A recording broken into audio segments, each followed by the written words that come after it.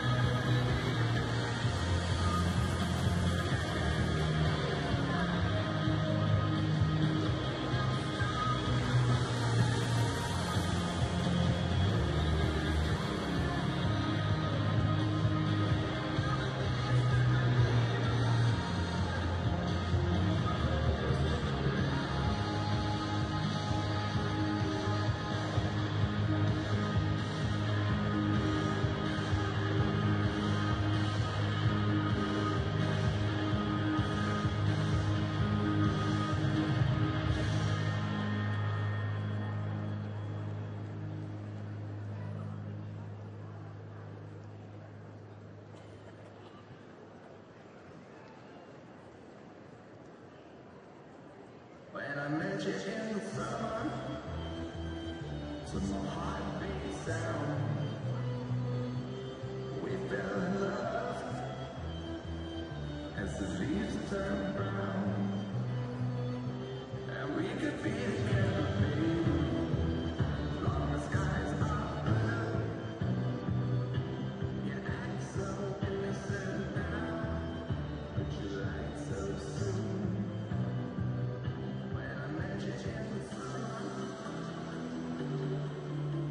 Ladies and gentlemen, welcome to Hisense Arena for Day 3 competition at the Australian Open 2015. First up is second round women's singles. Can you please welcome from Slovakia, Magdalena Rybarikova.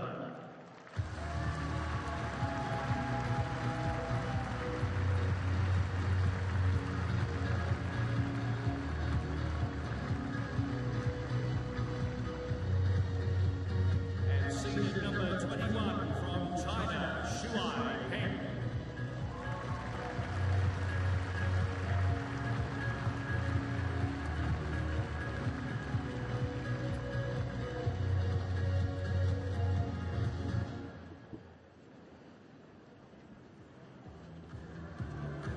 Well, stepping out for the second round women's singles match from the bottom half of the draw. The number 22 in the world, the 21st seed here from China, Peng Shui.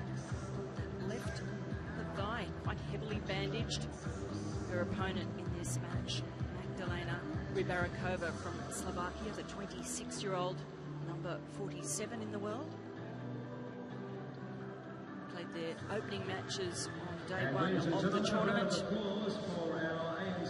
Rybarikova coming through against Ana Konja of Croatia. Peng Shui against the qualifier, Tatjana Maria of Germany.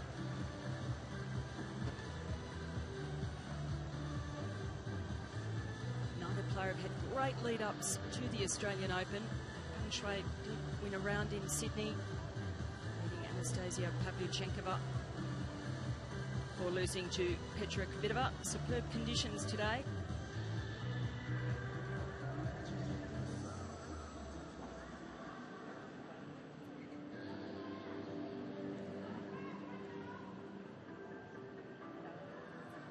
Hello ladies, this is Zoe. She will help you with the coin toss today. Before she does the coin toss, from my side, usual conditions. We're using Hawkeye, so if you want to challenge, please do it in a clear and immediate manner. We have net machine, and just a reminder about time between points. After the coin toss, some photos with Zoe over there, please. Any questions? No? Zoe, which player do you want to choose? Heads or tails? Go on. That is... That's heads. You serve? Stay, okay. Some photos, please, just over there. Thank you. Well, already a win for Peng Shui of China on the right of screen there, because that little young lady there who had the choice chose her to call, and she won the toss and will serve against Magdalena Rybarikova of Slovakia. I'm Karen Pratt, and alongside me, Jan Michael Gambrel, and this second round women's match will be quite an evenly matched one. Speaker Karen, it does look quite even. To the left of the chair, Magdalena Strong girls. Rybarikova from Slovakia. Neither one of them had much of a start of the year, and I think they're looking to obviously improve that here. But both of them coming through the first round. And, you know, it's always a great feeling to get through that first round of a slam and look at your opponent and say, wow, I have a really good opportunity to get through this next one too. Well, there's always nerves. We hear that even from the top seeds, the former champions and the favourites for the end. They always say there are the butterflies. Looking here at Peng Shui, and she's double-handed off both sides, which, you know, there are a few players like that around, but it's still not that usual. So a different sort of player, but she's so well known on the tour that Magdalena Rybarikova will know exactly what she's up against. She's a tall player, quite athletic, strong hitter of the ball. Very strong hitter. Peng Shui playing like I did, two-handed both sides. Looks like she keeps her same grip on two different sides, so she's not switching her hands. But Rybarikova, big hitter.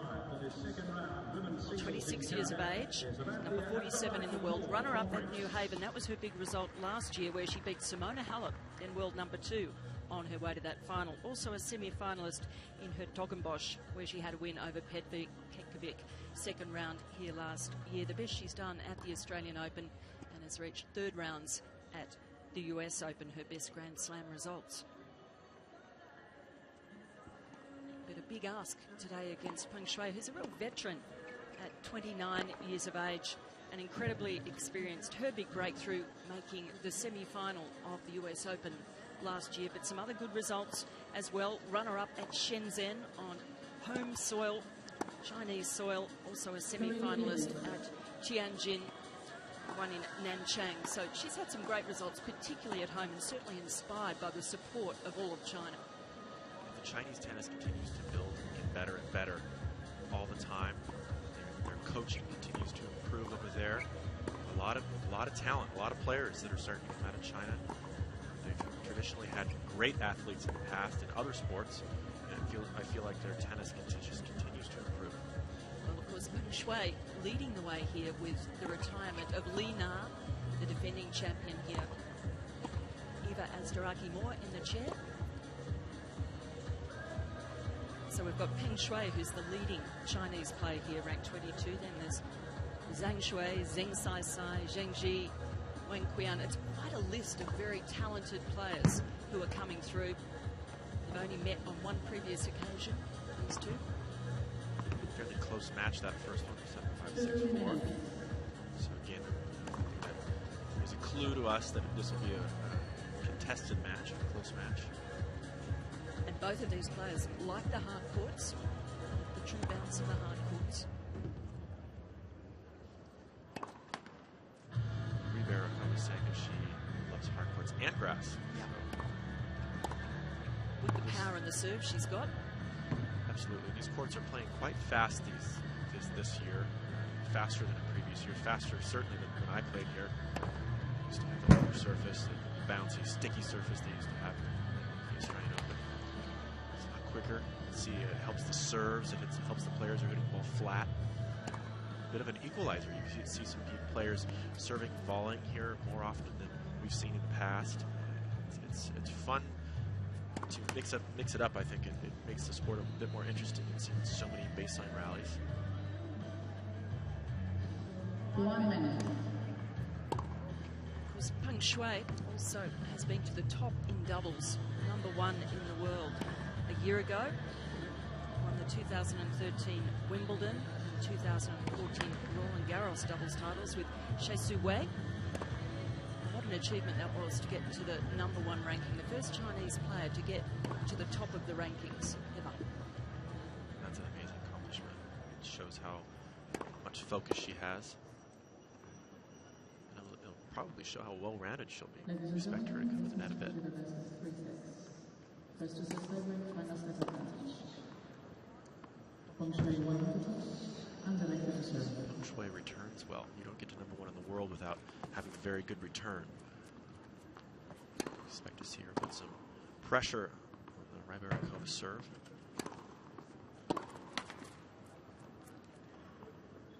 Time. The one advantage of having the two-handed bull-side strokes.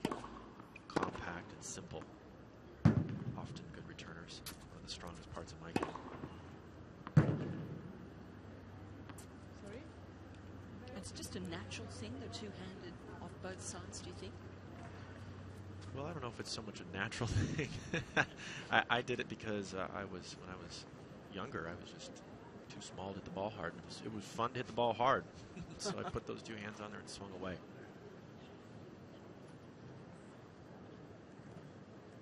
Just taking their last moments in the shade. Delightful conditions here today, though. It's sunny and warm. It's certainly not hot as it was at certain stages last year. Beautiful view of this amazing sporting precinct here at Melbourne Park, within lobbing distance of the Melbourne CBD.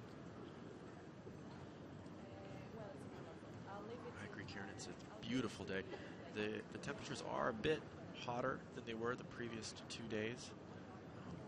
And so we can expect that, I think, as this event goes on, I think it's due to be a little bit warmer. It starts to be a factor. This is Hisense Arena, where this match is being played. 3 covered courts here, 3 stadia. Peng Shuai about to get this second round match underway.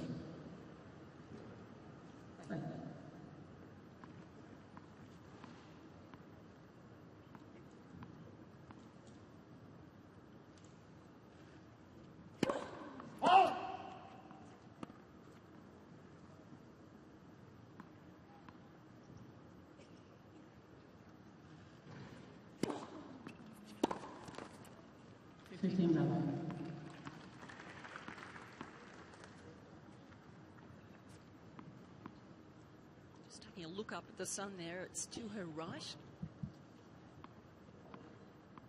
In quite a difficult position at that end of the court.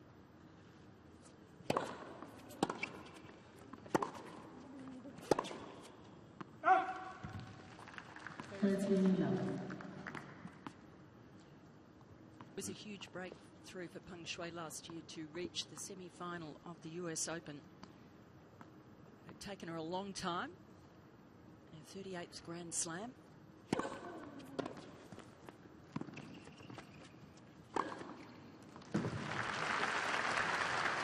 Karen, sometimes it's about having that perfect draw. Other times it's about just finally having the confidence to get through to major semifinal like that. Well, she said a lot of it was fitness, strength, and that belief, and I think that came with becoming the #1 doubles player in the world as well. Would have given her an awful lot of confidence. Absolutely.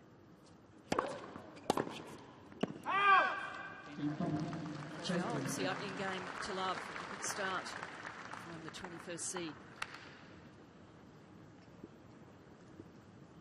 But after reaching that US Open semi-final, it all ended in tears, really badly, because it was a very hot day in New York. She was playing Caroline Wozniacki. Been a tough first set. She lost it in a tie-break to the Dane, and it was tight in the second again. And she collapsed out on court with heat stroke, staggered around, and it was a really awful way for that to end for her. US Open's one of the toughest slams to play because it's so humid there in the summer, and you lose so much water. Got to take care of yourself.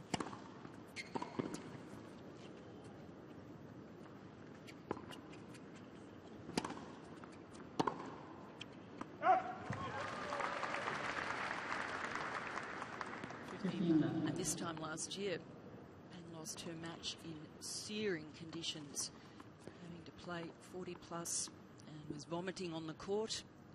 Again, had to get medical treatment.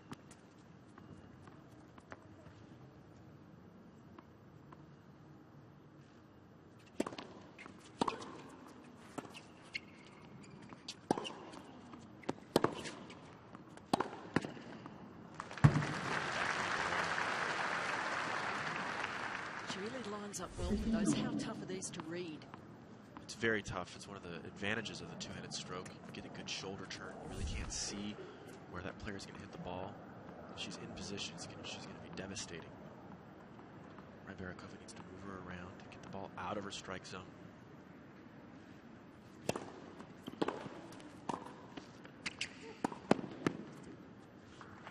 There we see some serving and volleying. Just love seeing the diversity.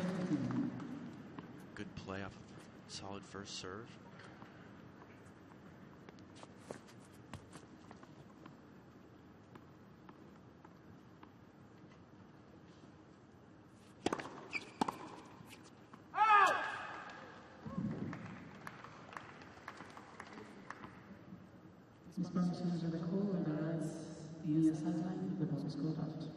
Our first use of the Hawkeye today.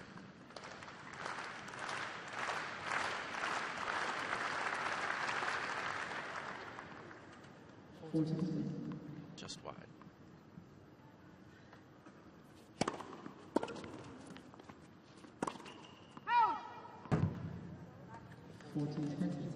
A sloppy error there from Rybarikova. She's got to make that ball. Not the easiest shot in the world, but definitely a good position.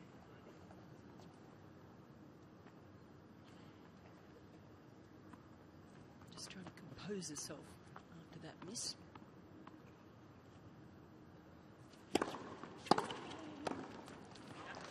Wow, what a return right at Rybarikova's feet. Peng Shuai is showing that she returns as expected very well. That ball's right in that wheelhouse there.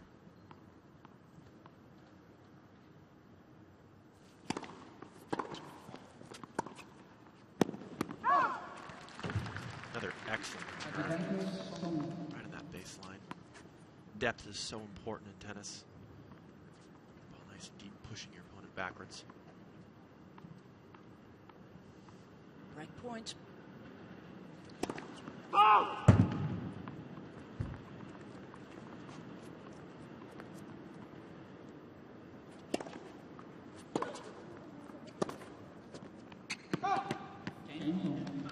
Peng Shuai breaks.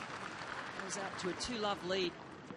Disappointing start for Rybarikova after having 40-15 in that opening service game. The answer is to change the racket, is it? That's maybe a good idea.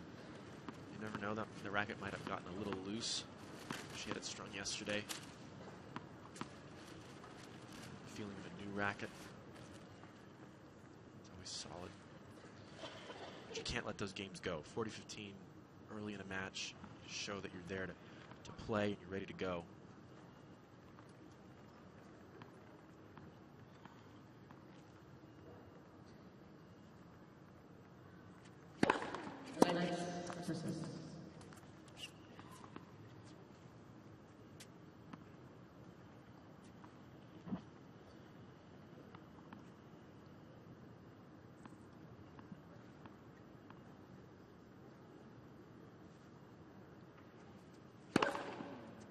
What a serve. 15. Shui, to me, looks very focused. Seems like she's playing in the moment.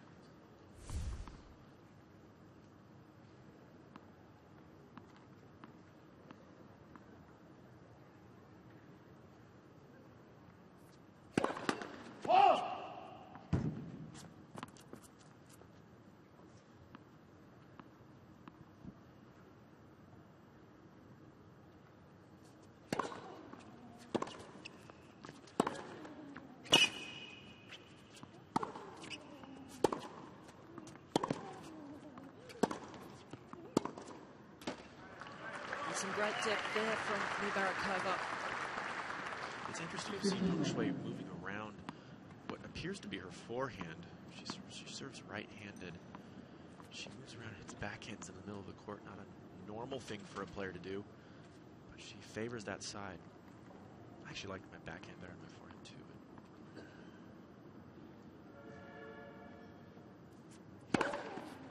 too. Got her again, same spot. About the same pace too. Shui, 171 kilometers an hour. Good pop on that serve.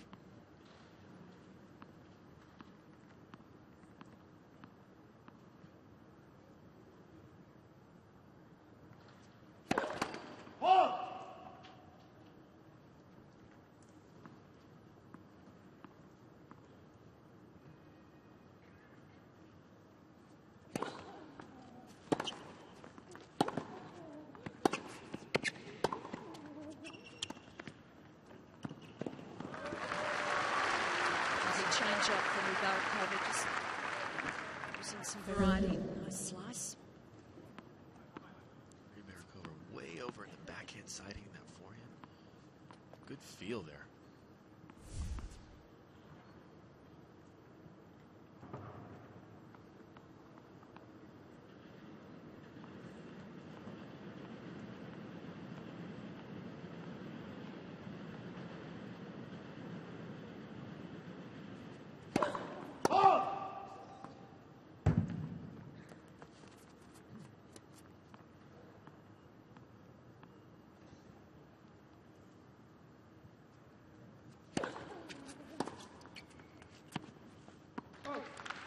Intelligent serving from Peng Shui. Getting the ball out to the forehand, 30 all, second serve. I think that's a key word, what you said, intelligent play. That's what she does so well, and crafts the points and uses all sorts of different shots. Good variety. Absolutely. Never want to give your opponent what they think they're going to get.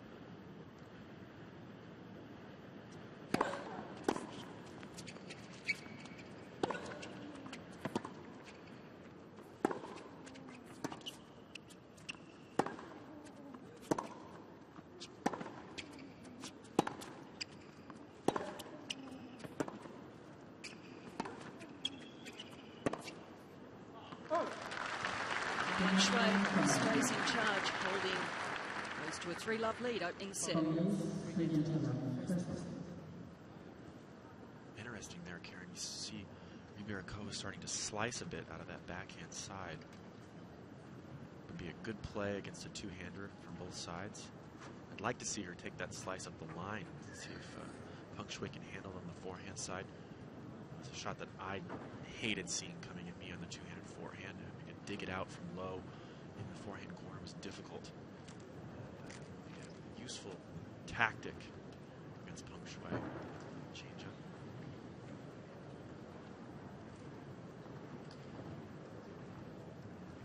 She hasn't quite settled in out there, but mind you, Peng Shui hasn't really allowed her too much. She's been hitting the ball so strongly. She did seem to play better in the last game, had some good points, started to move better, but definitely needs to get on the board.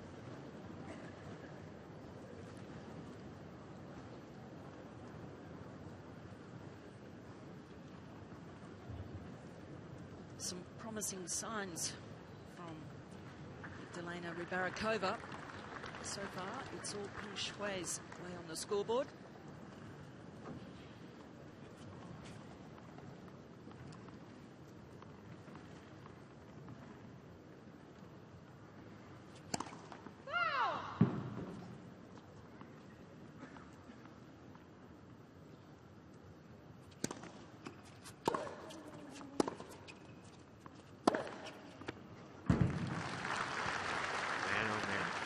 see why she favors that backhand. Peng Shuai hits that ball well, ripping that ball at the line.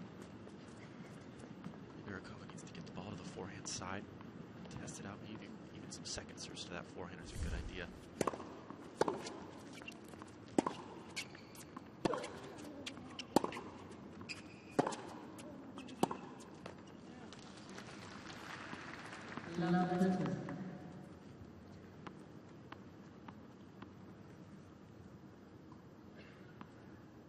Way too many errors from the Slovak. And the winners 5-1 in favour of Peng Shuai.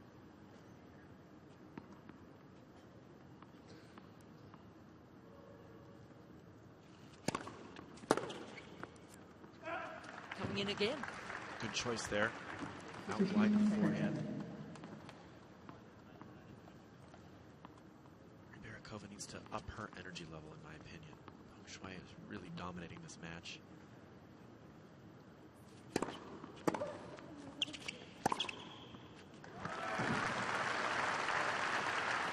we go. Moving in, taking control of the point there. Good serve. Good first strike tennis on this forehand.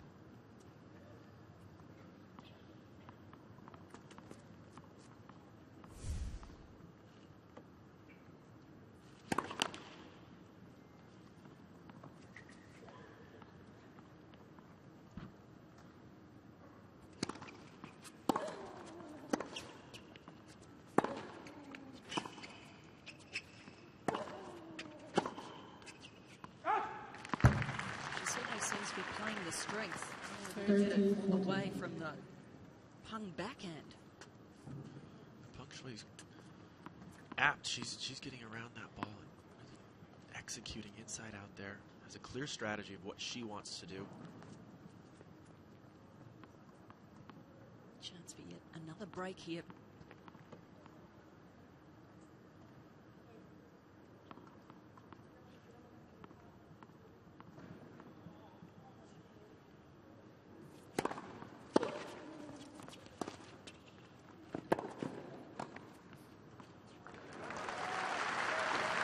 Nicely done, showing she's confident and competent to come forward. There's that slice I'm talking about. She has a very solid slice. It's a pretty shot. Moves through the ball well. Getting down in that volley, executing. Good tennis there.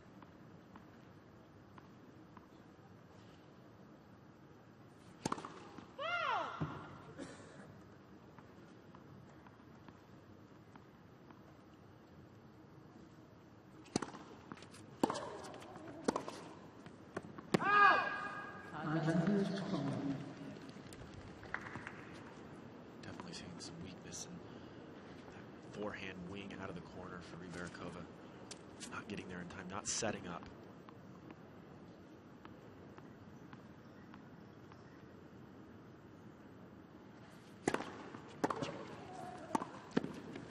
Strong return from Peng Shuai. Secures a second break. Goes to a 4-love lead.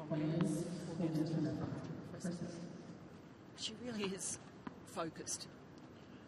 You see in Peng Shuai the eyes of determination. She is focused. She is watching that ball. Return was fantastic. Wasn't a bad serve.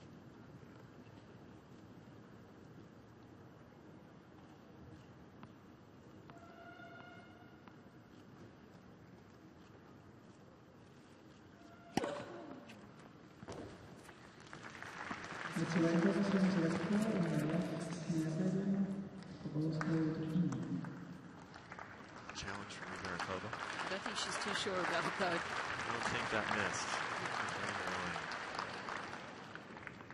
Great serve. Peng Shuai showing you she can hit both sides of that deuce court. Has aced it up the tee and out wide.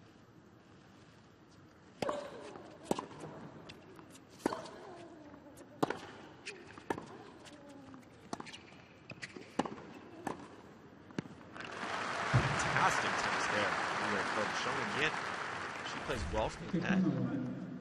Again, hitting that beautiful slice.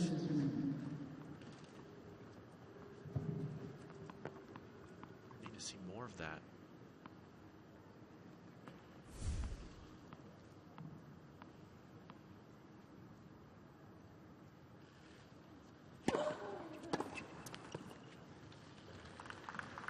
Peng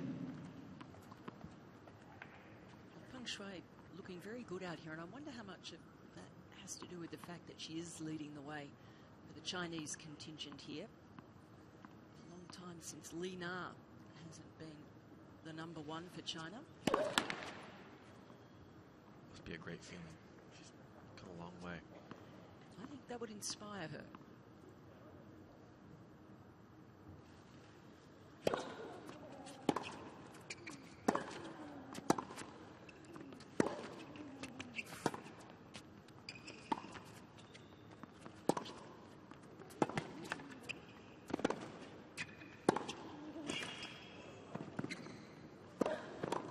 She picked it.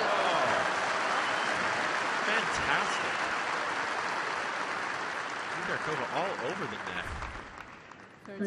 We saw early in that rally her taking that slice into the forehand. I'd like to see more of.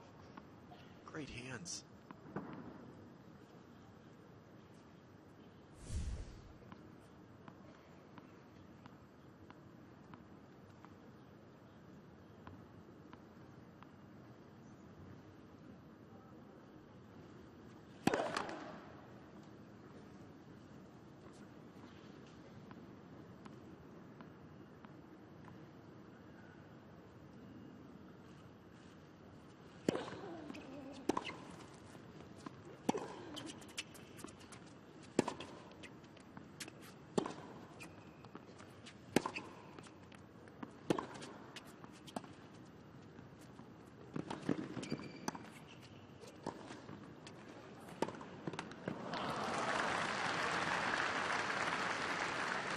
That point had a little bit of everything. You see, Dimitrov trying a few different things. Drop shot there.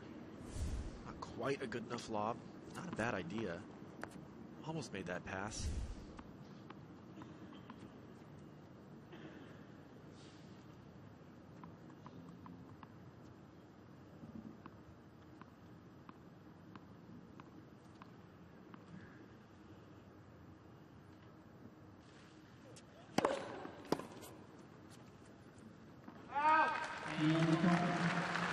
Strong start from Peng Shui.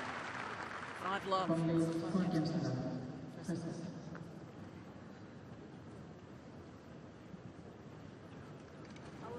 Barakova coming close in that game.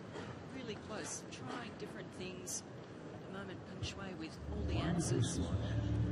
Peng Shui definitely coming up with the shots when she needs them. Good serve out wide there to finish that game off. She is serving at 63% first serves.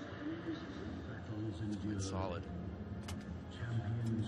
1 point lost in the first serve, so it's a bigger stat. Doesn't just tell time. Tells history.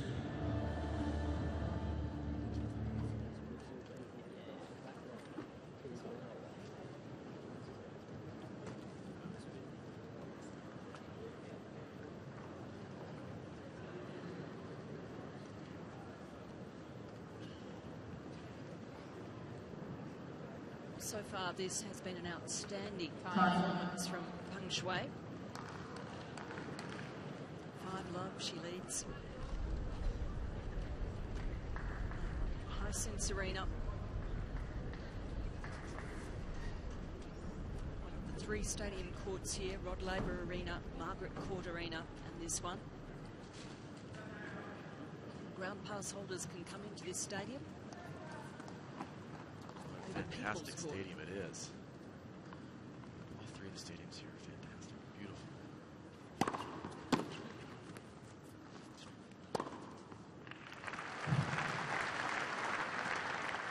We've seen some good style from Maria Barakova. Just the serve is strong, and she's been terrific when she's been able to get forward into the net.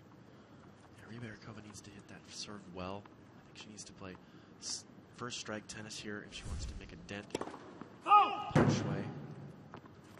The longer rallies have not gone in her favor for the most part.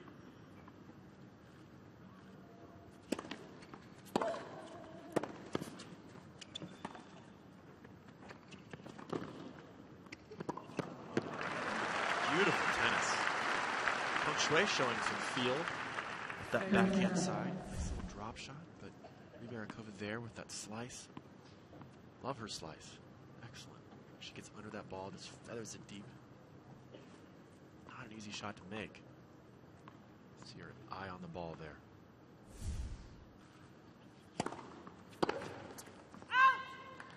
14 love. Good serve to the forehand there. Rybarikova, if I was her, or I was her coach, I would say serve every single ball to the forehand for a while and see what happens. She's not had luck on the backhand side. Peng Shuai.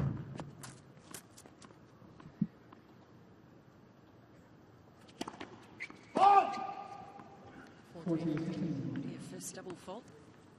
Still a handy lead in this game. Remember, Karen, she had 40-15 in that very first game of the match. She served.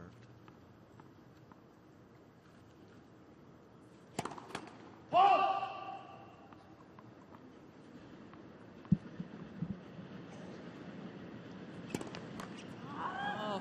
14-15. so that's the tricky end. The sun can be quite difficult, but really disappointment for Rybarikova. 2 double faults.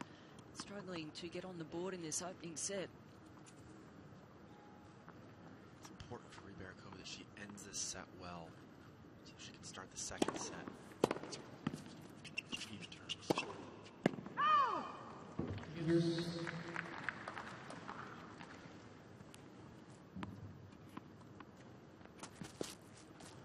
Just see it's really getting to her out here. The sun, the double faults, the fact she was 40-15 up.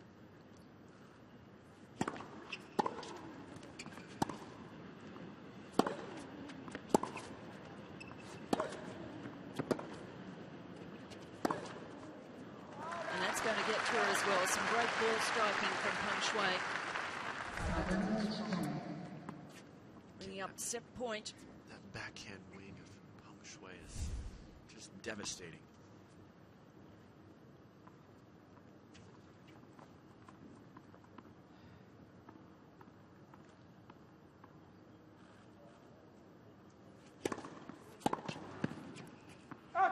Use.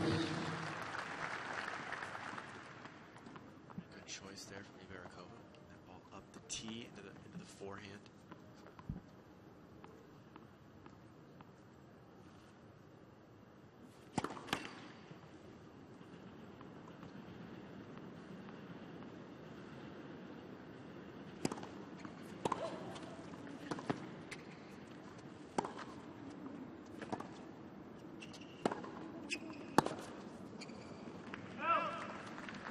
Advantage. From.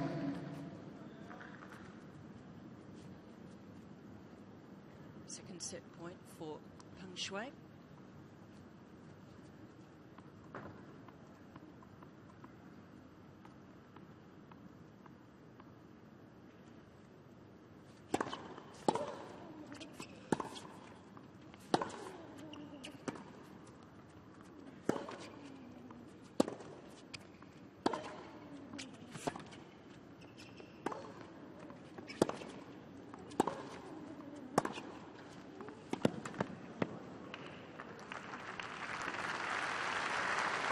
Shot from Rybarikova, right into the corner, fighting hard to try and stay in this set. That's well said there, Karen. It's exactly what she needs to do. Put the fight into this game, especially. Show Peng Shuai that she's not going to just melt away. No, it is hot out here.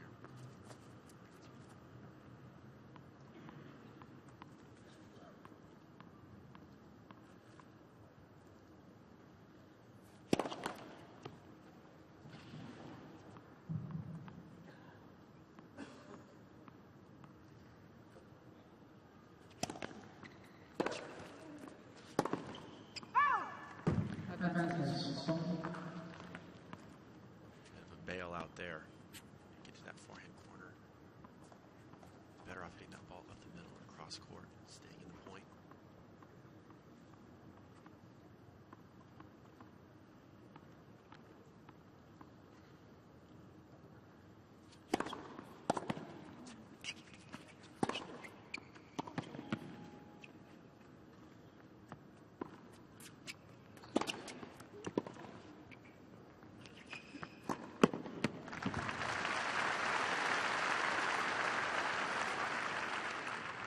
It's not an easy ball. Sun's in her eyes there on those overheads. Good footwork, good poise, getting in position and making that shot. She's on a set point. She's done so well when she's been forward in the court, winning 6 of 7 points at the net.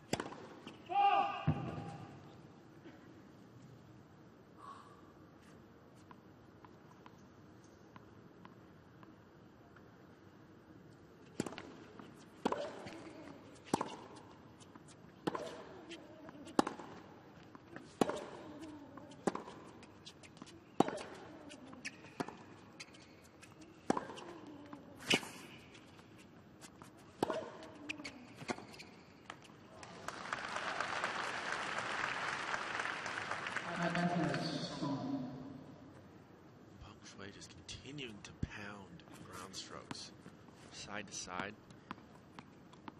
Rybarikova really showing how athletic she is, retrieving a bunch of balls at that point.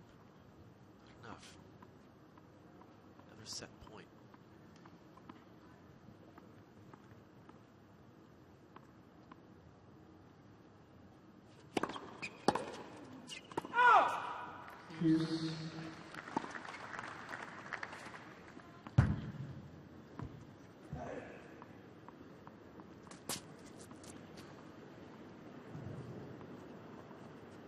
This game turning into quite a battle, and you get the feeling it's very important for Rybarikova's chances, whatever happens in this set as the match goes on.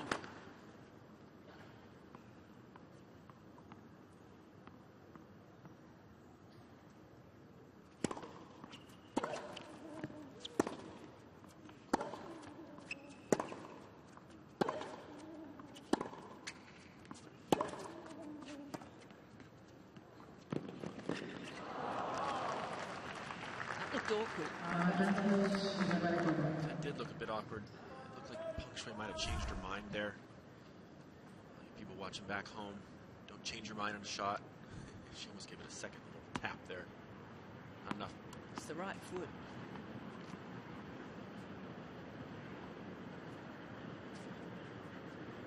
Sometimes the fight she gets through this game, Rybarikova, she might feel a little more settled.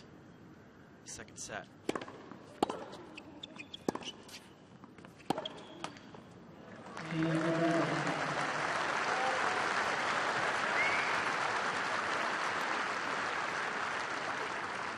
Well, it was a huge effort for her, but she held on. Saved a bunch of set points. And very important, making that statement. Looks like it's taken a bit out of her, though. She looks like she's got a little issue with maybe just the long points, tough game. She definitely sent a message. It's a huge effort. Shuai is unimpressed. Ace out wide. It's back to business for her. Serve has been so effective. 9 of 10 points when she's got that first delivery in.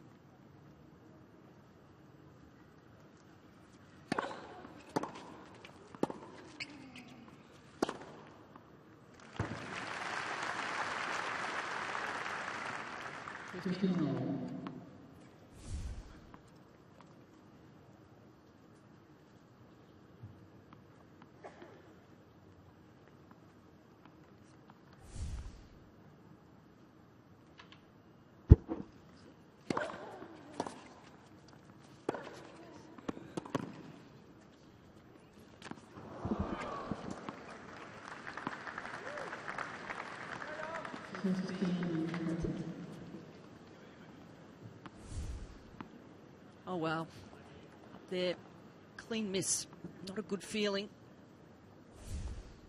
When she looks up, the sun's not really up there. No, the sun's on the other side. It's just an honest mistake.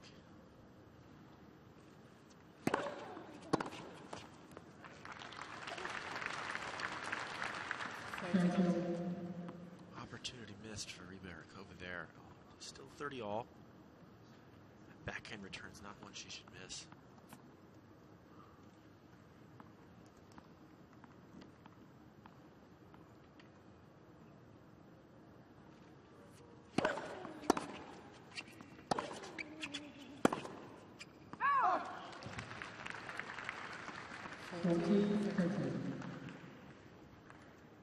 Loose air there.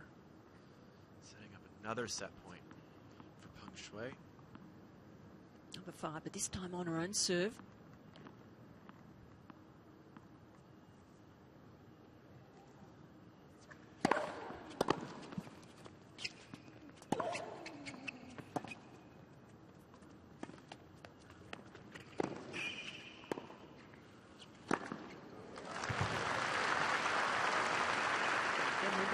Showing wonderful athleticism. She's a great mover around the court.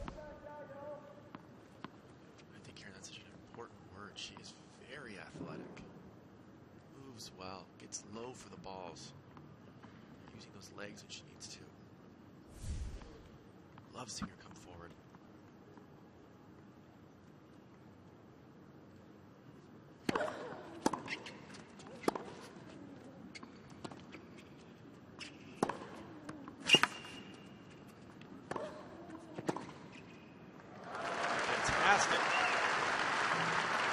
She withstood some punishment in that point.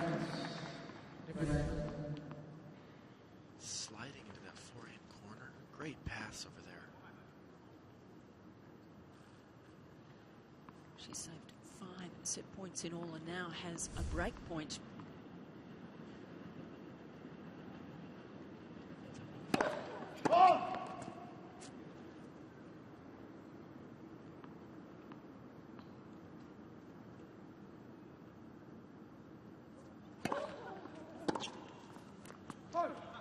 Can't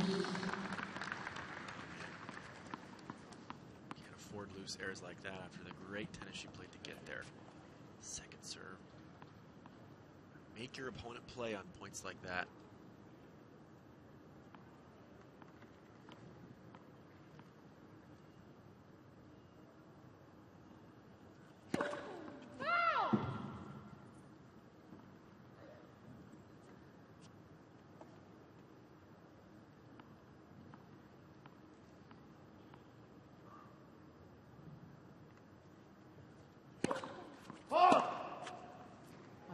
Little chink in the Peng Shuai armor. Double fault there at deuce.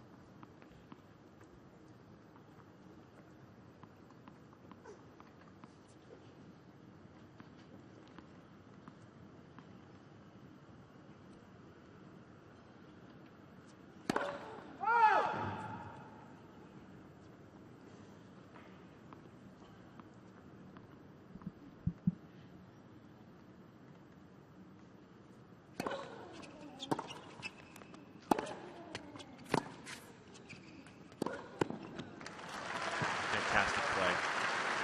Again, showing how good her backhand side is, Peng Shuai, then attacking the net, taking that ball out of the air, taking her opponent's time away. The whole complexion of this match has changed with the battle that we're seeing in these last 2 games.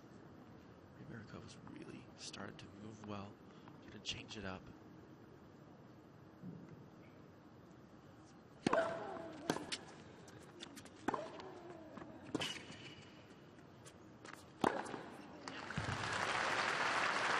Not whipping that overhead. Well, can she seal it this time?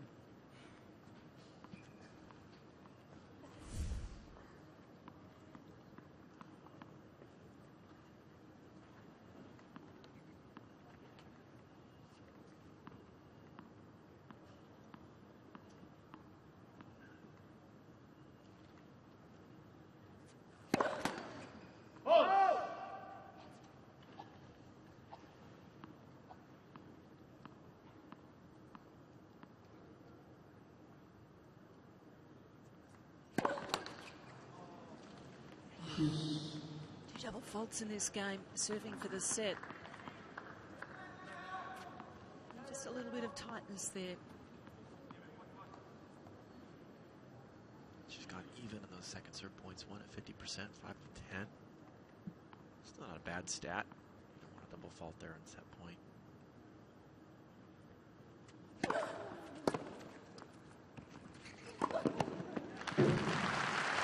Bounces back. Forward there. Absolutely. Makes up for the previous point.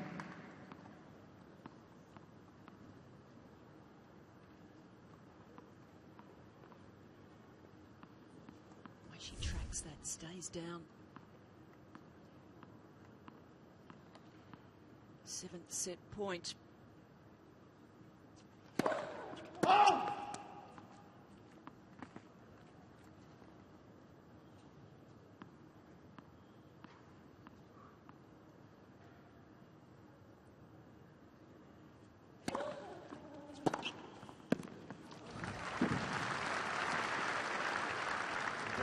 Not going away. Look at this end of this first set. We can expect to see some closer tennis in the second should Peng Shuai get through this game. Yeah, Michael, that's what you said she had to do. She's doing just that. She's really playing away into this, not giving an easy ride to Peng Shuai.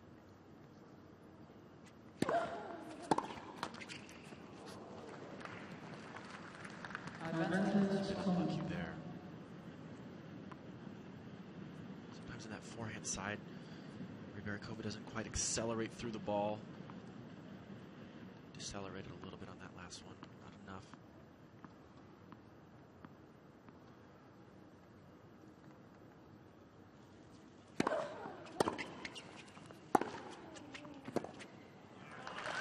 Finally, Peng Shuai takes the opening set, 6 games to 1.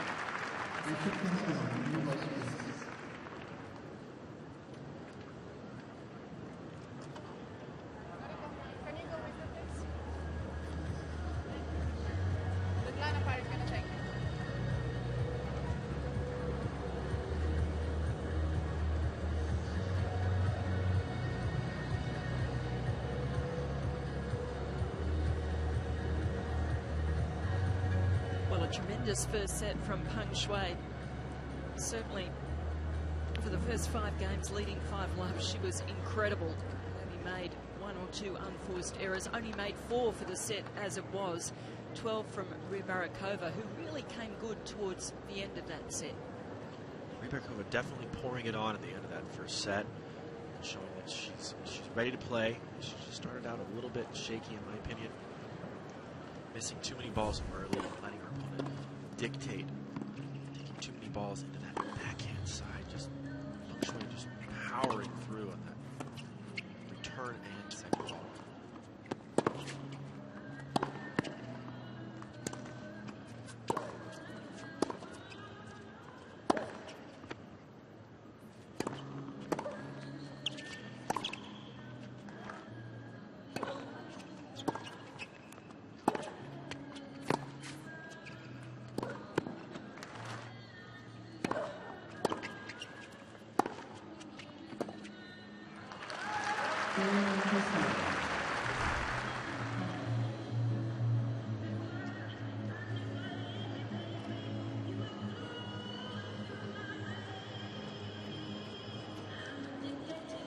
Peng Shuai, the number 21 seed here, will be very pleased to finally seal that opening set on her 8th set point. With Magdalena Rybarikova, really making her work towards the end of that set. But still, she's been very impressive, Peng. I agree. Peng Shuai played pretty much the same tennis throughout that first set. She knows what she's doing out there. She's playing attacking tennis, moving the ball around well, serving very well, moving her serve around well. Rybarikova started out shaky, but played a lot better at the end of that first set. Starting to see some slicing, seeing her come to the net more, executing at the net. She's quite a good volleyer, graceful mover. I'd like to see her do more of that in the second set. She's starting to take a few chances. She can't just stay in these baseline rallies with Peng Shuai. She's just getting punished. But there's a clear strategy she can employ. Getting to the forehand side of Shuai, gives her some opportunity. She needs to serve well. She needs to make a lot of first serves if she wants to win this match.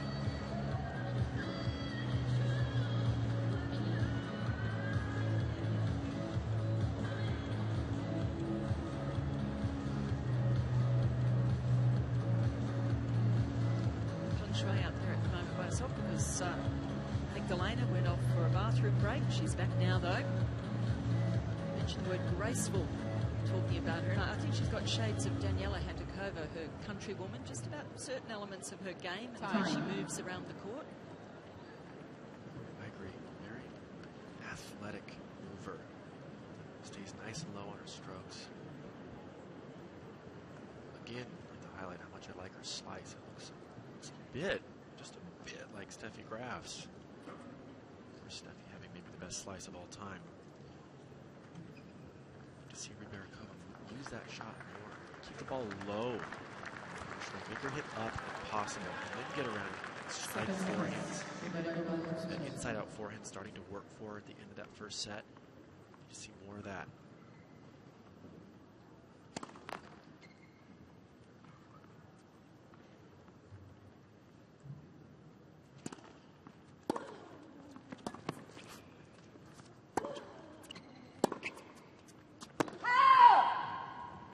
It's very close. Definitely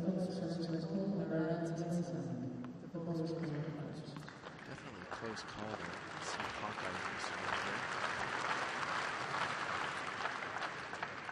Close but correct. Always tough to lose a challenge so early in a set. Good effort on the linesman's part there. Good eyes.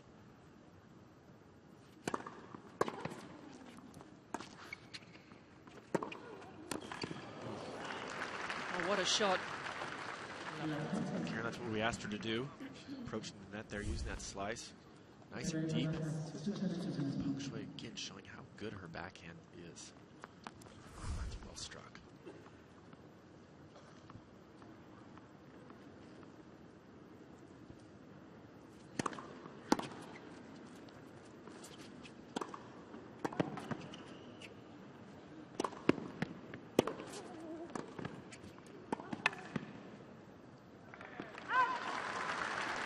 After such a spirited end to the first set, it's so important for Rybarikova to get away to a good start here.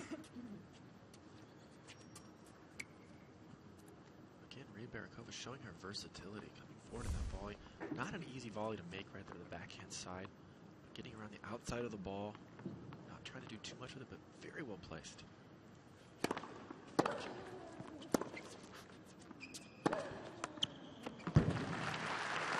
Once again, the backhand doing the damage. Shuai just continuing to devastate up that backhand side. Down the line, you see her positioning is perfect. She doesn't go for too much. She keeps the ball nice and inside the line.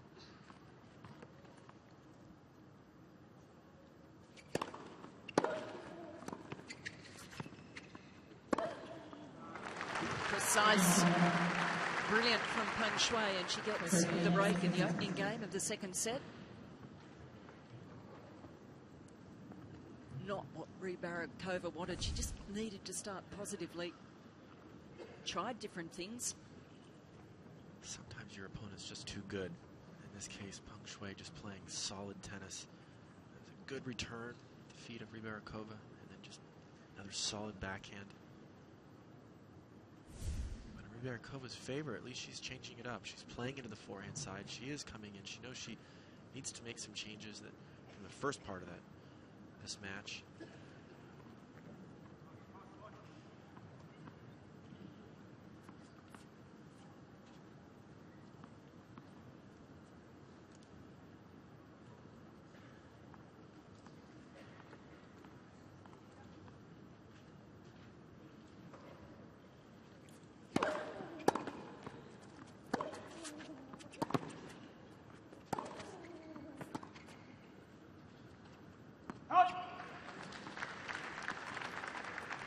Peng Shuai continuing to apply the pressure. Well done coming forward there.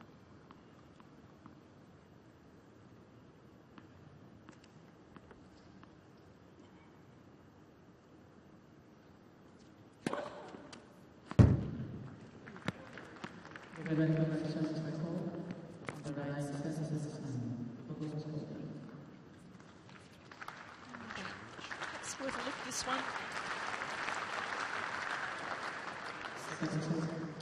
That one was a good challenge. Just out.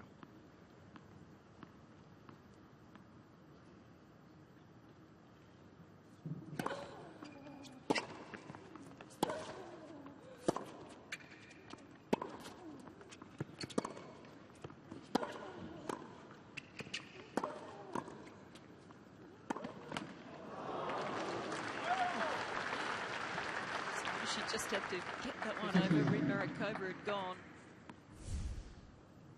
We're making the right choice there in that forehand pass. Just missing. Just a good play from Rybarikova coming in there, making a couple volleys.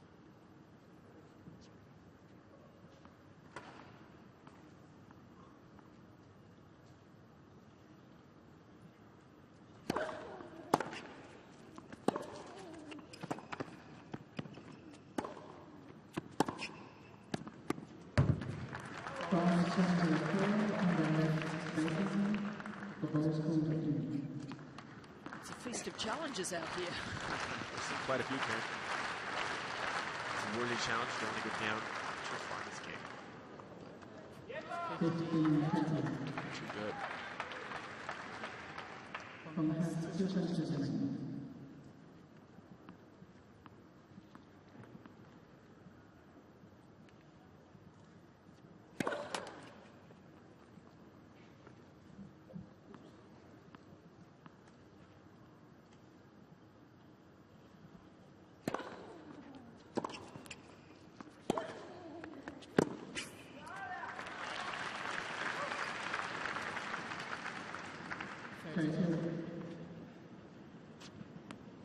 Great backhand up the line from Peng Shuai there.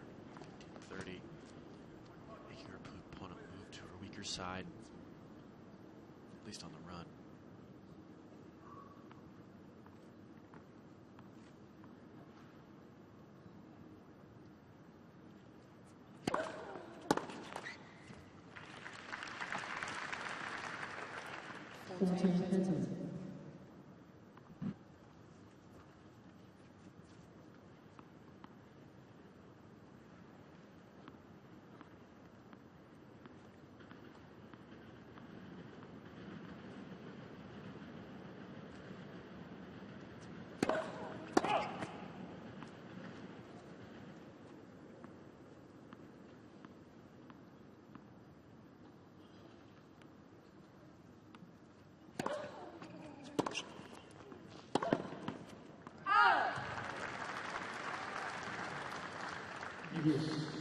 There's where I feel Rybarikova is at her most dangerous, when she's getting around that forehand, hitting it inside out. She does it very well.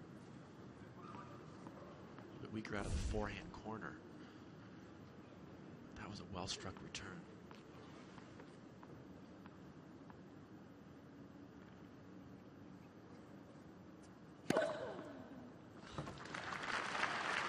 Superb serving from Peng Shuai. So much movement around the ball. It's her 5th ace of the match. You don't think of her as a big server, but she's very precise and really varies the deliveries. Exactly, Karen. She really moves the ball around the court well. She loves that deuce court, too.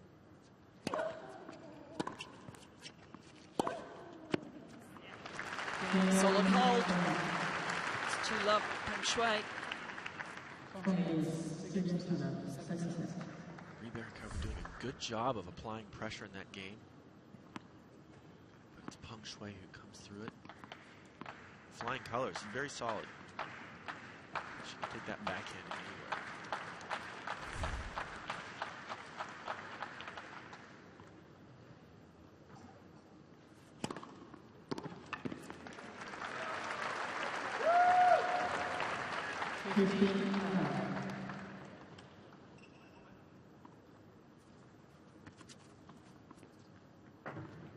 Rybarikova is doing everything in her power to get on the board here early in the second set.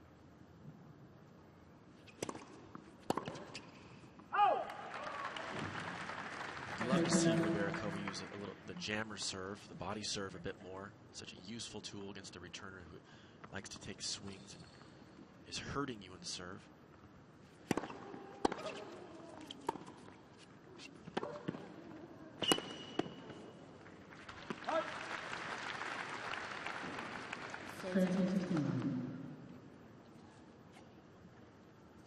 Impressive how low and how well Peng Shuai is keeping them, getting out of the corners with that two-handed forehand. Thought it'd be a weakness, but it really hasn't been.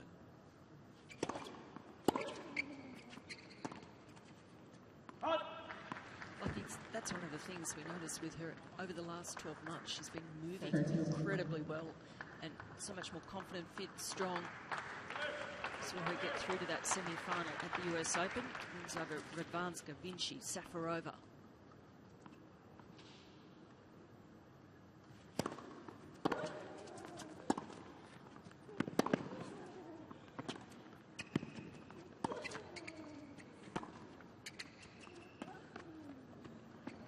And that is just magnificent. Doing great court coverage. So she had the opportunity playing the touch shot. Such a useful tool, that drop shot. You see players using it intelligently. They've been moving their opponent at the baseline back and forth. Front part of the court gets open.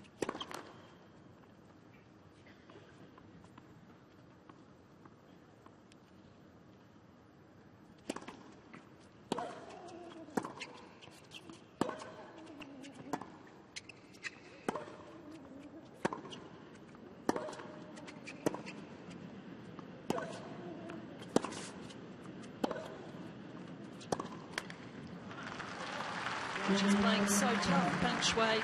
She gets yet another break. It's 3-love.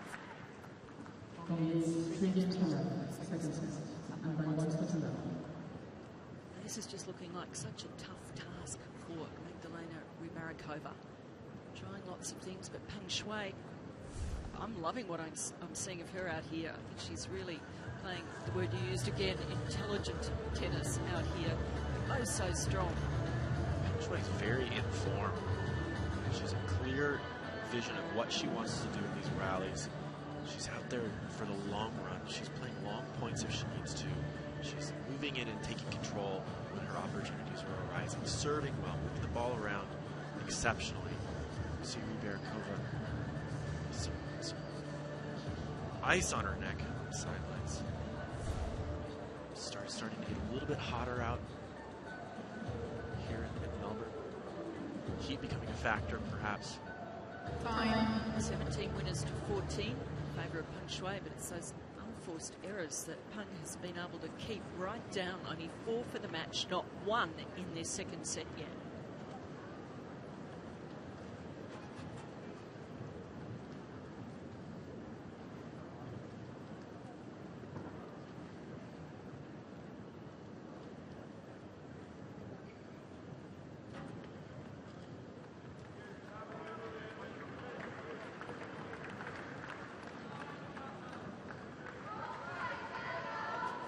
The score stands at 6-1, 3-love in favour of this woman, 21 seeded Peng Shui.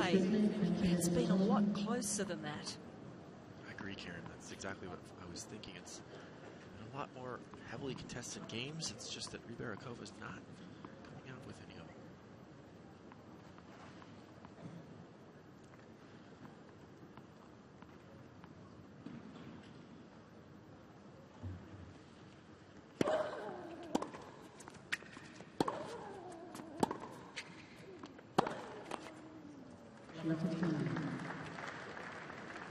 Annoyed with herself for missing one. You see her, Peng Shui's positioning. She was a little bit too far back in the court to hit that ball that low over the net.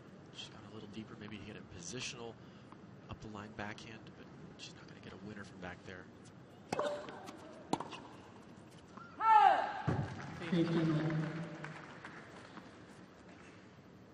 Shui continuing to hit the spots on her serve.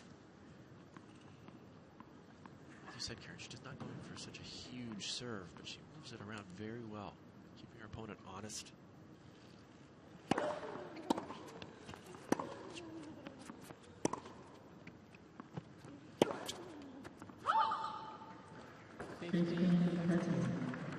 like that play there from Rybarikova, hitting an off-pace backhand up the line, but nice and deep, forcing Peng Shui to hit that forehand out of the corner. Not her best shot.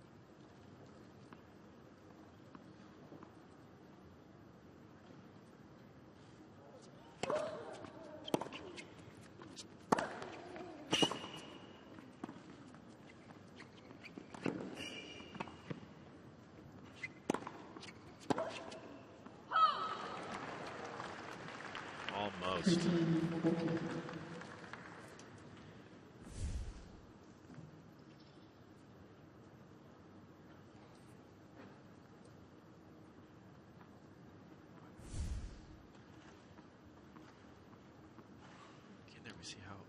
just how athletic Rybarikova is.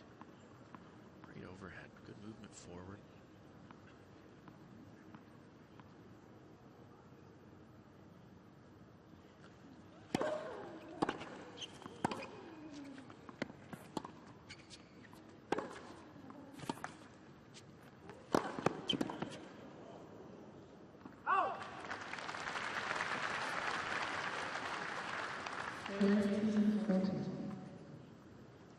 One break point save, but still one more chance for the break back. Peng Shuai really pressing the issue there. That overhead, she just made not an easy shot, especially down break point. Good play.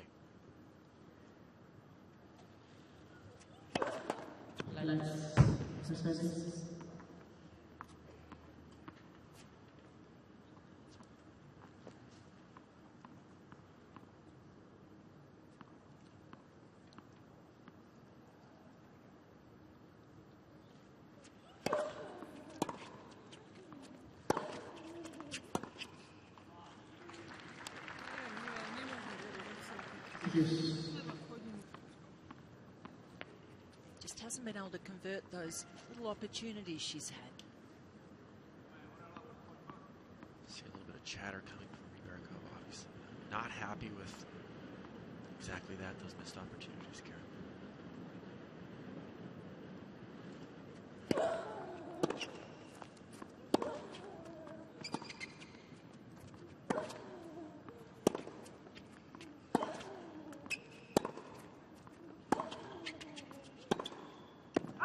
Steered it wide. Forehand wing again, a bit wayward out of that forehand corner for Rybarikova. Peng Shuai solid, keeping the ball deep.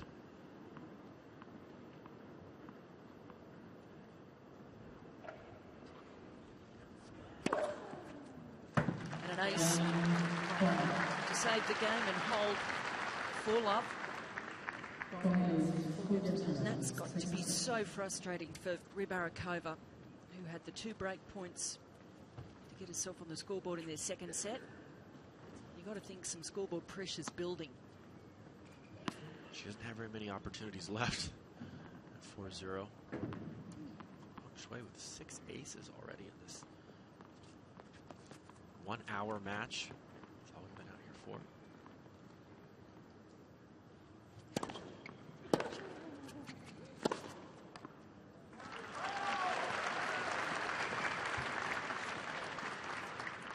Rybarikova needs to take a stand here, or this match is going to be over in a hurry.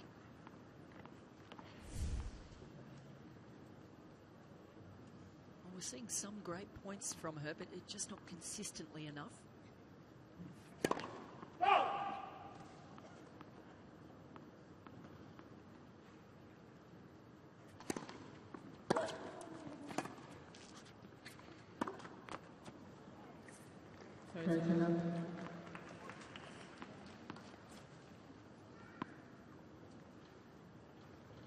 Shuai unhappy with that. Bit of an uncanny error, actually, on that backhand side. She was in position. Didn't quite get low enough, didn't quite get through it.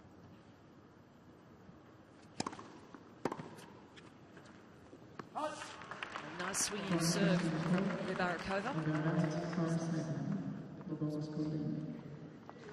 Shuai wants to have a look at it. With good reason.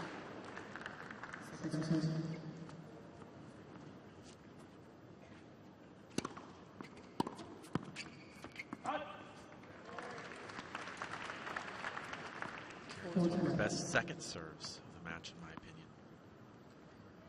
She can play such great tennis. She just needs to put it together.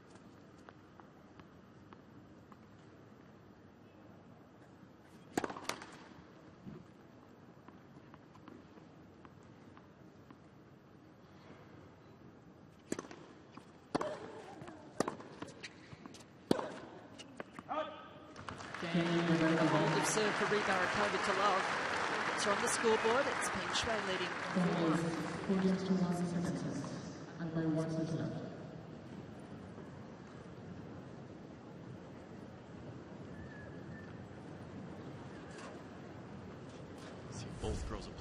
pace there, the changeover. It's definitely starting to heat up here in Melbourne.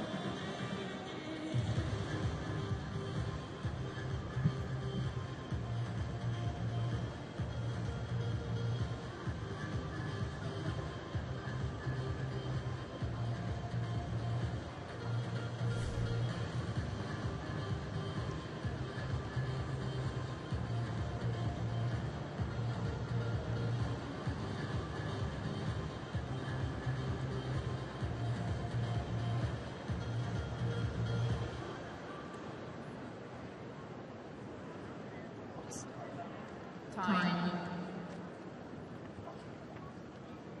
Karen, that was the easiest game Marie Barakova's had this match so far. Her first game that we can consider a cruise. That's right. She's led 40-15 on a couple of other occasions and let those ones slip. See if she can do anything with that now that she's on the board. Shui so far in this match has served lights out, however.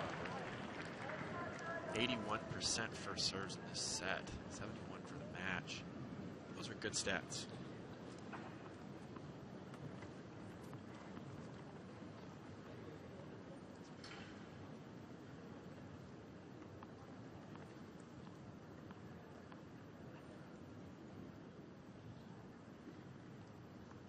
Peng Shui with a set in hand, leading 4-1.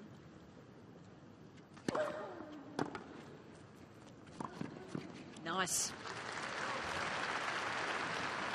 Love that play from Peng Shui coming forward, seeing her opponent block that return, easy volley. And Peng Shui was #1 in the world in doubles. Knows her way around that net.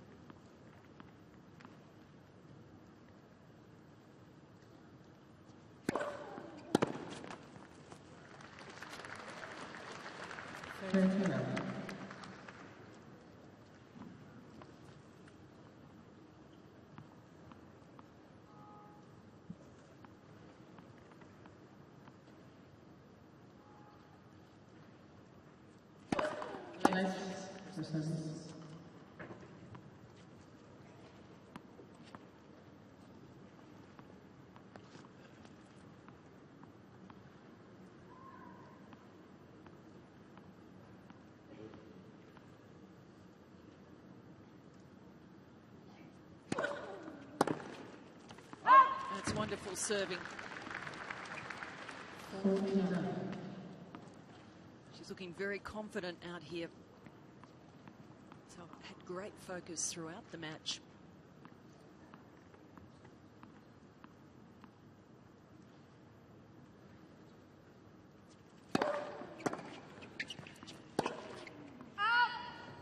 Well missed from Peng Shui. Maybe she didn't need to go for quite that much. Serving unbelievable still.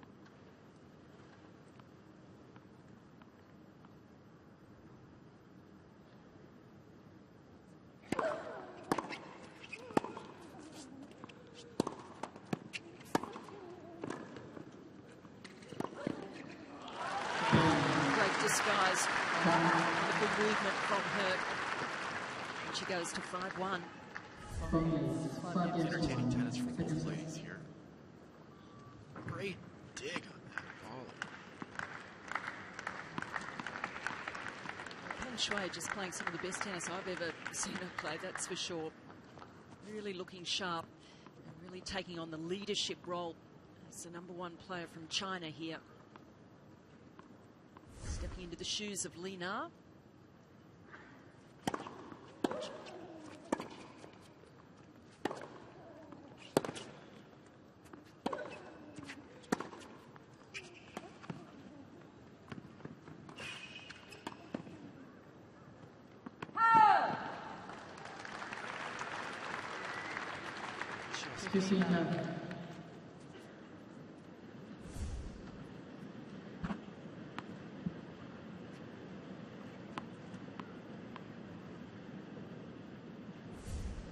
Is the right shot?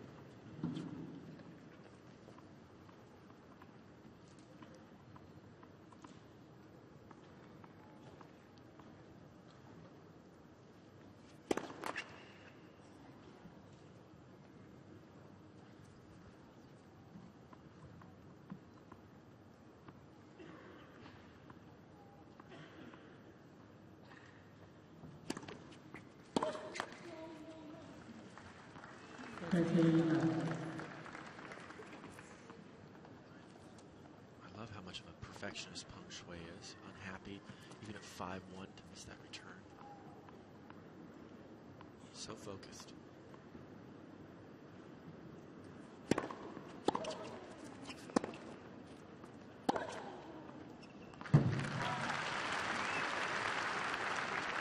Ripping another forehand up the line. A down the line shot, so important in today's tennis. Just as important as knowing when to hit it. Her positioning was perfect there.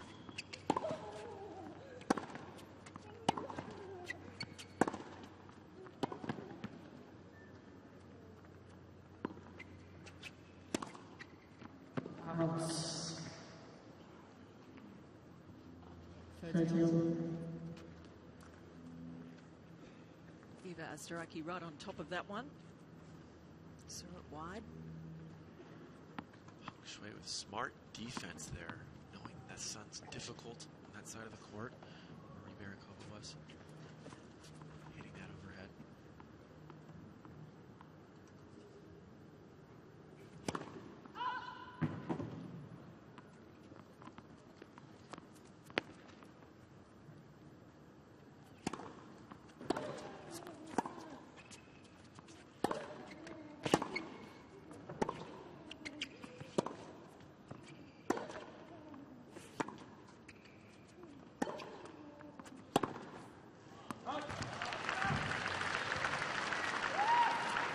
Shuai really keeping the intensity up, moving to match point.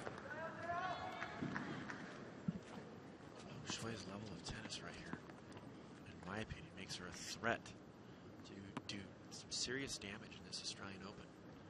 Couldn't agree more. Playing some terrific tennis out here.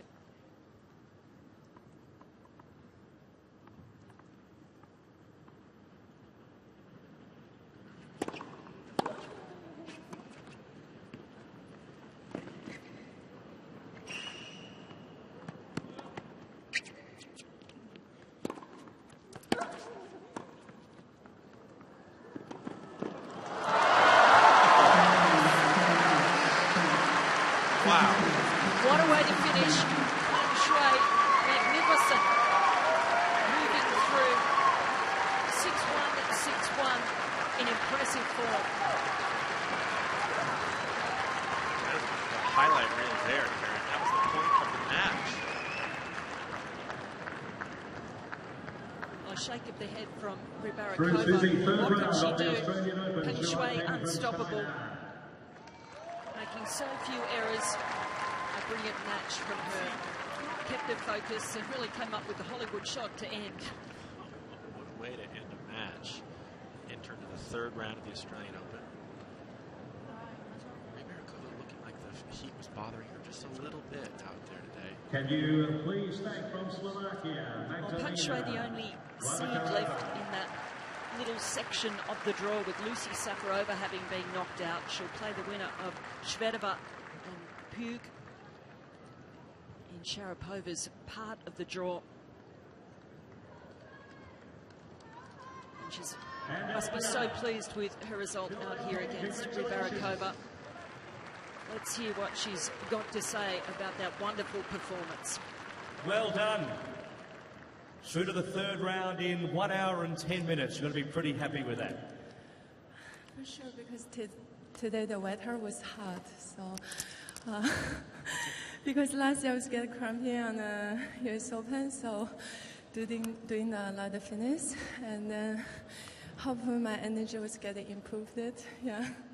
Now, you mentioned that spot in the US Open last year was your best Grand Slam result. How was your form at the start of 2015 in comparison to then? Well, I think first I really thank my team and my coach. They are like helping me, supporting me, making me fight and working together. And then also with a lot of energy and want to improve, play better, and also it's really happy to get here, play here, and then make this third round. And then thank you everyone. Yeah. Now a little bit of strapping on your left leg. Is your movement okay? Okay. Okay. Good on you. Congratulations through to the third round.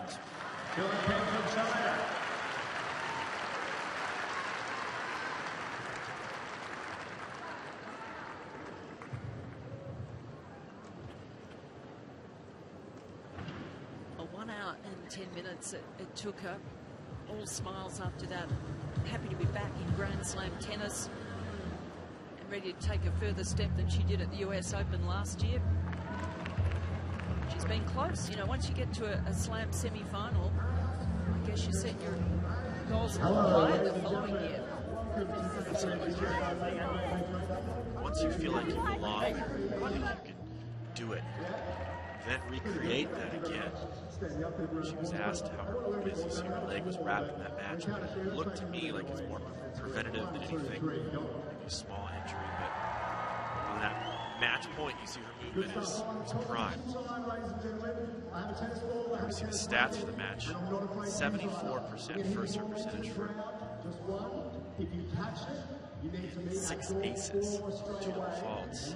This is a flawless match. 22 winners and only 9 unforced errors. That's good stats, Karen. It is, and the 0 of 4 break point conversions for Rhea Barakova really hurt her. Couldn't take advantage of any little opportunities that she had. Peng Shuai just continuing to play solid tennis throughout the whole 2 sets, showing that she's a contender here at the Australian Open this year. Joy for Peng Shuai through 6-1, 6-1 through to the 3rd round. There's a rule, okay? There's a rule, and the rule is no craziness, okay?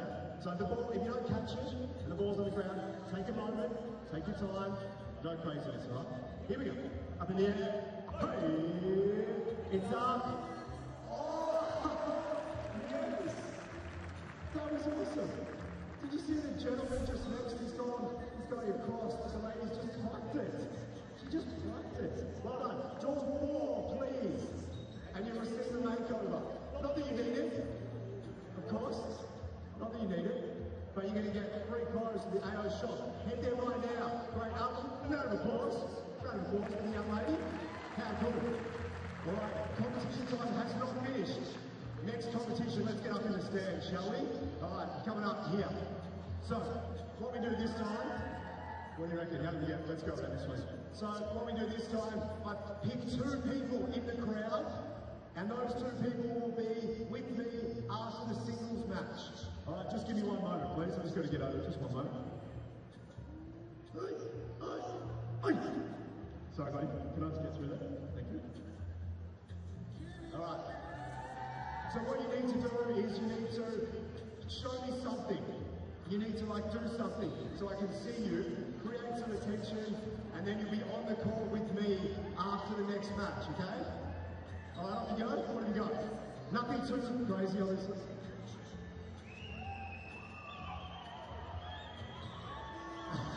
The guy up there.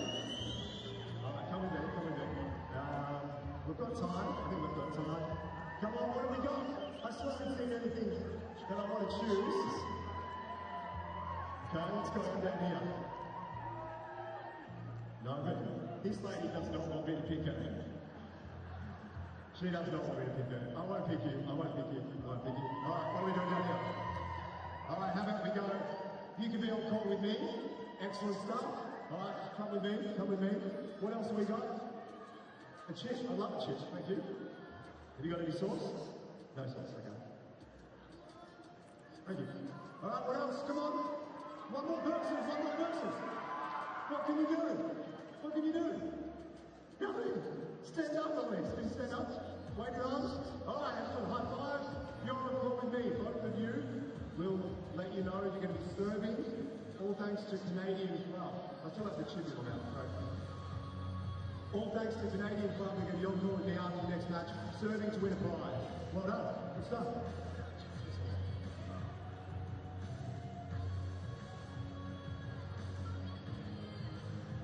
We believe players have left their tournament control, so we're only about 2 minutes away.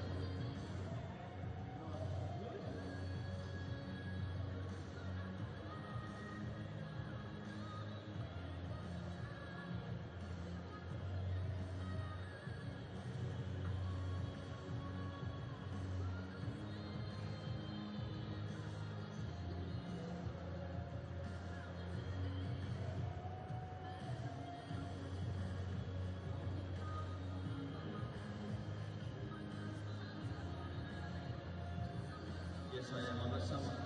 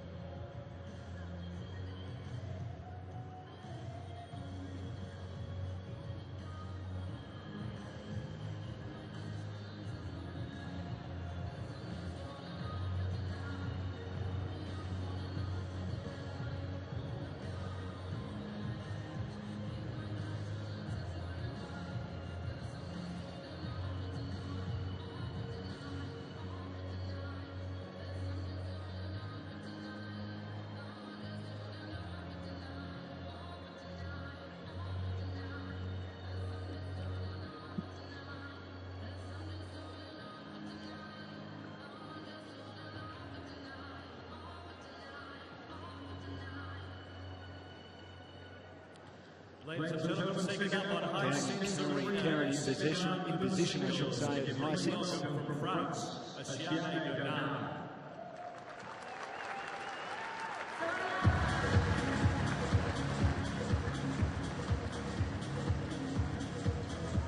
And you please welcome from the Czech Republic, seating 22, Karolina Pliskova.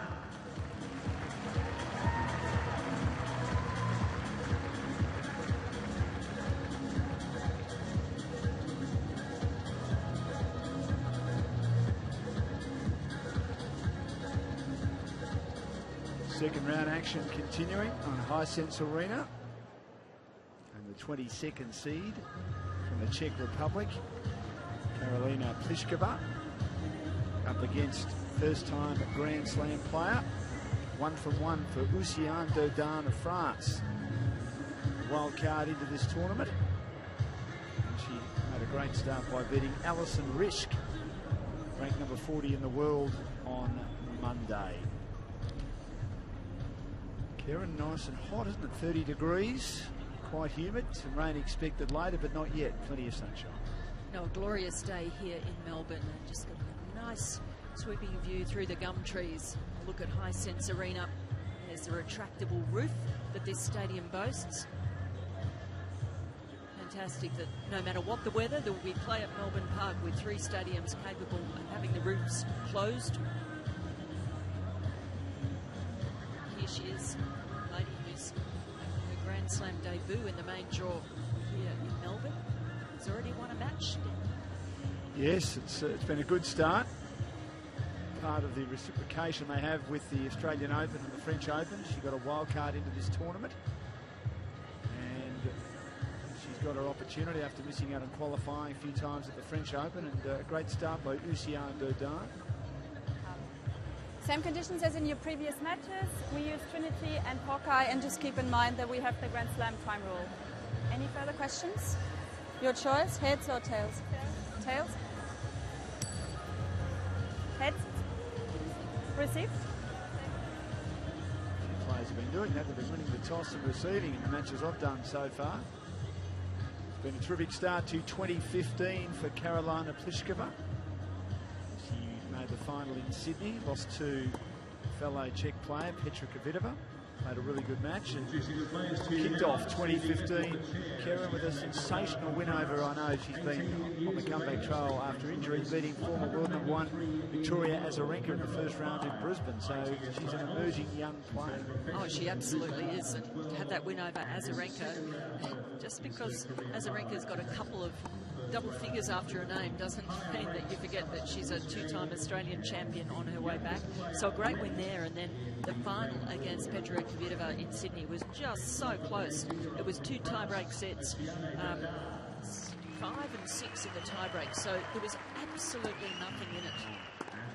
She could have almost won that match. So she's had 3 career titles. Her record in Grand Slams not there yet. She's got to the 3rd round of the US Open. But we're looking at Dodin here, aged 18. And exciting when a young player comes onto the scene as this young lady from France is doing. Yes, well, she's only 18, and certainly the resume not quite as long yet as that of Pliskova, semi-final in Limoges last year, and won an ITF singles title in Poland as well. Has played a lot of her tennis on the ITF tour. She's won 5 singles titles there on that next tier down already. Her first appearance here, in fact her first appearance at any Grand Slam, and that is so exciting for her to get that chance here and to have a win in the opening round. She's really made the most of it so far. Very tall player too, and she likes to serve. That's her favourite part of the game. Her parents travel with her. Her father's one of her coaches.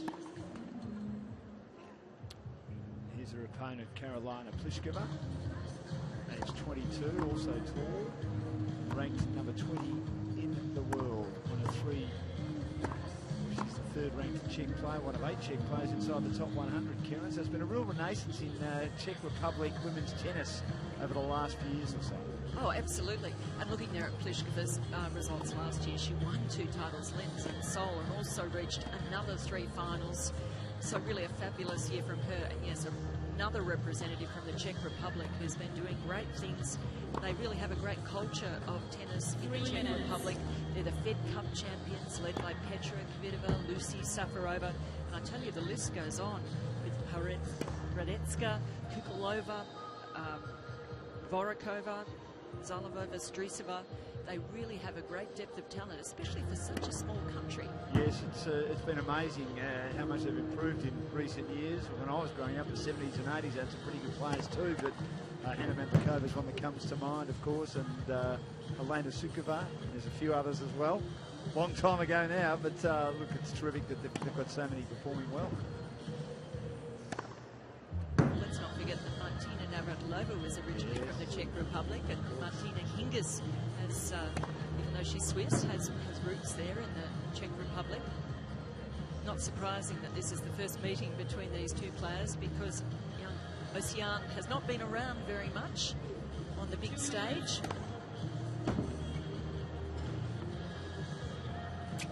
Pliskova was one of those seeds lucky to survive the carnage on Monday when there were 8 seeds eliminated from the bottom side of the draw, if you like, which Maria Sharapova is the highest seed. So it opens up the draw for Pliskova and others as she manages to continue on in the tournament, as she endeavours to make the third round of a Grand Slam tournament for just the second time, having got to the US Open last year. Yeah, Makarova, Katerina Makarova's in her section, and the 10th seed. She's the only other seed remaining in that entire section, with Anna Ivanovic and Belinda Bencic both going out. So even more open, but there's been a lot of talk about just how wide open both the men's and the women's here, but particularly the women's side of things is. Well, Julia Gorges, of course, beat Belinda Bencic, and she has been a top 20 player in the world, and she's on the comeback trail too. So there are some girls there that have had a lot of injuries, but should be a very interesting match. Crowd starting to build here at Hisense, the second match of the day. On a warm day in Melbourne, quite humid too, so we'll test the players. We're just about ready for a start. And it will be Lucien Dodin of France to serve first.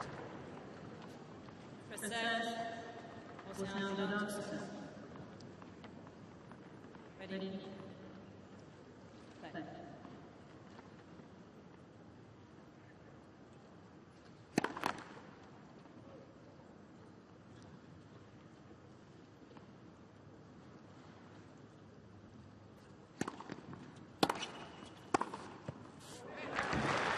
What a start. Cracking start. 15. This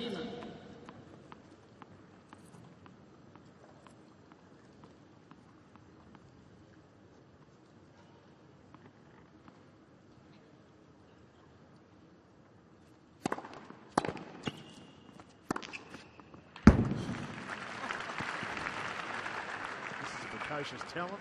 Those 2 forehands that she's ripped through for winners. I just wonder how much Karolina Pliskova knows about her.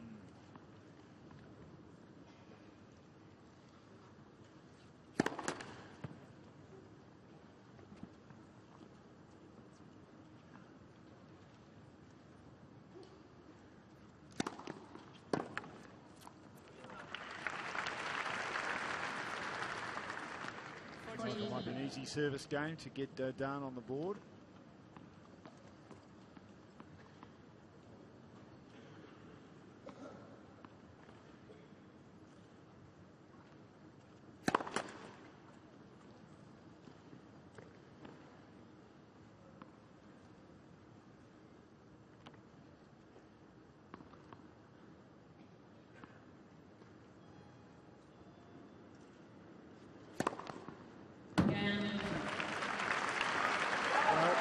That couldn't be a more perfect start. 1-love, Lucien Dodin of France against Karolina Pliskova. Well, the 18-year-old Grand Slam debutante, looking like a world champion in that opening game. She looks very composed, and she has not put a foot wrong. This might be, it's early days, but it might be a really testing match for Pliskova. Well, as you say, early days, but wow, what a start.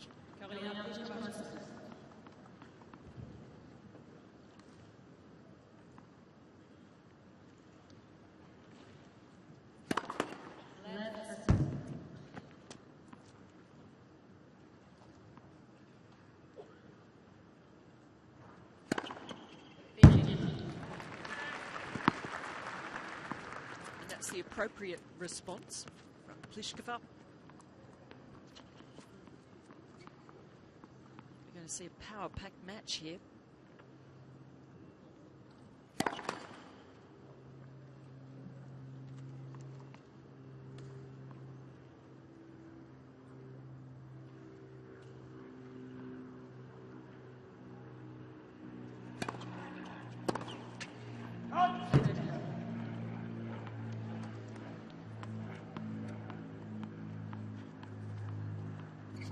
Pliskova.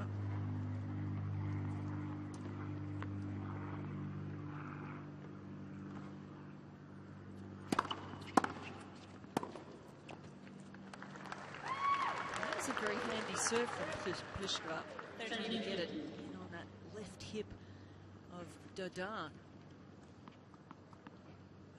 The Frenchwoman handled it well, got around nicely, used the pace.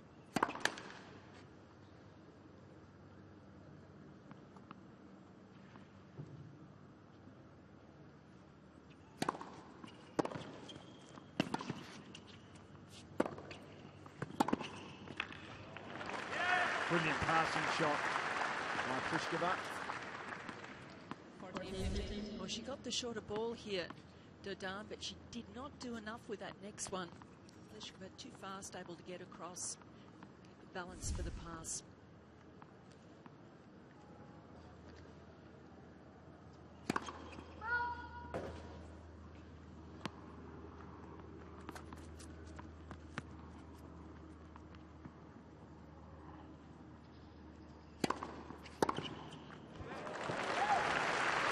Careful if she's going to put second serves there with the ground strokes of the teenager from France.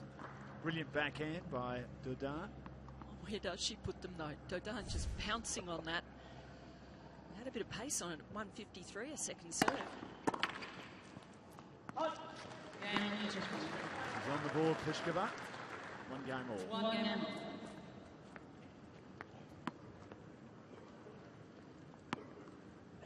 Good service game, the world number 20, but certainly Dodin showing us that she's a great ball striker, very aggressive.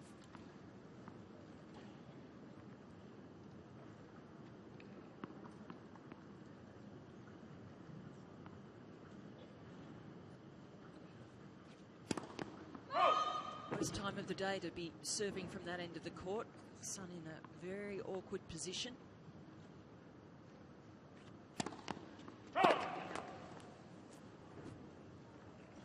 Producing a double fault straight away for Dodin.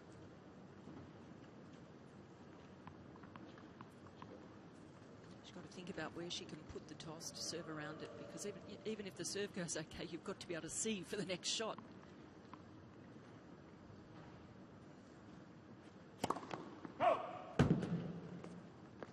Sometimes getting an eye full of sun can really blind you for a moment.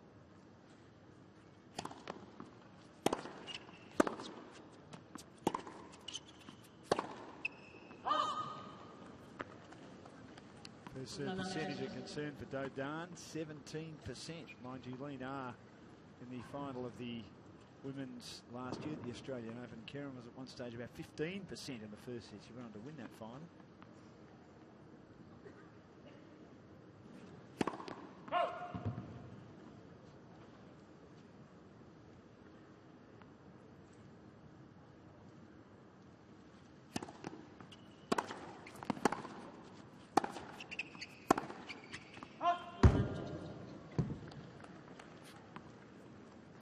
So 3 break points for Karolina Pliskova.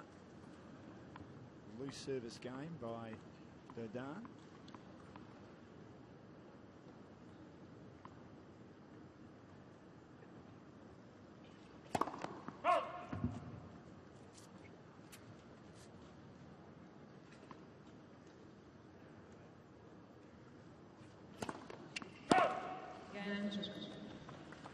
Double fault to give Pliskova the game.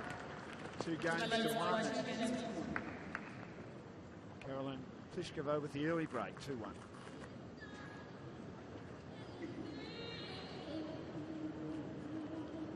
Pliskova will be feeling a lot happier after that last game. Dodin really came out firing in her opening service game. Flawless. And that one really troubled by the sun. Really threw her. We've seen how aggressive she likes to be, but she's going to have to temper things. Points have been very quick. Blink and you'll miss it so far. Yes, just we've got going to get a lot of long rallies. Both girls, of course, have got plenty of power about them.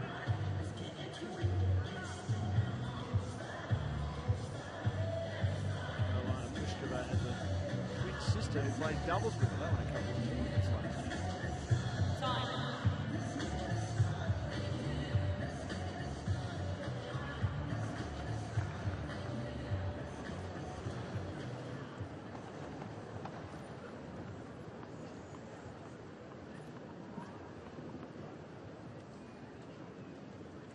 Seats quickly, please. Thank you.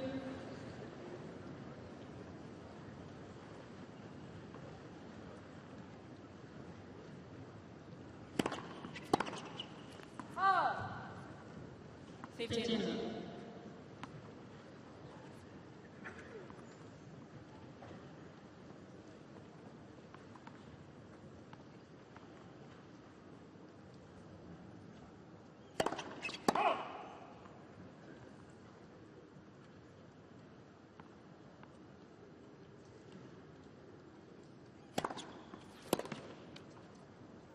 Pliskova starting this service game well. 30 love. Despite the fact it's her turn to serve into the sun from that southern end.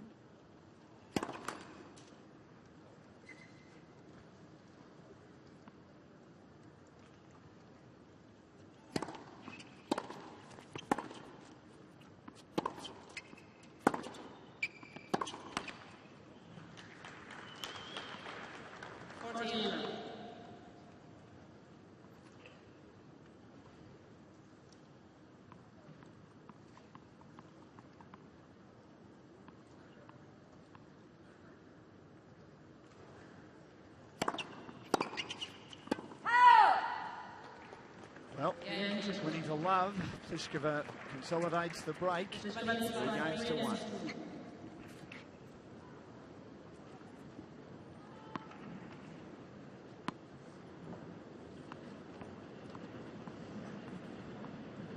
Some work for Dodin to do here. After being broken to love in a previous service game.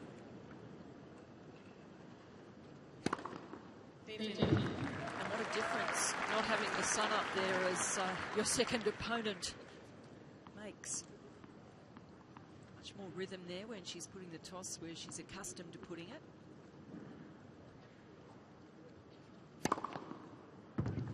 Krishna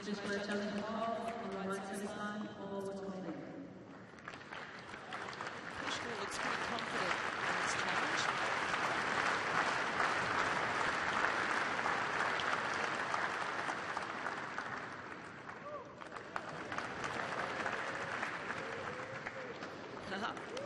That's an ace. Brilliant. Looked very, very close. More of a close in comfortably.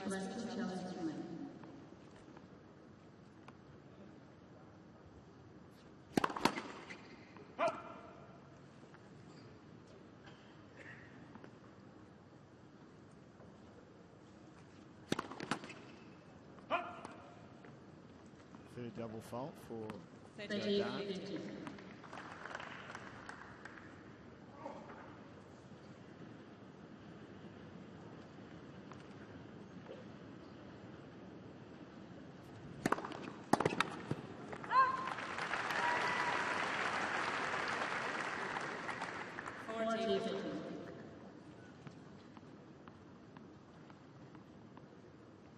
Much easier time of it on serve, the northern end.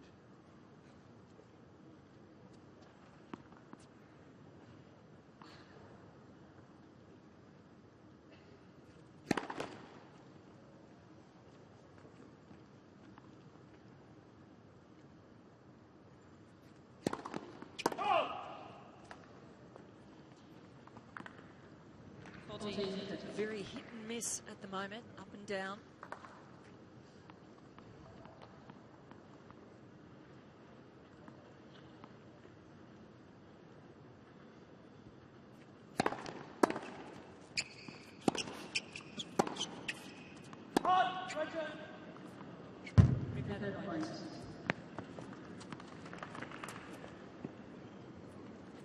So it was called out and corrected. And that correction wasn't challenged by Dodin, so they replay it.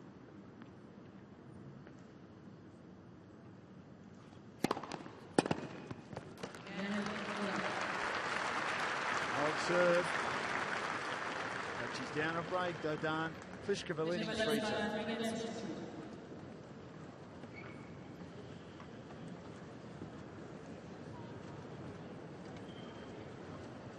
Break in the sun at the moment, Kieran, which might help Dodin when she eventually serves from that southern end, but I'd love that service game over again because Pliskova held to love when she was serving in the sun. Certainly got to take advantage of serving down the good end.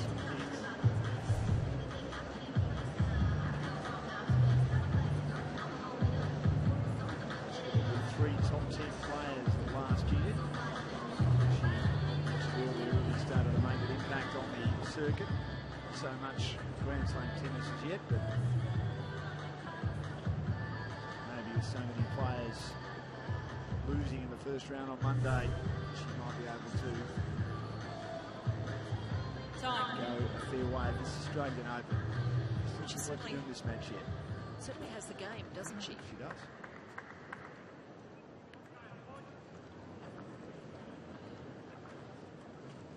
Both girls tall, plenty of power. 3-2.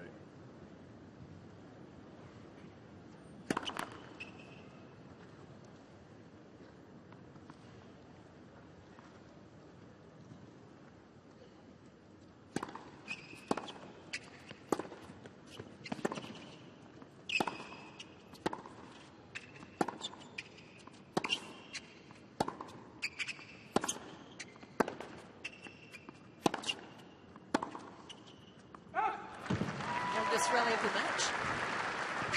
And the teenager outpowers Pliskova. She likes the pace, and both of these women hit the ball fairly flat most of the time. The heavy hitting.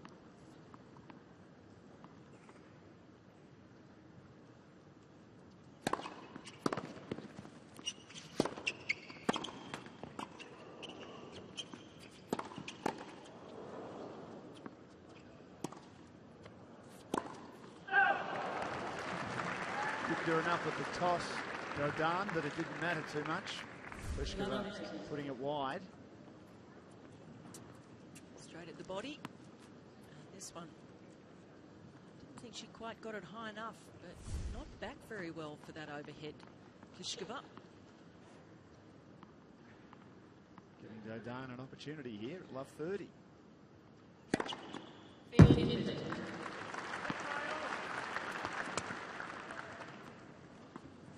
She's one of those players that can serve her way out of trouble. A lot of power and variety in the department.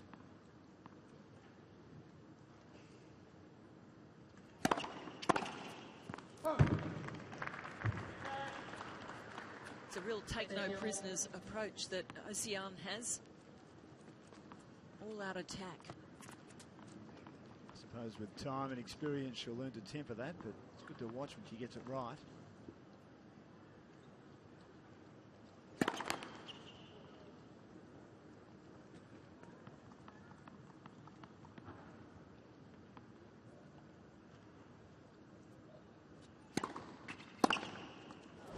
Like that. Short serve, twined all over it, brings up a break back point.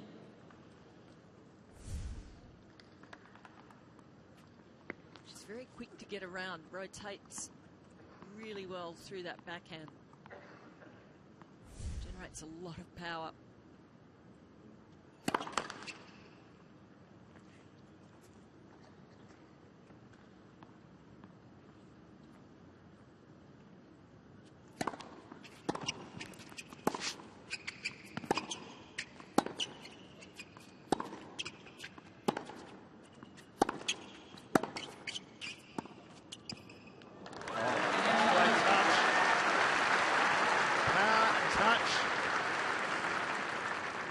Great way to break back for Dodin of France. It's 3 games all.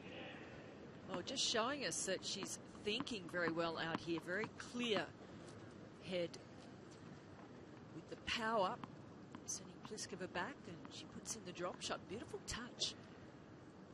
Maybe a low percentage shot from the baseline, but not on that occasion. That was perfect.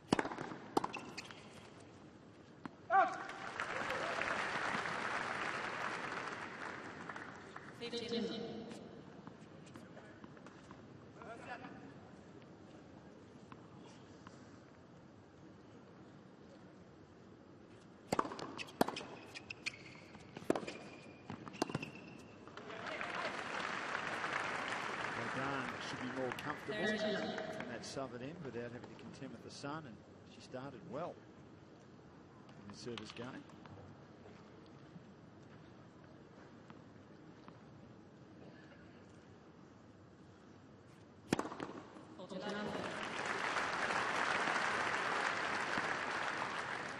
This is a bit of a precocious talent, Karen. I know it's early days in her career and in this tournament, but she's showing plenty. 4 aces, mind you, 4 double faults too.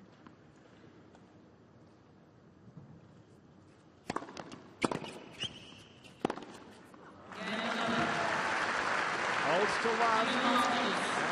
And Dodin taking it up to the 22nd ranked player, Karolina Pliskova. She leads 4-3.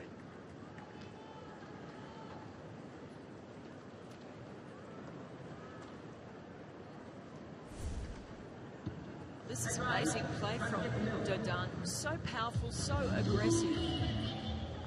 And at the moment, Pliskova must be feeling like a bit of a passenger, just reacting to what's coming from the other end of the court. Don't know if she would have been expecting that. It's always hard. We've had quite a bit of it already in the tournament, Karen, when you come up against a player you haven't seen before.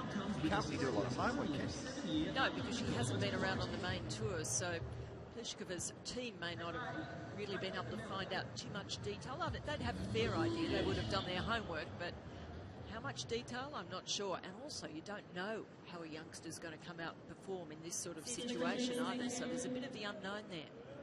Time.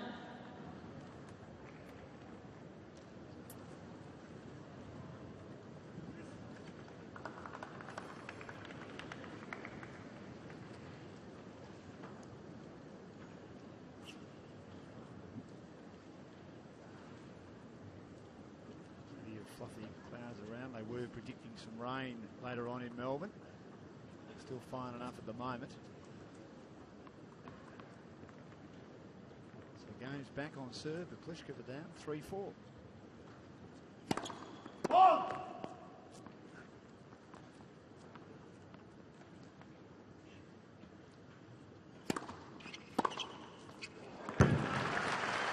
She will pounce on the second serve every day of the week. Glorious to watch by Dodin. And Pliskova's trying to get that into her body. She gets around so quickly.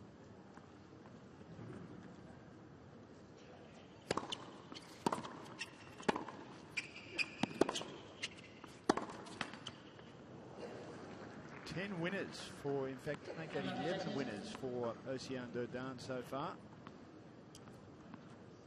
Pliskova struggling to cope. Pliskova will be hoping to weather the storm. Oh! She hopes the storm passes, I think.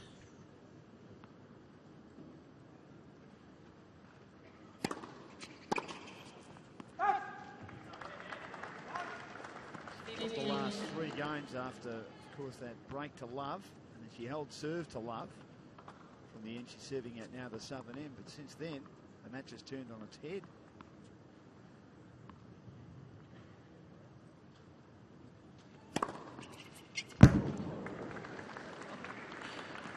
A well-directed serve. That's an angry serve. She just got out of the way then. Well, it was straight at the body, and Dodin hesitated as to whether she'd go around. Her want is to take that one on the backhand, and it was just too far.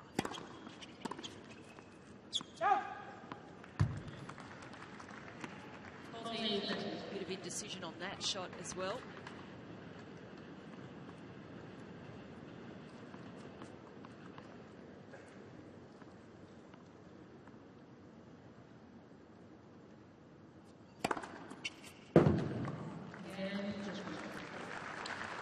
Well, she's evened it up at 4 games all. Very entertaining match here at Hisense Arena.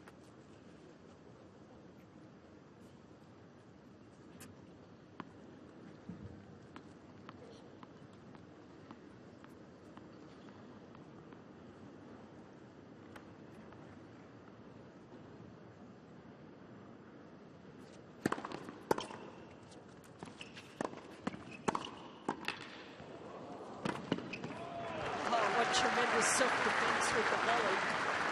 Good hands to make it. Looked like she was in all sorts of trouble.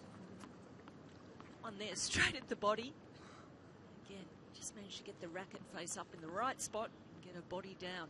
Unorthodox, but she'll take it. Messing up the power and touch and finesse, and she's looking very good at the moment, Dodin. One glitch on serve, but other than that, comfortable.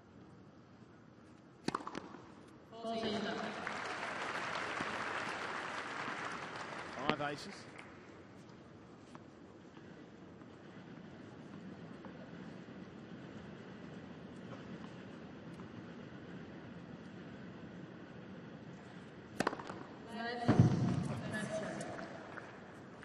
It's called a let.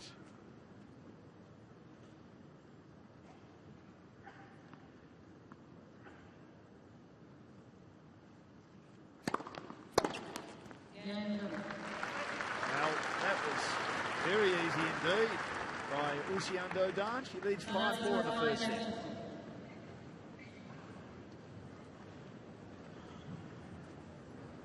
She's got her first serve percentage up. At one stage of 17 up to 59. Yeah, and the important stat is she's won every point when she's got that first serve in. 13 of 13. She's serving out of a mountain.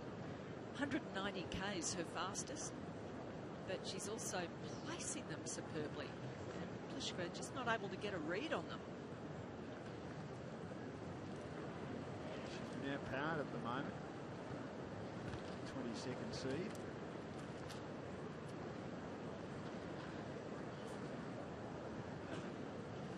Well, Dodin certainly doesn't seem interested in having rallies. She just wants to smack winners. She's going for broke, so it'll be interesting to see how she copes towards the end of this set, whether she keeps up that free hitting and tightens up a little bit.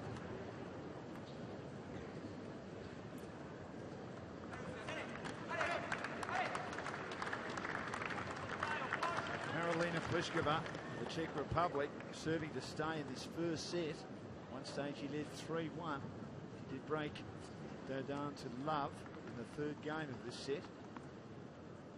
Since then, I have to say she's been outplayed.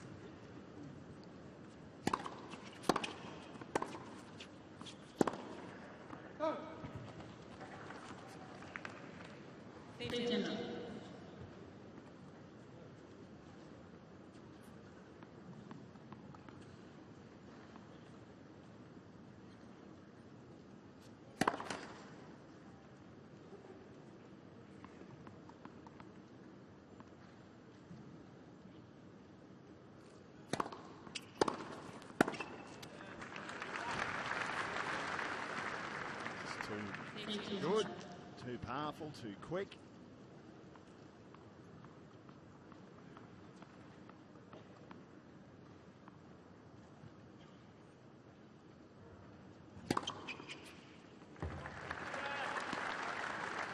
Pace off the serve. Placed it beautifully. 5 aces to both players now.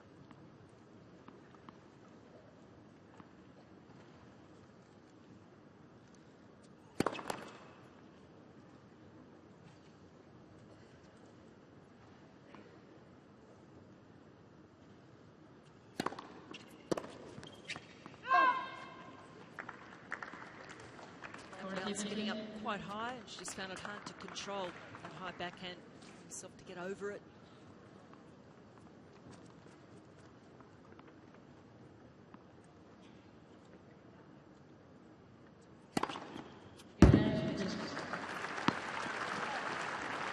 serving has been pretty solid, Carolina Pliskova. She makes it 5 games all. The quickest 10 games ever played. They're in 28 minutes.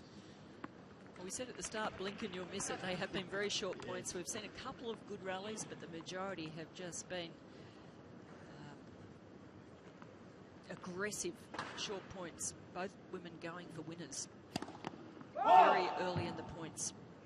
Just on the screen saw Carolina Pliskova's coach. A little bit concerned at the moment. Well, the sun's out again. Last service game at this end, it was behind the clouds and didn't cause her too many problems. Blazing again, and she's looking like she just does not know what to do as far as changing her toss.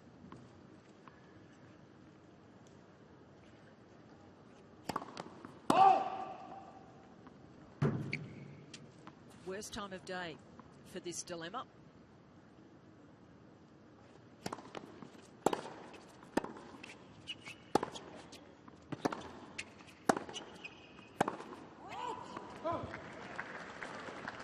They're in trouble, love 30.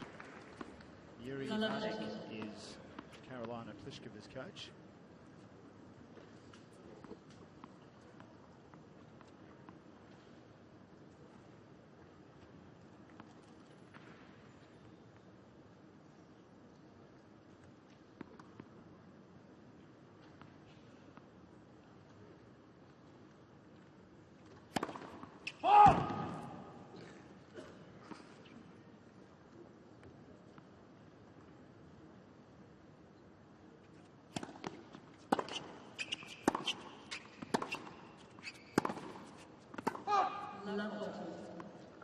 Close one, but it missed. And she's just, I think she's let the sun get to her. And the other thing is 5-all, she's let her opponent know that it's getting to her. That's a little bit of inexperience. She's opened the door. Break points here.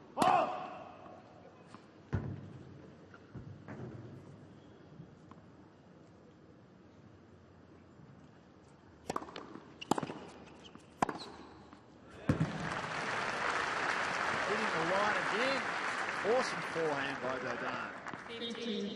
It's 2 more of those.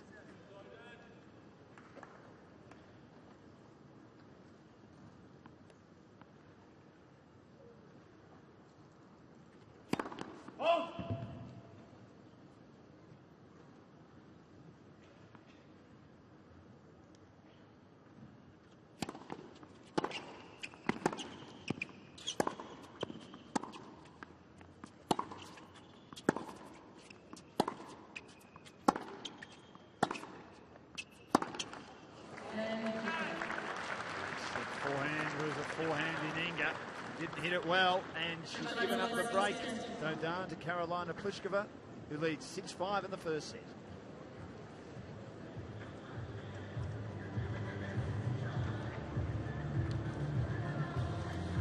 Pliskova now in a position to come out and serve for this first set. Dodin will be disappointed with that, Karen, because she's played so well in this set. She has, but that sun is a huge factor for her, having to deal with that in this, the biggest match of her career.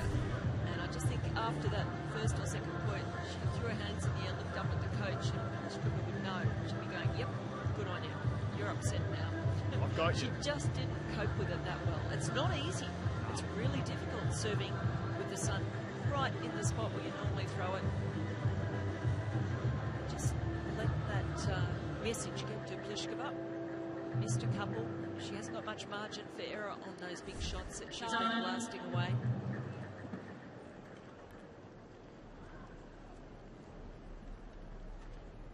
Another nice look at Hisense Arena, part of this fabulous Melbourne Park for the Australian Open. Just gets better and better each year. Massive crowds, as you would expect for the first 3 days. First set on the line for Pliskova.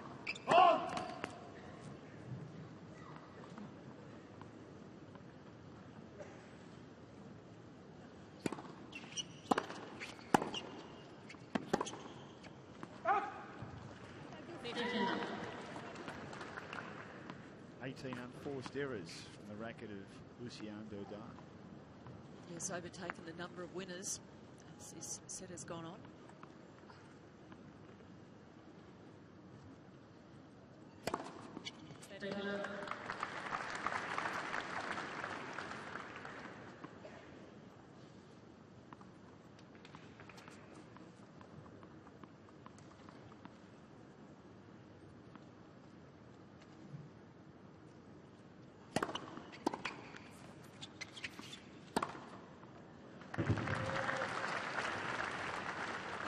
Experience English really showing through. She's handling the sun okay.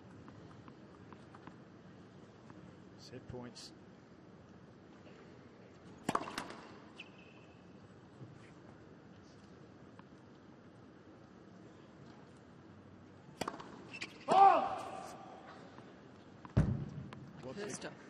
What's her copybook? It's been so solid, the serve so far. No, she'd like to improve that first serve percentage, which is at 52%.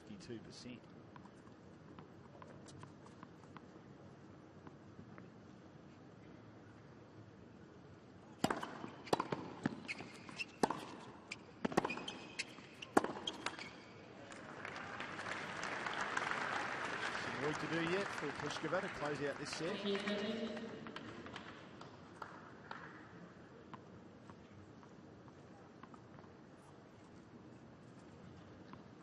For Dodin here. She can get a look at her second serve.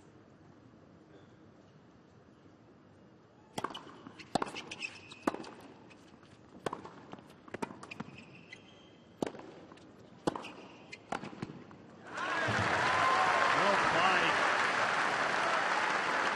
Oh, she took the initiative in the point. First serve was in, but she was able to take advantage of it. It's that aggression, that all-out aggression that she's shown right from the get-go out here. I thought the first volley was the wrong option, going straight back to Pliskova, but she got the second one right.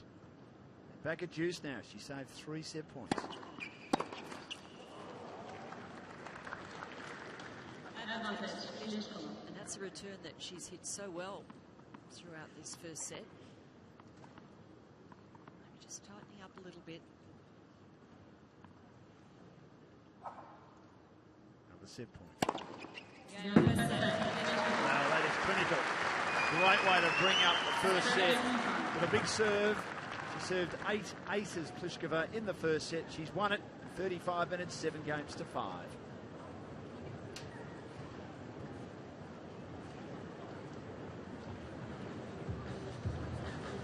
Very entertaining opening 7 Hisense. Set stats. First serve percentage, Dodin 48. A bit up and down. Pliskova 57. Spoken about the aces, 8 to Pliskova, 5 to Dodin. Double faults for Dodin cost her dearly with 5. The unforced errors also against Dodin, 18, Pliskova just 4. So basically one player making the play in Dodin. Pliskova just trying to be consistent and almost conservative, but as I say, those aces have been very, very handy for her. 2 games of 3 points. Look at the highlights, 30 of them in the opening set. Both women doing very well when they did get their first serves in. 100 for Dodin, so when that first serve is going in, she's unstoppable. So not a lot in that opening set, and I think the role that you were talking about there for Pliskova is one that she's not really used to. Being reactive, having to react to her opponent. She's a very aggressive player. She's the one who's usually making the play. She seemed to adjust reasonably well. Of course, Dodin dropped serve twice when the sun was out. As you mentioned, Karen, at that southern end, that was a real issue for her mentally. But she's, at the end, she likes better now the northern end to start the second set.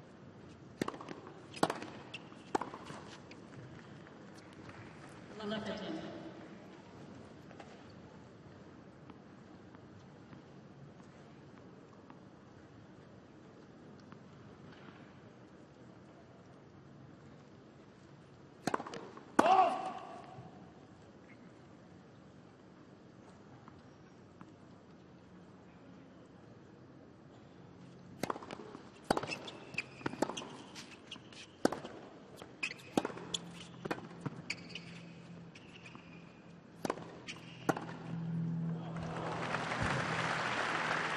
away with the backhand, Dodin, and Pliskova made it pay.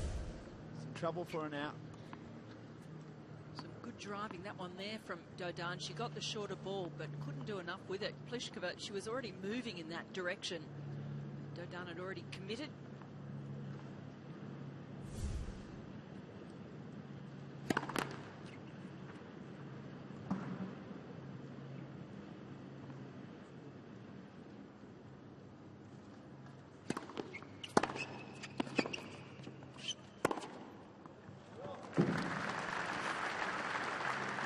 Wonderful authority by Pliskova, and continues to put the pressure on the youngster from France. Lots of trouble when she gets a short ball like that. Easy pickings.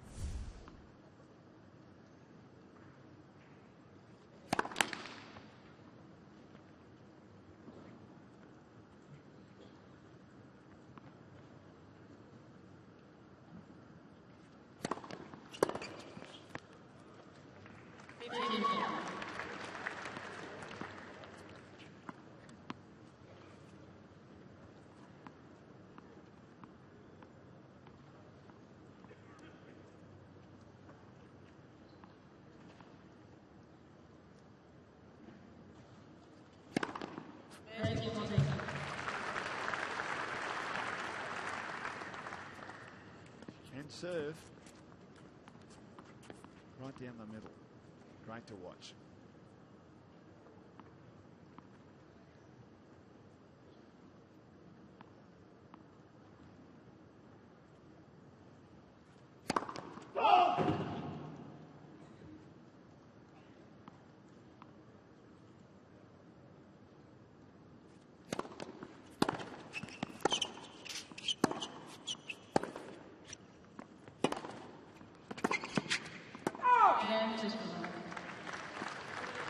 Pliskova manages to break. Dodin to be disappointed with that. She leads 1-love in the second set. It's a good solid game from Pliskova, as you would expect from world number 20 with a lot more experience. Down the centre of the court, responding to Dodin, but not going for too much. It's from the outset, Dodin has come out swinging when you can, when she's only turned 18 late last year, very young, and this an experience of a lifetime for Aussie.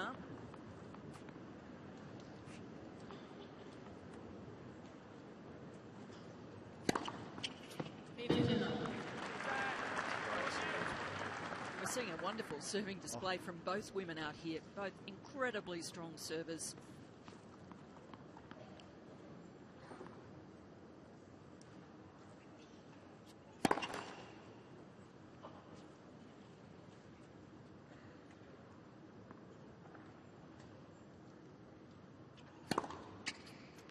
It's an ace, second serve ace. Just took the pace off it, placed it to perfection. She got a nice angle here, quite short in the service box, but just not reading it at all. Couldn't anticipate that one.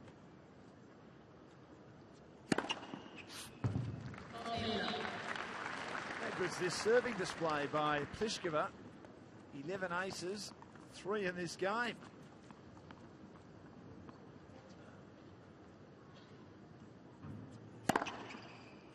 That is magnificent. What can I say about that? That is the perfect game. Just broken your opponent. Serve 4 aces. Money for Jan. Just fabulous serving from Pliskova.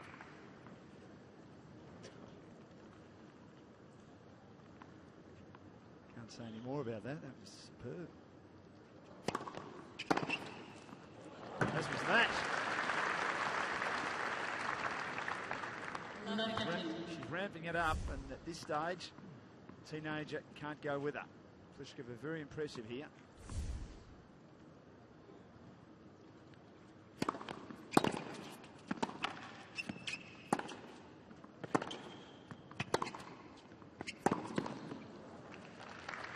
A great controlled power from Pliskova. Heavy hitting. And not too much Dodin can do. Stem of points against her, 7 in a row.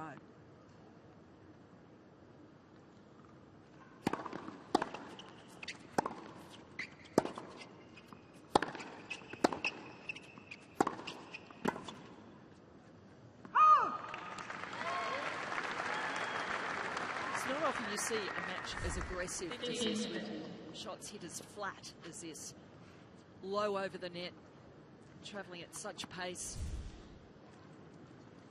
Yeah, there hasn't been much slice, much top spin. It's just been, I'm going to hit it hard, well, I'll hit it harder and flatter, deeper if I can.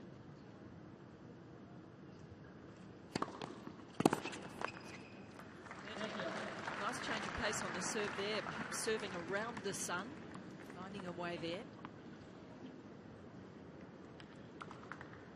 He's just trying to overcome the demons at that southern end.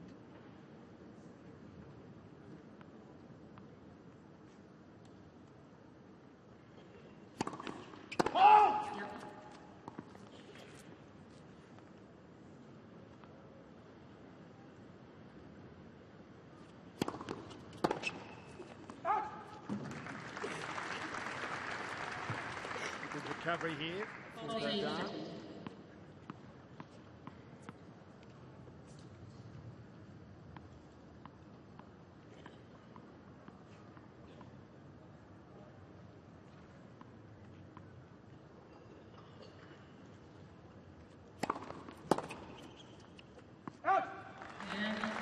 Gets on the board. Dodin in the second set, but she trails 1-2.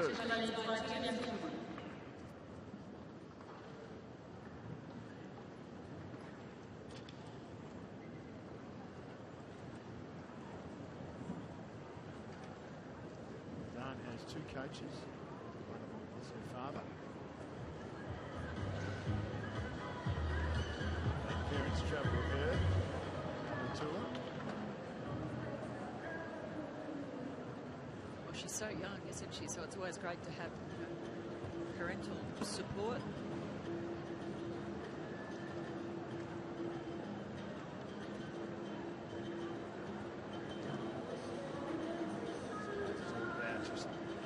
Balance.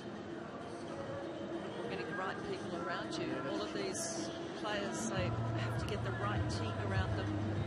Coach, trainer. Whether they have a relationship, someone who's travelling with a partner. It's all about being happy, being fit, having the right advice.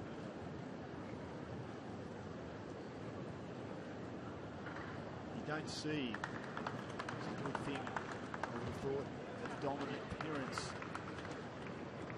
as much as you used to. Still a few around, but not as much. As we see on the screen, Dodin's father.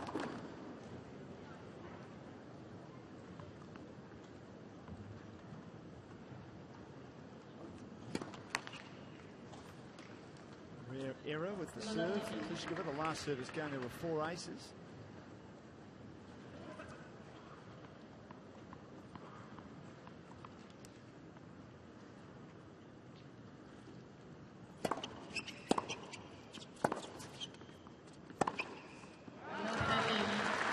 She was able to take advantage of the serve, really get a good hit on the return. She got it back nice and deep, straight down the middle of the court. That way she could create the angle on the next ball. Mr. Ball on the left service line, the ball was called in. Maybe whether that's a sport or not.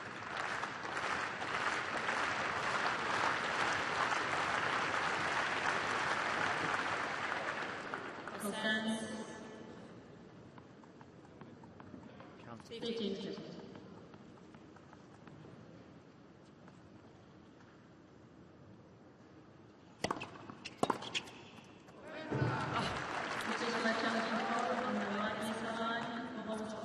Well, that was travelling so fast. I hope that's in, because that's just about the shot of the match current tonight. That is outstanding.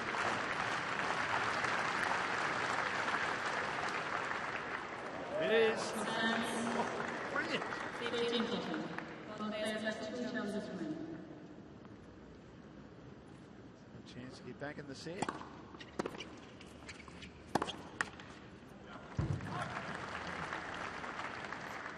Yes. Well, there's so much to like about Dodin, the way she is returning. Look how far inside the court she steps to really try and be aggressive on the return. Didn't get a clean hit on that one. Serve came at quite a pace. But even the first serve of Pliskova, which is so strong, she's stepping inside the baseline, going on to it. Reach for it, and hits it clean right, and breaks back to make it 2-all. Superb stuff by the teenager. It's great aggression. What she's doing, she's moving forward to cut off the angle, going across the court there, and robbing Pliskova of even time to react to the return.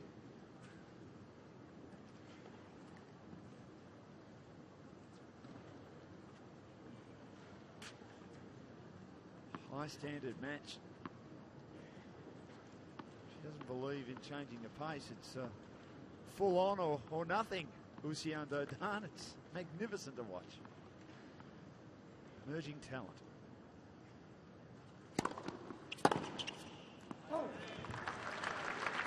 She doesn't look at all phased by being out here on one of the big stadium courts, either against the world number 20. It's like, yeah, I belong here. You find that with a lot of the young players today.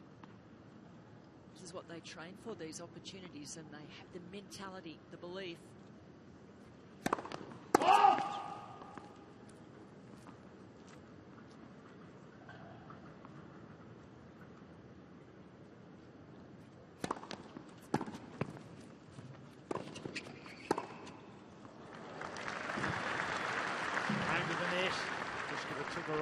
Too good with the passing shot.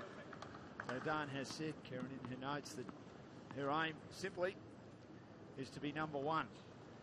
And she'll work very, very hard to get there. So nothing simple about that, though, no, is there? No, absolutely not, but she's determined. That's the exuberance of youth, too. But, you know, it's great to state your goals, set out to achieve them.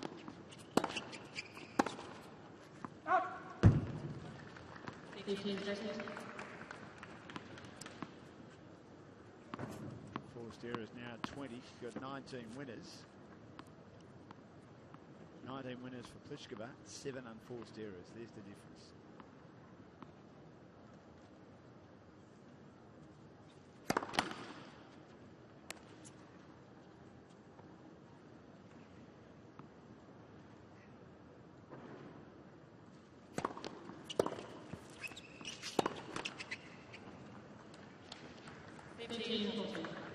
But she's had a great culture to follow in France as well. We've talked about the Czech Republic being so successful with their female players, particularly in France. Mary Pierce and Amelie Mauresmo and so many great champions. She can look to. Pressure in this service game again, though. Double fault. It's been a bit of a mixed bag with the serving at times. 6 double faults, and she gives up the game after breaking back in the previous game. Pliskova with the break, 3-2 in the second.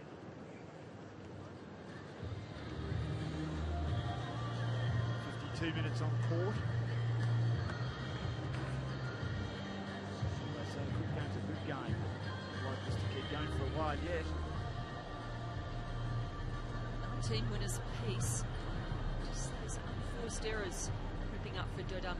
Pliskova has really played a very clean match with only 7 unforced errors. That's been her role. She knows that the youngster's out there to out-hit her, but she also has a feeling that she can't keep it up, and she needs to keep her game very clean, keep her margins a little bit better, and she's done a great job of that. That's experience and adjusting, because normally she's the player going for more. Is she a smoky, Karen? Or is she not quite ready yet? I mean, as we said, Dodin? No, Pliskova. Pliskova, I think she's almost ready, yes. With the draws opened up, as we said, for her. Hasn't got past the 3rd round of the Grand Slam yet. Maybe this is her time. There's a someone jump up at the Australian Open, whether it be in the men's or the women's.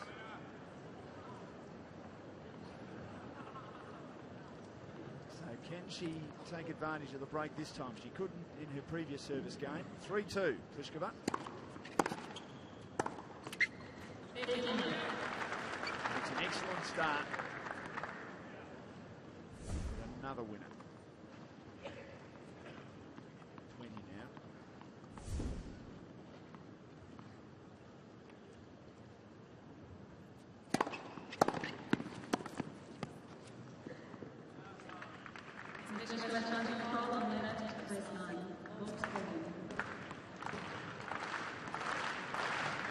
Again, the return going like a bullet.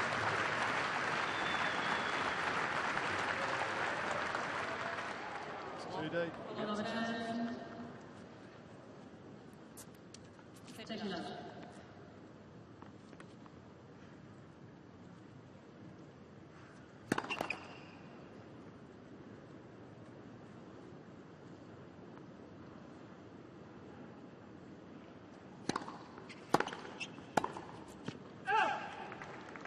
Oh, just the pace on that return catching Pliskova. It's incredible how aggressive Dodin is, moving right onto the returns and firing it back so quickly. I have great reactions to do that.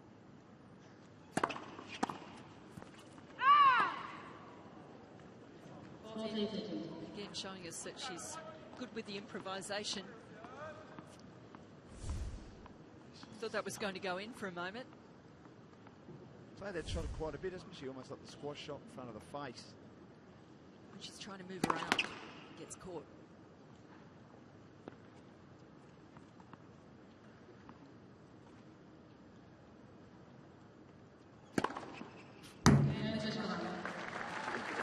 Second serve aces, especially by Pliskova. She consolidates the break, 4-2.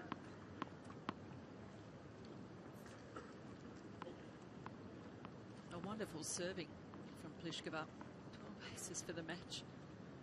Winning 80% of her first serves.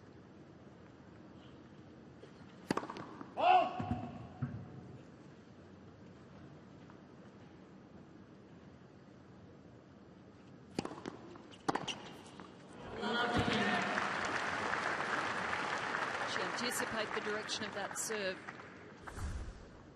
Didn't have to move too far, just got across nicely. Yes, the first serve percentage is a worry for Dodin. Well under 50%.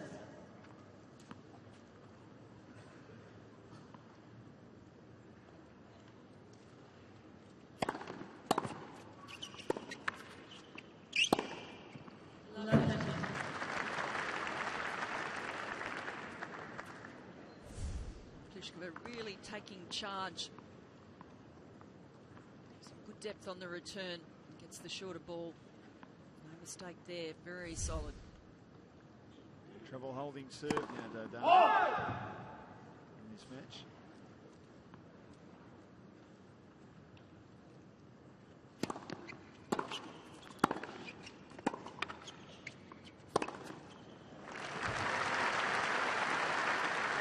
Keeps attacking, which is a good thing. It's such an aggressive brand of tennis she's played from the start. A lot of the time it pays off. It's great to watch. It's all working.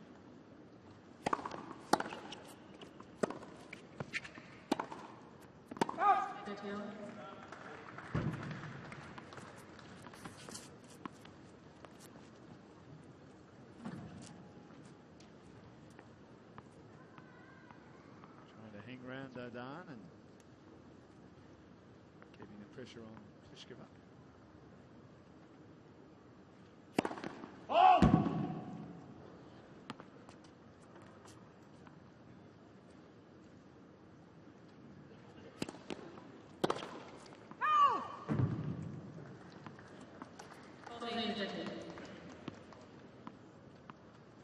Annoyed with herself for missing that one.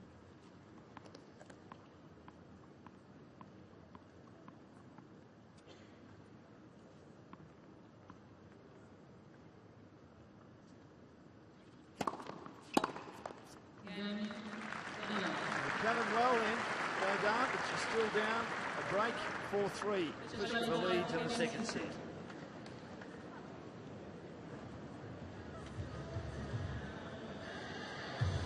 She did recover well in that game, wasn't it? And so she's showing she's got great fight. Not too worried about the scoreboard at the moment.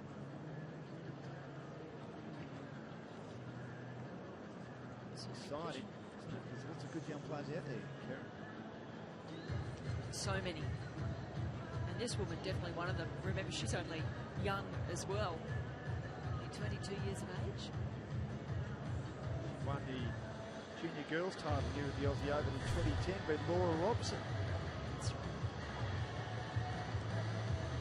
A lot of juniors don't quite kick on, but Pliskova looks like she will. Giving some instructions there, Dodin, from her coach.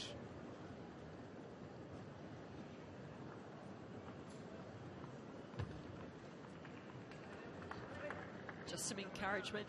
Looked up and saw themselves on the big screen. Can't be coaching.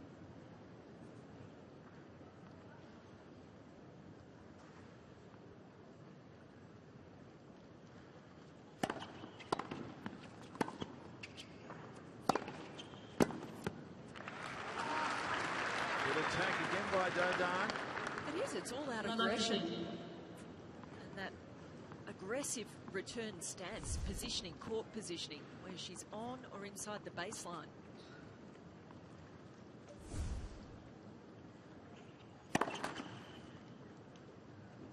Always moving forward onto the serve.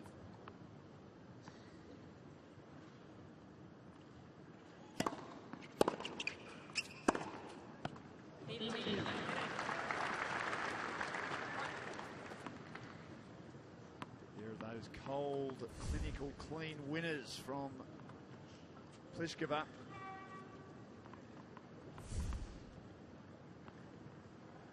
Four of them.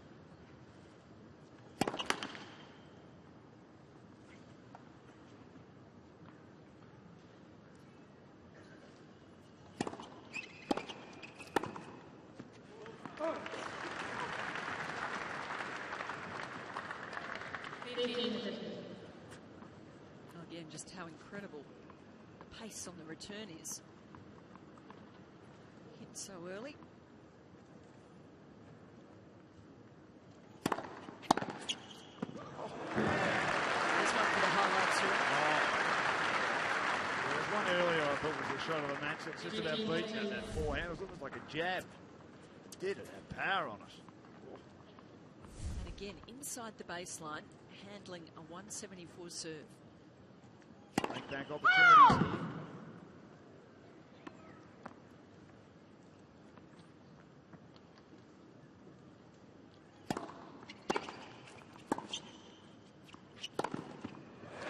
Well played, Dodin.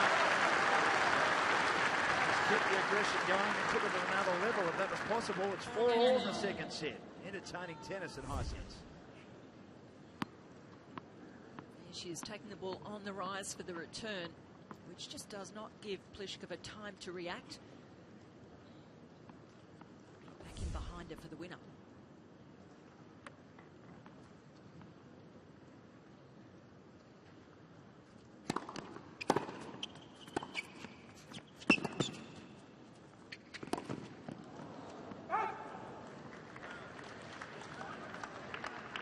Shame, she really set that point up nicely.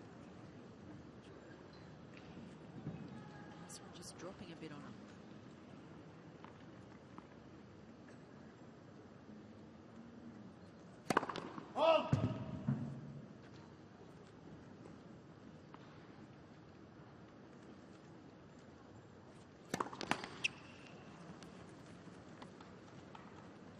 Never a good time to serve a double fault, especially at love 15. Make 7 of them now. Well, this is really crunch time in the match, so how she responds here, just in terms of emotions, it'll be very interesting to see.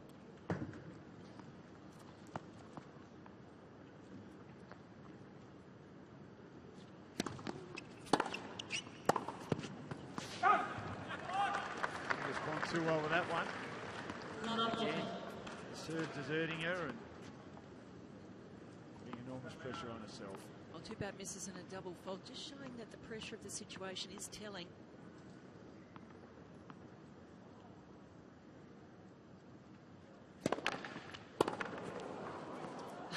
You can't play handball. It's the first time I've seen that. First time I've seen it. She's been broken, losing a racket in the serve. So one more things to me, Karen. It's unbelievable. So Pliskova leading 5-4. Come out and serve the match. Well, she's been broken, and she's lucky her racket isn't broken, because just lets it fly down into the court. It goes. And she's still ready to play on. It's like, oh, hang on, I've lost the racket. It's quite a strange thing, and sometimes that can be very distracting for the opponent when something like that happens. So Pliskova lucky that she got the ball back in the court. At Hopman Cup in Perth, Andy Murray was playing Marenko and Matosevic, and Marenko did exactly the same thing and let go of the racket and bounced it really hard on the court. Andy Murray just burst out laughing. He got the ball back. Shot. He did. But he could not stop laughing. Doesn't happen a lot, but it happens. As I said, I've never seen it. Time. I'd like to know what the longest rally is in this match. We had a 10-shot rally. I don't reckon we had. Might have had one. One or two have been medium length. Yes, it's been an incredible match, hasn't it? Because I don't want this to be a gross generalisation, but often in women's tennis you get these long rallies, don't you? Not these two. Quick games are good games as far as they're concerned. Great serving, excellent shot making. Pliskova to serve for the match.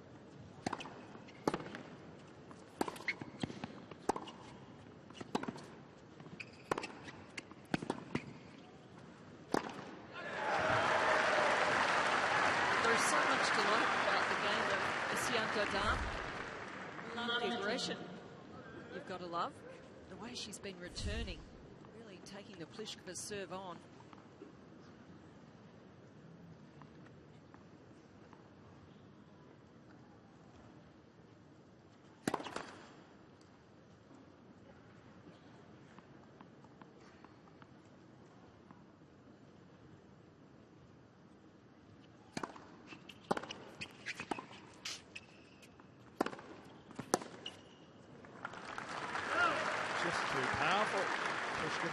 Defending and not able to keep the ball in play, and an opportunity could nearly present itself for Dodin to stay in this set, to prolong this match. Hopefully, it's been a beauty.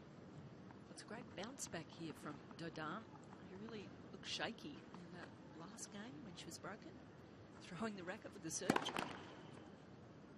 not out of temper, losing the grip on the racket.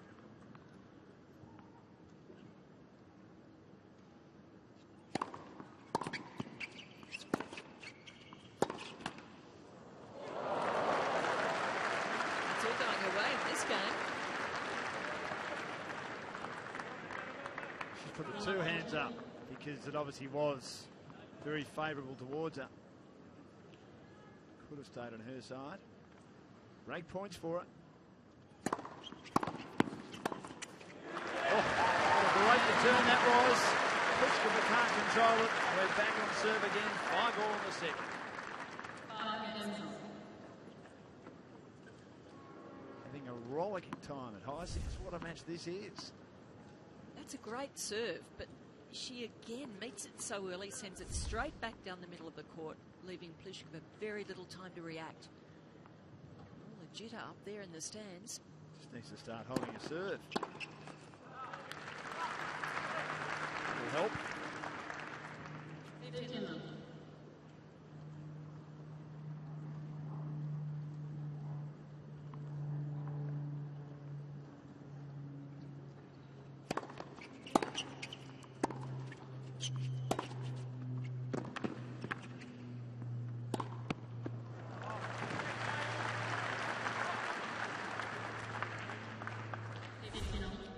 Steadying point from Pliskova, not going for too much with this next one, just holding the shot till Dodin had committed, moving to the other side of the court.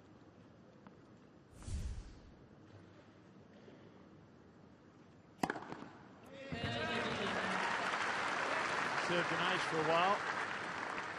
That one would be welcomed in the Dodin camp. 7 of them now.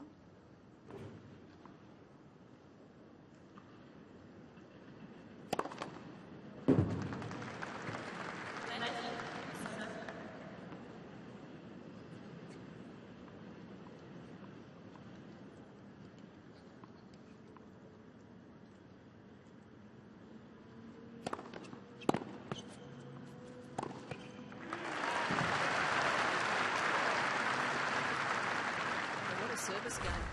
This is turning out to be from Dodin, who's really struggled up this end of the court. She's in the zone right now.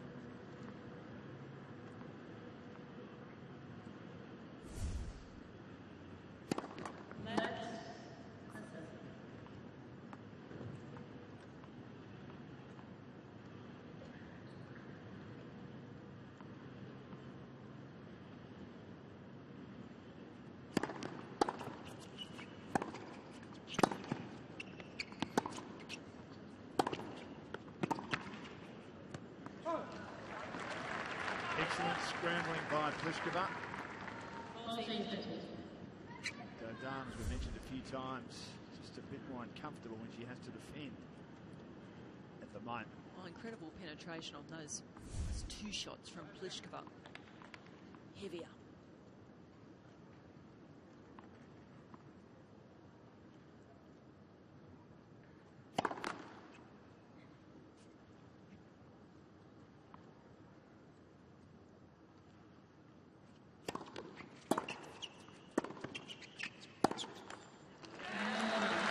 Serve.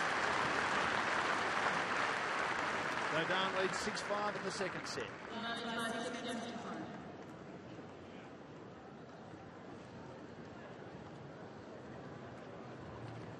Pliskova now has the job to do to try and take this set to a tie break.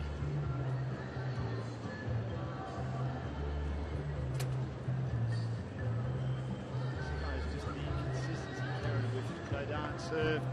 Just can't put together too many service games today or yet in her career. But when she does, it's really working for her. Well, if she does, it's pretty dangerous for the opponent, isn't it? Early days in her career, but certainly there's so much to like about what we're seeing. It's quite an unusual service action with the way she makes that elbow down low and then brings it up for the delivery. Time. It's the aggression and her ability to hold her ground in the court, move forward onto the ball. Got great reactions.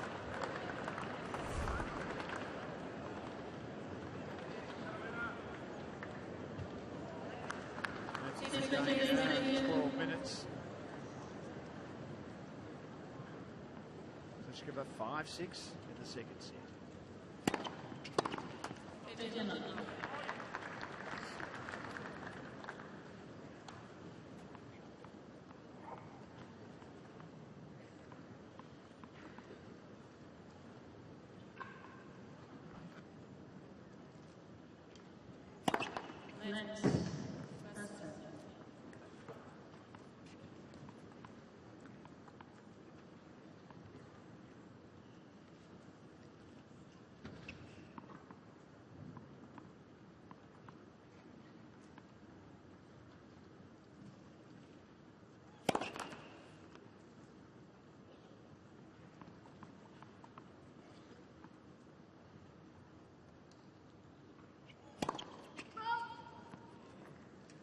I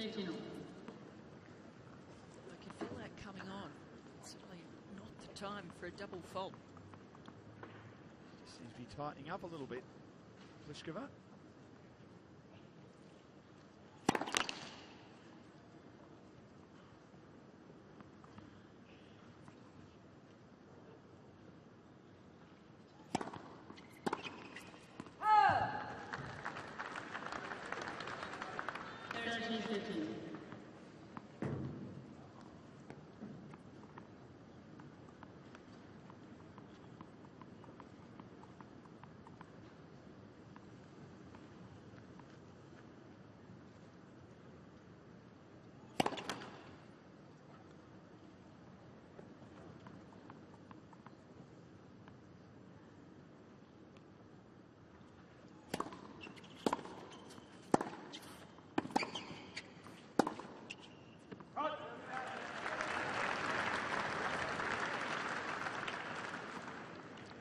servers too. Bit of a surprising miss on that last forehand.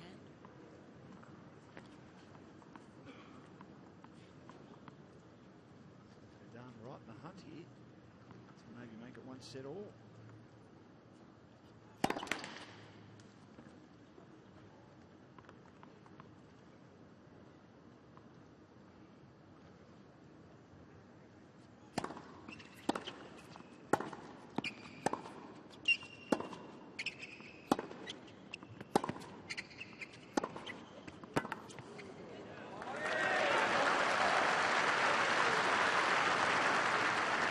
Service deserted Pliskova, and it's allowing Dodin to dictate terms, and it brings up a set point. Extraordinary. Well, Pliskova playing safe in that last point, hoping Dodin would make a mistake.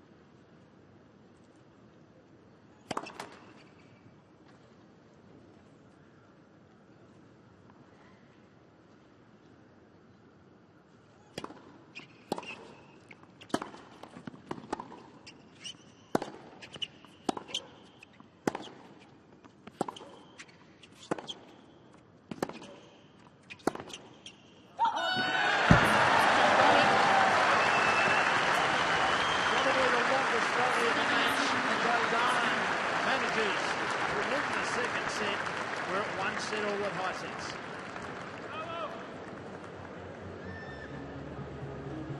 Outstanding performance by the teenager, Usian Dodin.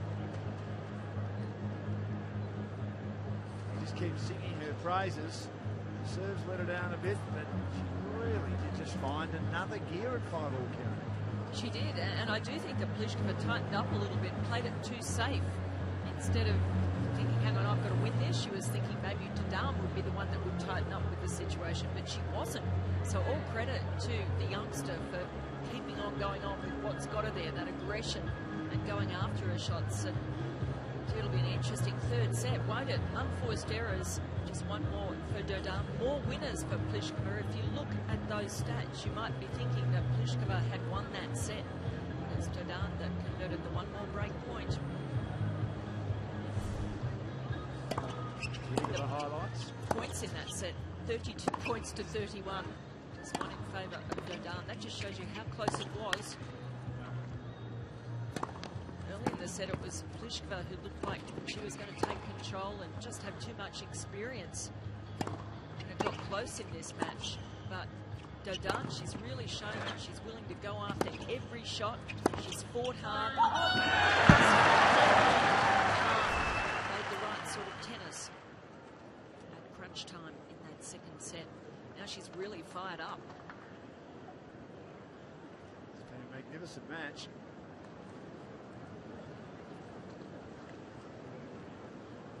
And Pliskova now under some pressure.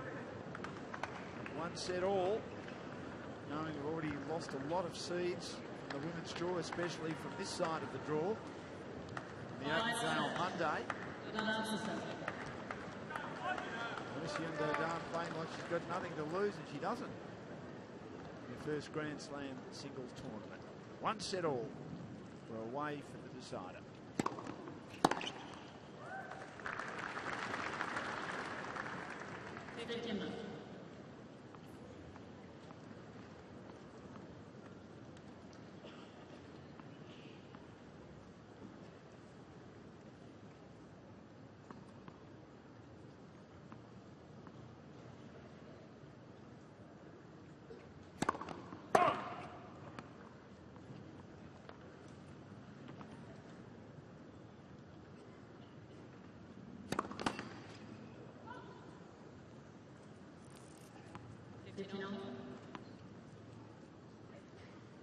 Eight double faults now.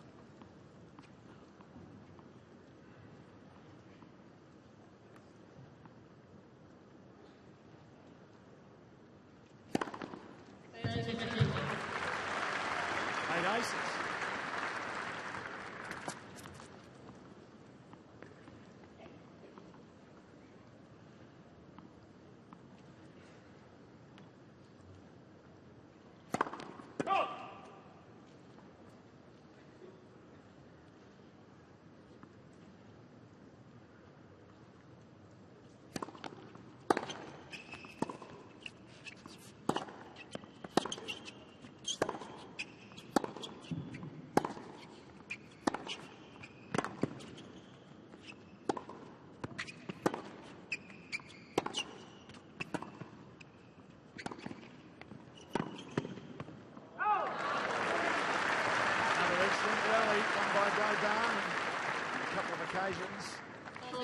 pace up a bit. Yeah, that is such a wonderful point from Dodin. That shot there, just terrific, the way she sliced it so that it was moving away from Pliskova. Showing she's got a nice feel on the ball.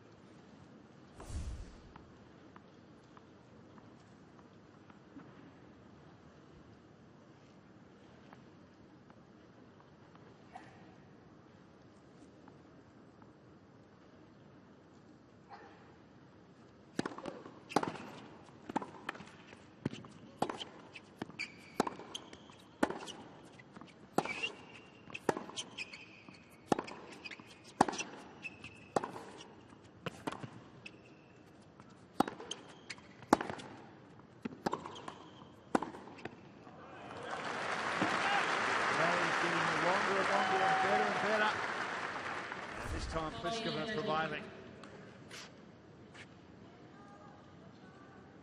Going cross court there, Dodin's mistake.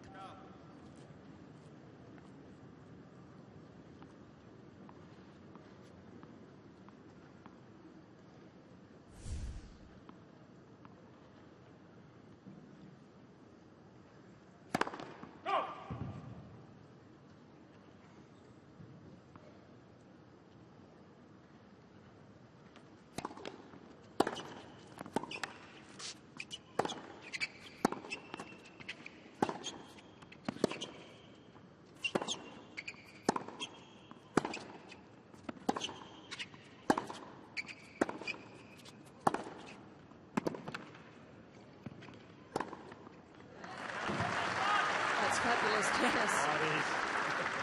It's a privilege to be here, Karen. Just a great exchange. Middle of the court, and then it's Pliskova who changes the direction, earning the shorter ball.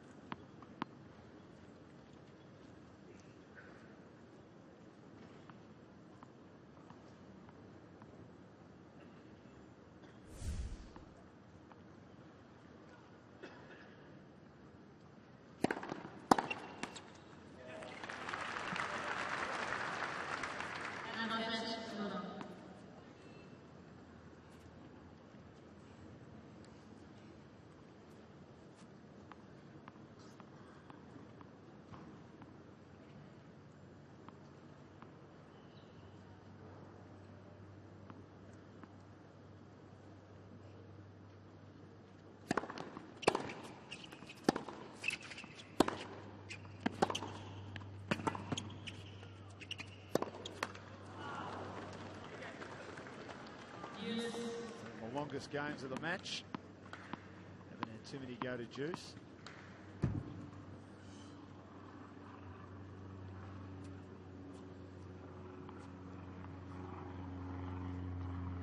way the match has been played, changing as well.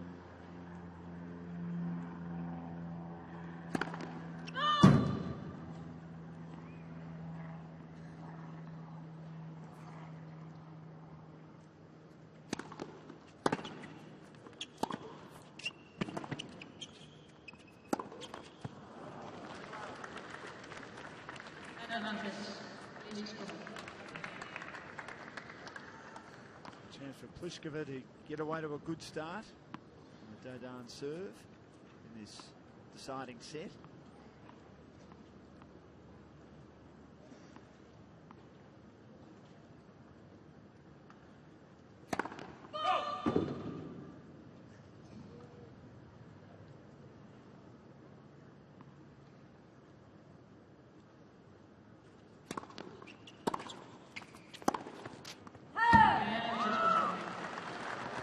Gets the break. Two accomplished in the latter stages of that game. She leads 1-1 Pliskova in the third set. This is all new territory for Luciane Dodin, and I just felt she was flagging at the end of that game, whether it's physical or just emotional fatigue or something there. Just some interesting body language.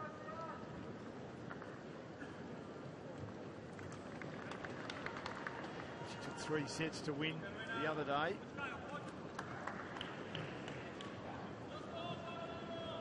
Much hotter day today.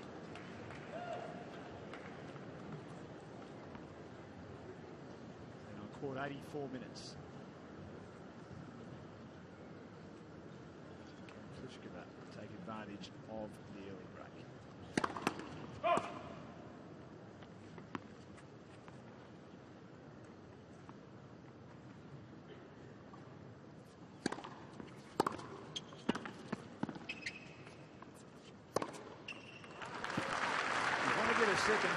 First serve in, because if she serves a second serve like that, as she has all day, Dodin will climb all over it. And yet they're not bad second serves. It's just that Dodin is returning so well. She just sees the ball so well, so quickly, great reactions and aggressive. That's why we see a lot of errors from her as well, because she is so aggressive, goes all out after everything. That's how she keeps the ledger. At the moment for Dodin, 28 winners, 32 unforced errors.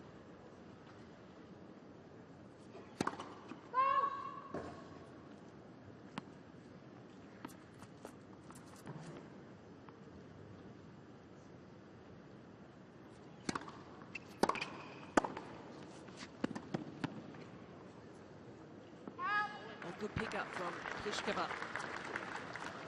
Not backing off.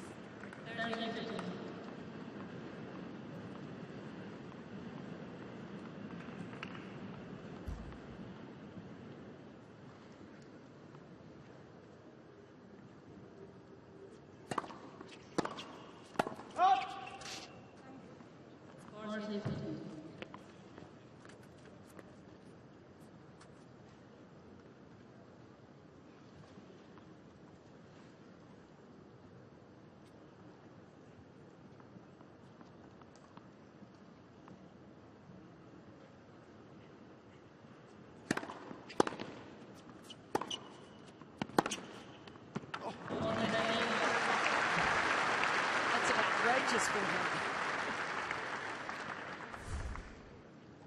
Say it again. Shot of the match for the third time. Just keeps coming up with something better.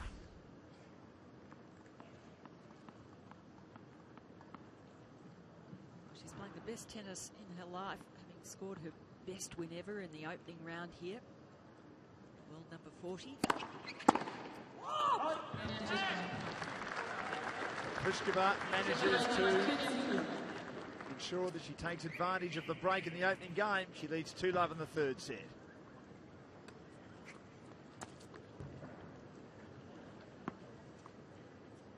So you think about what's happened already here at Melbourne Park for Usian Dodin. She's arrived here, the wild card, scored her best win ever. Alison Risk of the USA, number 40, her victim in the first round. But gee, it was a tough one. Tie-break set, then 6-3, 6-3.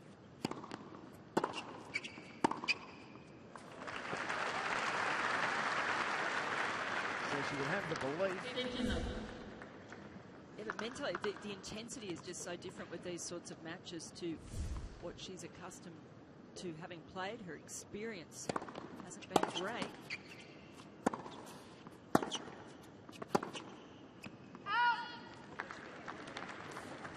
And it's not easy to step up, is it? It's the next level. It's easier said than done. But It's maintaining it, I think, even within the match. Whether there is sort of mental fatigue or something come into it as we get deeper into this match. We'll see.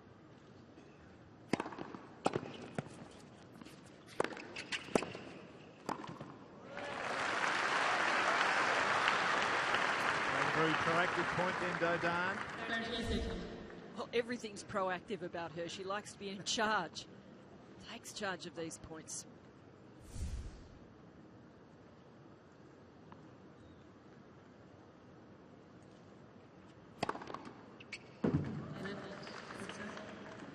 Just first challenge ball on the left pass line, balls for them.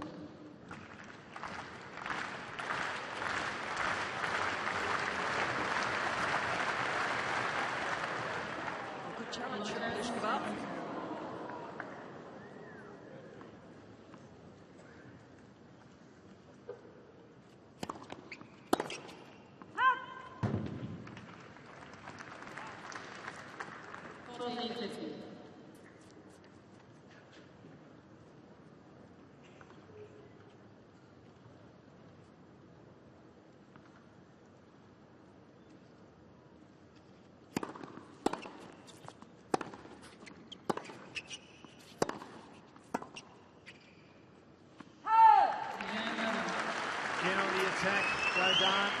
She's on the board in the third set. Pliskova leads 2-1.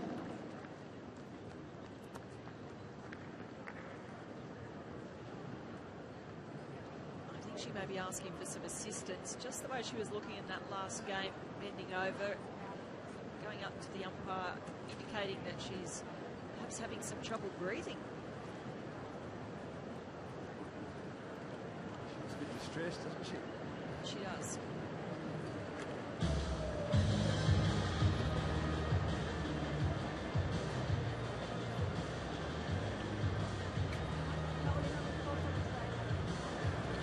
She might be feeling a little dizzy out there. You can certainly sense something was wrong just in the early stages of this third set.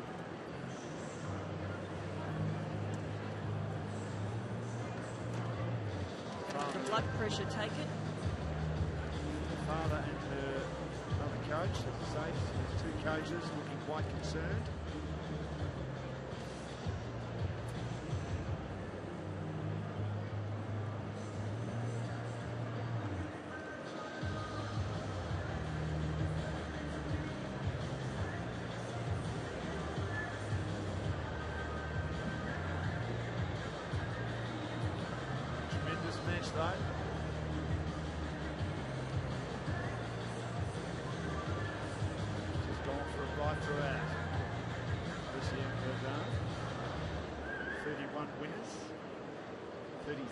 Unforced errors. Pliskova, 28 winners, 14 unforced errors.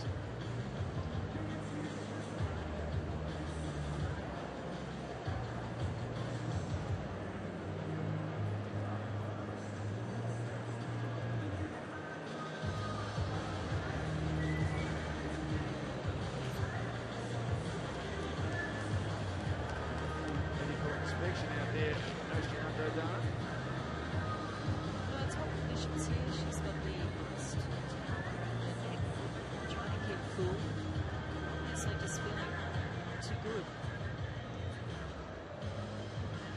You wouldn't know it from the way she's been playing. It's just been the body language between the points.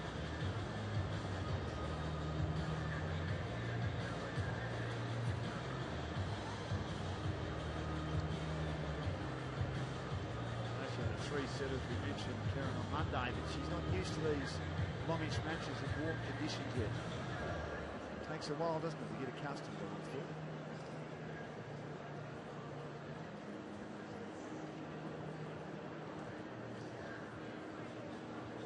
Perhaps she can continue. It's been a tremendous contest. I don't think she's looking like she can't continue. I just hope she can feel okay and we can keep seeing the sort of quality tennis that we've seen to date in this match. The only tournament she's played this year was in Poland. She won the singles title, an ITF level tournament. It would have been in very cold conditions, so hasn't played a lead-up event in Australia. It's one thing getting here for a bit of practice, but playing matches outdoors in the heat, there's no replacement in terms of a lead-up. She is coached by Georges Govan and Frédéric Dodin, of course, is her father. Yeah, Georges Govan has been, for a long time, he's Fed Cup captain in France, former player himself. He's in the stands here supporting her.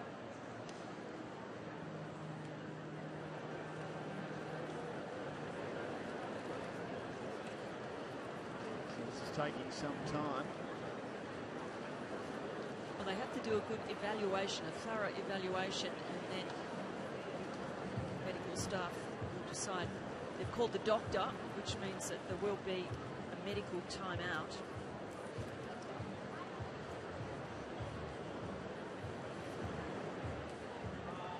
She's all smiles, though.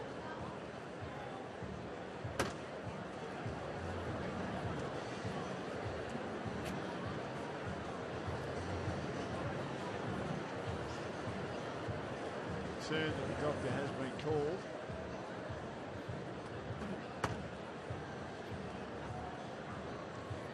And I think we'll have to go through the evaluation process probably again with the doctor. I would think this could be quite lengthy. So how does Pliskova, Karen, play this? I mean, she's obviously ready to go. Well, she's got to stay, I mean, not warm, it's warm conditions, but stay on, I think, on her feet through this. Eventually she'll try and keep moving. Because it's not much good just sitting there waiting while this happens. You've got to move, try and focus on what's been happening, what you're going to do in the match, and not think too much about what is going on with your opponent and the fact that they might be sick. Because how often do you see it? A player has a treatment, whatever it is, whether it's an illness or an injury, the opponent gets distracted, and that player who's been injured comes out and wins the match, moving well, still feeling fine. I think that's George Gavin on the left in the red shirt. Yes. Not sure of the other people there in Lucian's support crew. That's her father on the right. Hello, Dad. Yes. He's seen himself up on the big screen.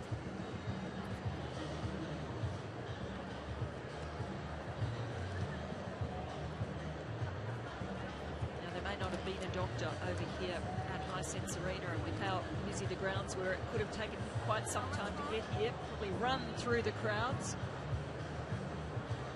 Probably need his temperature checked too. Gary Zimmerman is the doctor. He's well known in Melbourne in AFL circles. So he'll be just updated on what her temperature is, blood pressure. Decide on a course of action here. Karolina Pliskova, she is out on the court. So we'll sit. The body sees up at all. She wants to keep moving and keep her focus. Not easy though.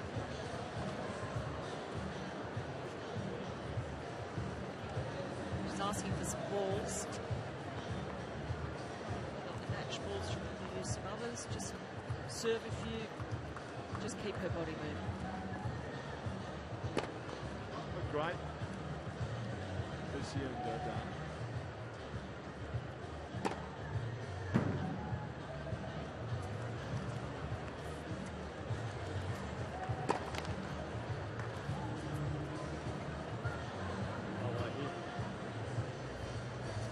Well, she's laughing and smiling now, so this doctor obviously knows that laughter's the best medicine. yes. Hold him.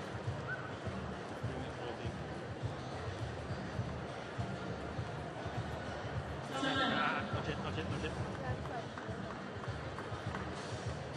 They've had the 3 minutes, which was allowed there once the doctor arrived. Now she must return to the court.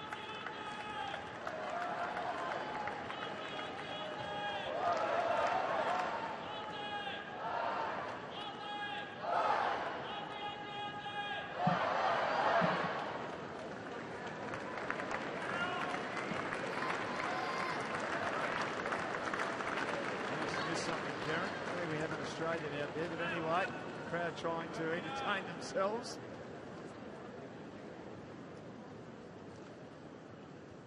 Oh. 2-1.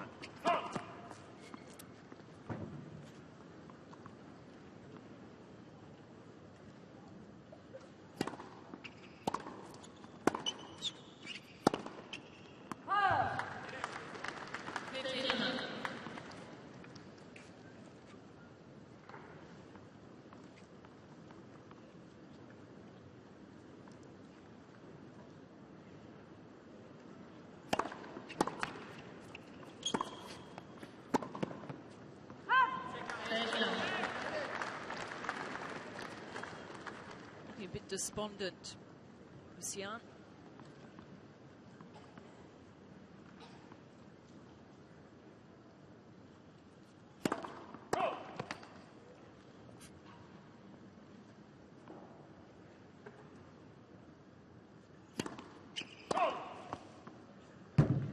This is where Pliskova has to really work hard on keeping her focus. It's 4 double faults now.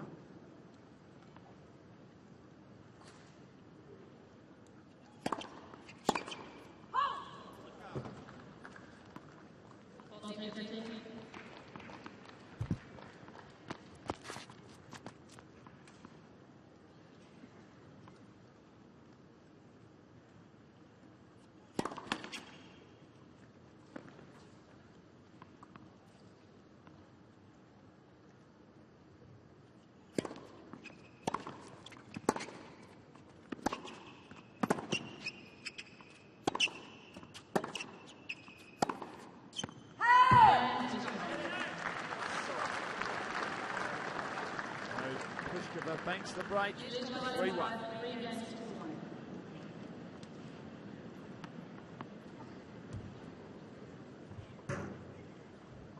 Annoyed with herself, Luciane Dodin. Oh, she's annoyed with her body letting her down, I'd say. Whether she can come back from this, but the spark has gone out of her game in that last 4 points.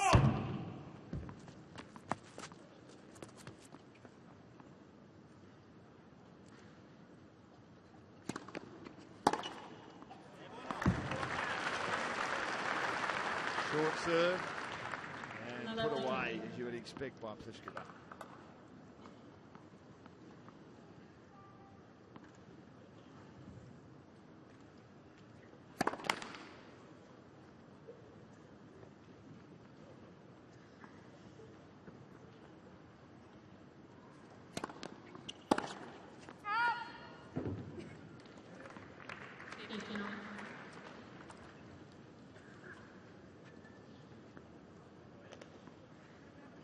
Pliskova really has to try and play very measured tennis here, control things.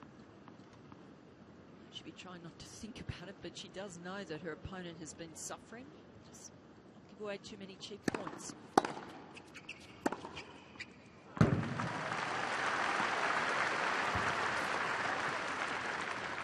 Well, if she's playing forehands like that, she'll have to make sure she doesn't give away cheap points, Pliskova, because that is a brilliant shot.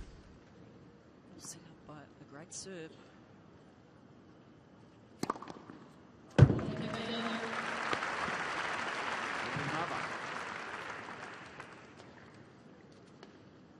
Still fighting hard, the teenager from France.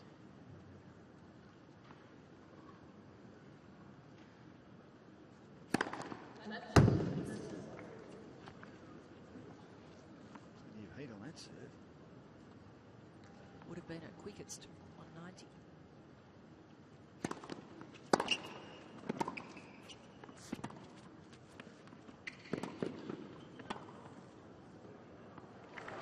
Nicely done. Good strategy from Pliskova. Her opponent, the run around. Nice touch.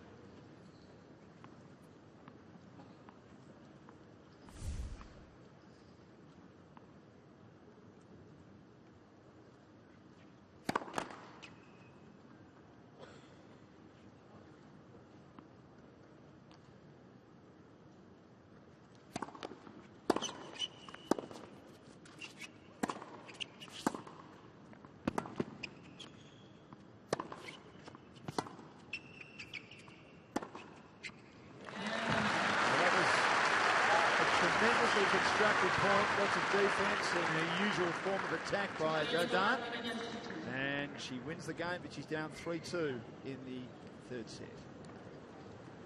Well, she may not be feeling well, but she certainly played well to hold on in that service game. This last point, she did a great job because she was in trouble early in that point, was able to turn it around and take control of it again. She absorbed a lot of pace early in the point. As she is able to do, got herself back in charge by hitting that ball early again.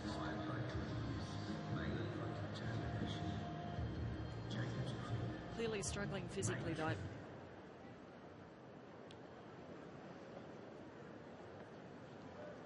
Yes, if she manages to win this match, it could be a bit of a juggling act to get it right by Friday for a third round match, which of course every match she plays now uncharted territory for the teenager. Pliskova with the advantage in this third set at the moment.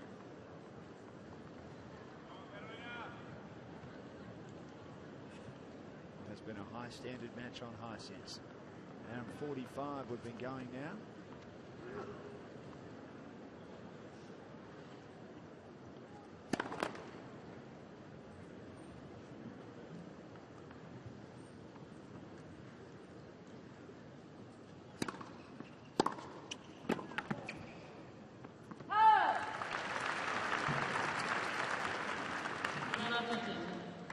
Still plenty of power remaining in the racket of Dodin.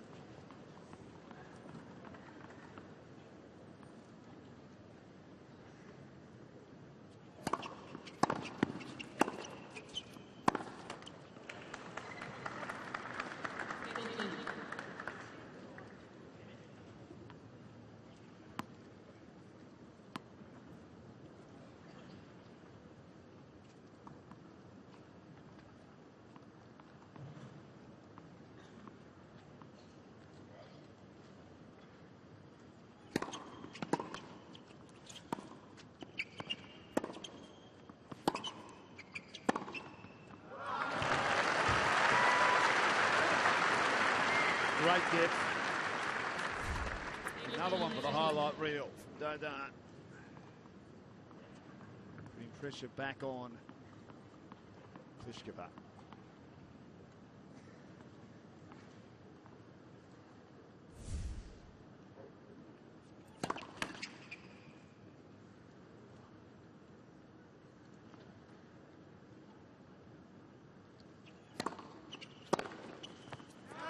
And again.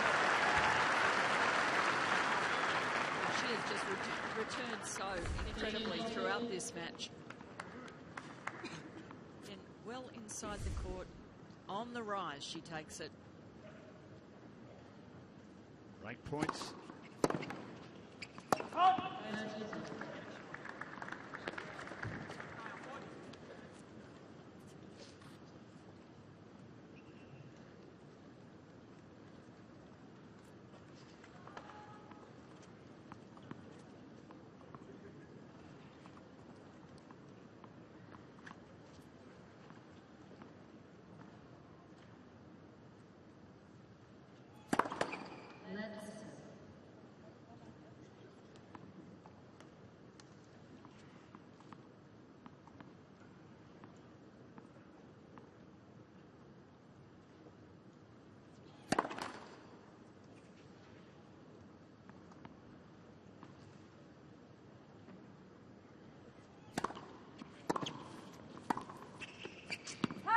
Got the break back.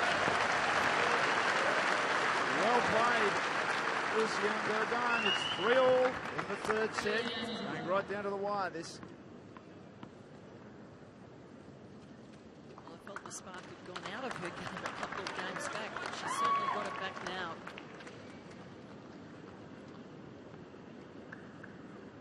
Cause for concern for Pliskova.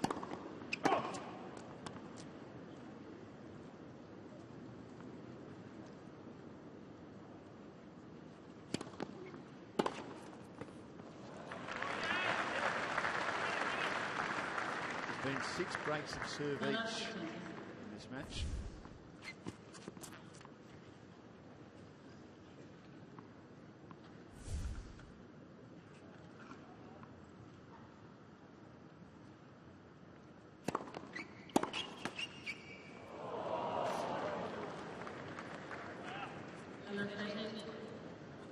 Pliskova has dispensed with putting the hand out and saying sorry about that. Because they don't mean it anyway, as they say, Karen. She's got the right idea. Insincere.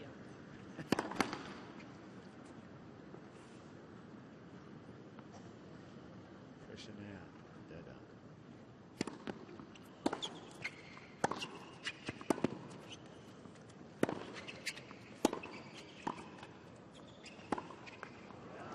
Didn't do enough of the backhand volley. Got punished. Certainly did look comfortable at the net there. Not a terribly natural volleyer. Just guiding that, and it sits up for Pliskova. Break points again for Pliskova.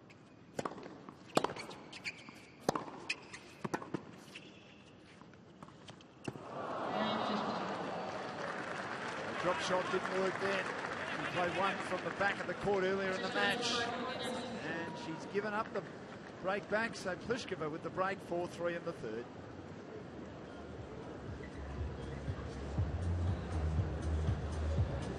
Ruining all her good work there. Absolutely, just a bit of a brain fade on that last one. Her execution, she had decided to play the drop shot. Just fell off her racket.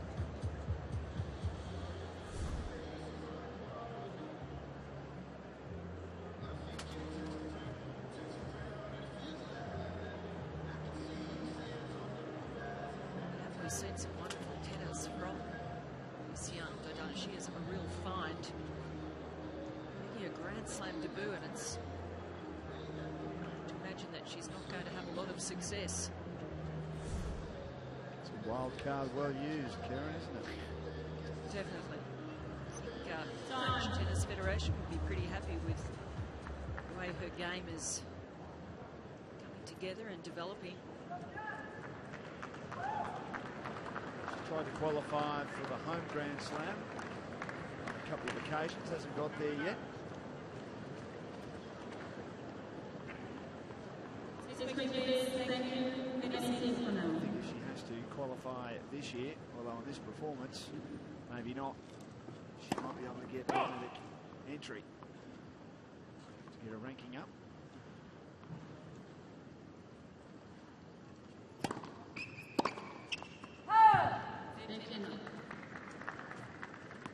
Provided, of course, she keeps playing tennis like this in other tournaments. Well, a good Grand Slam result is really useful, heavily weighted. The points. So the result here will already help her ranking.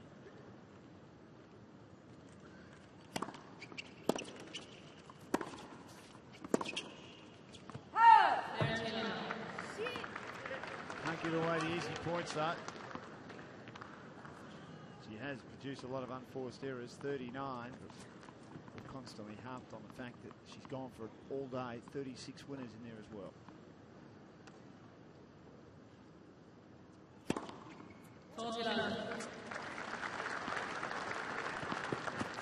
Hasn't served an ace for a while, Pliskova. 14 now. Handy time to ramp up the advantage.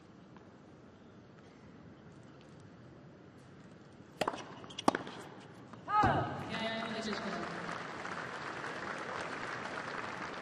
5-3 for Pliskova. Well, she's steadied very well in that game, and she's showing the experience that she has out there. And if you're looking at the stats of the match, she's done remarkably well. 34 winners, only 16 unforced errors, so nice ratio for her. Her serve has really worked well for her throughout.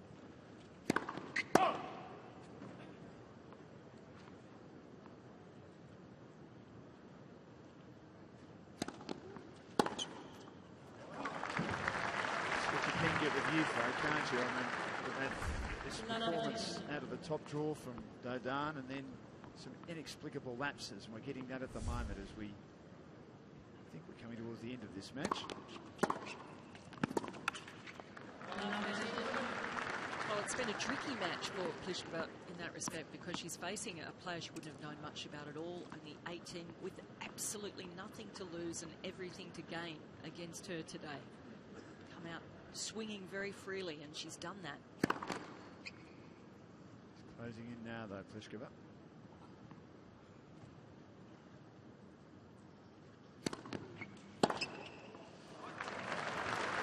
And that puts her on the threshold of victory.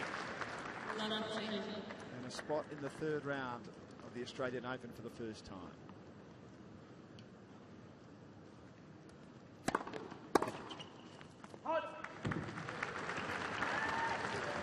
Just yet.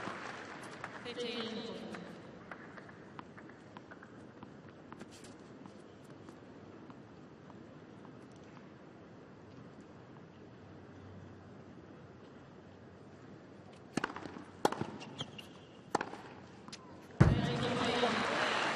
Still going for it. Uninhibited on match point down. Just try one of those serves down well inside the court, rips the forehand. No room for error from the line. And again with the big serve, she saved 3 of them. He's smiling. That was fearless. Don't write her off yet. And look at her father, very proud. On the right, the Roger Federer cap, a wry smile.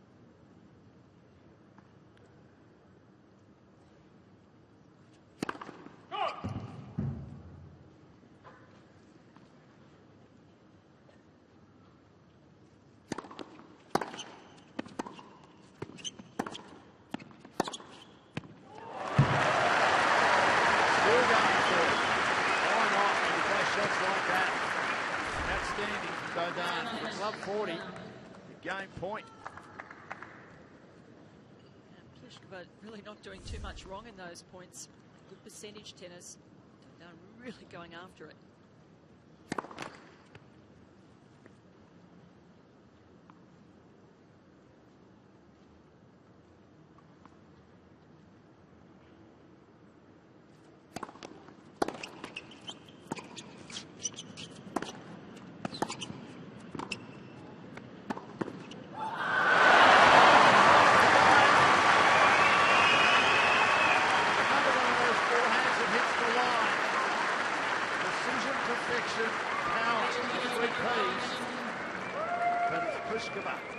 Serve of the match at 5-4 in the third.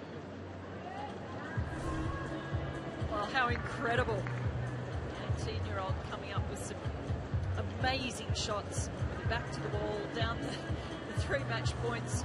I think everyone had written her off, but she had a bit more to say about it, didn't she? She does not want this match to end. She doesn't want her Australian Open experience to be over. She's still in this match.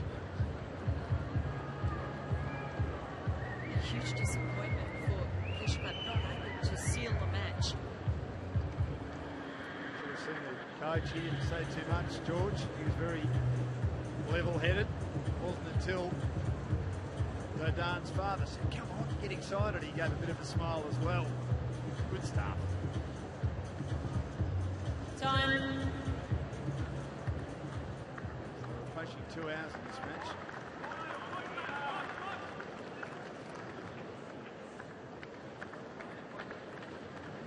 Not over yet.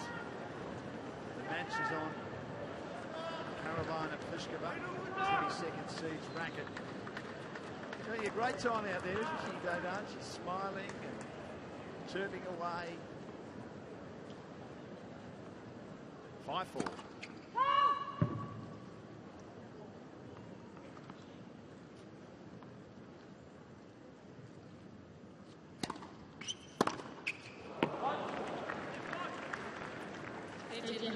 Went for it, just a little bit too much on that occasion. It's the only way she knows. All out aggression. Just a bit overeager.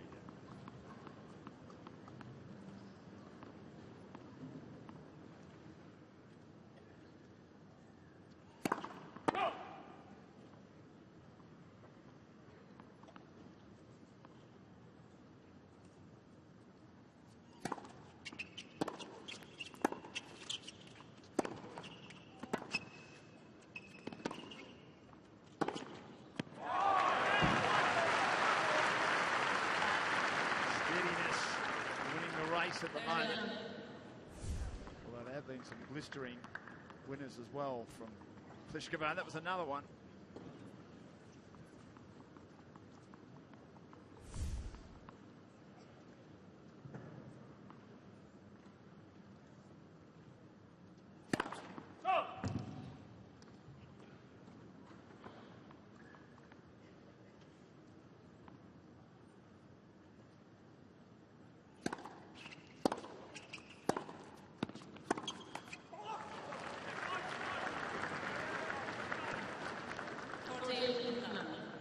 Points. She had 3, of course, in the previous game, and they were taken away by the tremendous play of Dodin. Can she do it again?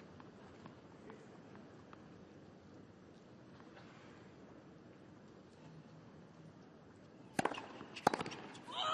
only needed one this time. High-standard match. Carolina Pliskova advances to the 3rd round of the Australian Open for the first time. I think we've found one in Dodin of France. He pushed her all the way. 7-5, 5-7, 6-4 in 2 hours exactly.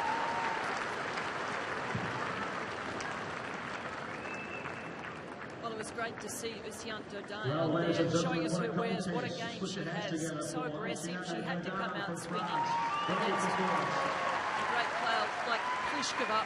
Is really a step up to the quality of play she's used to facing. She really took it to her. But all credit to Pliskova, because she was the one who stayed steady when it really counted, kept her cool. She played really well, Pliskova, didn't she, Karen? It's just she came up against a girl who could be a force, just showed that she's a great talent already. Well, she's a great talent. She's got game, and also she had nothing to lose out there. So it was a lot of free hitting from her. She's got a big weapon in the serve, and the forehand, she was cracking winners off that throughout the match, off both sides, really. It was just the aggression, the way she went about it. That was the game plan, to try and get the first strike in the points. But Ladies and gentlemen, Pliskova steadying things to come through. Carolina Pliskova heading over to the court announcer, Matt Hill. Congratulations, through to the third round of the Australian Open. But gee, that was tough work. It was a really tough match. She was playing amazing. She was killing almost everything. So I'm really happy that I won. How were the conditions? Because clearly your opponent was feeling it, especially early in that third set. Well, yeah, she was playing really well, really fast. She was serving really well. So it was tough for me. My serve wasn't that good today, but I'm happy that I made it. A winning junior here a few years ago now, but happy memories to be back at Melbourne Park. Well, I have great memories. Always happy to come back, and I hope I can do even better here. You reached the top 50 for the first time last year. What are you expecting for this year's Australian Open? Can you go all the way? Well, I'm not expecting anything. I'm just trying to play every match, and we will see how it goes. Congratulations. Through to the third round.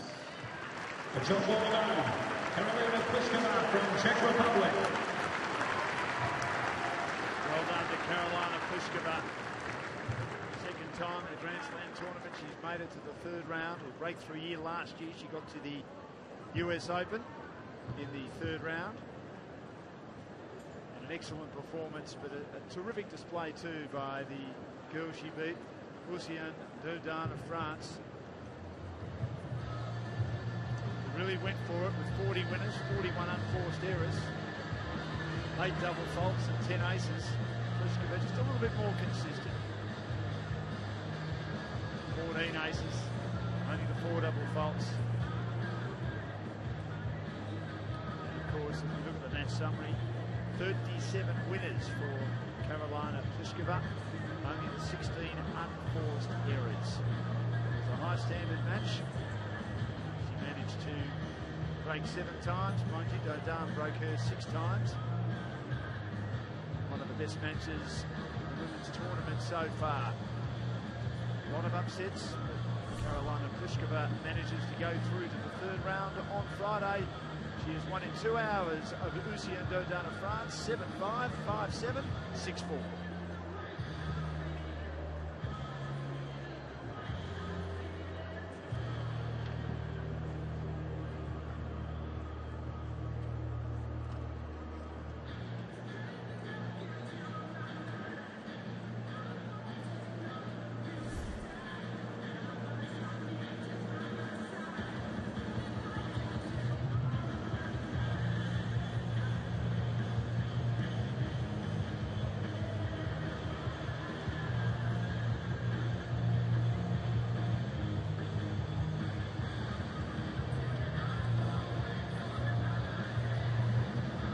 Next up on Hisense Arena, we have second round men's action for you. Lucas Lechko from Slovakia and Grigor Dimitrov from Bulgaria.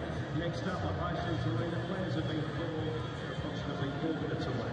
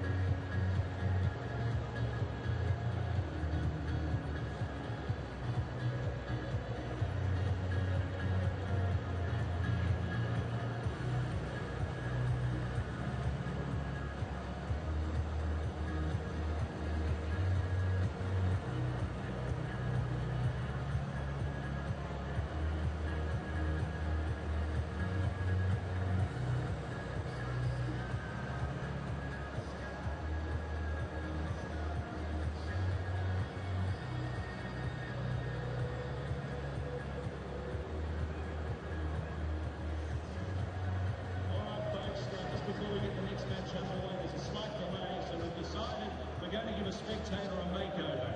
And when I say makeover, that's the Australian Open shot. You get the hat, you get the shirt, you get everything. I'm going to hit this tennis ball into the crowd, and whoever catches it gets to go to door 4. You've got to meet our representative at door 4, and you'll be made over and show you on the big screen later on. So who wants it? We've got 4 players beginning to choose from. Who's going to make the most noise?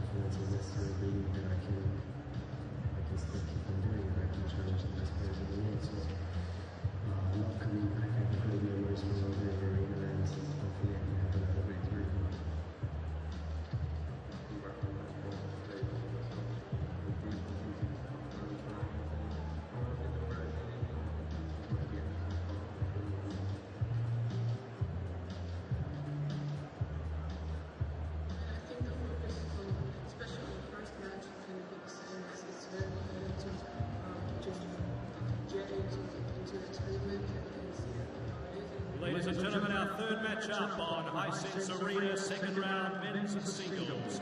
Can you please welcome from Slovakia, Lucas Lachko.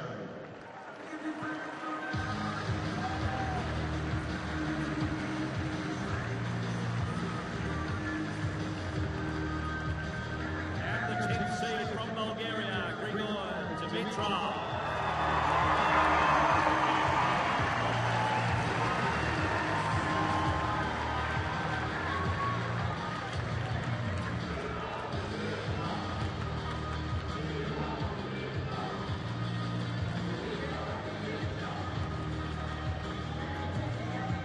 Dimitrov and Lucas Lachko in the second round here at the Australian Open in Hisense Arena at Melbourne Park.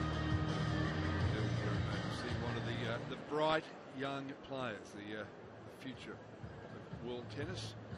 Had a breakthrough year in 2014. Jan Michael, it was a very big year for him, and he proved that he could win on all surfaces. Exactly.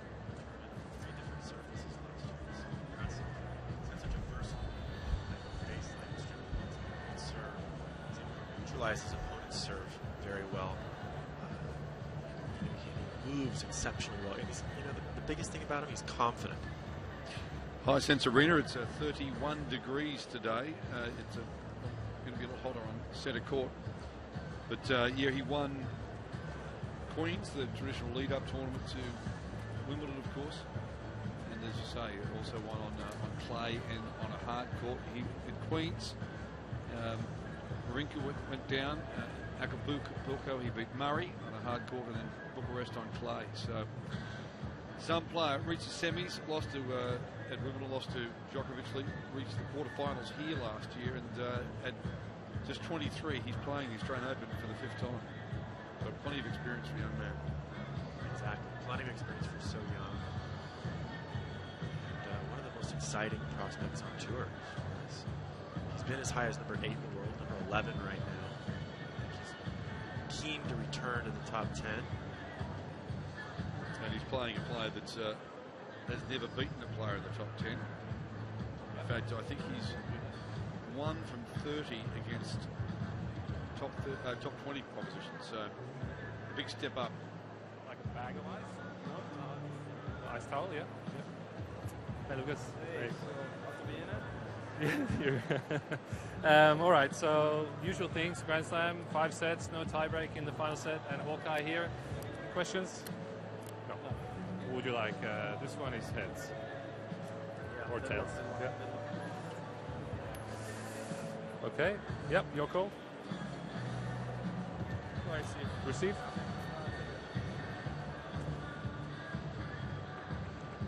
Probably no surprise in that decision. Choosing to receive, looking to get the pre-match jitters, a little bit of nerves out of the way early, hoping that his opponent's maybe not ready to play from the get-go. Second round, men's singles action. To the right of the chair, Lucas Lachko from Slovakia. A top junior, he reached number 3 in 2005 as a semi-finalist of the French Open Juniors. Lachko on screen, and the Australian Open Juniors. Had a pretty disappointing year in terms of the Grand Slams last year. He has been ranked as high as 44. He has been a regular success on the Slovakian Davis Cup squad. 5 times he stayed in the top 100 over the last 6 years. Four's a good effort. Top 50 in the world is some good tennis. Clearly, he lost some of his focus or confidence. 98 in the world, 9 in the world right now. He's one on the challenger level, including a victory last year in Tashkent. But quarterfinal Atlanta as far as he went on the ATP circuit. And see there, second round, way down in Auckland as well. This year failed to qualify for Auckland, so hasn't been in great form early on. First round though, a long 5-setter. Third round in 2012 here as well.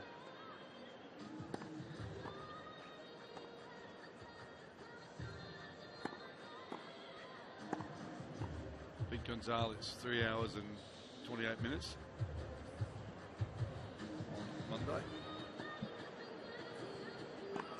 But a lot to like about this man. Just 23, currently ranked 11. He's been in the top 10, as you mentioned. Jan Michael as high as 8. Absolutely. Such a great year last year. 3 wins. Final in Stockholm, which is a very quick surface. Semifinals at Wimbledon. Saw him play some amazing tennis there. Knocked out the defending champion. Quarterfinal here last year. He knocked out Andy Murray on the way through at Wimbledon. Amazing match that he played. Flawless tennis. John Blom, the umpire, Australia.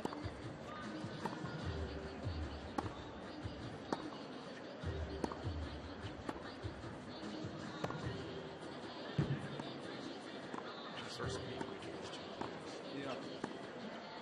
He spent, as we mentioned, a fair bit of time on the Challenger circuit. Ashko.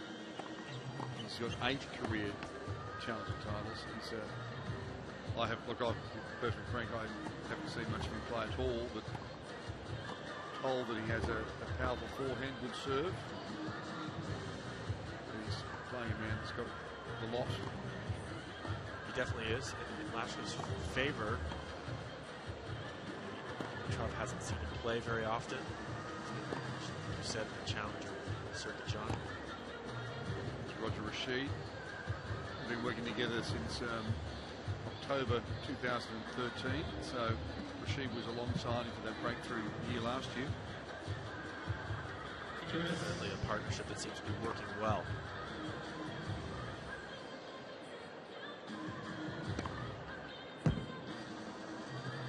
It's really interesting the coach-player relationships and how they develop, depending on what level the player's at, whether the player is approaching someone to coach them or the coach is shopping for a player. It's very true. Sometimes you see the seasoned coaches go quickly from one player to the next. Often a player needs to think more about their decisions. The relationship between a player and a coach is key. Just because somebody's a good coach or a good player doesn't mean it's going to work. The player needs to be able to listen,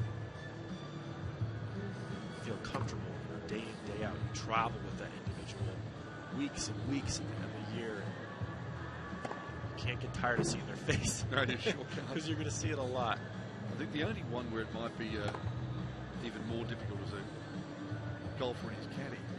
Because not only are you seeing them every day, you're seeing them alongside you in competition over and over and over again. The caddy's going to be clubbing you and looking for advice at times. They're not a coach, sure, but it's a relationship. It's difficult when you're out there. At least on court, you can ignore your coach.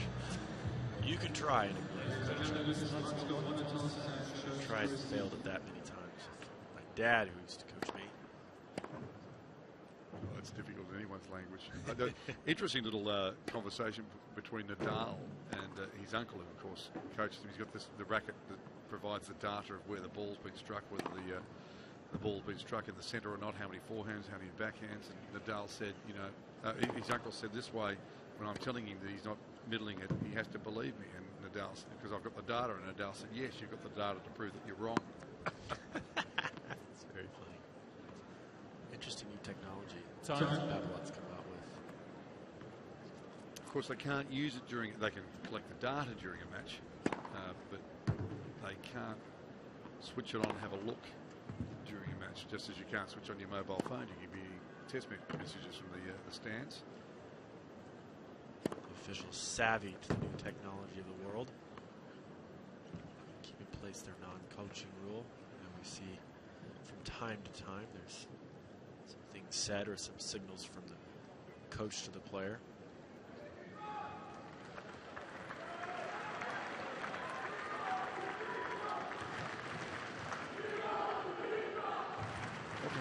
They'll have a little look before the decision to challenge too, which is I find odd given how close you are as a player where the ball's been. But and you're supposed to challenge promptly.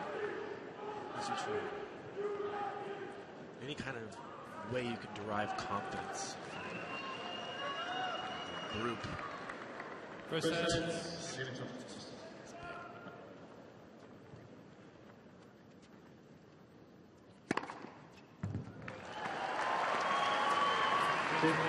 That start.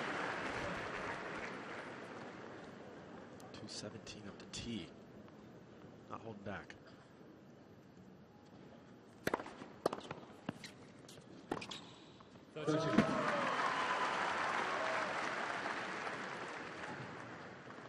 Dimitrov awfully quick moving forward on that forehand. Obviously looking to take control of this match early.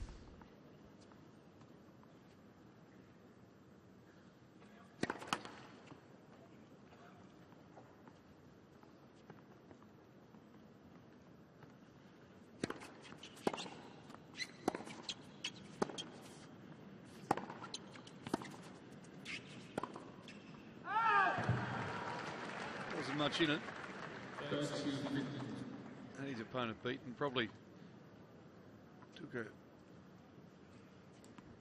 bigger look at that line that he needed to.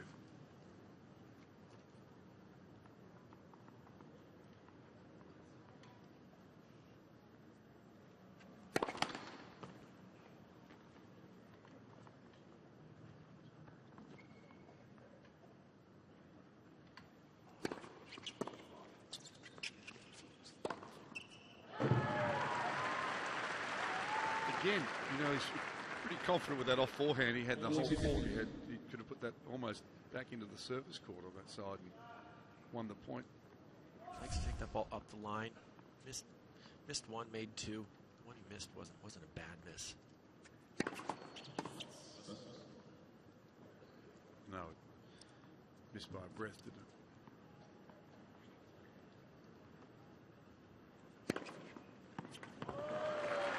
Starts and finishes the opening service game with an ace.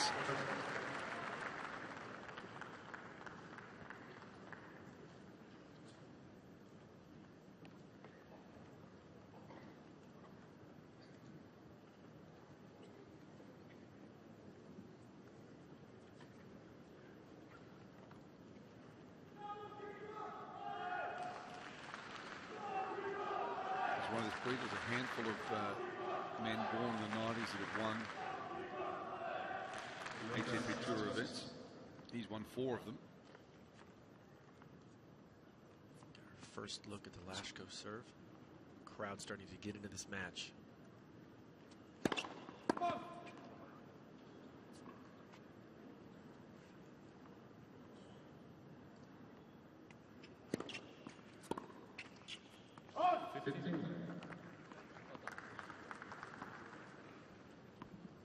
The crowd built steadily in the lead up to this match, and late in the previous game, people were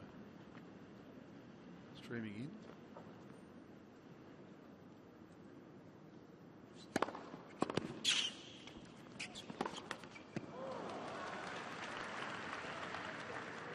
Bit of luck there for Dimitrov.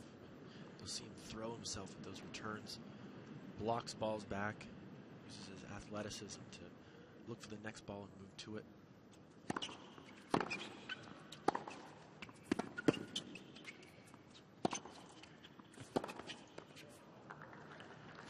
He's unlucky too.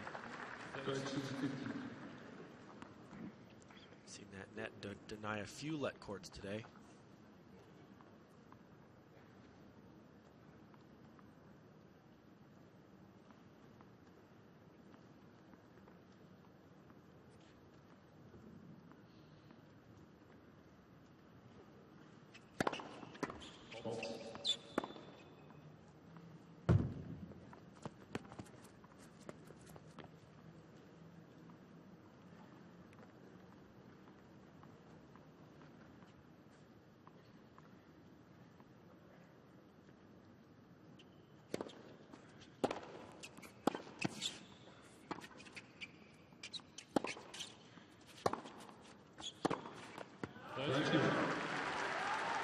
Waiting the forehand. And, Lashko, successful junior. He got as high as 3 in the world as a junior. 27 now. Time's ticking on his career. Been a bit of a journeyman. Lashko looks solid from the baseline, but he doesn't look like he has anything that can really hurt Dimitrov.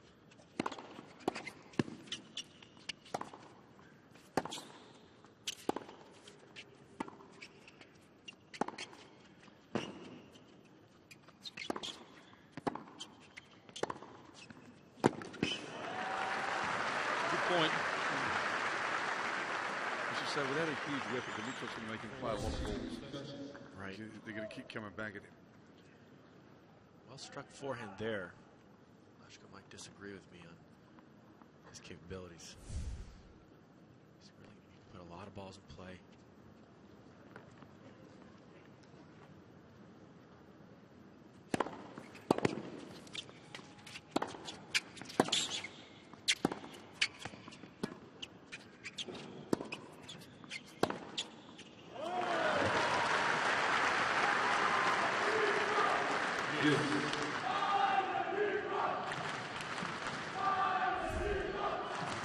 Fired up there. Huge forehand. Set up by an inadequate ball from Lashko.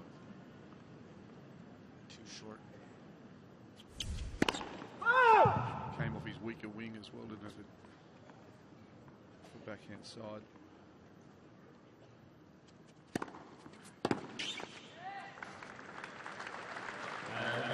Handy second serve. It's a great second serve, and it's a smart play, hitting that second serve out wide in the deuce court when you have a player like Dimitrov who likes to get around that forehand and execute. Can't allow him to do that time in, time out.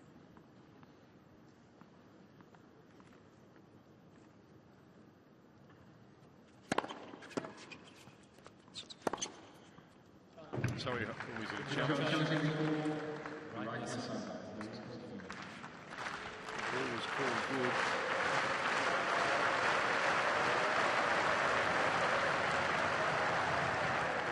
And Lizzie holds on his second ad.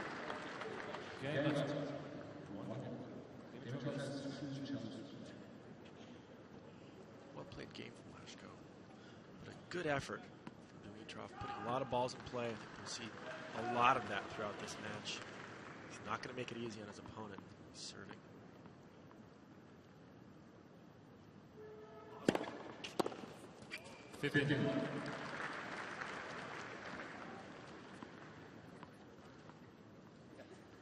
Kick on that serve, just a 187 Ks.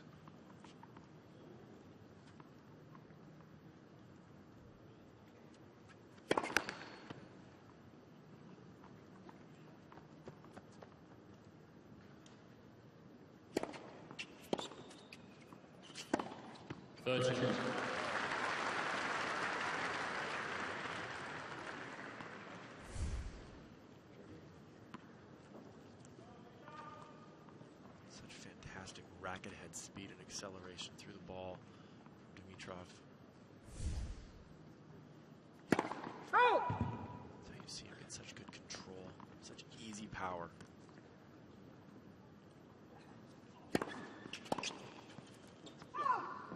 A couple easy points going to that backhand side too, hasn't he, the last two serves?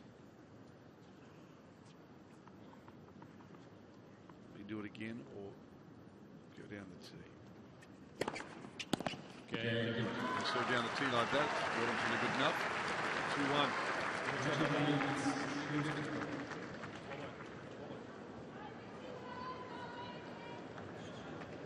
So a pretty comfortable start. So expects he's holding serve without too much of an issue. And Lashko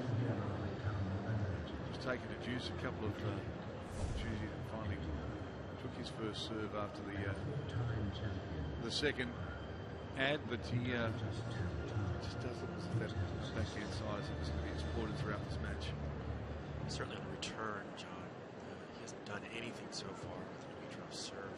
Lashko not getting the ball deep enough. So his first step to me looks a little bit sluggish. Of course, Dimitrov has a great serve. He's moving around very well. That being said, you got to figure out a way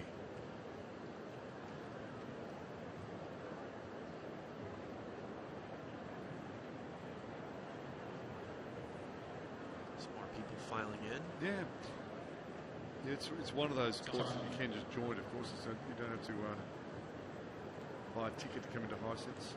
It's fantastic that the Australian Open offers such a great experience here for this wonderful stadium. There's fantastic tennis on this stadium throughout the event. With the grounds pass, it's great.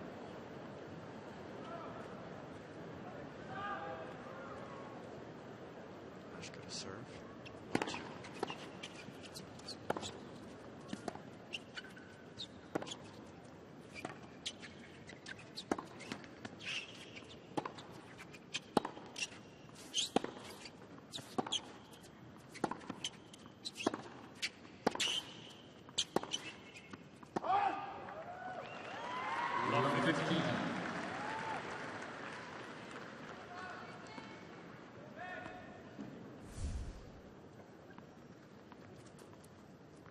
That forehand pretty heavy.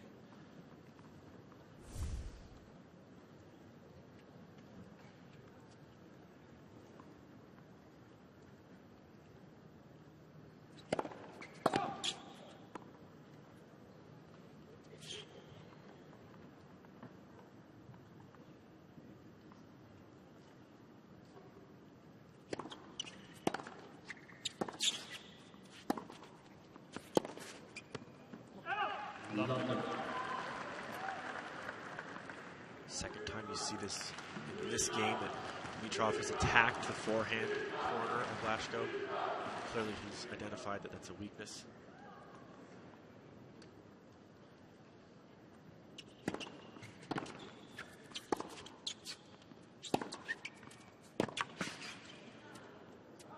Good time.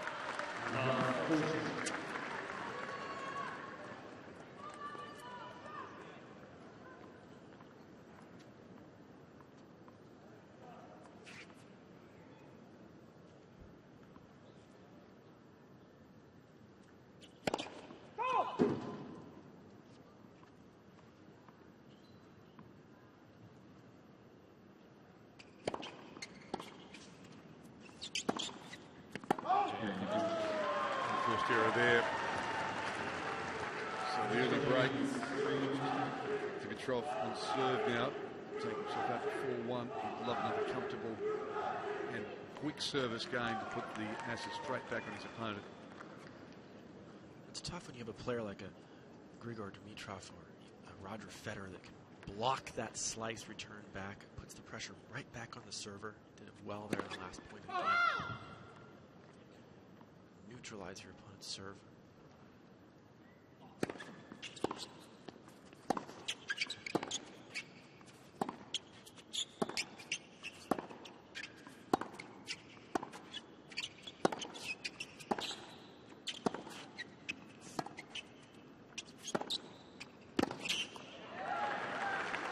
And on that occasion, it made his opponent, of course, have to force the pace off his own racket.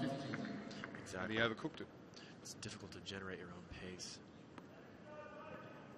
Players like using the pace that's coming at them. Well played there, though, from Lashko. He's proving he's got a good backhand, stepping in that, taking up the line.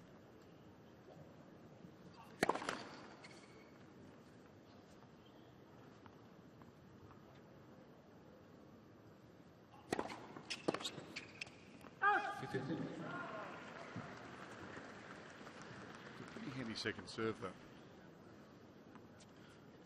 Kicks it up to the backhand. He moves that ball around well.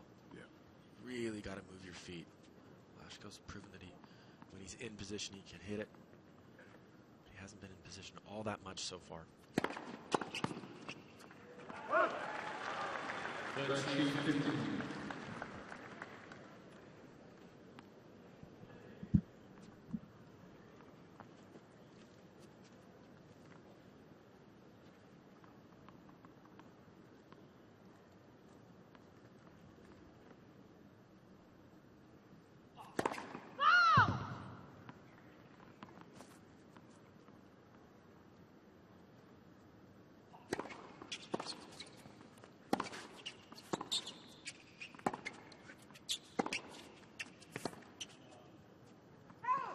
Lashko, he's just getting a look at the point of view second serves here. I know it's only early days, but he's serving at 50% at the start of this match, Dimitrov. So that percentage is going to go up, you would think. In fact, under, which is 46%. I agree, John. Dimitrov's service percentage is a little bit low. He does like to go for it.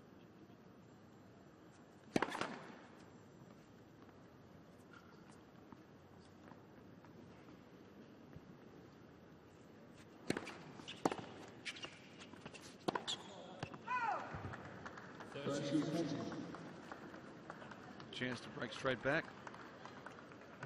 He's had a bit of help. A few errors creeping into Dimitrov's game. Crowd trying to rally him.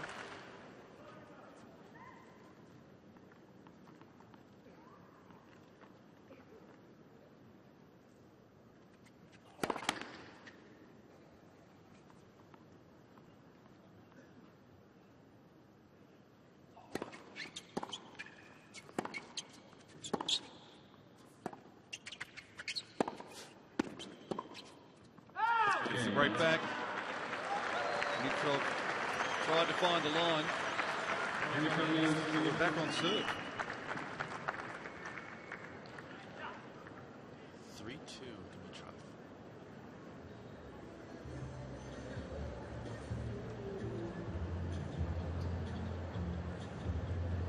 Early days, frustrating when you're just broken serving straight back. True, and you see him sort of mishit that last forehand. Dimitrov couldn't get the racket through. I was talking about his great racket acceleration earlier. Didn't get it through there. Choosing to go up the line. He wasn't really in position to hit that ball up the line well. It's only the second round. I expect the guys that are going to play the best tennis in this tournament still figuring out their game, still getting rid of nerves and getting settled. It's difficult in a slam. No matter who you are, how well you've done in the past. Both players with ice on their shoulders already. It has gotten hotter here in the first 2 days. Starting to be a factor, the heat here in Melbourne. So as you can see, back on serve. Dimitrov warmed up for the Australian Open with the semi-final run in Brisbane. Came up against Federer.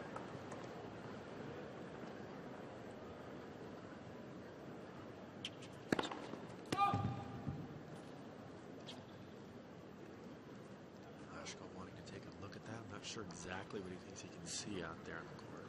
Maybe he leaves a mark. Maybe he thinks he's back at Roland Garros.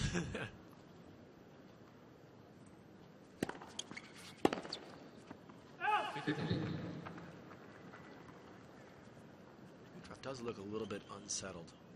Forced errors here and there.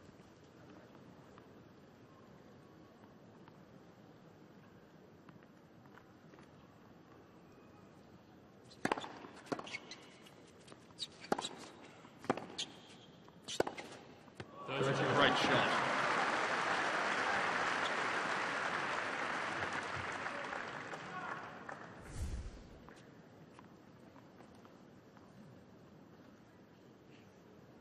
Highlight reel. Boy, Lashko got a lot on that one. His forehand cross court. Looks solid. He's not pushed too far out there into the forehand corner.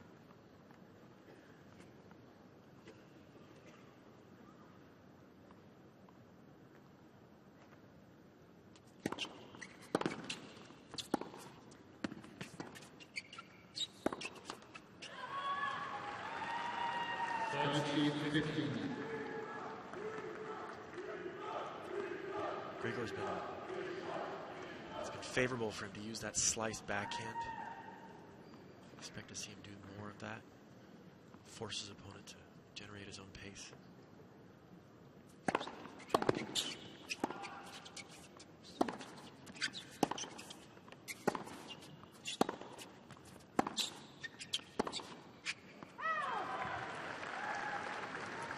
A couple of coach killers, though, those two unforced errors we've just seen.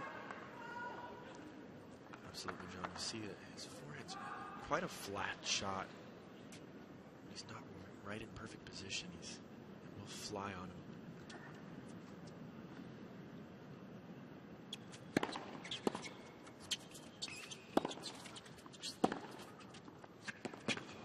It's a great observation, Michael, because the point you made about the deep into the corner trouble when he didn't. Fantastic cross-court forehand earlier from the centre of the court. The angle was such that he had to roll it quickly, had to get the ball down quickly. So he gave it a lot more topspin. Another break point for Dimitrov.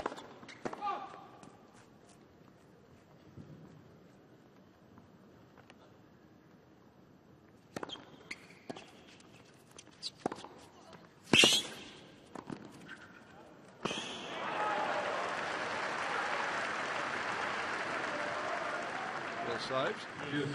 Smart play coming in the net there. Grigor's slice a little bit short that time. Lashko forcing the issue. You see Dimitrov, one of those players. He's a new age of players who can slide on hard courts. I couldn't even slide on clay. I don't know how he does it.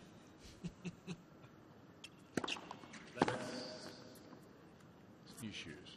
Yeah. That'll be my excuse. Just blame it on new technology.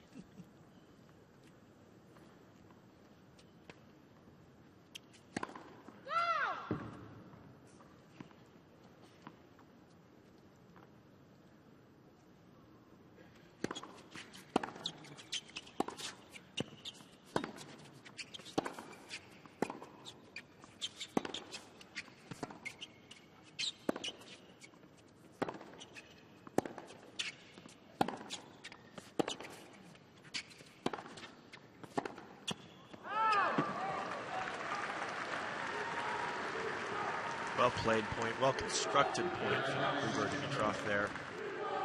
Again, you see that forehand in the corner, failing Lashko. Lashko maybe just lost a little patience in that point too, whether he had to go for that shot at that point in time. So they're going back across court at him. I agree, it was a bit of a bailout.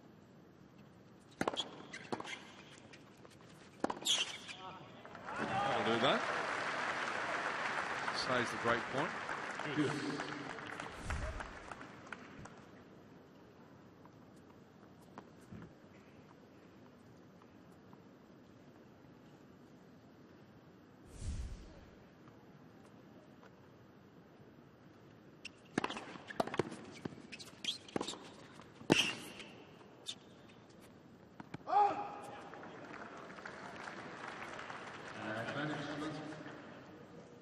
Fantastic athleticism from Dimitrov to stay in that point with the lunge towards the tee. Some good first strike tennis from Lashko. Good serve, good forehand on the last 2 points. He's going to need to do that the entire day.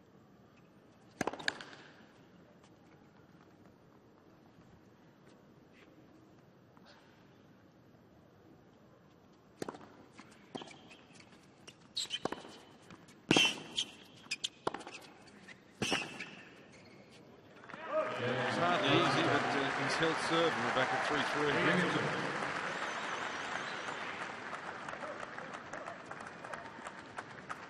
Lashko's showing that he can be successful if he gets around that forehand and hits it inside out.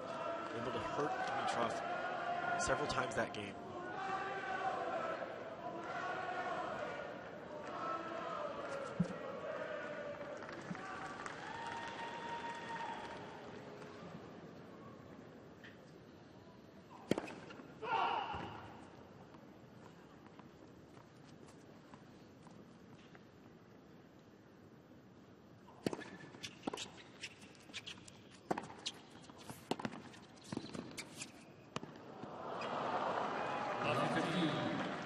Had him beaten, but didn't beat the net.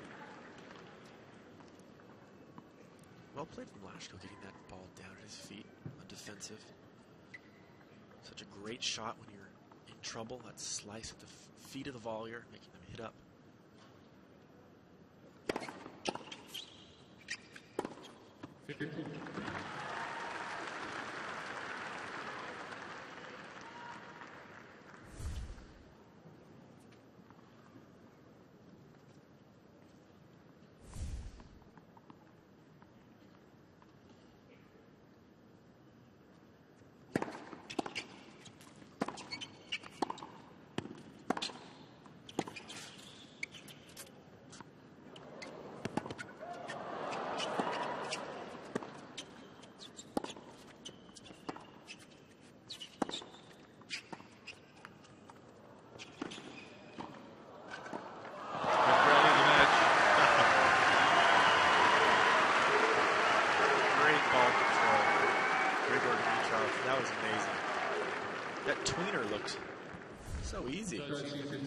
almost looked late, as if he just waited too long. Oh, yeah, I'll just get there eventually and knock it back.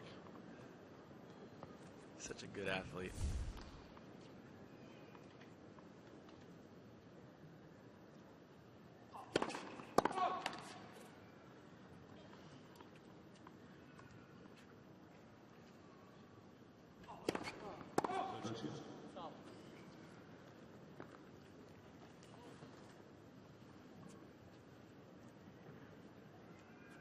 That's your more traditional tweener as opposed to the one that we've seen a couple of times already from a Kyrgios. First double fault.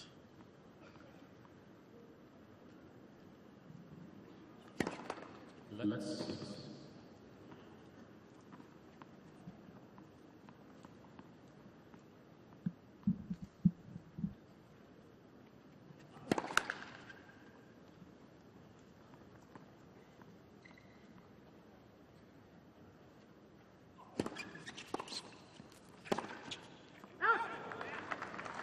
Decides to attack that second serve, put some pressure on him. He's missed the pass. Absolutely love that play. On a big point, 30 all, deuce. Either block that ball nice and deep or rip it up the line, put the pressure on the server. Good effort from Lashko, gets him another break point.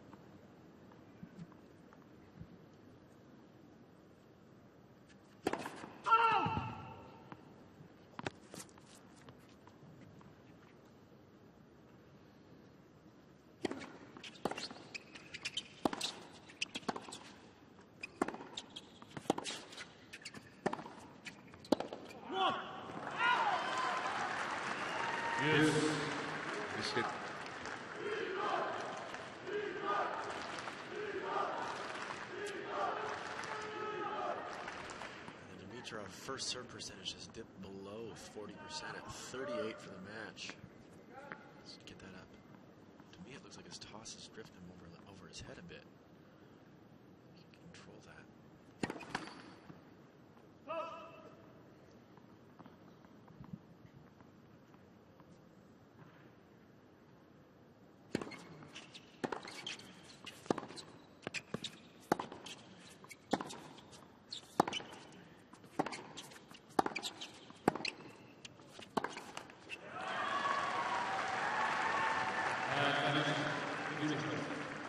When it was down to 40, we thought he'd lifted from there, but 38%. Hasn't lost the first serve when he's got it in, but he's only managed 8 of them. Lashko with some opportunities. His forehand failing him again.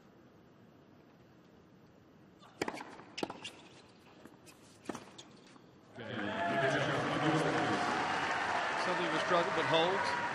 We're still on serve, 4-3.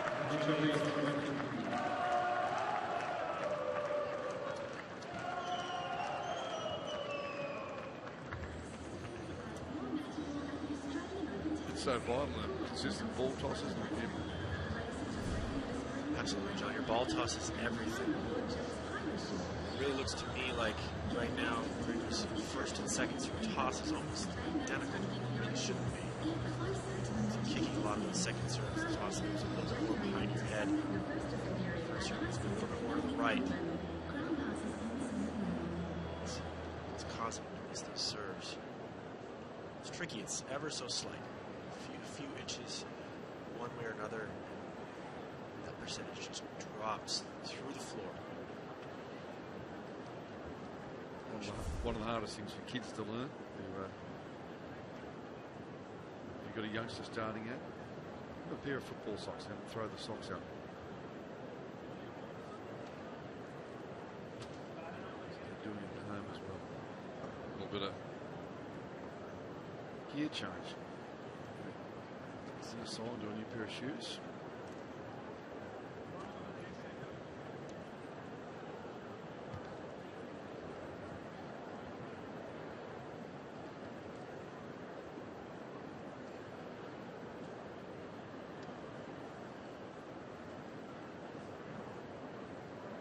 How many pairs would you take on court? Usually when you come to a slam, big tournaments, you take 2 pairs. You never know if a lace is going to break or something's going to happen with the shoes. Got to come prepared to the slams. Long matches, 3 out of 5 sets. Got to have 5 or 6 shirts in there for changes between sets, or sometimes even more depending on how humid it is. Beautiful view of the Hisense Arena. And if you're someone like Nastasi, you've got to bring 7 or 8 rackets for the 6 that you'll break along the line. What a character he was. So we're on serve. We haven't been that way all set. There's been a break each, but let's go serving at 3-4. Which balls?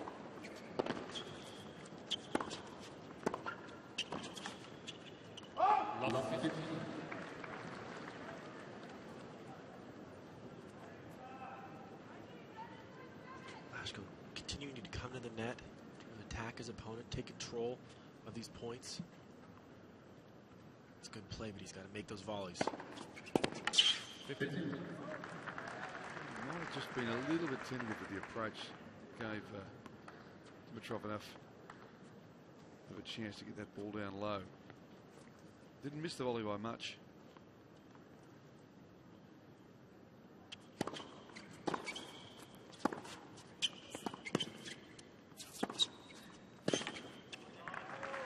Forehand. We see Lashko again getting around that forehand inside out. Having some success with that play today.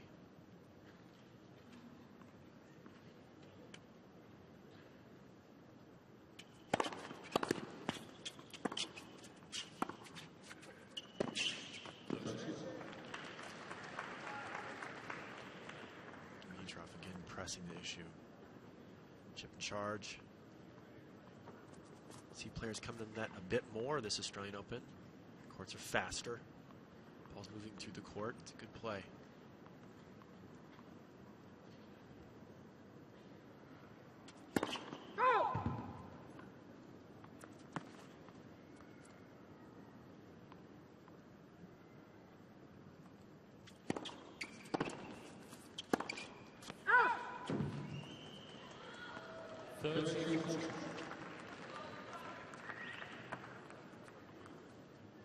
Lashko in a bit of trouble here, John. Yeah, he needs a solid first serve here. You can see this set slip his fingers in a matter of minutes. Missed another one. So 2 errant forehands, and it's 5-3. Dimitrov is serving for the set. There you see an example of Dimitrov continuing to slice that ball, block it back in the ad court. More successful that time because he got that ball a bit deeper than in previous games.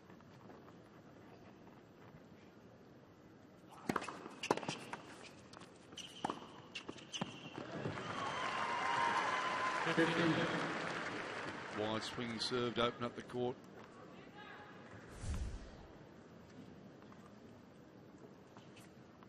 Dimitrov still at 100% of points won on first serves. Only at 9 or 10. 10 for the match again.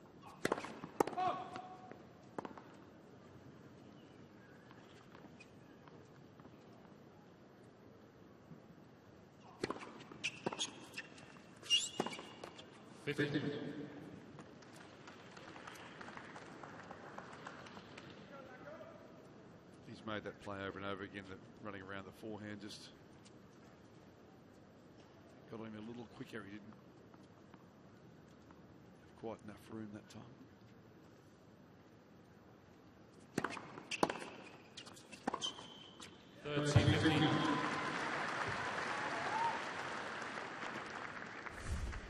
So fluid in his movement coming forward. Getting a nice setup on that ball. Just an ever so slight stop before moving forward.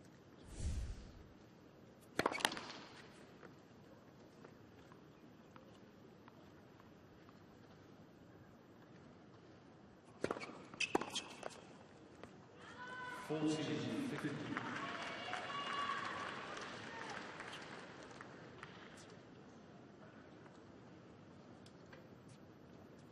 couple of set points.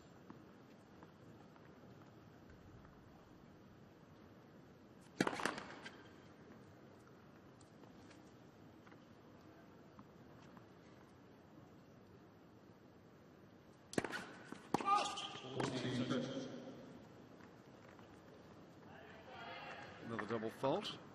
That's number 3 for the match. Our stats are telling us 2, but it was 2 earlier. I think it might be just a tad behind. Makes up for it there, though. So takes the first set. A lot more comfortable than it really was. 6-3.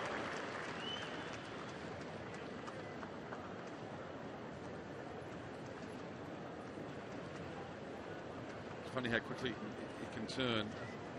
Lashko was right in that set, and then a poor service game. But that first serve percentage for Dimitrov, just 41%. And he's only winning 41% of his second serves. The double faults stat is 3. It's been updated.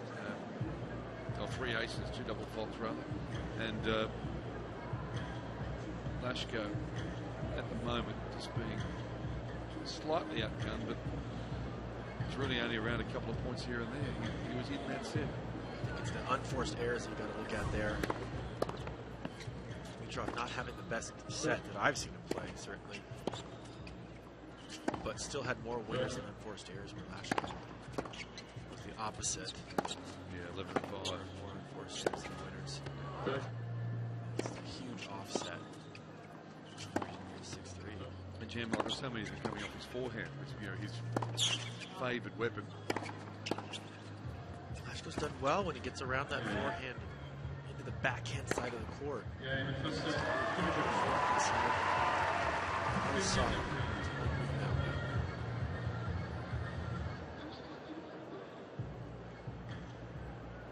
at that physique.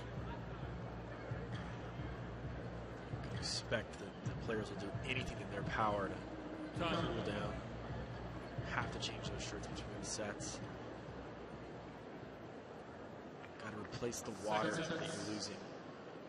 Any kind of, all the players out here have special solutions, different drinks that they prefer.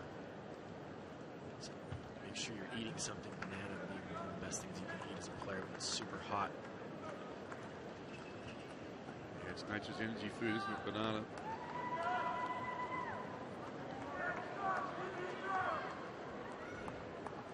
So Lashko to serve second set, having dropped the first set 3-6.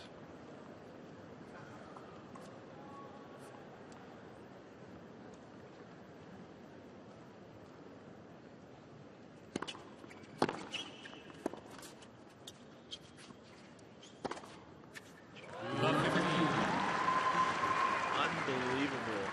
Dimitrov getting all the way from the forehand corner around this backhand. Watch the movement. Rips it. Good. The return was so deep, Lashko had to dig that backhand out, didn't he? A little half volley in the end.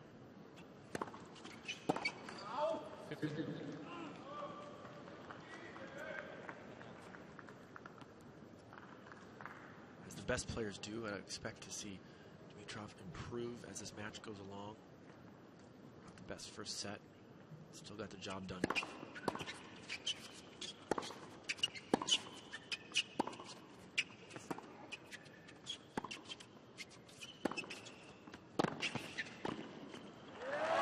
Lovely volley.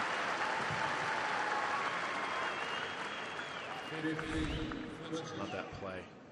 Slice, set it up. Getting around that forehand. Clean, easy volley. No big swing there. Just punching it into the open court.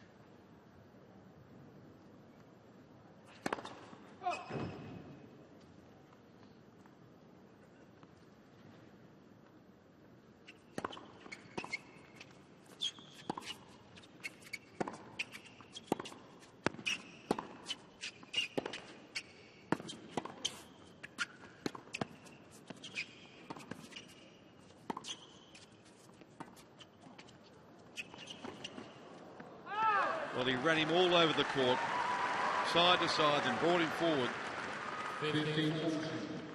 Beautiful point. Fantastic drop shot here. Using the front part of the court, moving your opponent side to side like that. They're still looking for a ball at the baseline. If you have it in your game, hitting the drop shot, Great play.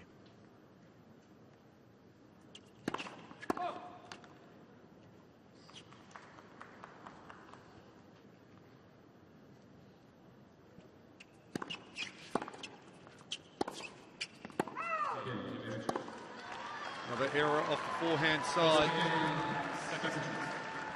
Early service break.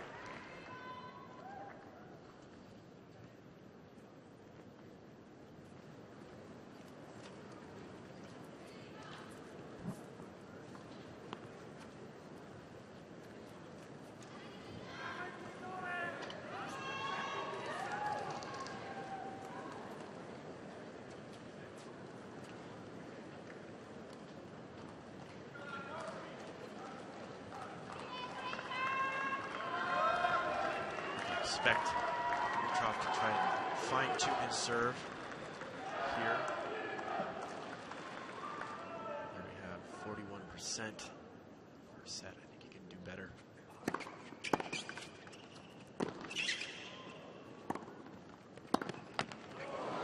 Well, he's finally lost one off the first serve, but he hit this return. What a good serve. He has opened up several of the games with an out-wide serve. Perhaps Lashko was looking for it that time.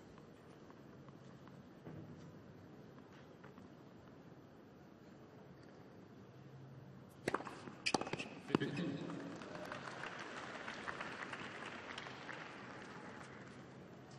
you have it, John. He's improved 100% so far in this set.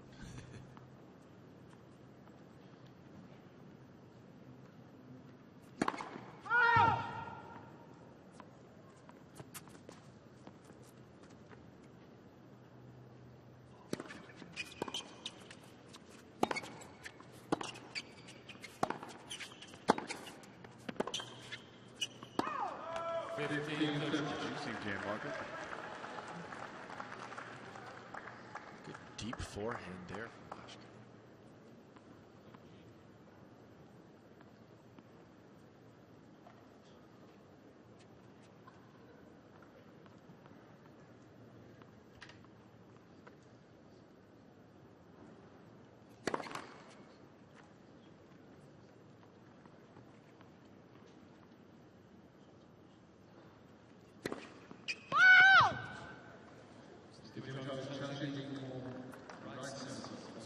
Challenge on our hands. Ball did look wide. What kind of challenge?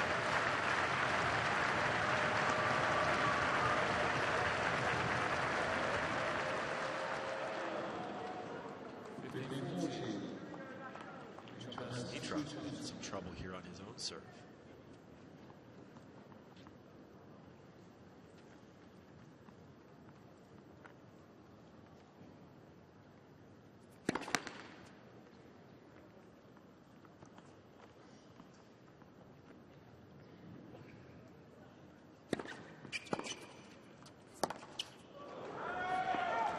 Well, look, happened in the first set as well. They swapped an early break. Wasn't in their first service games, but he's come straight back, Lashko.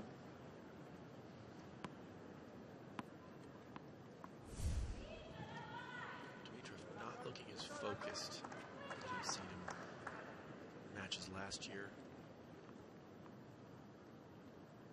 There's always room to improve.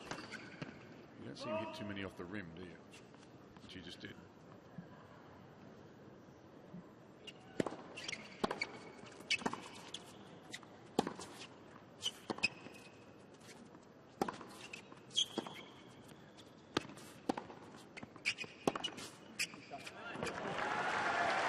Great forehand.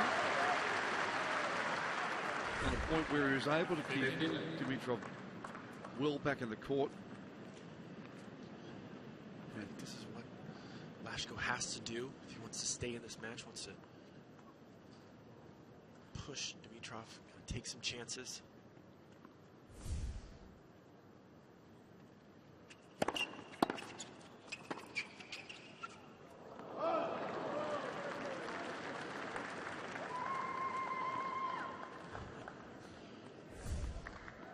Dimitrov wanted to hit that ball.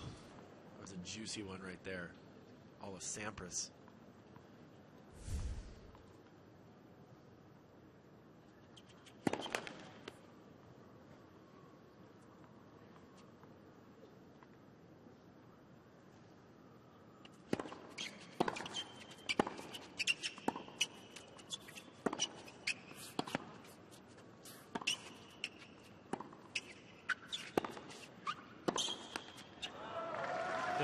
depth. Very good depth. Lashko moving forward well in that forehand. Again, taking it to Dimitrov. Can he keep it up?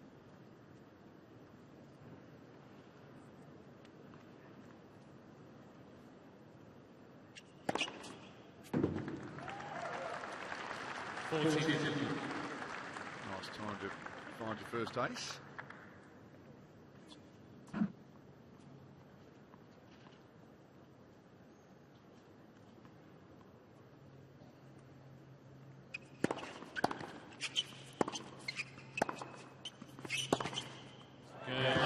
Lashed it down, hold serve, but he knows it.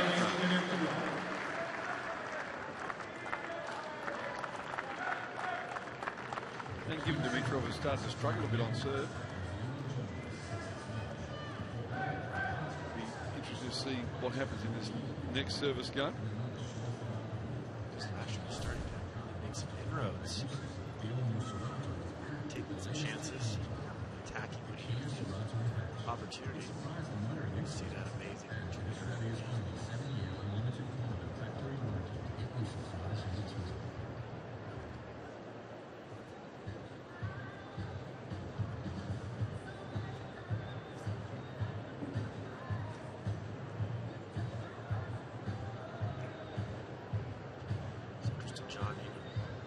Lashko hasn't had a whole lot of success on tour. Some good results here and there. Played well here a few years ago. And often you play well in places that you feel comfortable, places you played well in the past. And, right now, he's playing some quite solid tennis.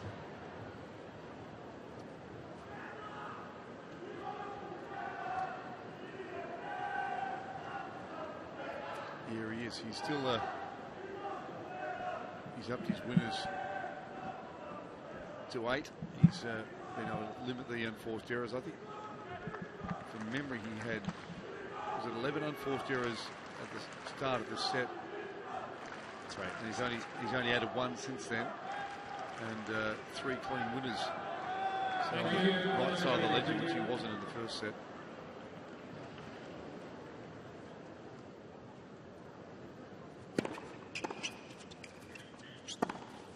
Again,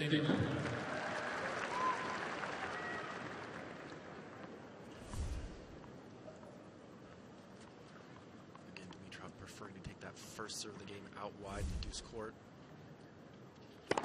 30. I also wondered too, you mentioned you felt Dimitrov maybe had lost a little focus, whether the last couple of games will see him just switch back on. Maybe the wake up that he needed.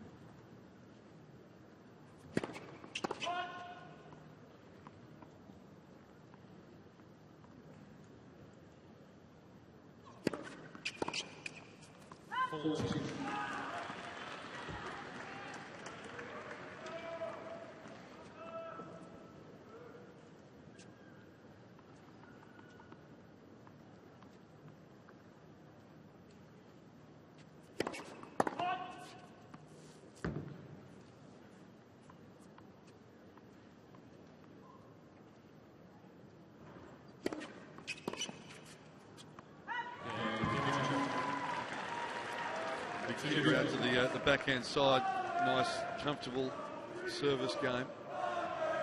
So the pressure better Overwhelming game from Lashko. Yeah. As well. 2 good serves from Dimitrov early, but it's to at least make your opponent play something.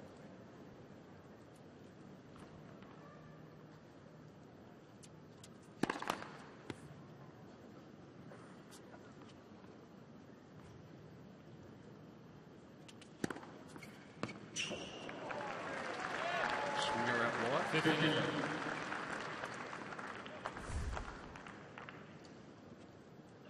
see Lashko again using that smart, intelligent serving. Out wide at the forehand. He knows his opponent's going to run around it. He's looking to.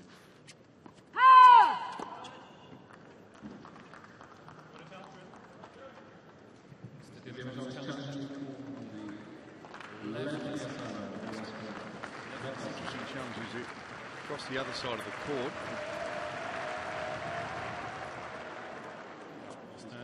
30 love. That's one challenge. He's down to just the one challenge, unless they end up in a tie break.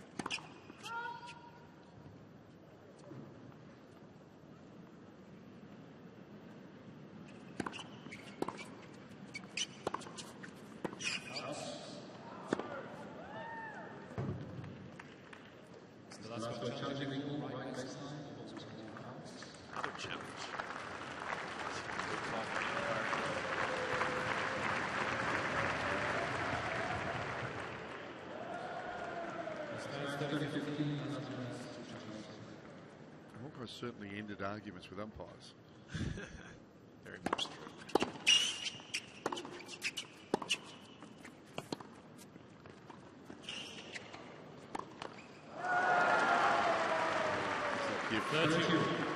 Very athletic play. Good effort from Dimitrov getting that ball over the net, but definitely this ball was not the challenge from last year. Looked like he took his eye off the ball and watched his opponent instead of focusing on that ball. So important in tennis. Easy to do that.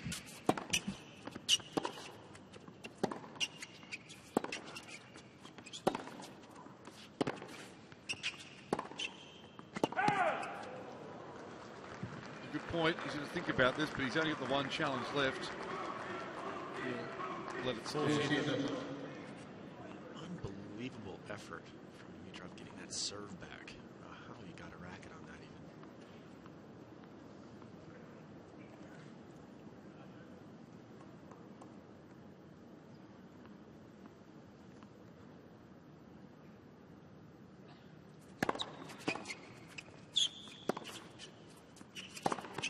Cheers. That ball's looking for a hospital. Quick to pounce on his prey that's there. And huge racket acceleration. Great footwork putting him in position there. Well played.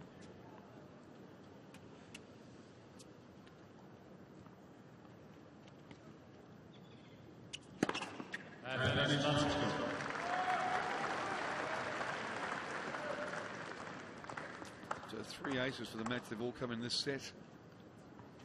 Great equalizer, John. Good time for that again.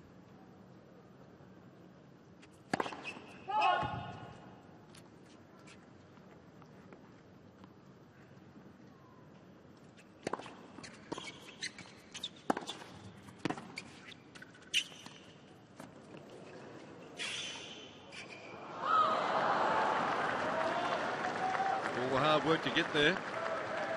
He's frustrated. Glasgow holds 3-2.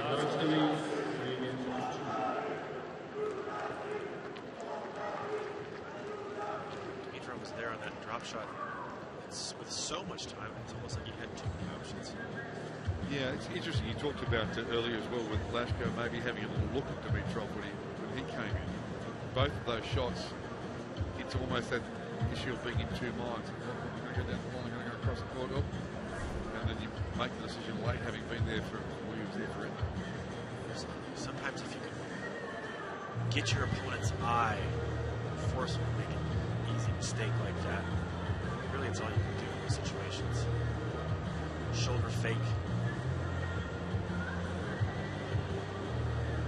Oops.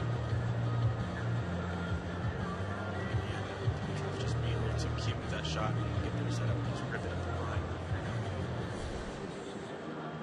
No, it's set up high. See what we can do. Come over it either way, but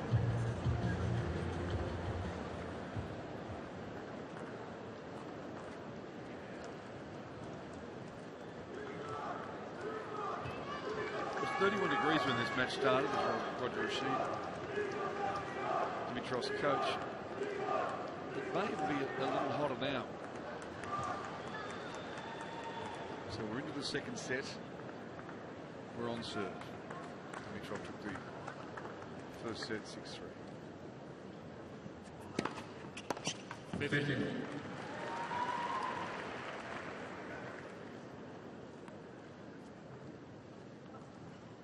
Again,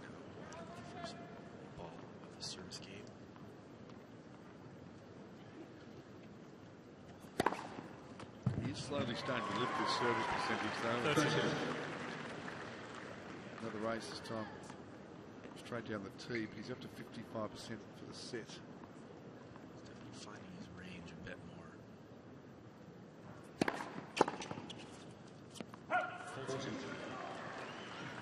Down in the 30s at one stage in the first set.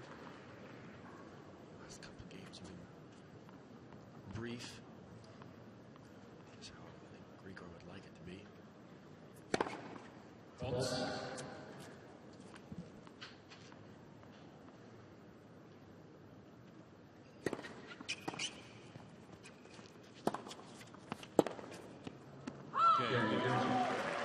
So holds the love from Lashko.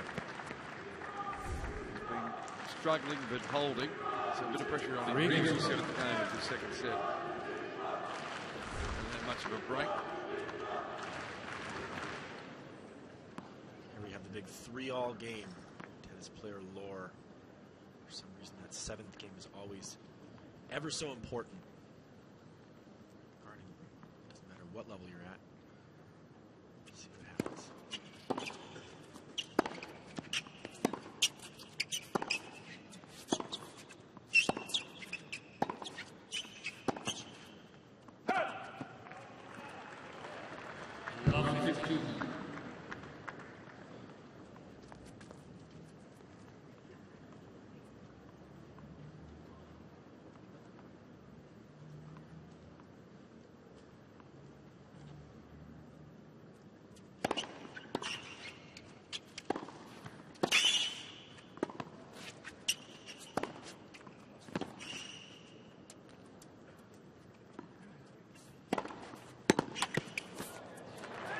Marvellous example of what you've been talking about all match. Just the deep back, the push back with the backhand kept him in the point from the serve, and then was able to dominate after that. Absolutely, John. Dimitrov definitely asserting himself early in this game of 30. Moving well.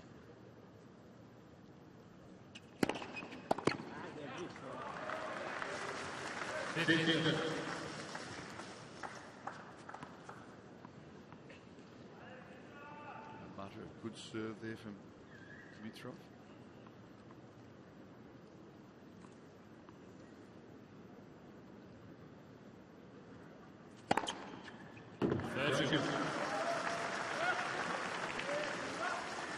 Four base of the set. Great reply from Lucas Lashko. Two big serves.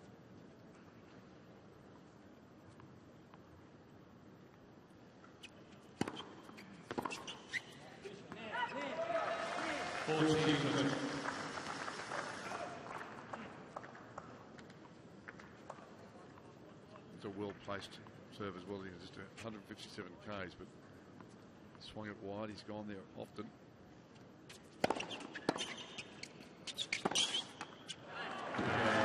Well held. He was down low 30.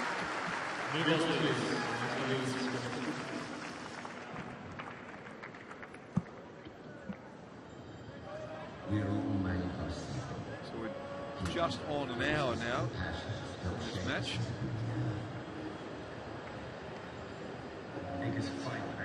Flashing the scores around, and the crowd's looking up to see that Federer is down a break early on in this match.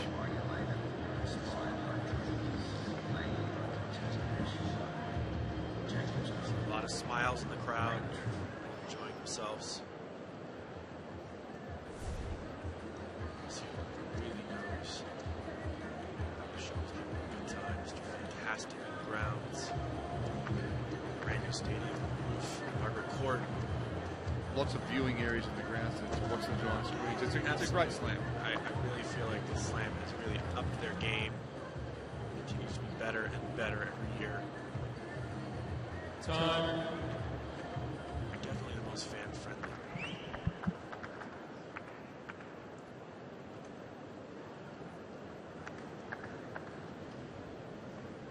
So Dimitrov has had a couple of easier service games, quite quick, and he has lifted that first serve percentage we mentioned in this second set, and he's, in terms of winning on his first serve, he's 86% for the set, but 95 for the match. So he'd like to get 4 more in here and let's pressure back on Lashko. Starts with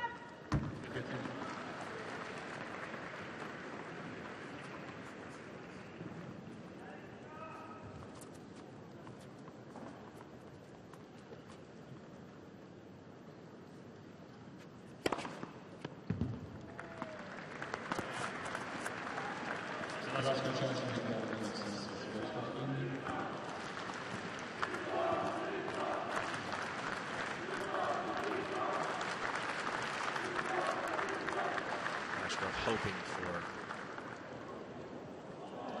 Got it. He did.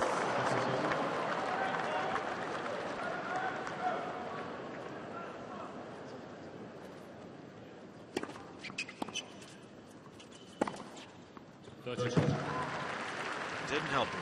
No, didn't do much with the second serve. Cramped him a bit. It was a good second serve, but way too short with the return.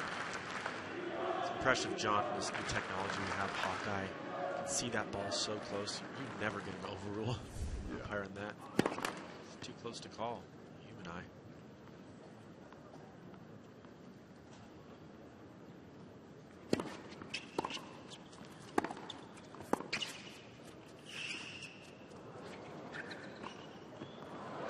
Well, again, he was short with the return, but Dimitrov didn't do enough. So casual with this half volley. It almost looked like he could have stopped and set up and hit that ball. Trying to flourish. It didn't work out this time.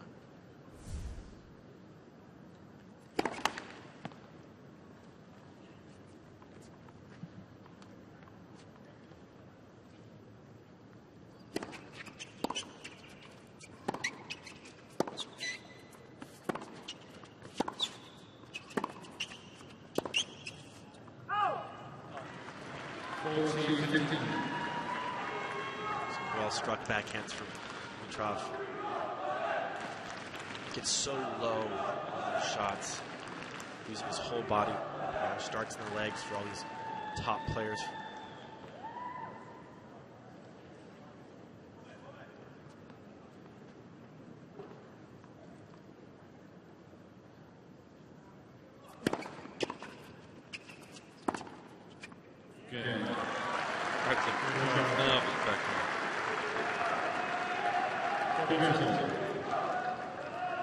Definitely a thing of beauty, John.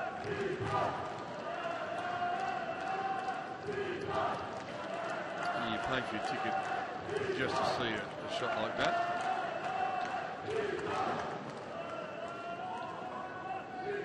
Quick racket change for Grigor.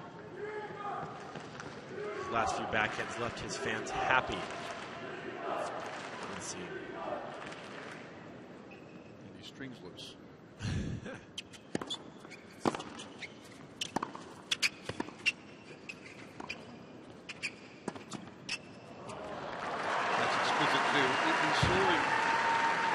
Closing in and moving across when the cross court looked like it may have been on, and so just a lovely little topspin lob. Grigor showing his versatility. Great shot. This answer. As well as guys too, the lob. Lashko unimpressed. Big ace out wide.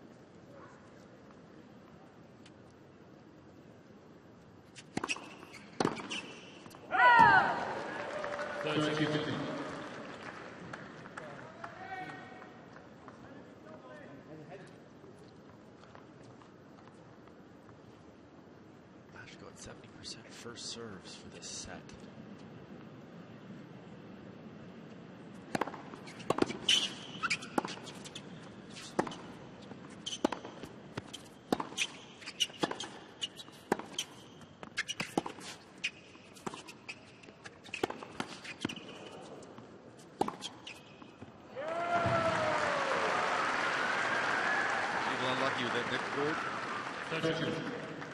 Bit unlucky, but I believe that slice right there, really difficult ball, to generate pace on, and that flatter forehand that Lashko hits hurt him in the end at that point.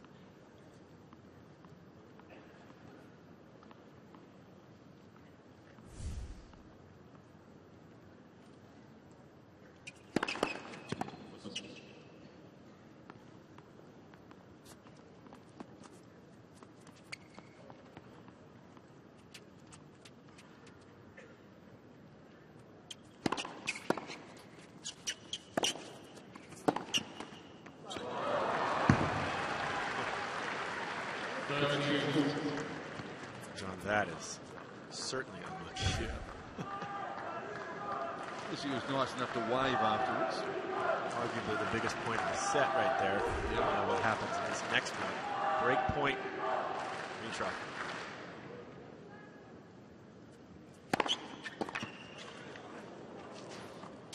Good answer. In Australia would say, cop that. Almost unplayable. It was a marvellous effort to get it back at all and force the extra shot. Well held on that forehand approach. Sort of bunting it in there. A great serve out wide in the ad.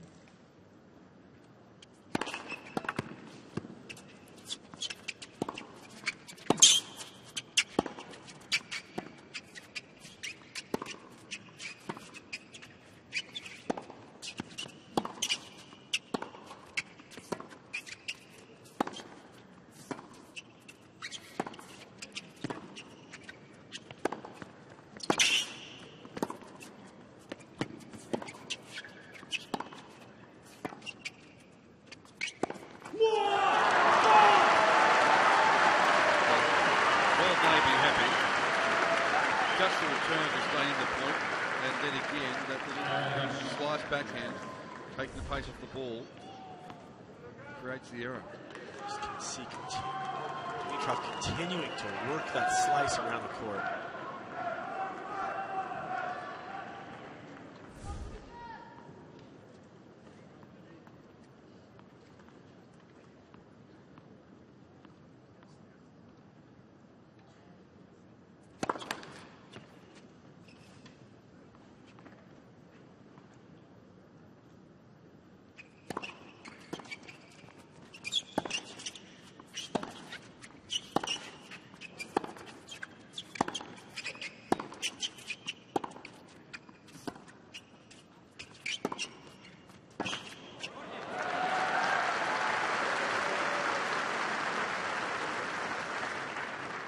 Nerves of steel. Lashko on that forehand. Or that ball just brushing the line. I like the fight. Big play on break point, wasn't it? I like the fight. It's good.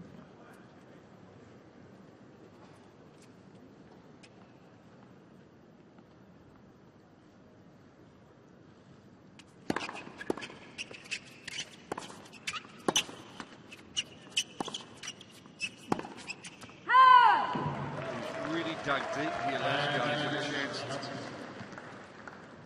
to hold serve.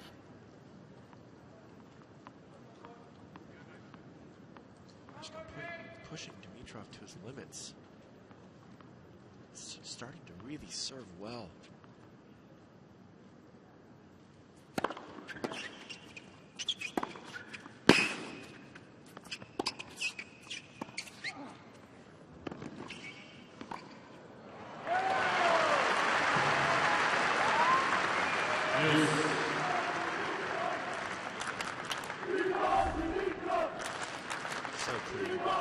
Drop shot is such a good play. Rigor just in place, perfect place, anticipating where that ball is going to go, ready to make the volley. Not doing anything special, blocking at the line.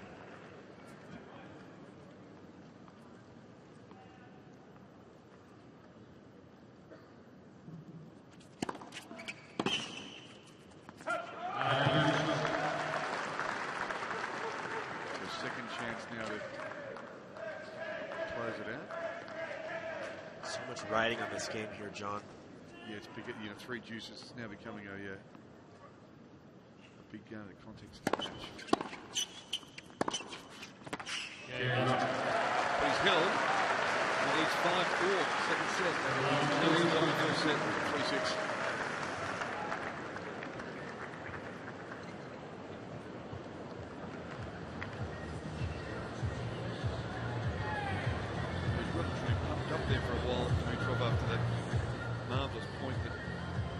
taking the break point opportunity, but he was able to get his way out of it. You mentioned you like the fight. He's hanging tough.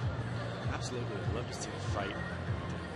Lashko's raised his game. He's definitely attacking when he gets the opportunities.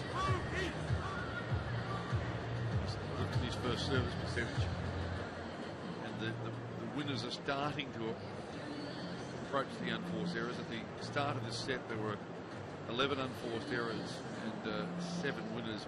Actually, it was 6 winners, so he's doing a much better job here. He's playing a solid set.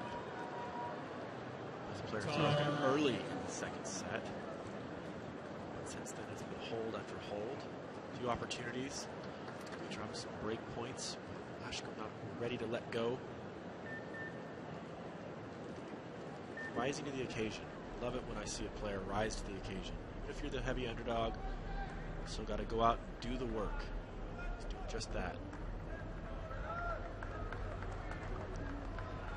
Dimitrov, however, in the last few games, John, hasn't been pushed on his serve at all. No, he's been holding to love in the 15 last 3 service games. Let's see if Lashko can change that.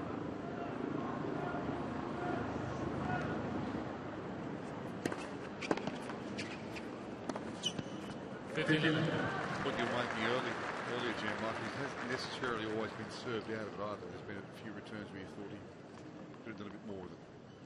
Absolutely. He's had his opportunities. Didn't have one there.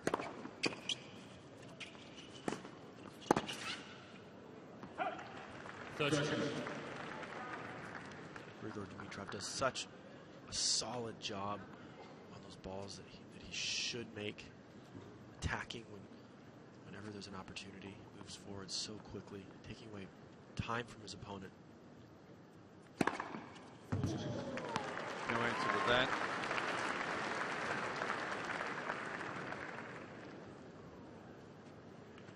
.221 up the tee there. That'll be his fastest serve of the match.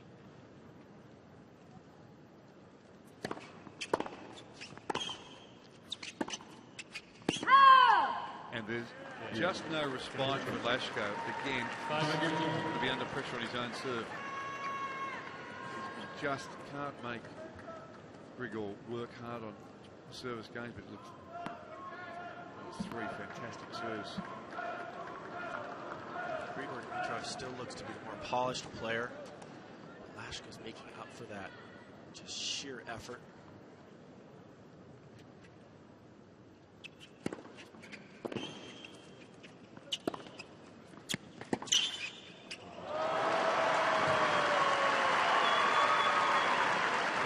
Start seeing shots like that eventually, John, don't you think? Yeah, that's absolutely exquisite.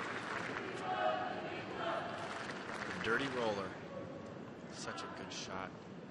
Perfect pass.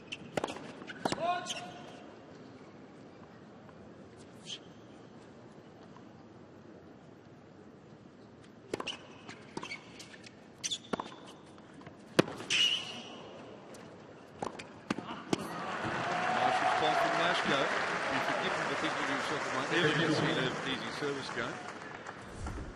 See how difficult it is. Watch this backhand up the line. He gets way low on that. Executing this difficult slice.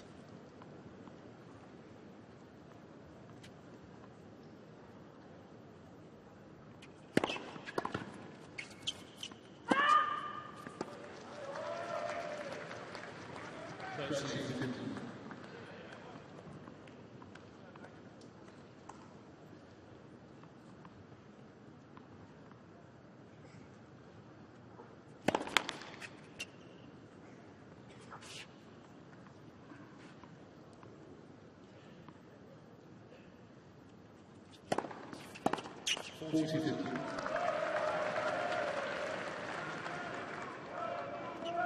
love to find one great serve here. Dimitrov unhappy with missing that return, but Lashko was hitting the spots. It's a good second serve up the tee there, ad court. Most comfortable service game of the set, and he leads 6-5.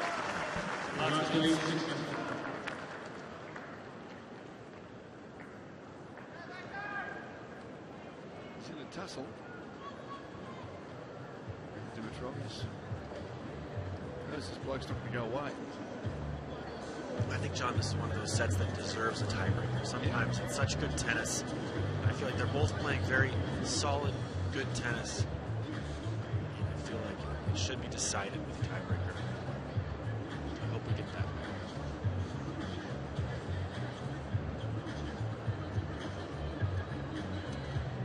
Lucas Lashko. He'd like to come up here and argue with you about that. I'd love to get a break here. Dimitrov has improved his service percentage to 59%. Still only lost 1 point on his serve this entire match on his first serve. I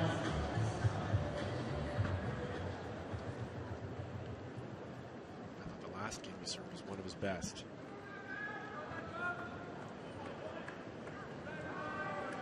That's an amazing stat. You know.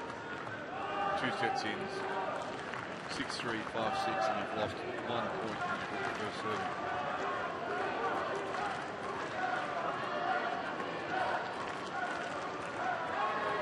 I feel like Rader was starting to feel it a little bit. And he did have his biggest serving match that last game. You had it cranked up to 221 in that last game. You don't need to crank it up that high if you're going to just stick it straight down the tee like that. It's one of the first times he's gone tee beginning of the game.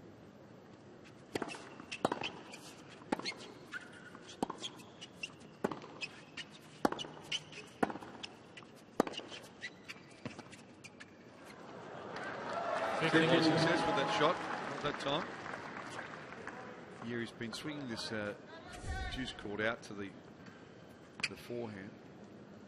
See what he'll do here. His positioning wasn't really there to hit that drop shot that time, Dimitrov.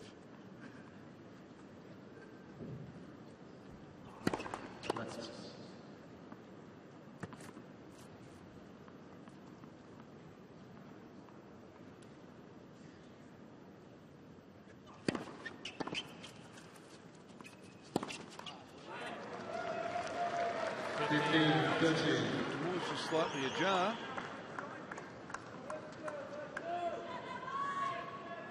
Dimitrov's stellar footwork faltered a little bit there. Reaching for that ball, wasn't in position.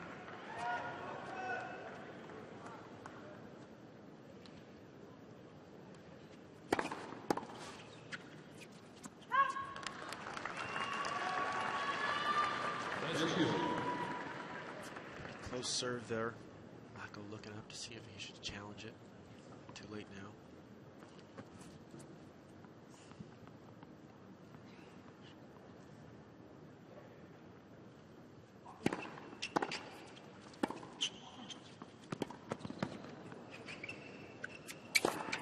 Found a couple of big serves when he needed them. He's down 15-30. Doesn't have a point to take us into a tiebreak. Such a good backhand here. He just sort of lofts that ball up. Gets such good depth on it. Dimitrov on that second ball. Well executed overhead to finish.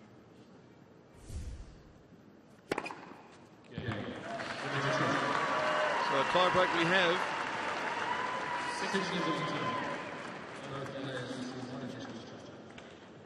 And you've probably heard the announcement from the chair. They do get an extra challenge for the tiebreak.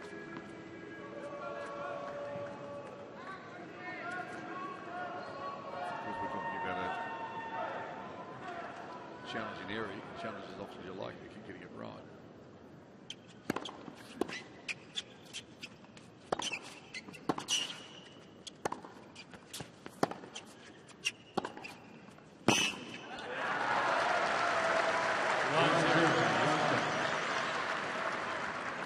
Holding his ground. Well played point. I expect that Greer will do everything in his power to get the balls back, especially this tiebreaker. Precious mini break. Sometimes all that it takes to win one.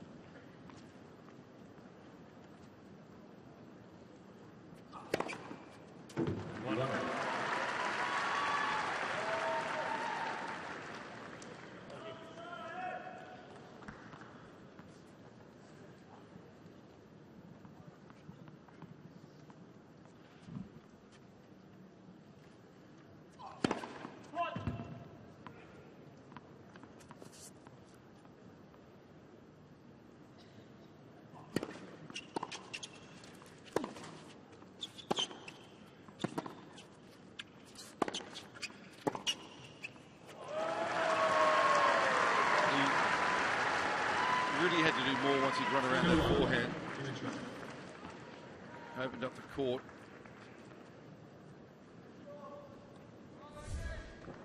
So we're still on serve.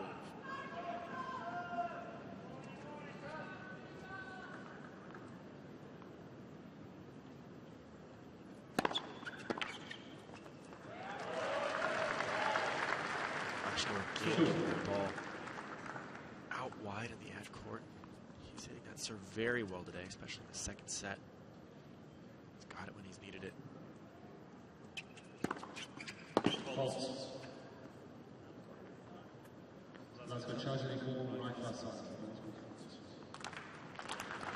Oh, look close up here. Yeah, sure did.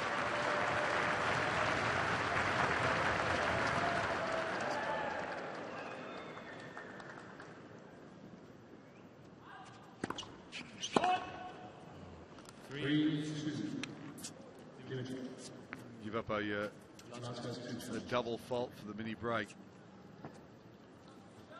It's a quick swing from being up 3-2 to being down 3-2 mini break. Double fault, a lapse in concentration. These tiebreakers are where the best players play well.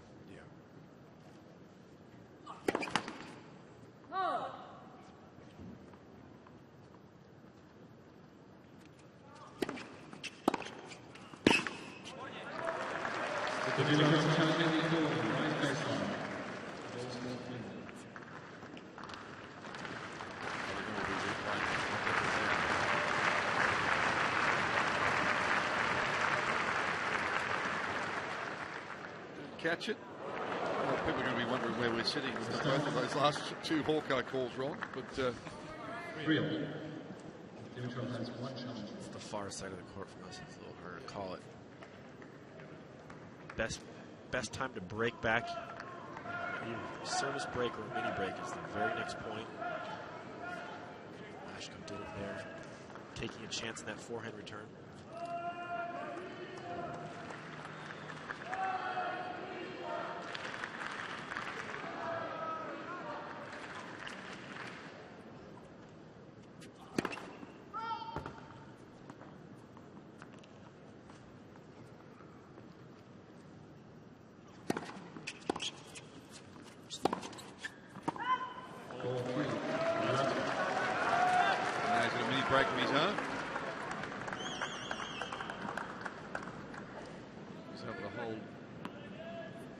Two serves, he'll have 3 set points. Didn't see that coming.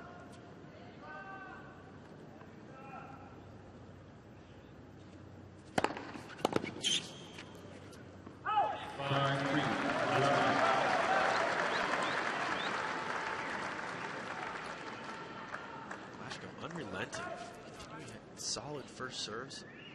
All the way up at 73% for this second set.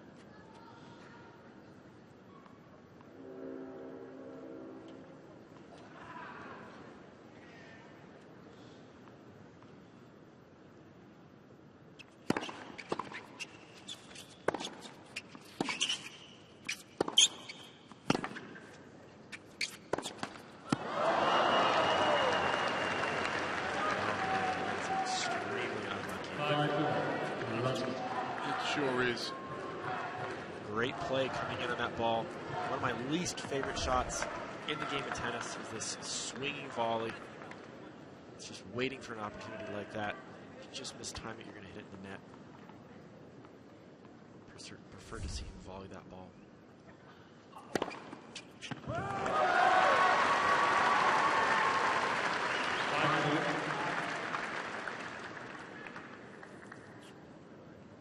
It was just a momentary lapse from him in the first set.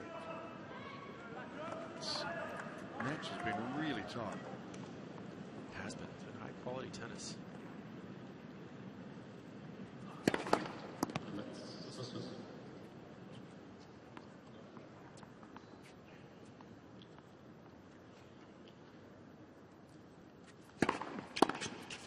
What? So now Dimitrov has a set point on the Lashko serve. Where does he go with the serve? He's been hitting out wide successfully his out court. He's made the most. You can expect Dimitrov to block it.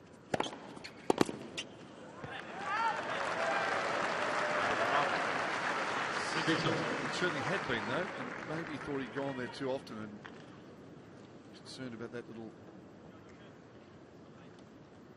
block backhand that Dimitrov's had a little bit of success with. Maybe just thought he'd done it too often and he'd change it up. Worked. On that serve there, you go T, you take the chance that Dimitrov gets over there and rips a huge forehand, which he's certainly capable of doing.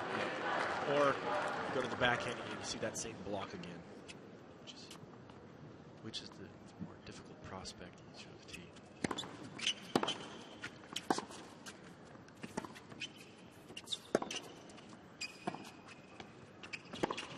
Wonderful shot, and it all sorts of pressure. He's got a set point. Lashko. That was an excellent slice of correct shot. Even better pass. Wow. It's a wonderful shot.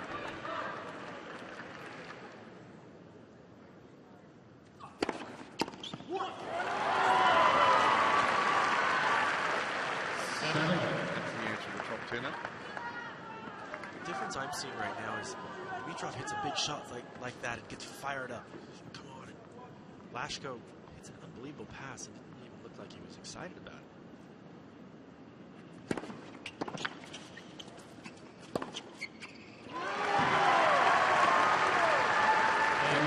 Best players use the moment to fire themselves up, raise their level, so they can win those big points. So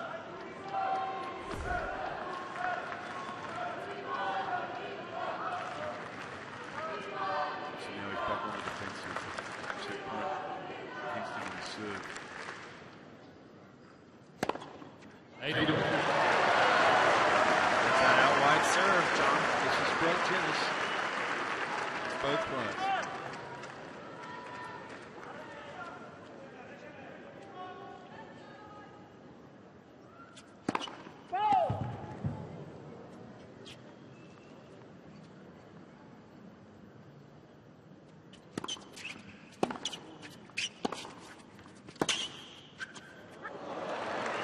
Challenge that. Why not? Looks like it kissed the line.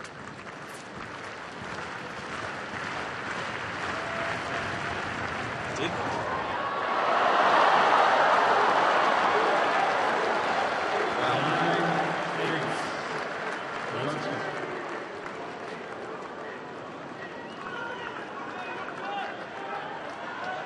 Go from set point to being 2 sets to love to set point to being even.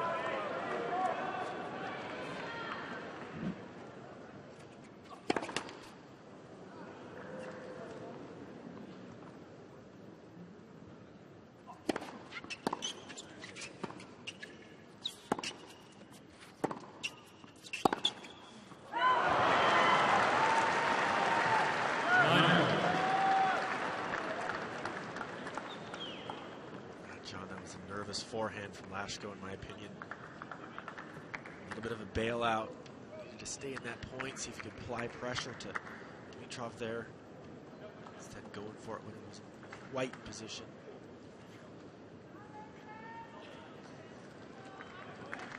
Fantastic tiebreaker. High quality tennis. Absolutely. You look to lose patience or tighten up.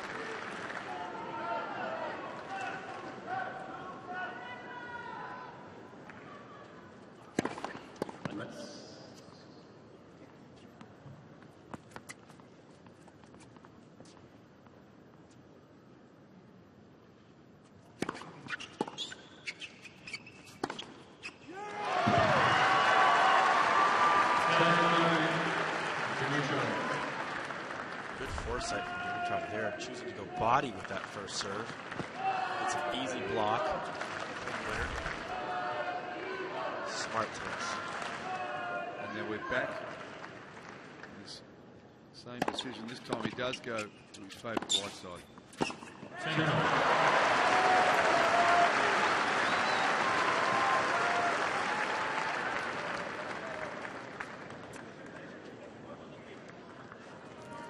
first time Dimitrov's had a play on one of those returns. He's not quite getting the ball deep enough. Good serve from Lashko.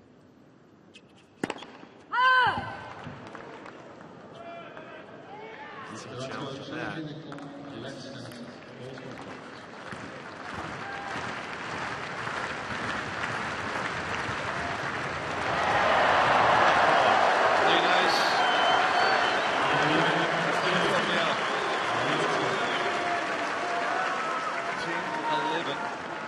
Set point for Lashko. What a time. Lashko's had some very good challenges.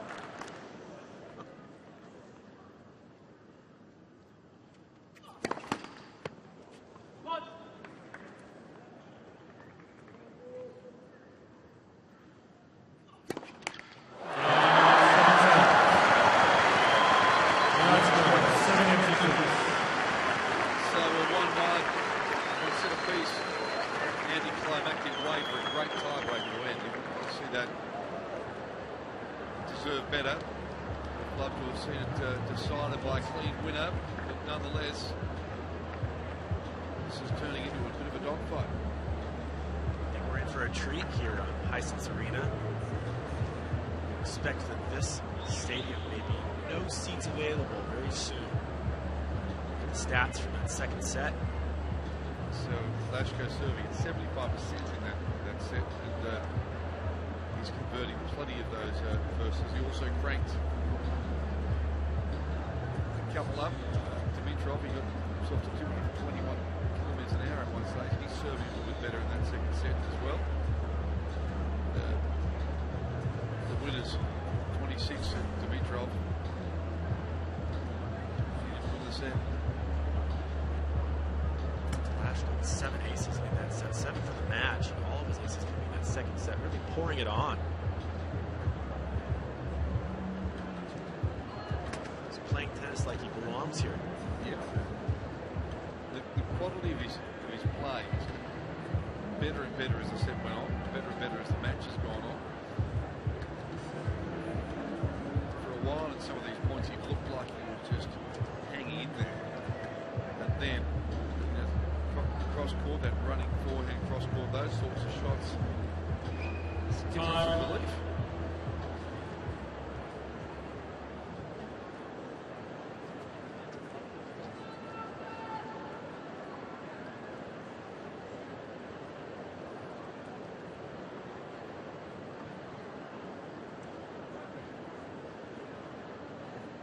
This is one that could go a long way. Question is, can Lashko keep this level of intensity and level of tennis up? We all know that Grigor Dimitrov can continue to play this well, if not better. Thank you. Ready for play. Thank you. He looks like he could run a marathon and then ask what's next, doesn't he?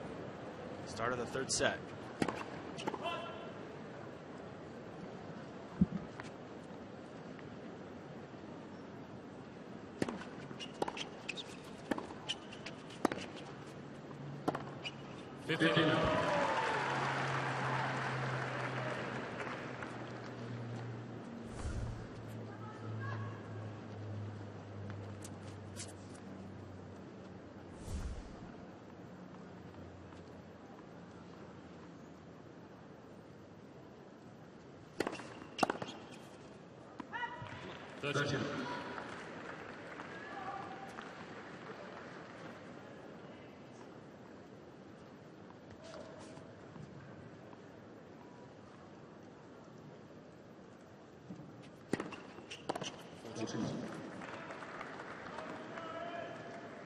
Clean serving to begin this set. Dimitrov.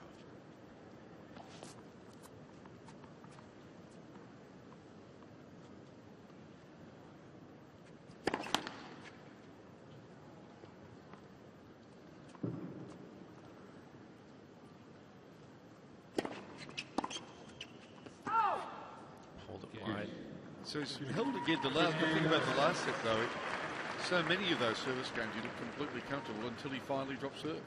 He was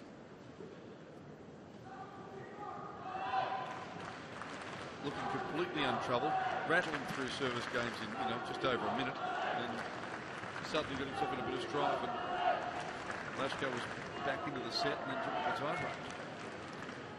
Dimitrov still having a plethora of opportunities in that second set. Break points, set points. He would look to push that a bit further in this third set early. Apply pressure now.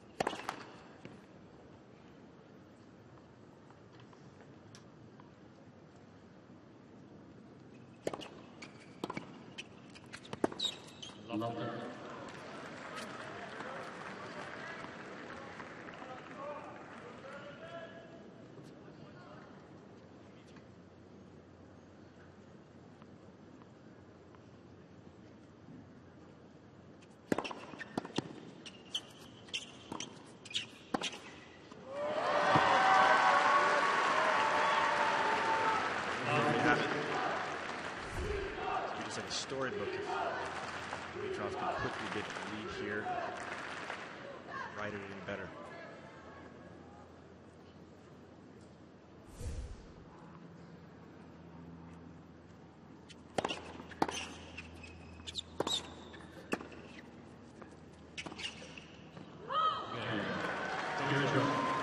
John, what a nasty little bunt slice that was. Yeah.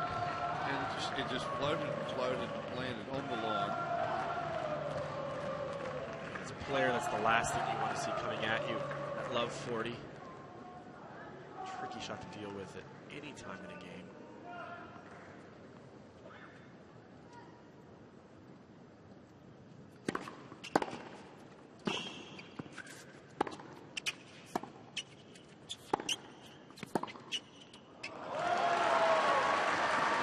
He's lifting to another level in this third set. I knew Grigor Dimitrov had another gear. Seems to have found it already. To point out how well he returned. The return of Lashko, that sliding forehand. So many of the top players have adapted their games to include that nowadays out of the forehand corner.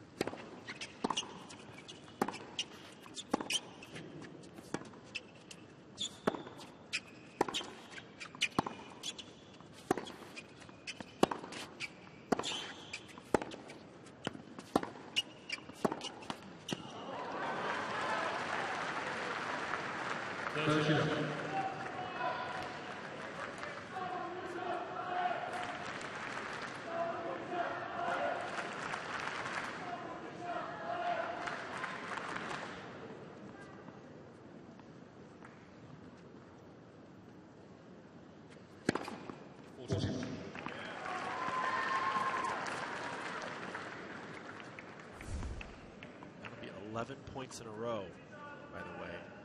Grigor Dimitrov certainly started this set out on fire.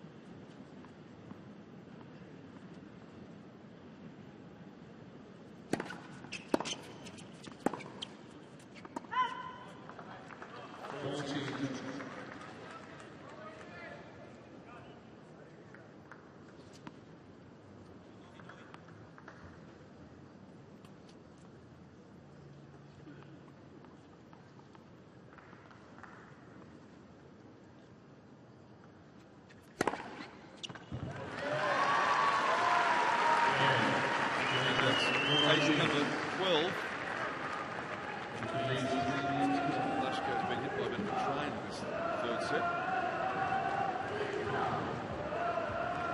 But he is still only one break down.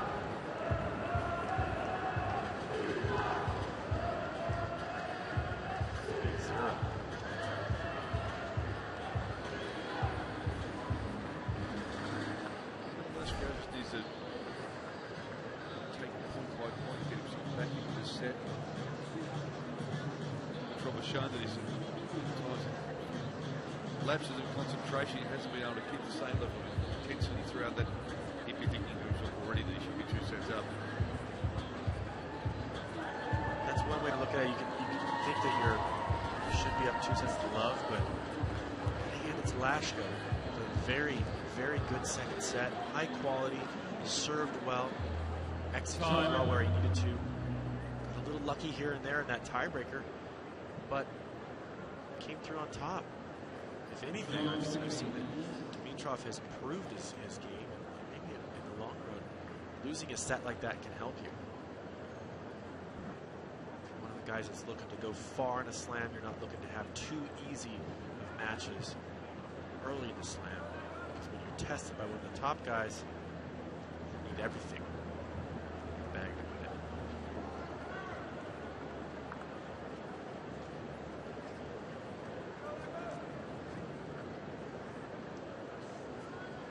Lashko's just waiting while Dimitrov opens up a new racket.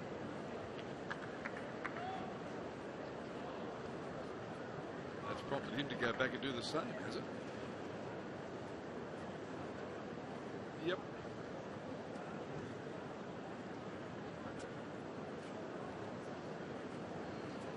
The thing is, as a player, you get inside your own head. If you think about it, maybe I should switch to a new racket. Well, you probably should.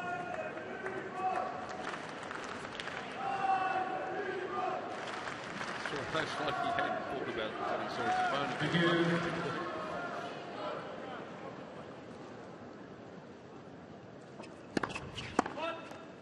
I don't know, Johnny. You served pretty well with that other racket. Yeah.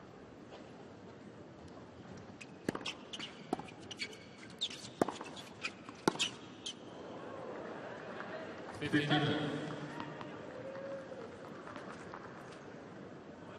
depth from Lashko. Rushing Dimitrov a little bit.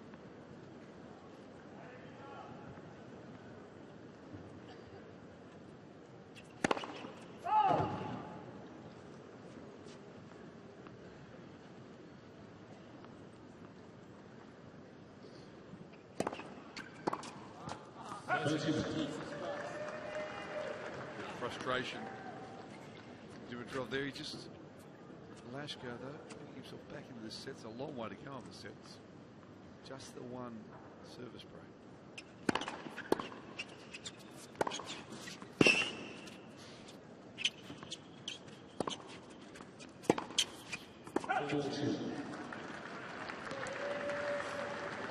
Blew that forehand back with a lot less pace. Lashko, like let it bounce. Definitely. Didn't rip it. I feel like Dimitrov, though he's down in this game, is starting to gain confidence that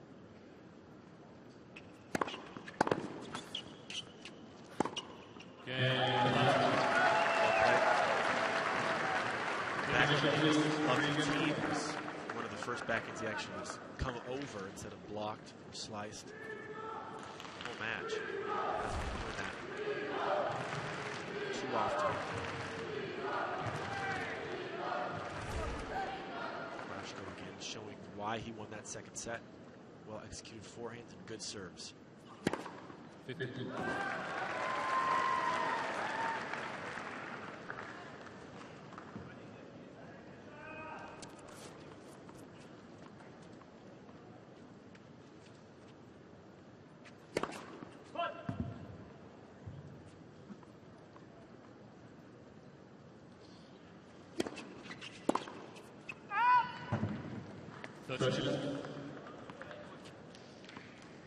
Ramped up there.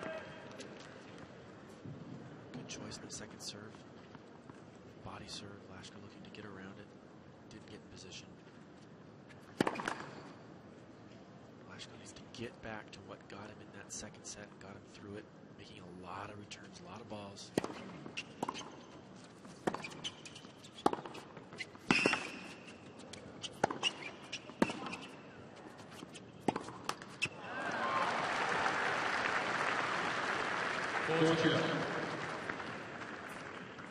Well defended. Igor Dimitrov there, that forehand corner. Again, eluding me how he slides like that on hard courts, but it's fun to watch.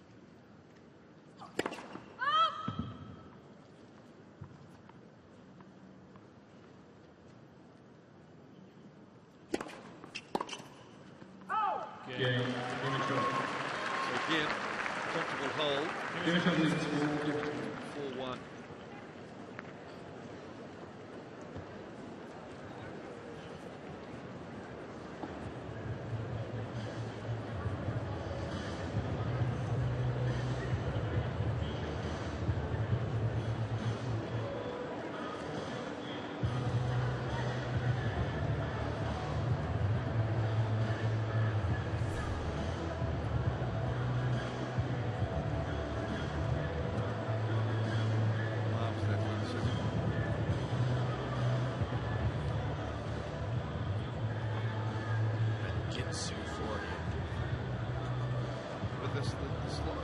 It's quite remarkable. 5 years ago, you wouldn't see a player do that. I haven't seen. Tell me, you're right. The last few years, Rafa Nadal does it exceptionally well. Also, he's been doing it for a while. I think you see a lot of players adapted from him. Time.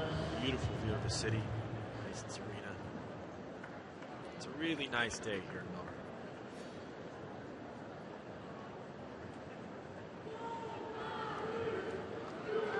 Dimitrov in for a fight. He has a comfortable lead in the third set.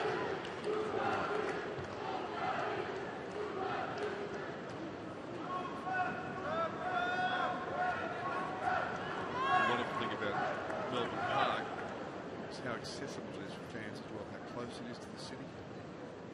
In many cases, walk back to your hotel.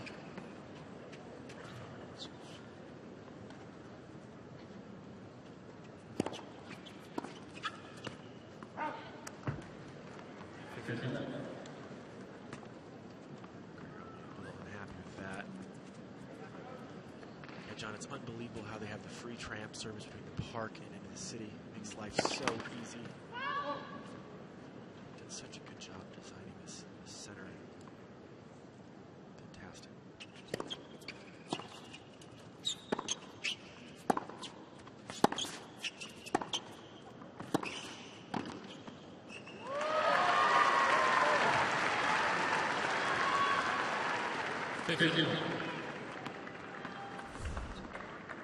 Dimitrov showing here just how comfortable he is at the net. So get nice and low on that, just laying the racket out, absorbing his opponent's power. Great volley. Volleyball, but back.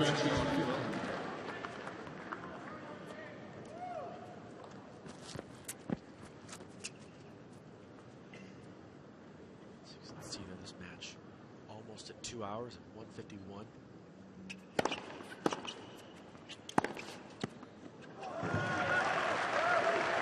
Good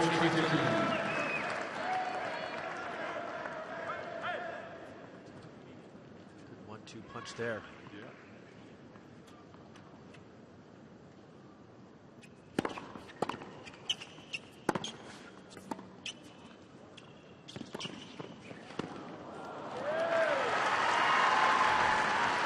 Just a great point. All that power with that shot there.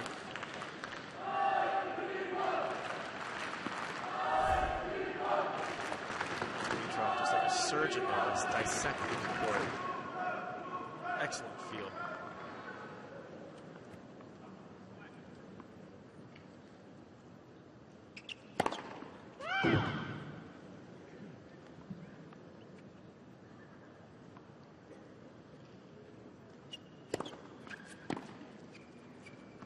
So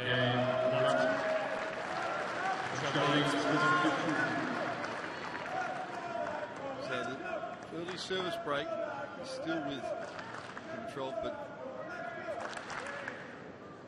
he won't want to do anything to revive Lashko back into this set.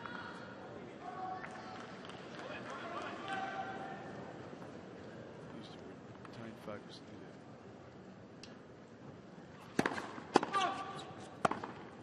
Series of good first serves in here. Doesn't make the first one. 15.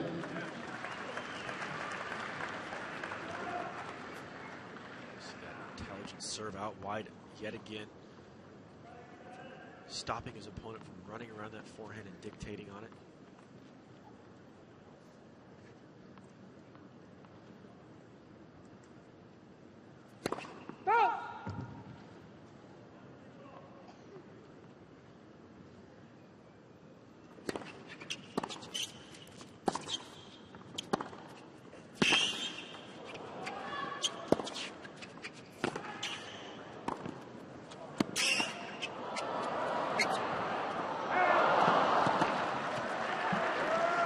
Drifted out, but it was great athleticism.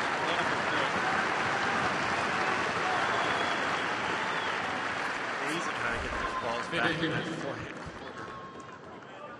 Got to hand it to Lashko though, and that backhand volley was not an easy ball to hit. A lot of spin coming off the Dimitrov racket.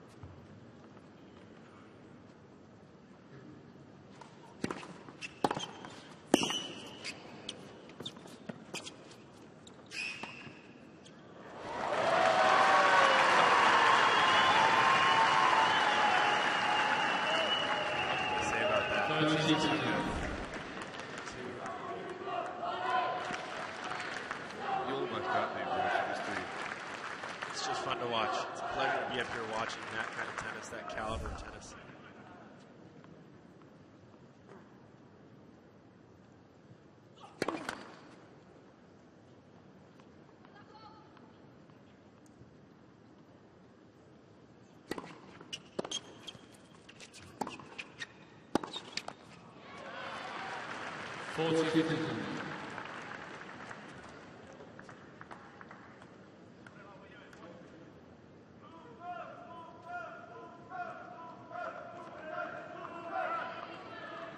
Some of the fans here would like this match to go the distance.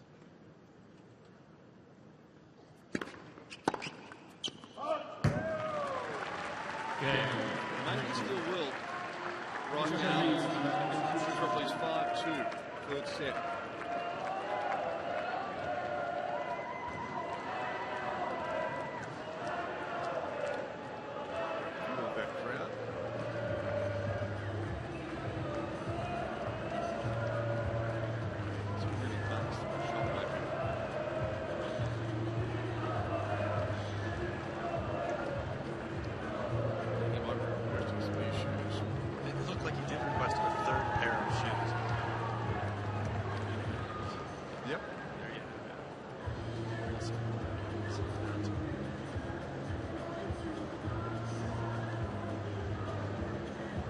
Must be superstitious, he's going to switch colours.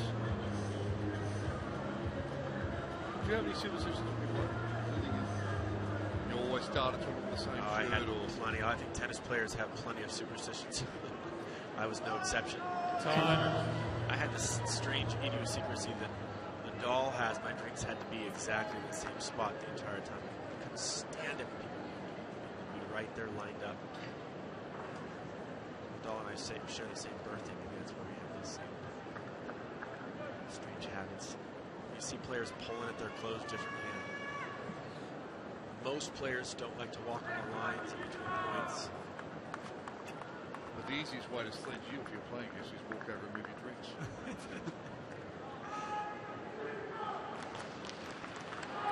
Thank you.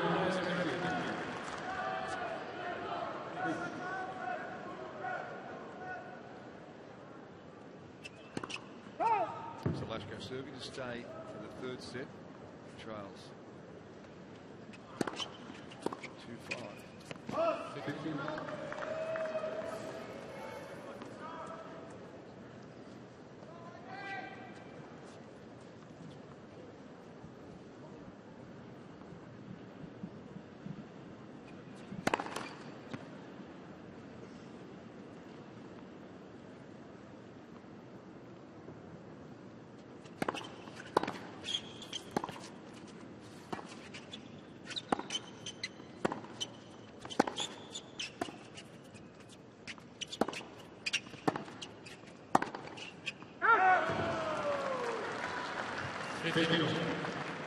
Lashko's serve has trailed off in this third set. He's down at 38%.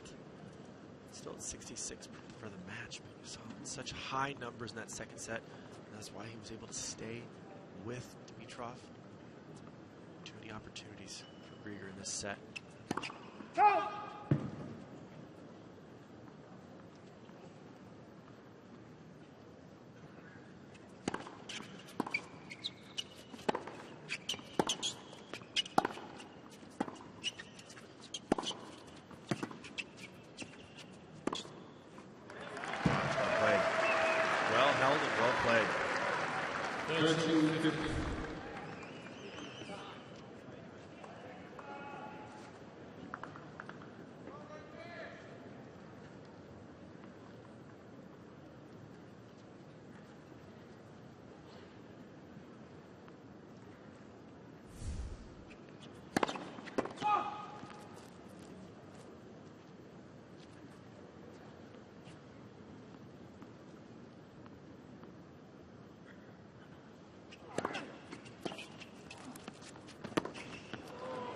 Well, he got there. Maybe even overran it a little. Tough ball to play. You see that slice up the line. Lashko having to come across the shadow that's moving across the court. It's difficult to see the ball.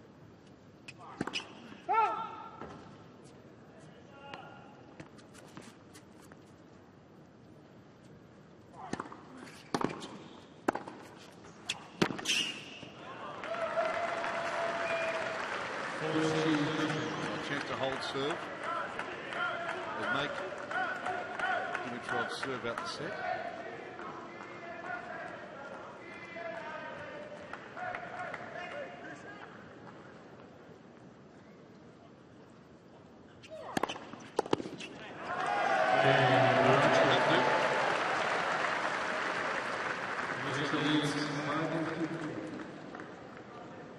It's a good game. Solid serve. Very important for him to hold there. So going to the fourth set, should Dimitrov hold here. Going to the fourth set, at least feeling good about his serve at the latter part of the third. And also serving first. Absolutely.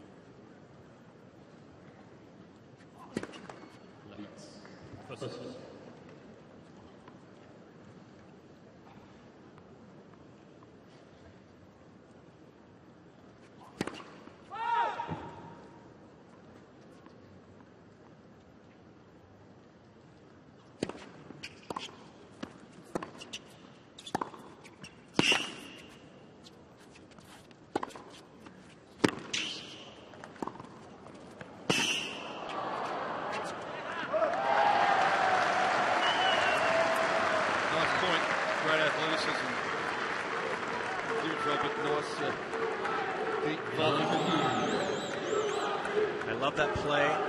You saw Lashko do there. Sneak volley. You hit a very good ball in the corner. You can't allow your opponent to scramble and push balls back. Take it away.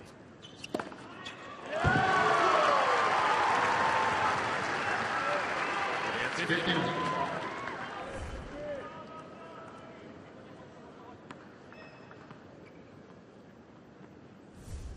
See the swing volley again. Made contact high enough that it wasn't an issue.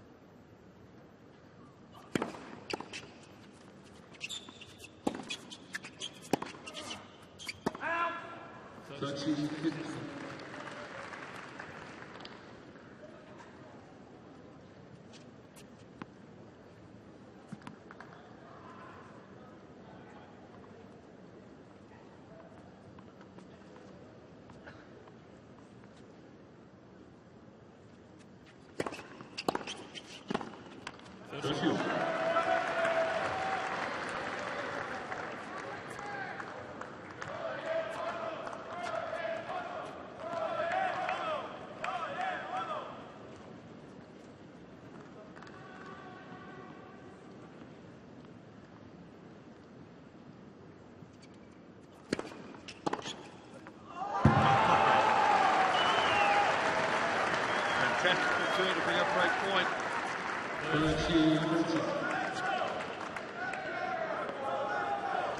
Just didn't get it quite out there far enough. Right in the wheelhouse of Lashko with the ball. He took his chance and he made it.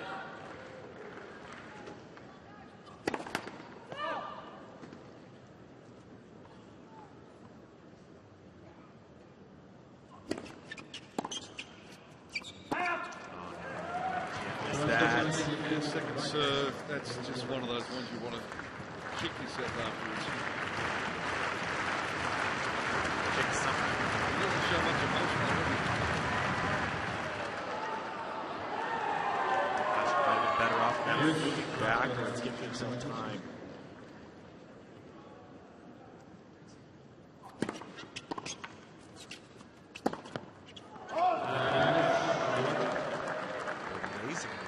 Another shot at it. Yeah. Dimitrov showing some signs of nerve.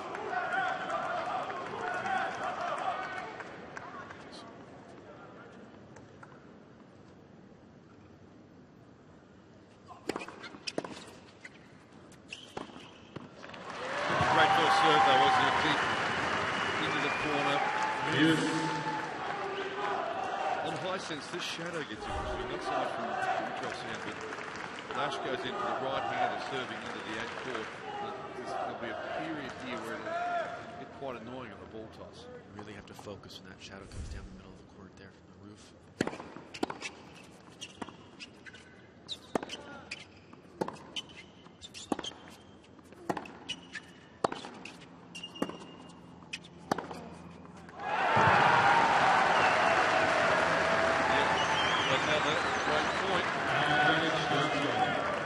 Backhand that Dimitrov's been hitting so well this set.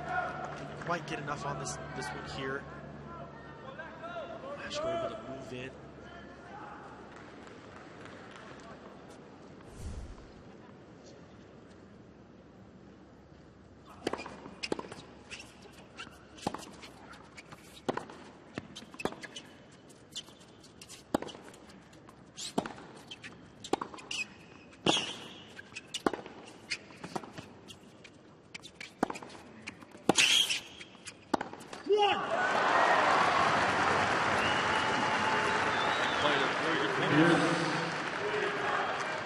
That's just good tennis from both players.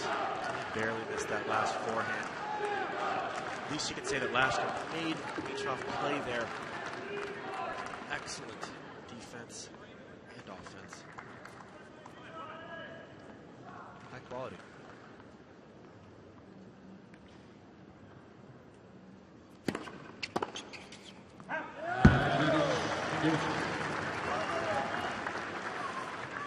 Three break points now.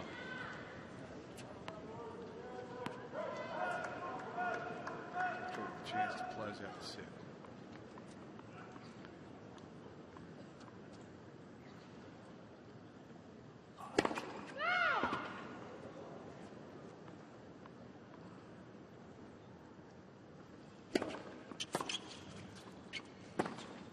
That'll do it.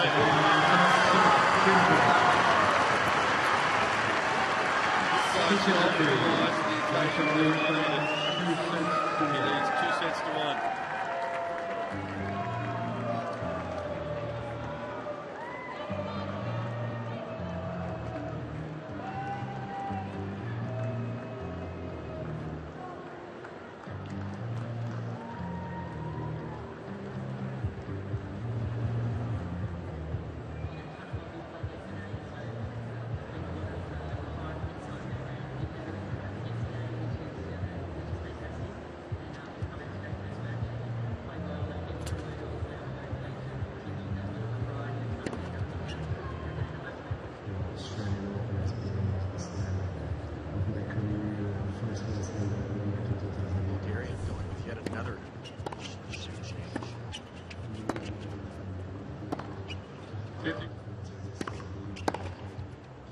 Highlights of set 3. Some hard fought contested points. Amazing backhand. Dimitrov playing so well this match.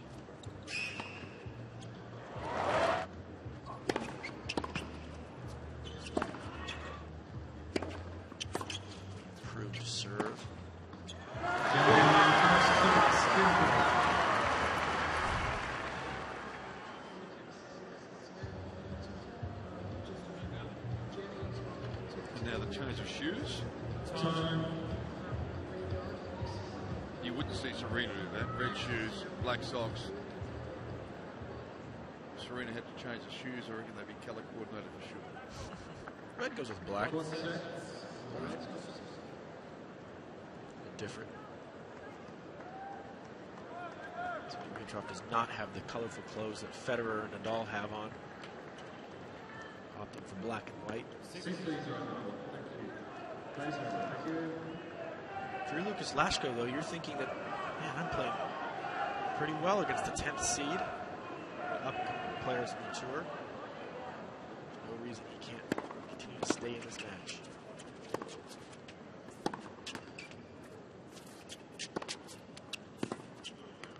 You got to remember, he's 1 in 30 against players in the top 20. He hasn't had a lot of success against this caliber of player, but as the longer this match has progressed, the more confident he's become.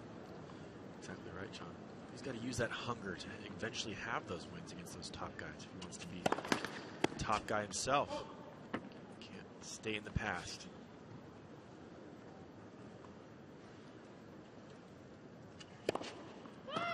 I can't throw in double faults like that either. Well, that was early in the set. Yeah, that was in the middle of the tram lines. It was a shocker.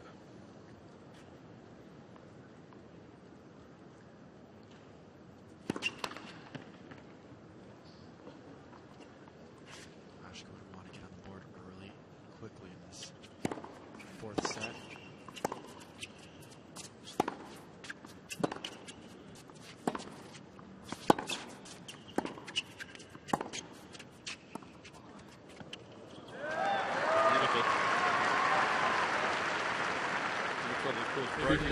First service game of the third set. Match is starting to press on. We're into the fourth set now. 2 hours and 10 minutes. Fitness will start to be called into question. Fitter guy's going to rise to the occasion. Did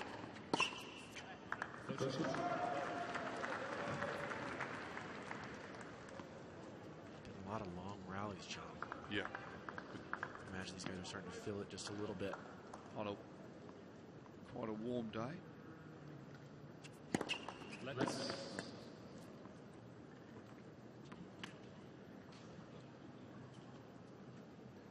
He's got the touch of a greyhound about him, though, Dimitrov.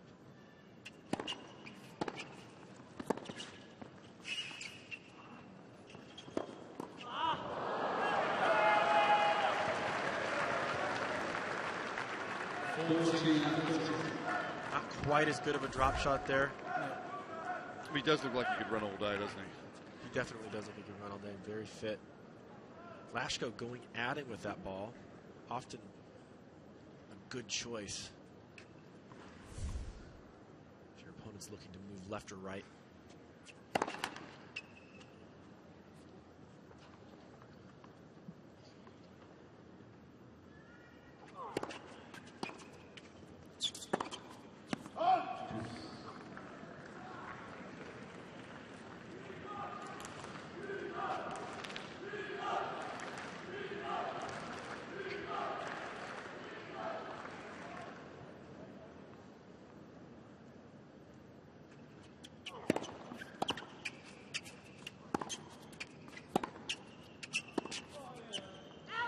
Well, he hasn't had too many easy serves, so that won't help.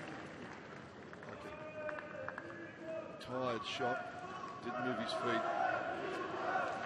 Starting to see some errors creep into the Lashko game again. Saw it in the first set, honed it. Did a great second set. An amazing tiebreaker. So a couple forehand errors in a row.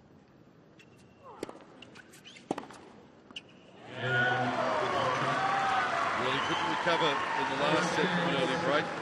He's got his work cut out again. Talk about that error count. 36 unforced errors, 26 total winners, and you look at Dimitrov, 27 errors and 54 winners. 4 winners is a lot. Yeah.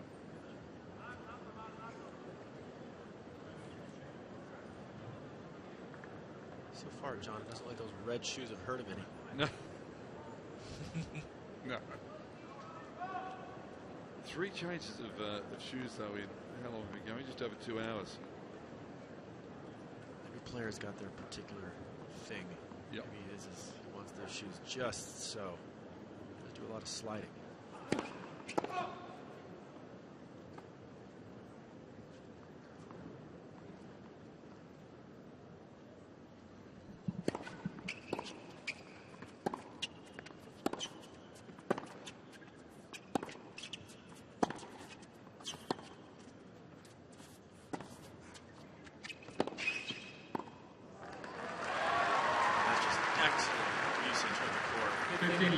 Getting around that forehand, and this time taking some pace off the ball. Right here, gets around it. A little bit of a slower ball, but brings his opponent way off the court. Easy volley.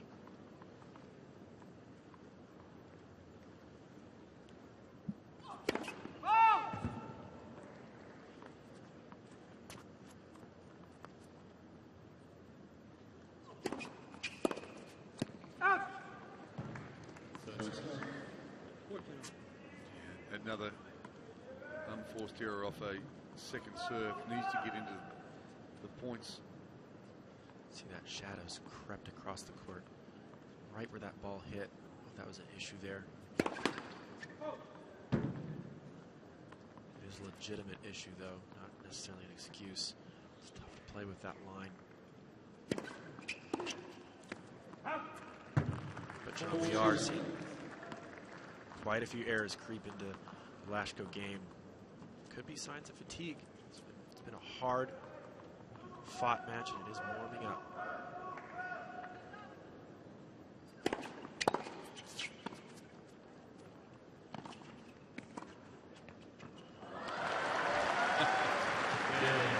Beautiful and holds the love. So again, not much spot for Lashko. Needs to get a good service going together here.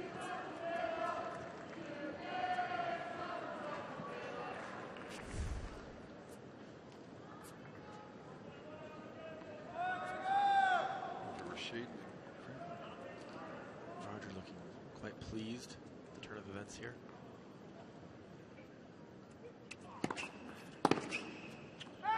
Joined us and don't know, of course, he's the coach of Groth.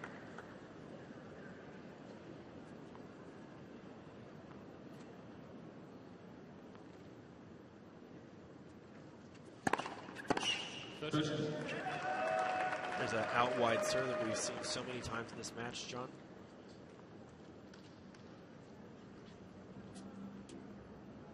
He's got a lot of points from it. Well, this is just what he was looking for. Let's see whether they can close it out with another good serve.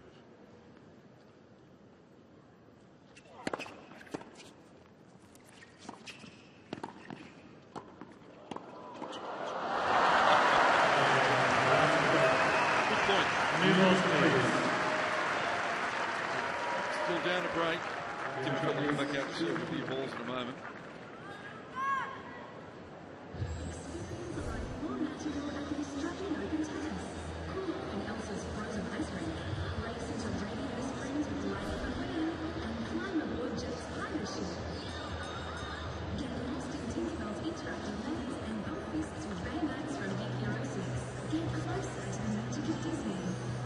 Dimitrov to shoot off yet again. And he's called for the trainer, I think. Oh no, the trainer's been called by Lashko, has he? The trainer walked up to him and Dimitrov has just pointed him away. The trainer's now having a discussion with the chair umpire.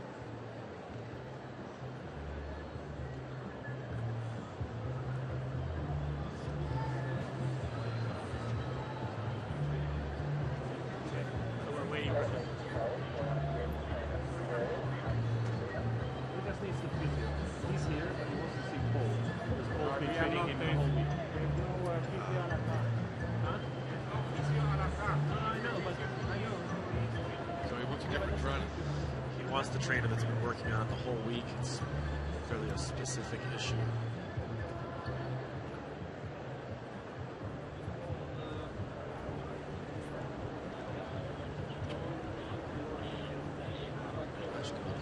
Some attention as well.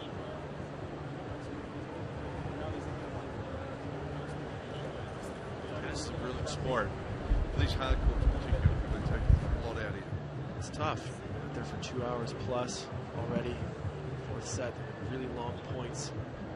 A lot of sliding. You talk about the sliding, John.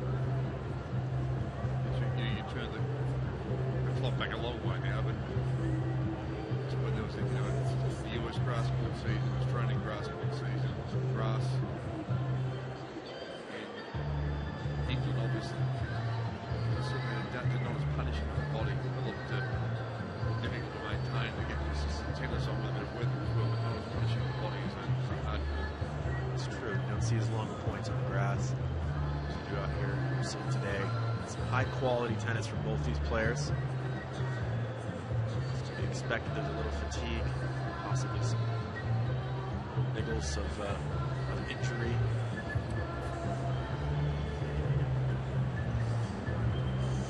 And do a couple of stretches. Need some stretching.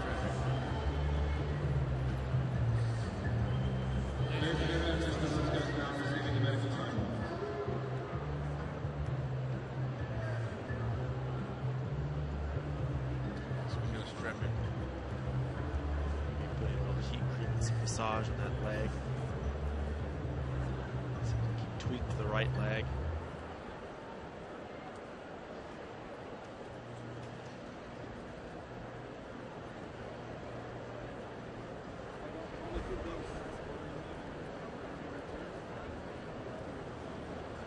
So just looking at Dimitrov to this point, assuming that he goes on to close out this match. Huge year last year. Is he ready? Is he thereabouts to challenge the top four? We know he can beat them. He's already shown that. Are we looking at a Grand Slam winner in the not too distant future? I think we'll definitely see Grand Slam wins from Grigor Dimitrov. Whether he's ready this tournament or not, I'm not fully sure. But definitely this is the kind of match he would look to want to have. Press to the limits, finding a way to win and getting through it, fine-tuning his game as he did just that. We've seen him serve much better than he did in that first set. Second and third sets. Still lost that tiebreaker, but you lose the tiebreaker, close-fought tiebreaker, it's no big deal. And it was great tiebreaker. That was 2-10.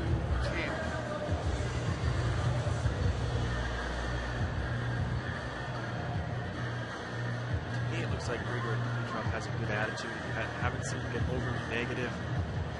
Couple of shoes to build the Marcos as well. He's got a lot of shoes.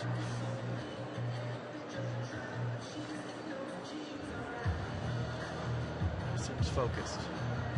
I'm not here to get a job done. If it takes him 5 sets to do it, so be it. Best players are ready to play as long as they have to. The other thing about him is he's got touch, he's got power, he mixes it up. There's a lot to his game. A long way from a one-dimensional player.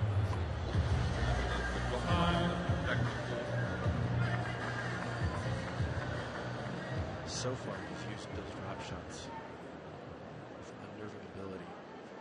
Only losing a few of the points. But when you hit the ball as big as Grigor Dimitrov does, the opportunity arises to use those drop shots. The guy that does that really well is Rafa Nadal. Throws in a drop shot here and there because he knows his opponents are looking for that punishing ground stroke.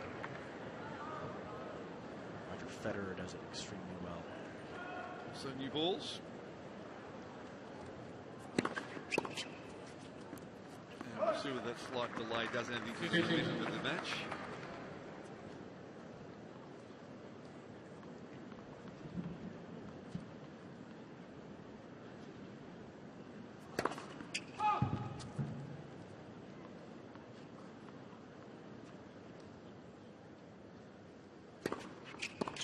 30.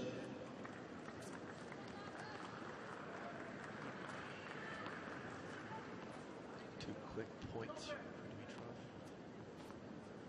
See Lashko giving his leg a tap. Really unhappy that he has a slight injury there.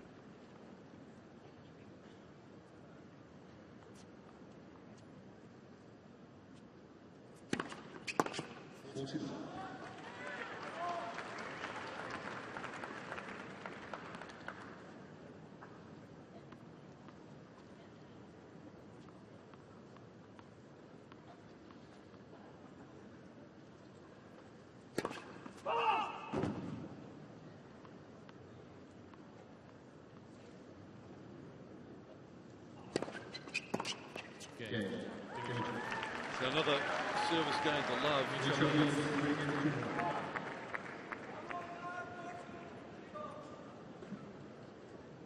Another change of rackets. But Lashko, a little niggle in the leg. Come back out and serve. Needless to say, you can't possibly afford to drop another serve in this set.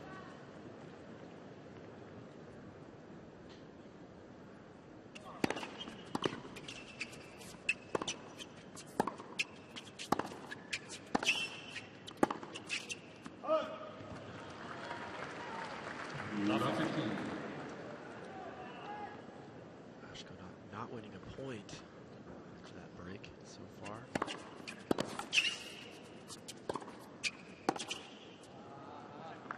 Good serve helped him remedy that, but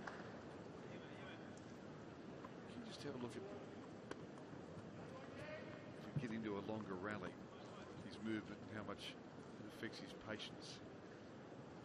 He starts teeing off earlier on.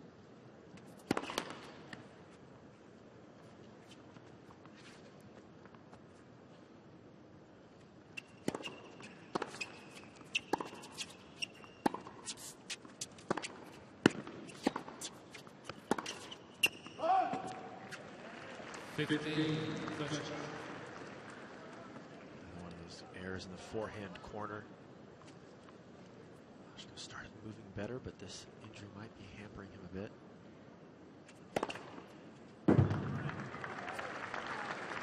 That's what he wants. Will help you avoid running. Eighth in the match. His first for this set.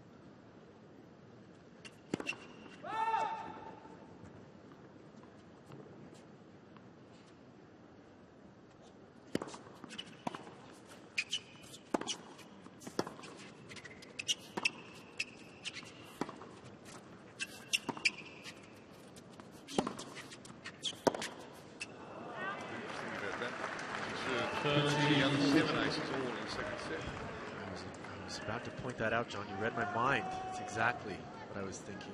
So we got none in the third set.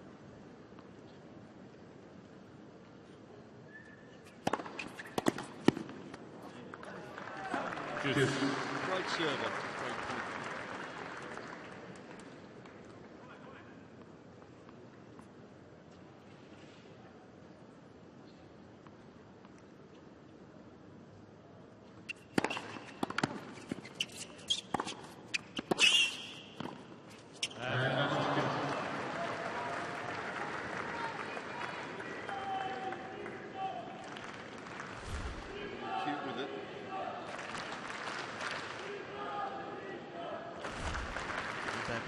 Take one more step, he wasn't quite there. He's saved both great points with tremendous serves. Lashko's nails in that ad court. I'd say it's his favorite court to serve.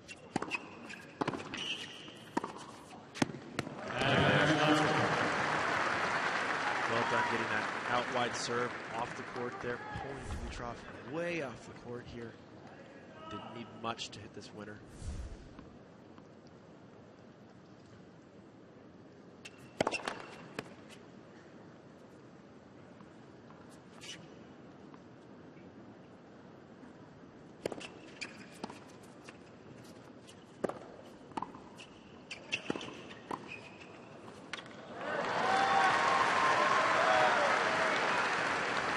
Little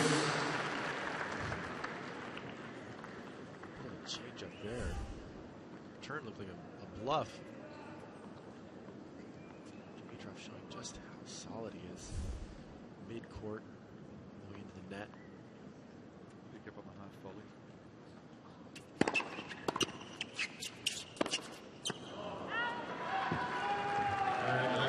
This is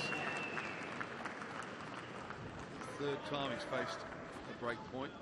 First two he's gone wide with tremendous serves. Can he make it 3 in a row?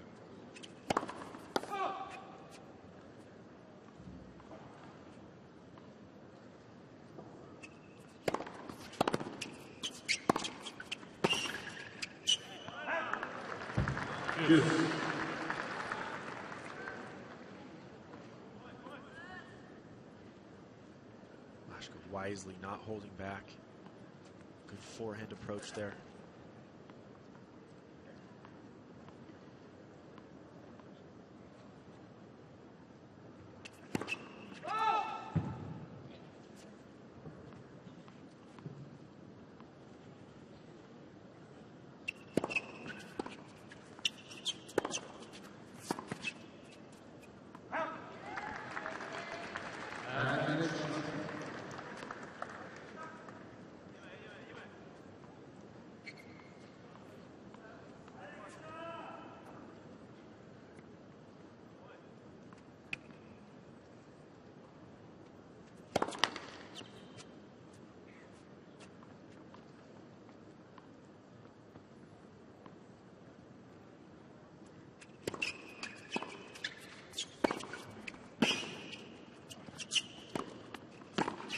Well played. Trying to get an easy service going, but he holds. Then trails by a break.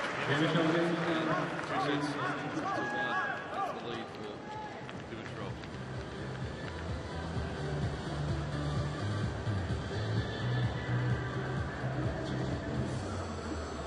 See if we see the trainer come back out and give him more treatment. Lashko doing some stretching on that leg.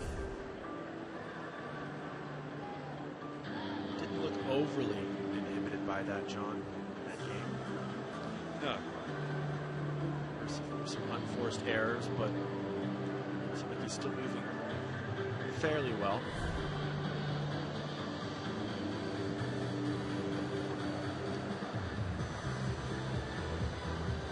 Like Lashko just ate some toothpaste. I don't know what that was that he had on the sideline there. I haven't seen that.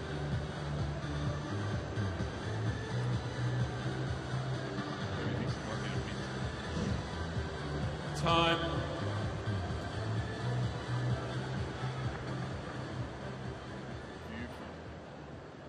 High above Hisense back in the business district of Melbourne. So far away. The MCG, the famous MCG off to the right of the screen. Holds 100,000. Major football, cricket matches are played.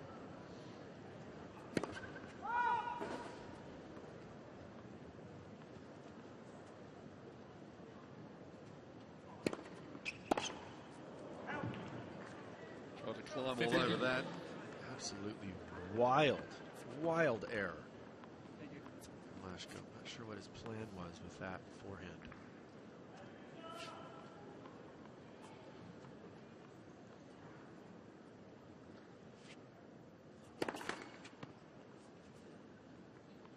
You mentioned that his movement didn't appear to be hampered, but maybe.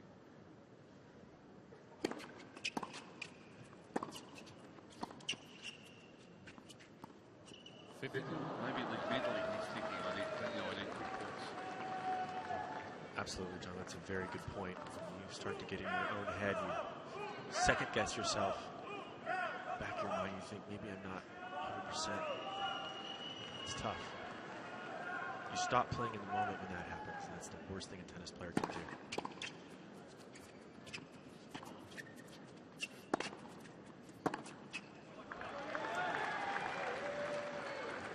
Yeah, John, we have 2 loose errors from Dimitrov. Which is what happened in that second set that ended up going to a tiebreak when he was pump a break.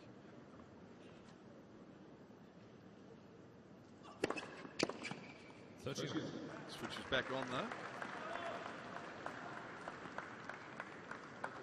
Yeah, all of a sudden he dropped his serve from nowhere, didn't he? Just was not a hint of it coming, and then it was gone.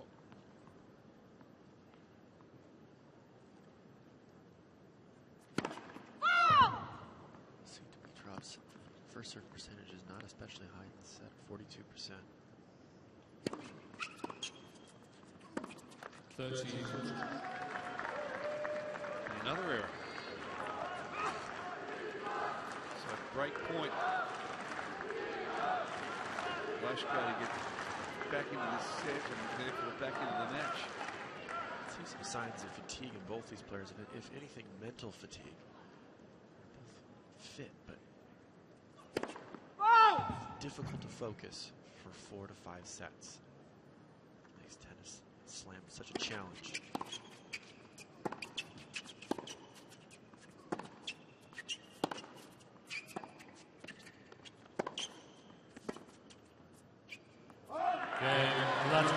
He breaks back. 3 games. Back on serve, 3-3. Fourth set.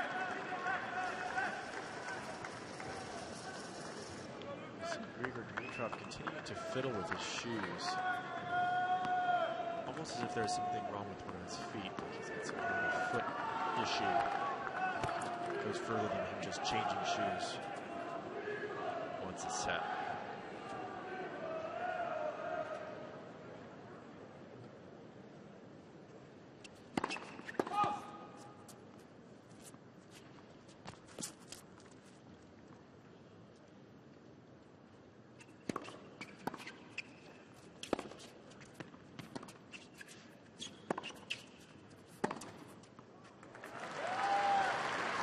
Love 15.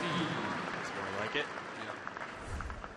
In my opinion, the quality of tennis has lowered from both players in this fourth set. I think it's going to be up to the guy who wants to step it up and play like they have been playing the rest of this match to win. It's been real high quality through to this set. Absolutely. It's been amazing tennis. Both guys.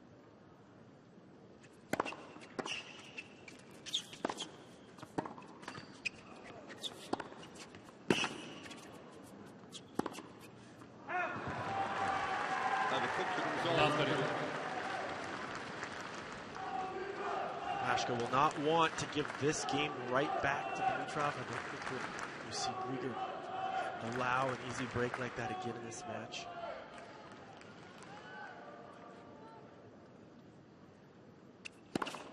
Faults.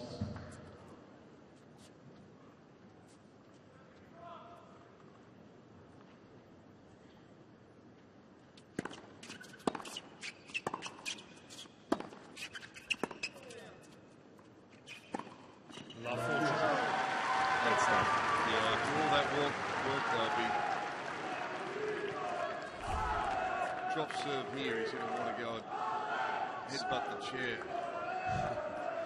This point was won on account of that deep forehand that you saw Grigor Dimitrov get around and hit so well.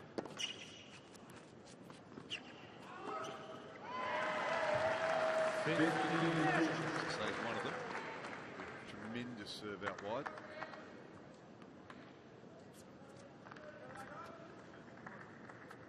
He loves serving to that court, doesn't he? Loves that serve out wide. Hits it more often than not.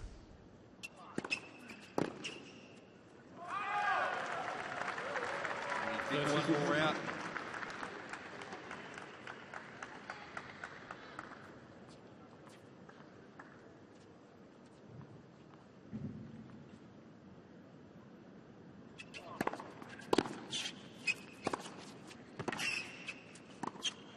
Can. Yes. Lovely off forehand volley. And that is a difficult shot to make at break point, fourth set. Well played from Lashko.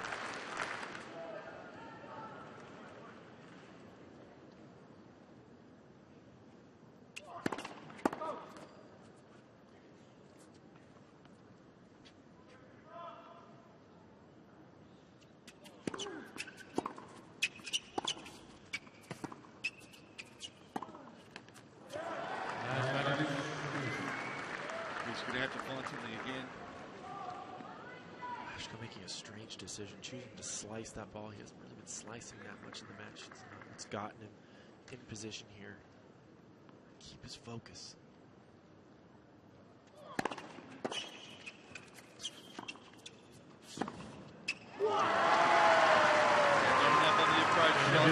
Given that service break straight back.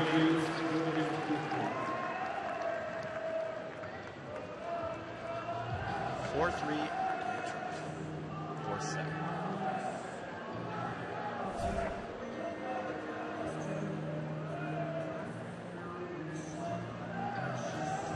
Watch Dimitrov on the screen. Also just glancing down court side, makes that pass.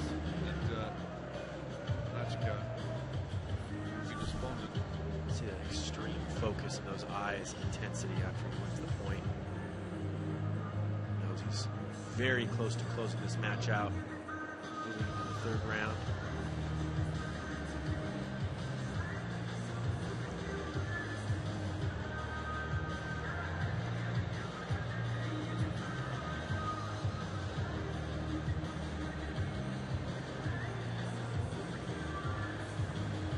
Time.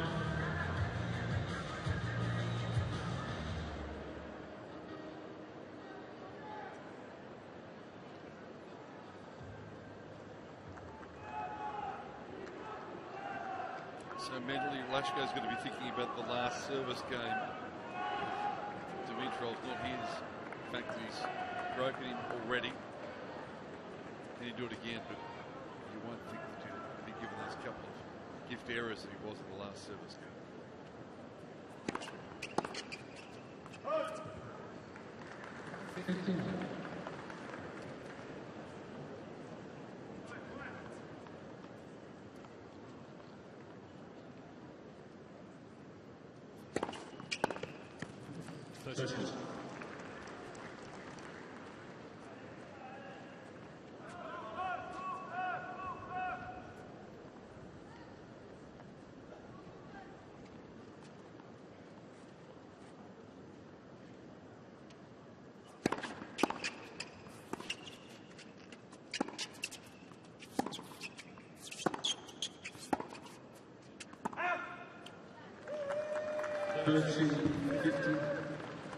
He's still trouble with that shoe, isn't he? He has been continuing to fiddle with that shoe in between points.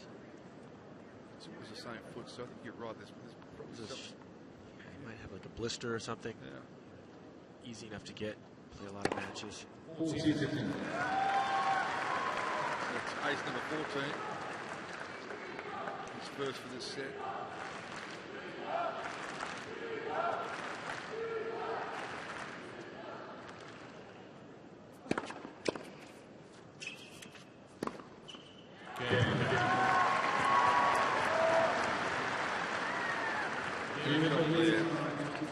He's one game away from the match.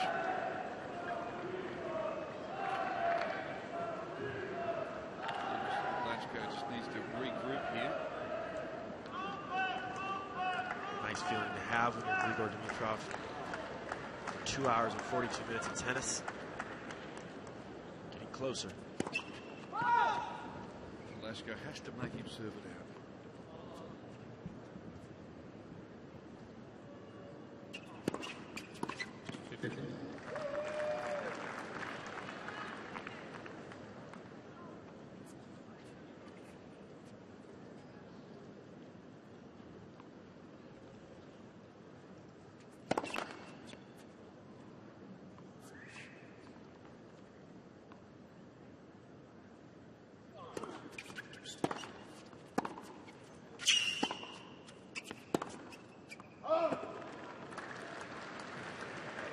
Looking for the low percentage drive down the line.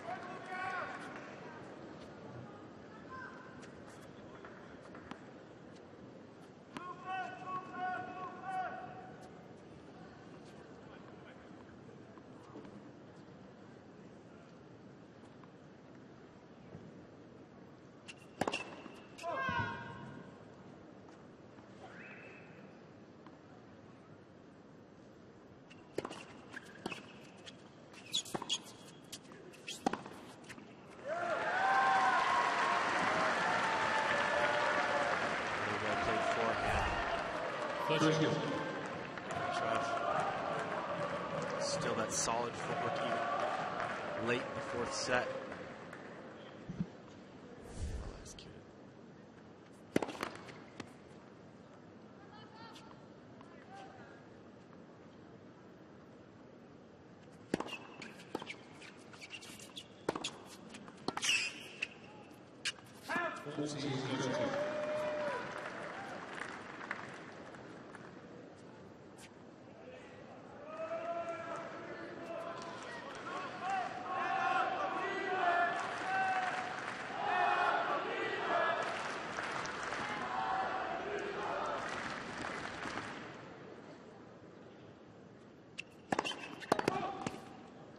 Crowd really enjoying this match.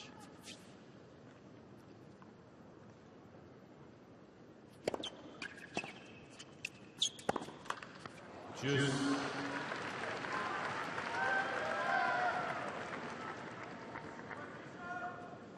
He's just given so many points to his opponent.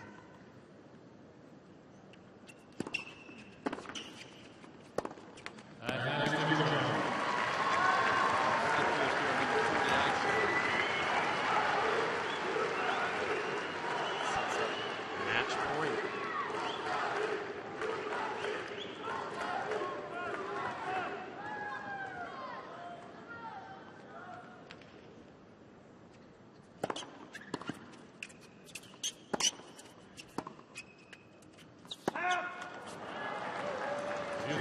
Nice unit, just floated over.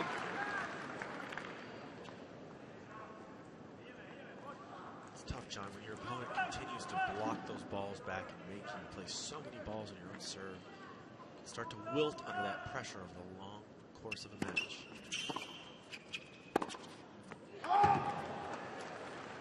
We've seen it quite a bit in this game. It's right here.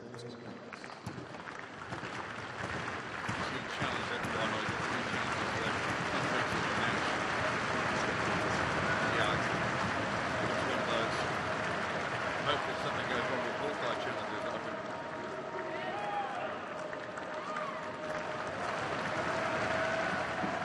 Well out.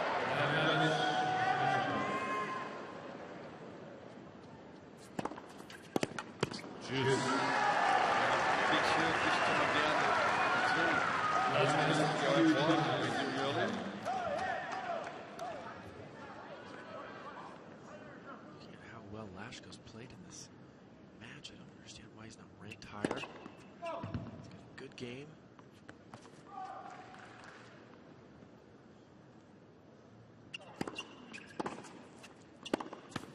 I agree with you. He's got a 6-6 record in 5-set matches. Back down. Look at this moment here. Another match point.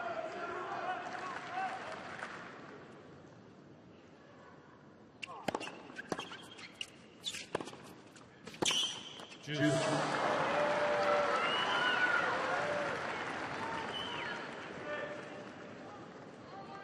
Lashko saw the match flash before his eyes on that one. Yeah. Almost.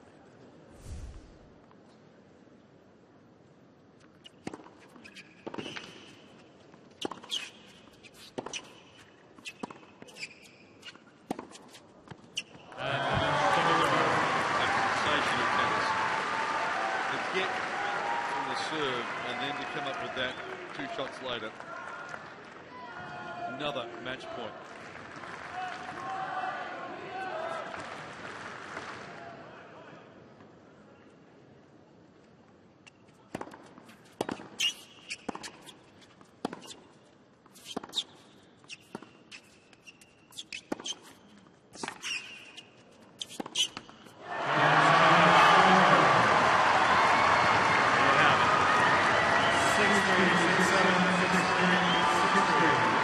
What an effort, Lucas Lashko.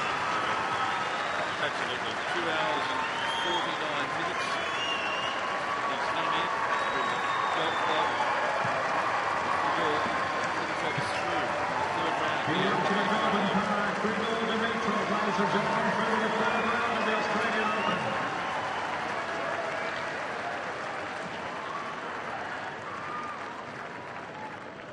take plenty from that match. You made the point yourself. I mean, anybody who's having a arena winning first Grand Slam without dropping a set, you know that you're taking a Federer or a Nadal or a Djokovic later on, you know you'll be in tough street fight matches. He's been able to find what he needed in the big points here. I think that the toughness and the physicality of this match will in the end help Dimitrov. He's fit, he'll be ready for the next round after a day off. Definitely helped him find his game. I'm sure Roger Rashid has coached. Will take some things away from this match. There's some things to work on. Still can serve a little bit better, in my opinion. And Lashko, you would think, is not going to stay 99 in the world forever playing like that. It's a puzzle. See Roger Rashid. Nice trainer. Find a time to relax and send a text back home to say, yep, we won. Or can you put dinner on? We'll be there in half an hour. Maybe 2 texts. Maybe I'd be asking to put the red in it, the Shiraz, and open it up and let it breathe. And our winner, Grigor Dimitrov.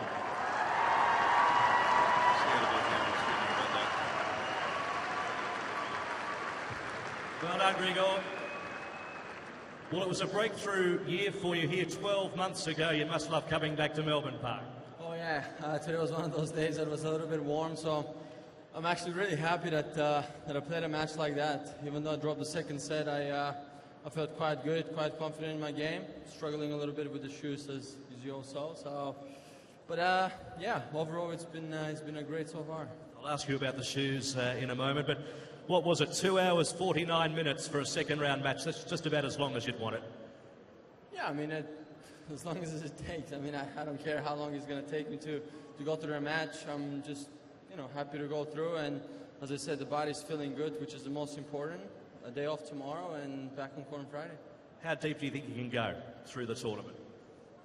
I always like to be very positive, so I want to go all the way. That's why I'm here, and I'm definitely going to try to beat... Well, the Melbourne crowd think you can go all the way, Grigor. Now, tell me about the shoes. You swapped them there in that last set, so you went with the very fetching red against the black. How many sets of shoes did you bring on court today? Those are flashback from last year, so I played with them here. I think I've gone through like 3 pairs, but yeah, I have a few more back in the room. What was bothering you? Was it the bottom of your feet, or what was the problem? I think just the sole was wearing a little bit too quick as I was expected, but oh yeah, we're going to fix it, and as I said, back in court. Melbourne loves seeing you play. Congratulations, 3rd round. Thank you. Thanks, guys. Ladies and gentlemen, and next up on Hisense Arena, Groth and Penalty Kokkinakis. So what's the soles? You mentioned early on here, there's a lot of sliding in it. You had an issue with the soles are wearing too much. It was interesting, and it was interesting hearing his point of view. Like he said, like I had thought he would be happy with having a match that went a bit the distance and pushed him a little bit. And he said the right thing, he was out here to win this match, whether it took 5 sets or 3, it didn't matter. It's the right frame of mind for the tennis player to be in. And B, he's here to win this tournament. That's a great thing to hear him say. It's why you come all the way to Australia and play this fantastic tournament. Yeah, Put so much hard work in. Absolutely. And he didn't say it with any arrogance. He just said, I want to go all the way. Absolutely. I just think it's a fair thing to say. It's not an arrogant thing to say. It's a part of being a champion. You got to A, want it, B, think you can do it. As we take a look at the match summary, he served down around 54%. You would think that's going to get better as the tournament goes on. 14 aces, 33 unforced errors with 64 clean winners. And tennis was one of the nets as well, 16. Dimitrov through the third round here with a 6-3, 6-7, 6-3, 6-3 victory. How about some encouragement, ladies and gentlemen?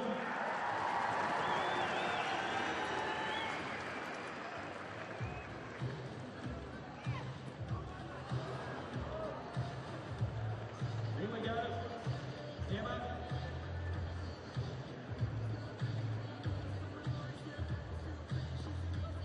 That's it. 108 kilometres an hour. That's what you've got to beat, Georgia. That was a Pat Rafter, sorry, mate.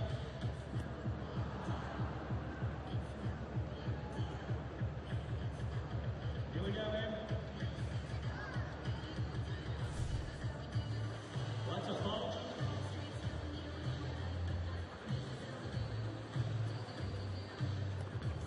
There we go, Em. You're the winner. You're the winner. Georgia, thank you for participating.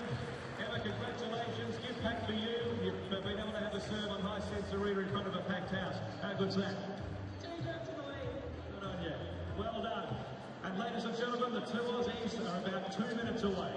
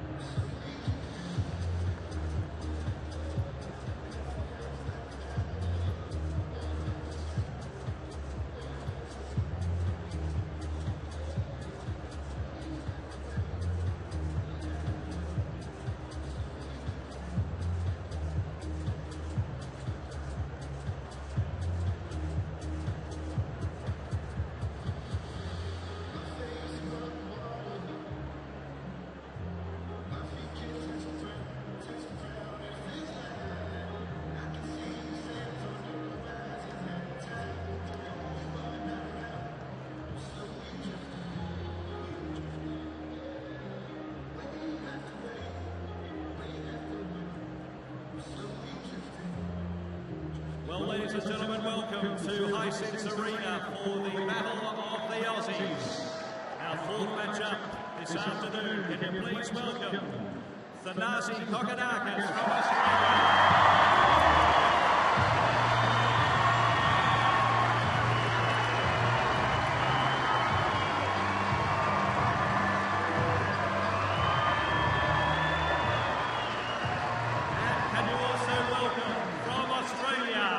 Hisense Arena, once again, Sam Groth.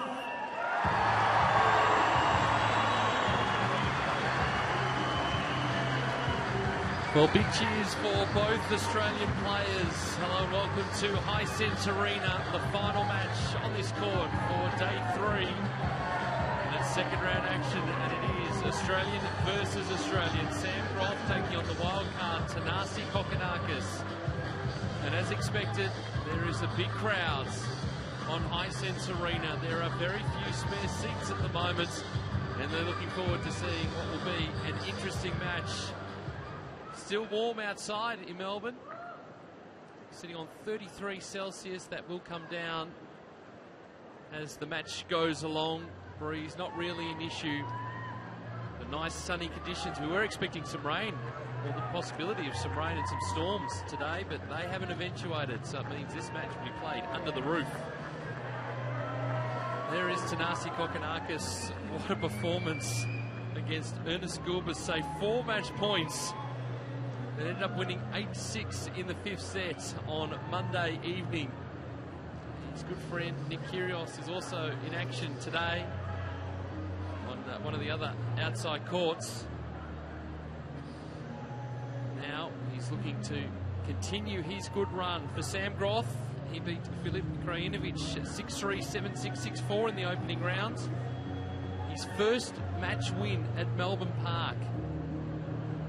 And he's certainly in great form. It's a great story, the one of Sam Groth, and how he actually gave tennis away and thought he wasn't going to keep trying. He actually played Australian rules football for a time, and then decided to have another go, and it certainly paid off for him because he's ranked inside the top 100 and certainly is playing some great tennis. The Fanatics are out in force. Not too far away from the toss of the coin. The question is, how has Thanasi Kokkinakis recovered from that first round match? It was the first time he's played a 5-set match. Finished quite late in the evening, but he's been recovering and certainly came out of practice yesterday too.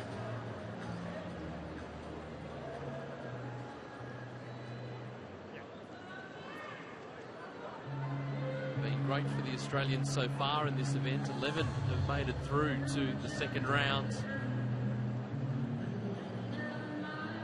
Guaranteed player into the third round as well, obviously, with this match.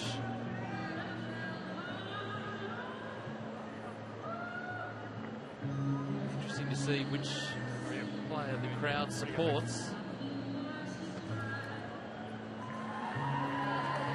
Jake Garner is our guys, from the USA. The previous match. Are there any questions? Any questions, sir? Would you like to call it? Tails? It's tails. Serve. Kokkinakis to serve first, understandably so. Groth being able to establish an early advantage with his big, booming serve. The crowd here on Hisense Arena tonight.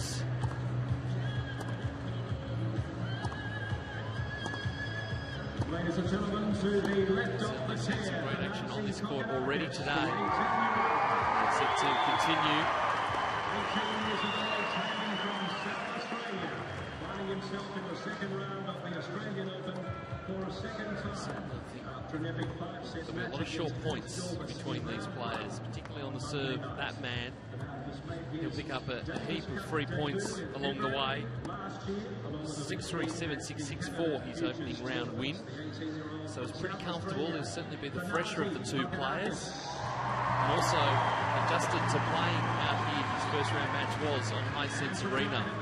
Sam Groth, hailing from the New South Wales town of Narangba, currently sitting at 85 in the world, 27-year-old is the winner of 43 ATP matches. So Thanasi Kokkinakis is ranked 147 in the world. He's making big strides in his career at just 18 years of age. He's been spending a lot of time on the Challenger and Futures circuit, which is the tier below the main ATP Tour. And a strong junior career. He was a finalist in the boys singles events in 2013. He actually lost to Nick Kyrgios. Second round in singles matches, Jake Garner from the USA. But he's making that transition. As you can see, this is his best results. Interesting, Kokkinakis will play with Kyrgios in the men's doubles. He's working with Jason Stoltenberg at the moment. Had a win in the opening rounds up in Brisbane, the first tournament on the ATP calendar in 2015. And here is Sam Groth, as I mentioned, 82. He's been as high as 75 in the world. He's had an excellent year. First tour level semi-final last year at Newport, where he fell to Ivo Karlovic. Cracked the top 100. 3 of the 4 Grand Slams he managed to play, and there's some of the highlights. A quarter-finalist in Brisbane.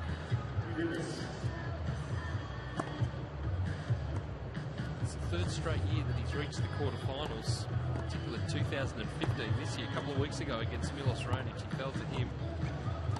Lost to Gilles Muller in the first round in Sydney. So he's had plenty of tennis. And there is Jake Garner from the USA, our chair umpire.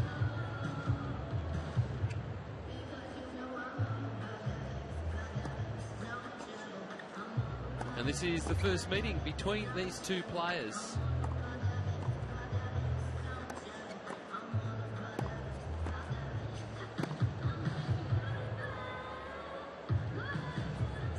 Sam Groth been working really hard in his all-court game. He's known for his big serve, up to serve in ATP Tour. But also, he's working on his net play. He's a strong volleyer when he can get into a good position. Strong from the back of the court. Similar to Milos Raonic, who get plenty of free points. As we take a look at Ben Mathias. He's working with Sam Groth. It's been quite a successful partnership. But in terms of winning free points off his serve, but being able to attack the serve of his opponents. And that will be one of the keys to the match. As we look over the other side, Jason Stoltenberg is Thanasi Kokkinakis' coach. His fitness trainer alongside Rory Sinclair. Thanasi spent some time off the tour in 2014 to complete his final year of high school. He's been doing it by correspondence, but decided that he would take a month or two off just to complete the last few bits and pieces for that, and then really concentrate on his tennis.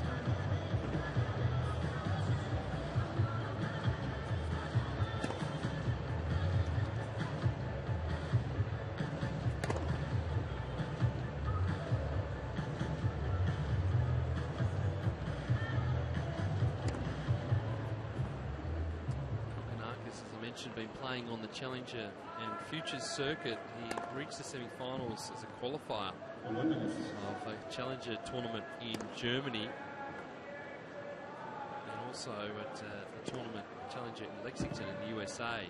Fell to fellow Aussie James Duckworth, and winning a title on the Futures circuit, which is the tier below the Challenger circuit.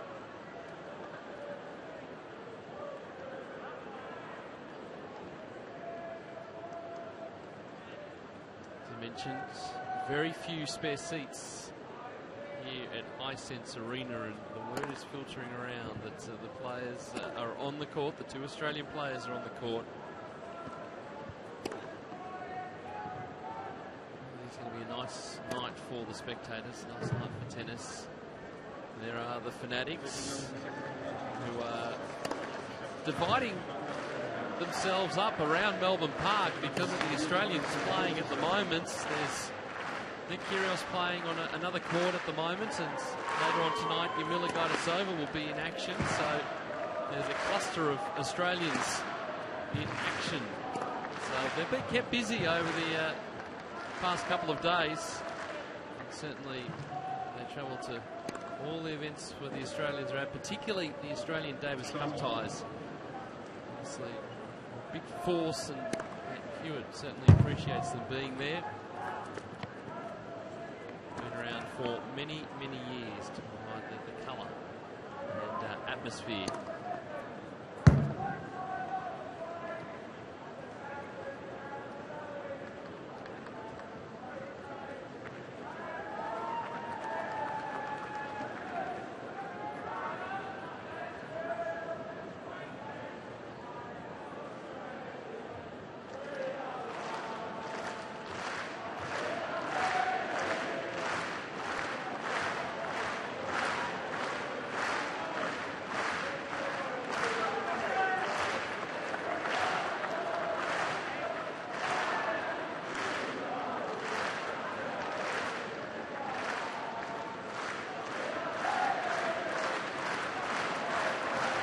So here we go.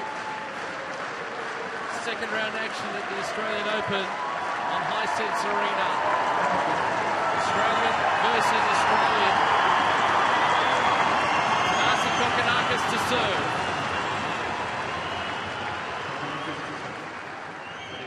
Big occasion for both of these players.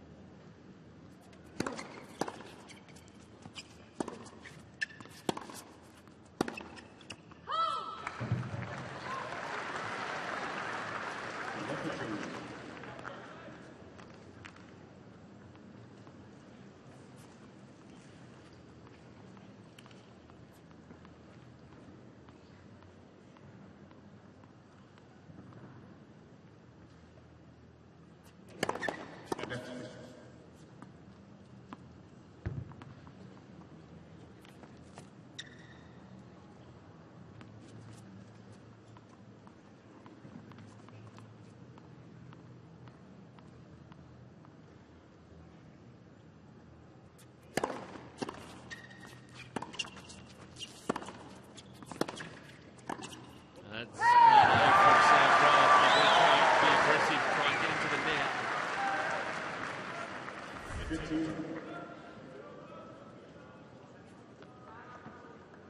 So we're blocking the serve. It was a wonderful setup. Kokonakis, you can see on the back foot in that corner. Kokonakis will be looking to hammer the Groth backhand. First ace.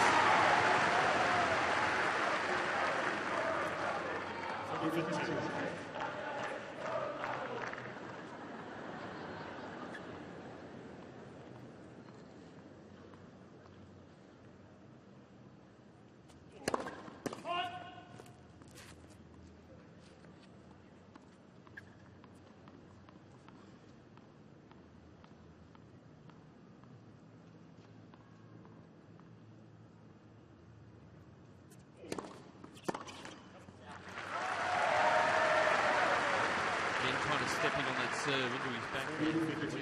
The two sides for Groth.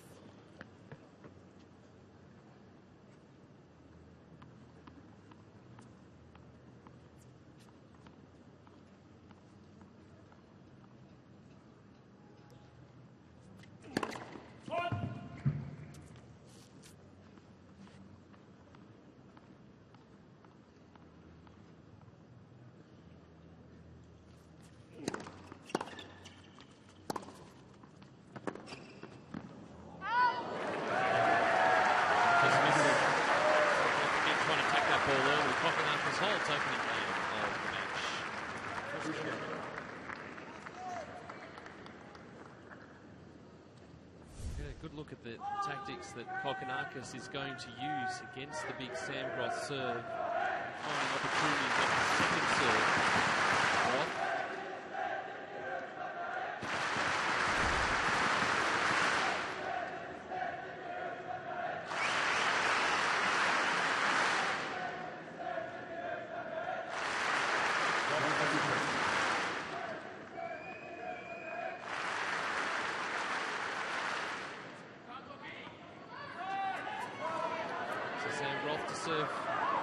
first time.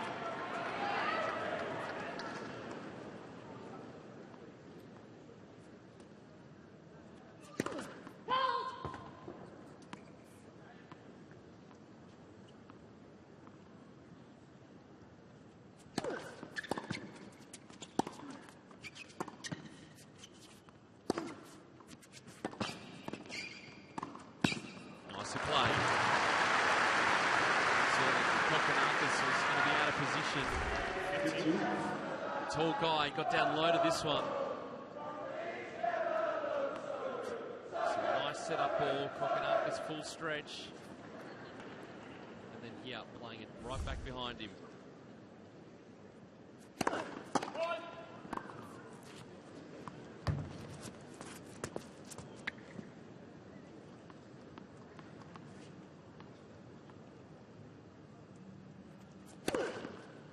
First one was 225, the second serve 192.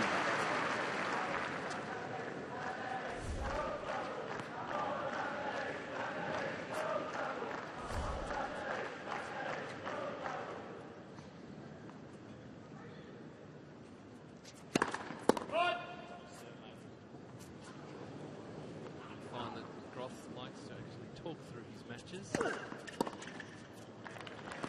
First serve might not be working at the moment, but the second one sure as hell is. It's an extra bit of pace he's got. Serve 225 regularly, but he can serve big on the second ball too.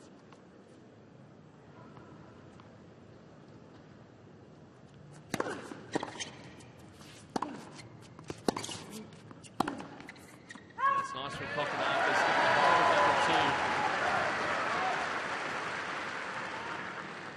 I feel that the longer the rallies are able to go, that Kokonakis will have the advantage there.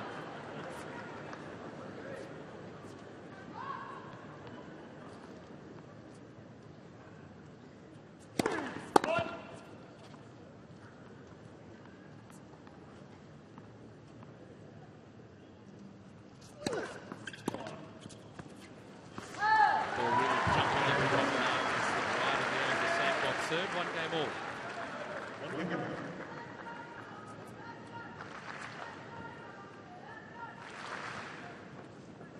Kokonakis, across his short career, has struggled at times with back problems, but here to behind him, he's moving around okay.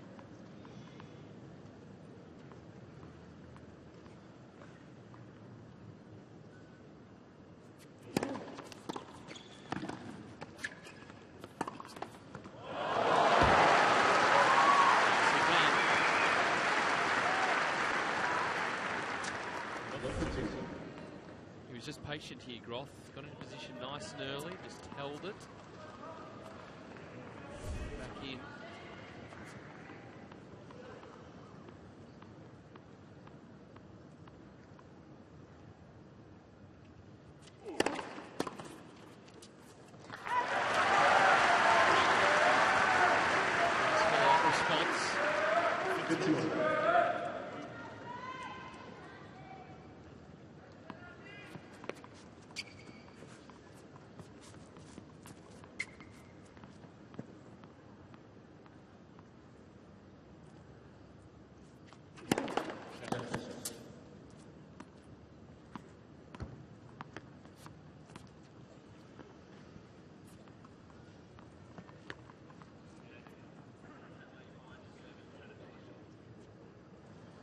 Ladies and gentlemen, please turn the flash on your cameras off. It's just Someone taking a picture just behind Tanasi Kokonakis.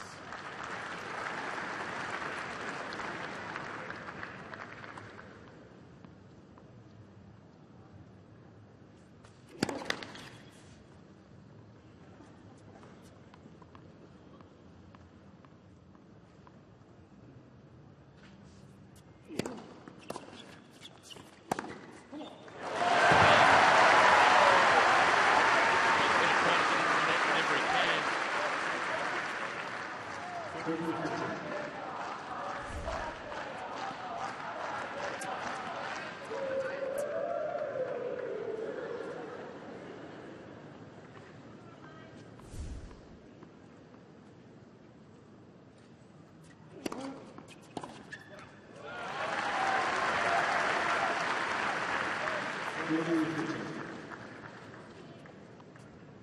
from Kokonakis on serve.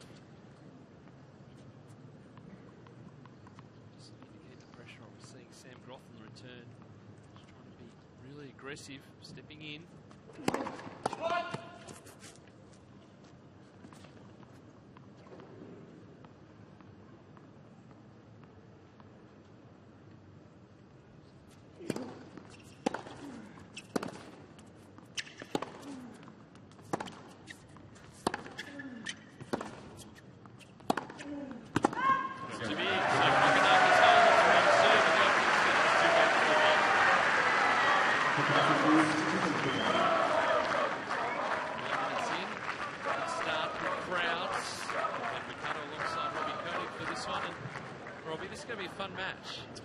No kidding. How good is the atmosphere going to be? I was doing a little preview piece on this particular matchup, and for me, given how well both of these guys serve, I think the return of serve is going to be huge importance. But I am favouring Sam. My hard-earned dollars were to go anywhere, it would be on Grothy. Just that the fact that he's going to come off a career best season, winning a fair few matches at ATP Tour level. The hunger is going to be there. 27 years of age, he's got a real feel for what the tour is all about. So I think you've got to go with him, but you can never discount the exuberance of youth. And that's what Kokonakis has on his side of the equation. How much has he got left in the tank after Monday night? Yeah, we'll get a fair idea in the next hour or so. And of course, it's so, we think about the physical exertions, but what about the emotional exertions? That takes its toll big time. Obviously, having never played a match of that length on a regular basis, it takes a lot out of it. Of course, that's why you know all the pre-season training. And you get a good feel for what sort of physical condition he's in. Sam Groth hit one first serve in his previous service game. He's serving now at 1-2.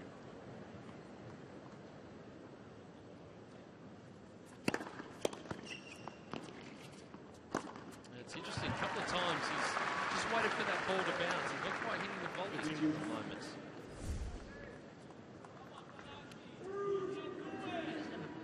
Big serve, just because he's tall, just because he's strong. Very good technique on that shot as well. So, a combination of things that work in sync for him. He uses his large muscle group so well. Nice big deep knee bend. Make a good centre if you know your rugby, or a good ice hockey player.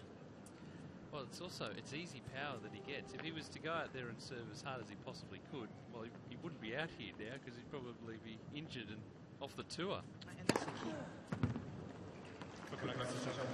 Well, if this is it, that's 234 kilometres an hour. I can understand why the lines people probably couldn't pick that one up. Let's see if Hawkeye can. Tennessee saw, couldn't see.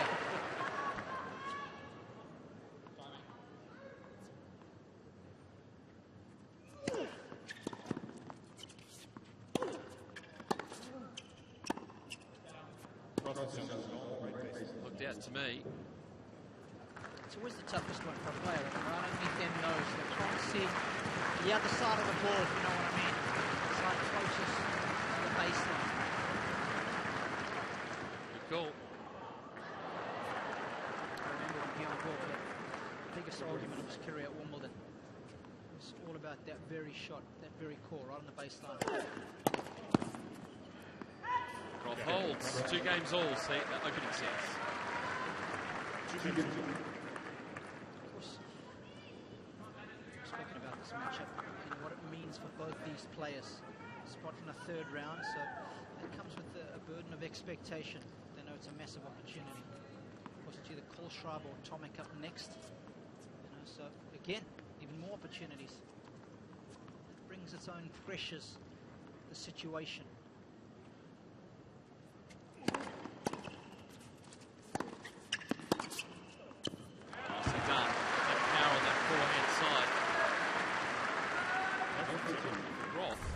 Win a match here at the Australian Open was a big achievement for him, but he did it so well. Yeah, I did Matosevic's match a little earlier today, and it was a big deal for him He said slim pickings, not only here, but at all the majors.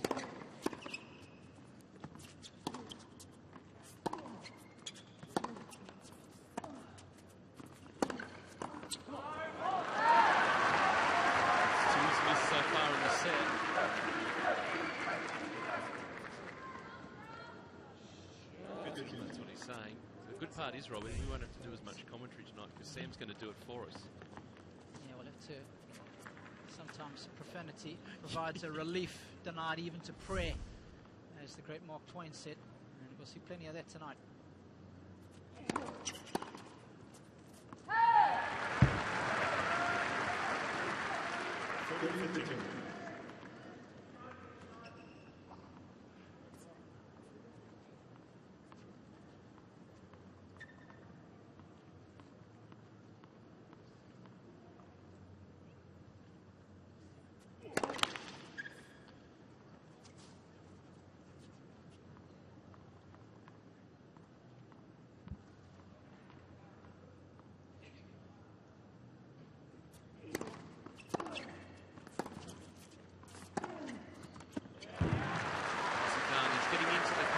Service games, good signs we've been talking about. It's going to be an important shot against Tennessee because he likes to run round his backhand and leave that forehand exposed.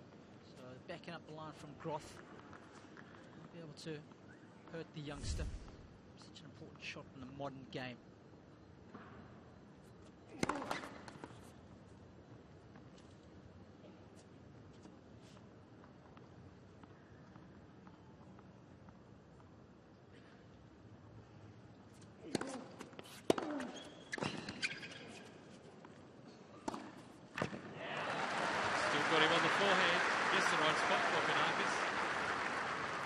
Breakpoint opportunity for Groth.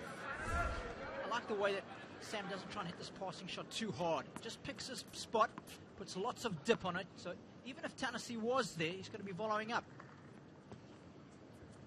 Eye on the prize. See the revolutions on the ball there. That's what gives the dip.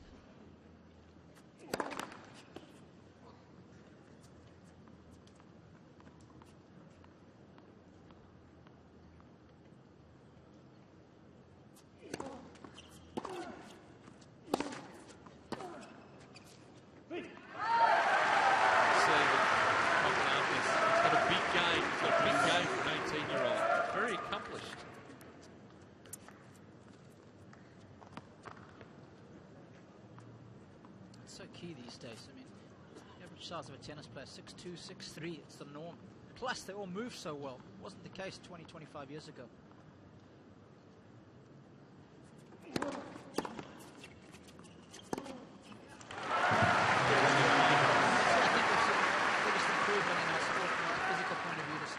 Core strength training, because these tall guys are suddenly able to marry this upper body strength with their long limbs, and got a good strong core, can marry the coordination well.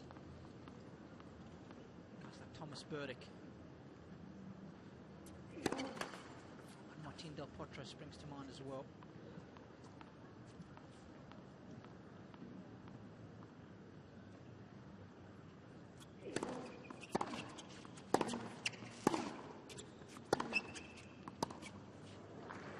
Challenge. It'll be a sudden dead point here. Groth played it down to the net.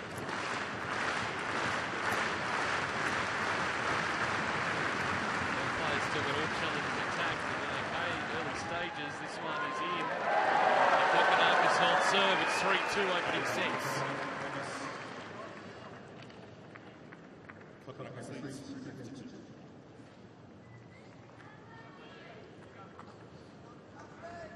Nice when you can fight off a break point there, because you know against Groth often the breaker serve is enough to get the job done for him. The quality of his serve. A little bit of confusion there. Kokonakis was walking to his chair, but he had his towel, which he handed back to the ball kid and started walking away. So the ball kid's got very confused, gone to the back and said, "Nazi sitting down." He's got to run back over again, give him his towel. A great atmosphere here at the Hisense Arena tonight. Aussie versus Aussie. As certainly clocked in. It was very hard to get into this venue tonight. Still 3 Aussies in action right at this point in time. Curios on the other courts. Similar guy to Sova coming up a little bit later on. One of the really marquee matchups for the Australian fans anyway.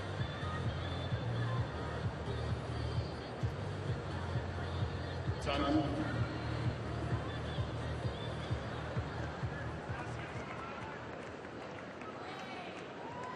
Sam Groth coming back to serve, 2-3. And the opening set, fairly even, just one breakpoint opportunity to Groth.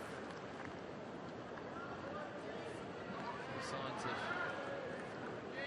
any sort of letdown factor from Kokkinakis from that 8-6 win over Ines Gulbis on Monday evening.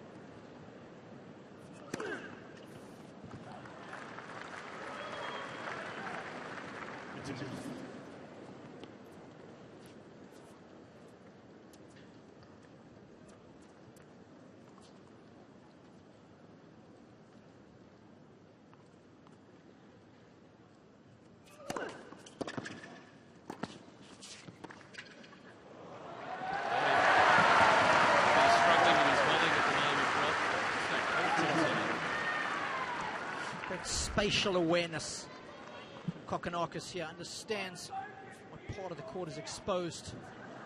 Didn't have to do anything fancy, didn't have to hit it too close to the line either, so good understanding.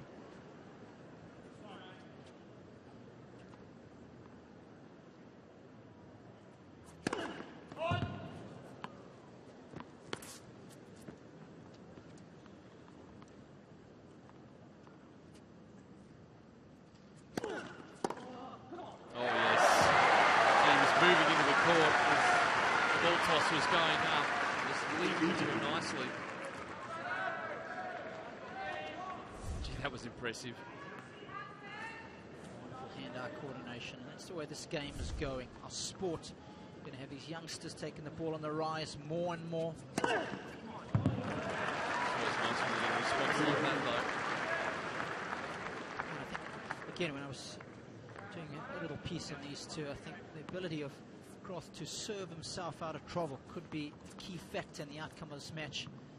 It's invaluable when you're getting 3 points like that in key situations.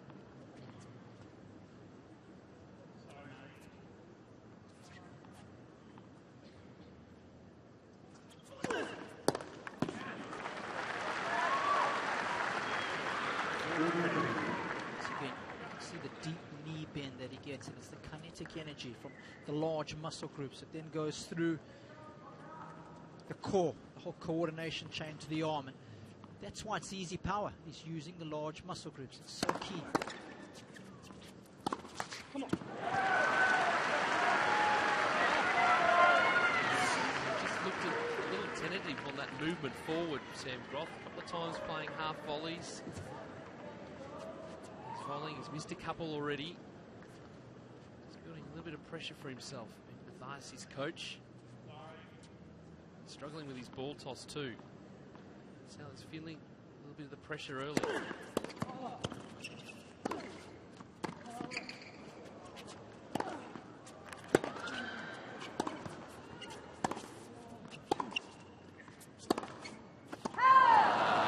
Lucky returning a 217-kilometre serve.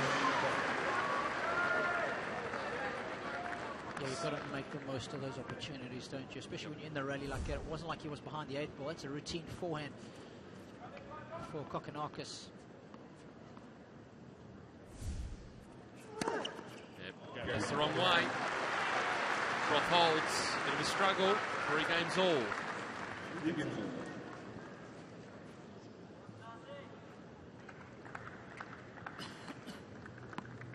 An amazing story. Sam Groth gave away the game. Lives here in Melbourne. Thought, no, can't keep doing this anymore. Travelling. So, actually did a little bit of tennis coaching. Played Australian rules football for a time too. Got the build. A local competition here in Melbourne. And decided to make a good go of it again. And it certainly worked out for him. Such an interesting subject, that, because I am such a big believer that it's adversity that creates champions. Your ability to have that bounce back factor is huge in any sport. Whether you're trying to break into the top 100 or top 10, obviously you all have different talent levels, you have ceilings to how good you can be.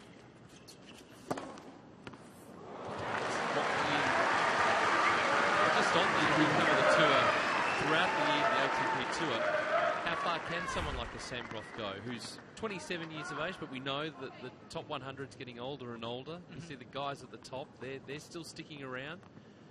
How high can he go with the game that he's got? Yeah, currently sitting at 82 in the world. I think if he could break top 50, it would be an impressive achievement. Obviously, phenomenal serve, but there's other limitations in his game. From the back of the court, nearly solid enough. Ability to play on different surfaces is probably going to hurt him as well. Plays well on grass and hard, but of course there's a lot of clay court tournaments that you've got to...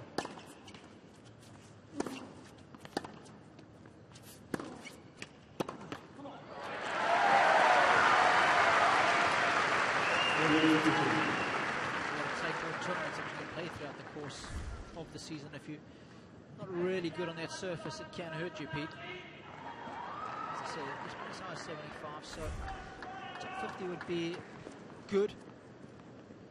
Top 30 would be incredible. Game points for Kokonakis. Pushing on for the 200-kilometre an hour ace. He holds 4-3 opening sets. The other thing too with that, Robbie, is that the lower reaches of the top 100 on the ATP Tour, with the Master Series 1000s and the 500 and 250. So we're getting some regular 250 action, but it's also trying to get that ranking up so you can be direct entry to the 500s and also into the Masters 1000s. And you look at them across the course of the year, the cutoff for those Masters 1000s, you're looking maybe 40s, maybe 50s, depending on who's injured at the time. Especially once towards the end of the season, you know, you've got Indian Wells in Miami where you've got bigger draws, so that would help somebody like Sam to get into those tournaments as a direct acceptance. And you know, when the chances present themselves, you've got to make the most of them. And tonight is a perfect example of that. If he wants to break top 50, you've got to win a match like this because they don't come around every day. You're playing a wild card second round of a major, golden opportunity. What this will do is by the time the opportunity is the rankings points that come with it. So no points to defend here from last year, so he can make that push. He can start from right now, really set up his calendar for the year. As it can for Tanasi Kokonakis, he's finished his schooling now, he's turned 18, he's full-time on the main tour. Try and get out of those Challenger and Futures events, try and get on the ATP Tour. New tennis balls for Sam Groth, 3-4 opening sets.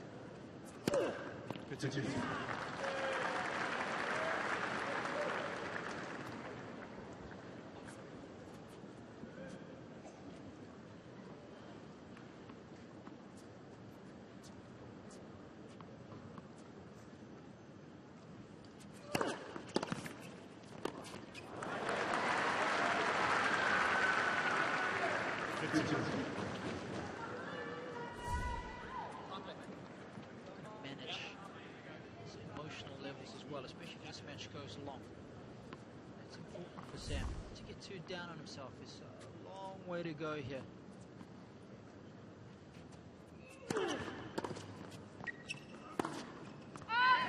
Just coming in runs and unforced errors. That temperament can get frustrated a lot, get temperamental out on court, the odd broken racket or two along the way.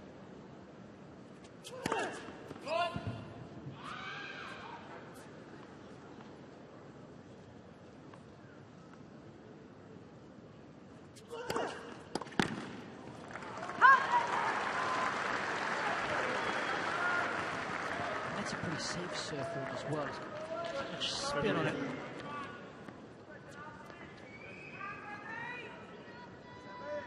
So it's more about playing to your strengths. Why not go for a big second serve when your serve is your strongest shot?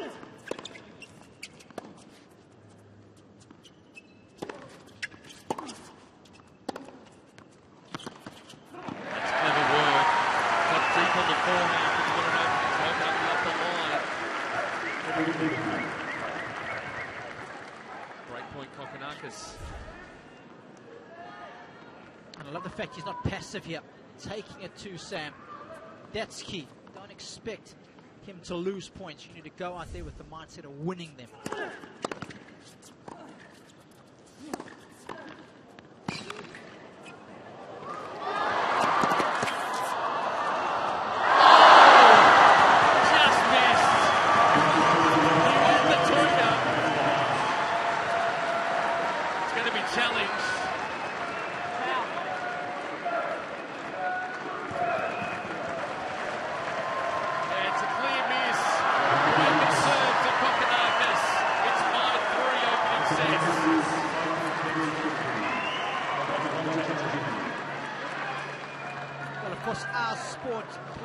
A big premium, playing the big points well.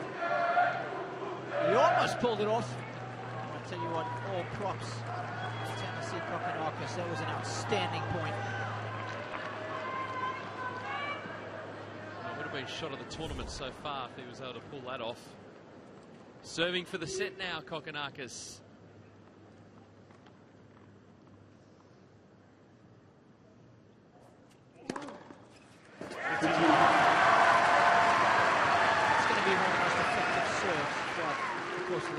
Because the courts are playing nice and quick, taking the slice. We're going to see a lot of those aces coming out wide on the deuce court.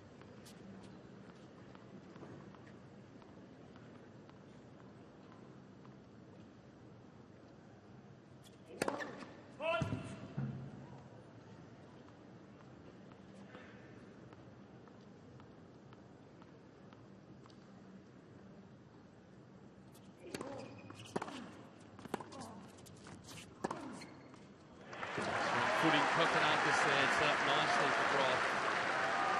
Just really needs to grind away now, Sam Groth. A real test of this young man's mental fortitude. He's got to stay nice and aggressive, that's the key.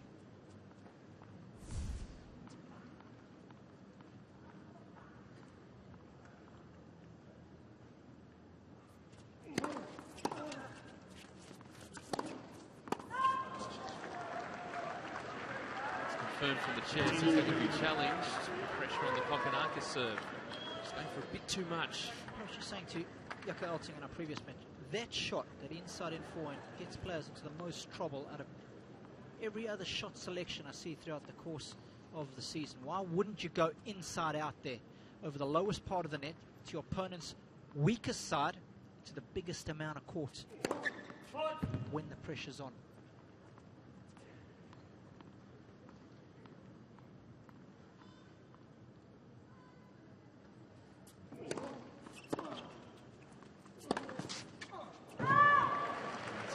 Again. Tanasi was called out. Was called out on the baseline. Tanasi didn't hear the call. He's going to challenge immediately. He was rolling around as if he'd won that point. So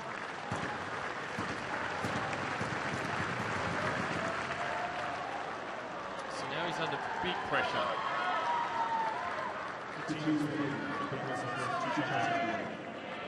Too easy forehands.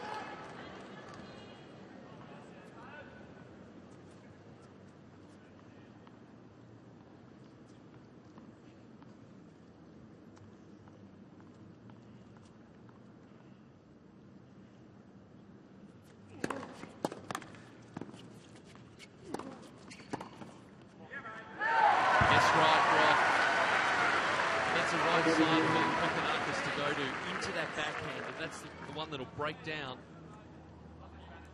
That's the one we want to see at 15-all, wasn't it? Yep.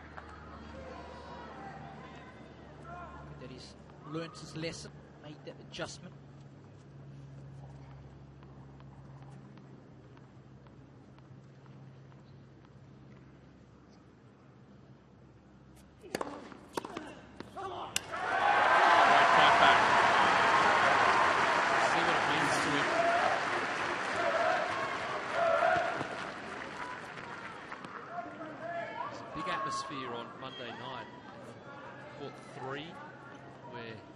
hear it from the entire stadium. You could hear it from Hisense Arena.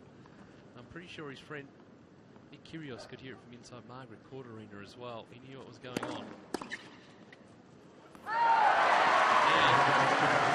he's got set points. 33 minutes in, it's been a composed set of tennis from Thanasi Kokkinakis, a tidy from Sam Groth.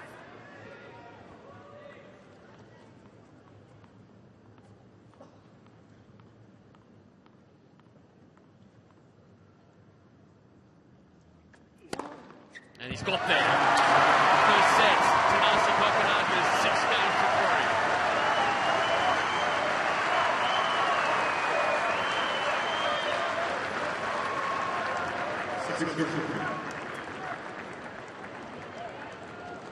Well, he's certainly been the more composed of the two players. He certainly has. It's got those opportunities, taking those opportunities. Important numbers there, 0 for 3 on break points, 1 for Groth. So 1 out of 1. Play the big points well, get the right result as we suggested. Shot selection, mixing things up nicely, Kokkinakis. Pretty even contest.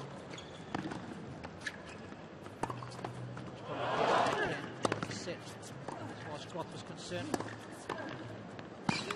Incredible point, this one. This was the break point. Actually getting it. Shot selection. Actually able to dig himself up. One down, free to go. He's got the game plan down. It's quite clear what the game plan is. I reckon it would be for the coaches in this match one of the easiest scouts of all time, because all the Australian coaches know one another. They talk all the time. The players been in the same Davis Cup squad together. They know each other's game so well. Of course, that complicates the matchup somewhat. How much do you vary from your own natural game because of the fact your opponent knows so much about you?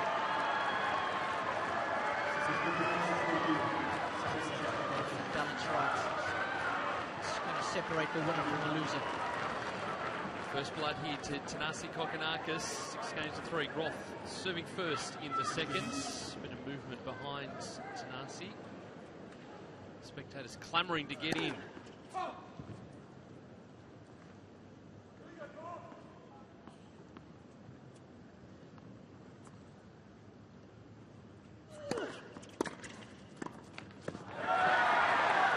How does he turn that around, Robbie?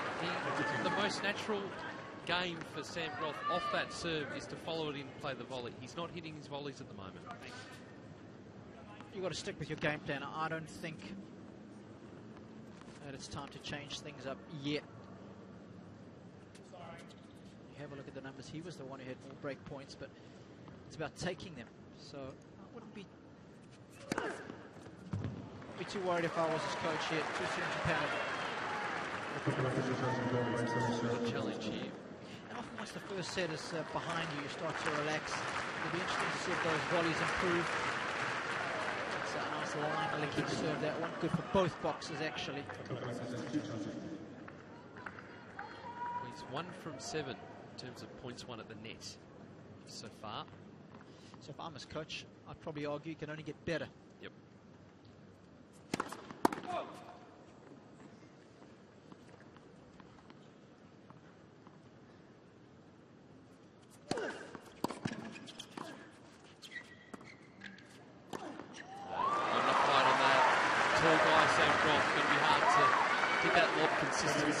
Consistently.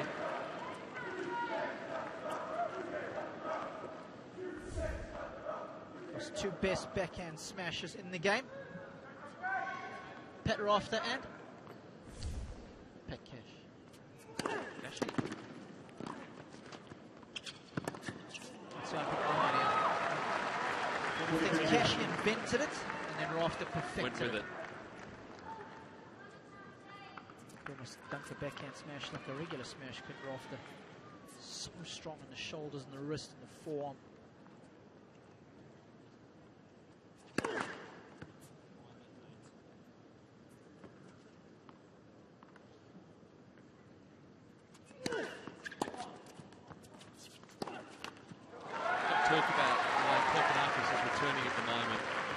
ball kicking up at him. He traps it so well.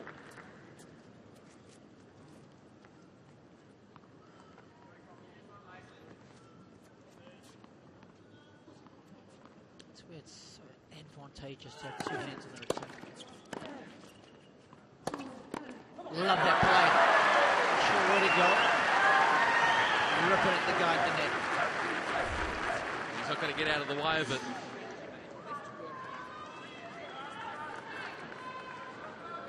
Especially at the forehand hip. That's the toughest one to negotiate for any volleyer. Good strike.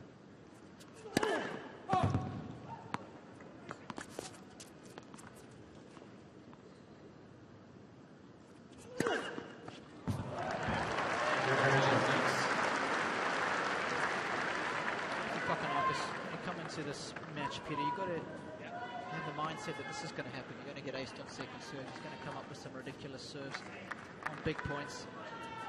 And that way, you're not shocked in the match when it happens.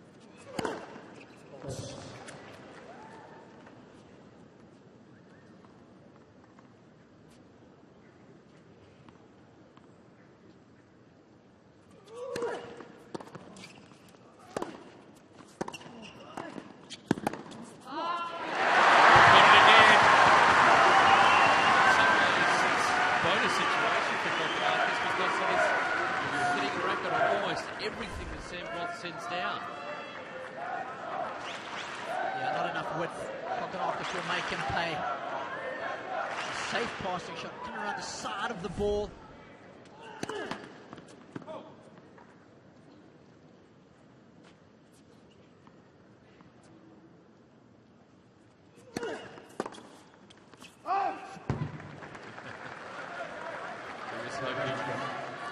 Just trying to put the foot down. It's not the advantage. Wants to keep it going.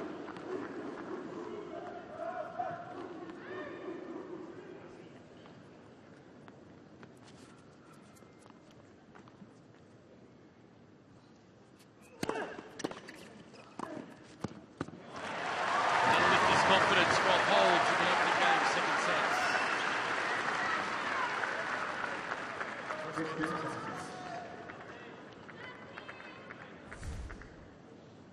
Yeah, what a difference when you do get a bit more width. Carving inside that ball, so it's always going away. Look at the stamp of the right leg as he makes contact with it. That's textbook volleying.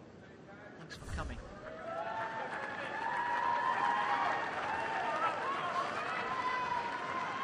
So jealous when I watch these Aussie guys playing at home, full house, in front of your family and your friends, and all those hours and hours that you put on the practice court, on the track.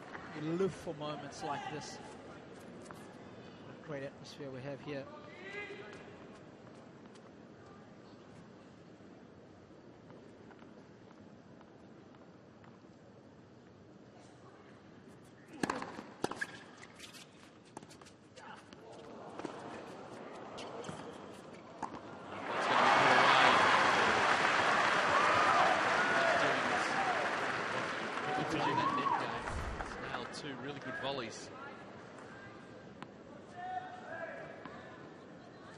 Feel there.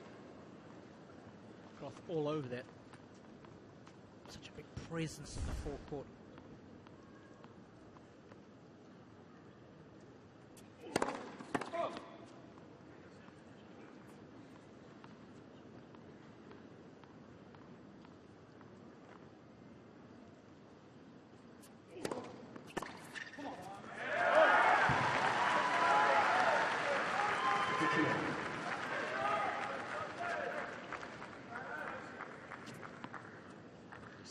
Frustration with Groth continues along these lines, will just grow and grow and grow. Start to talk more to himself.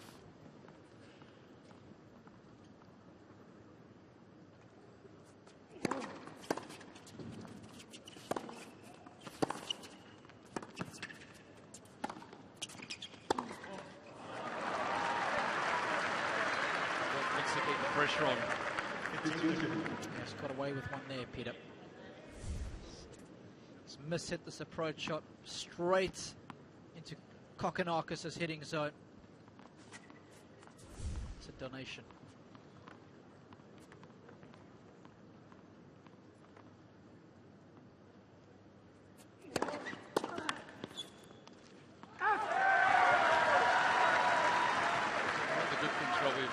talk about the Australians playing off against one another and playing here is to watch the development of these players as they come through the junior ranks, and you see them at the junior slams, but also Melbourne Park is a big training venue for the Australian players, and certainly Tanasi has spent a lot of time here.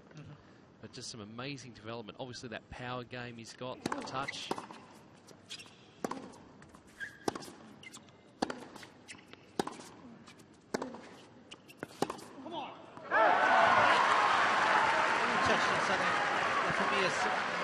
Fascinating about any sport, not only our sport, developmental stages. What do players do to be successful? What happens between 10 and 20?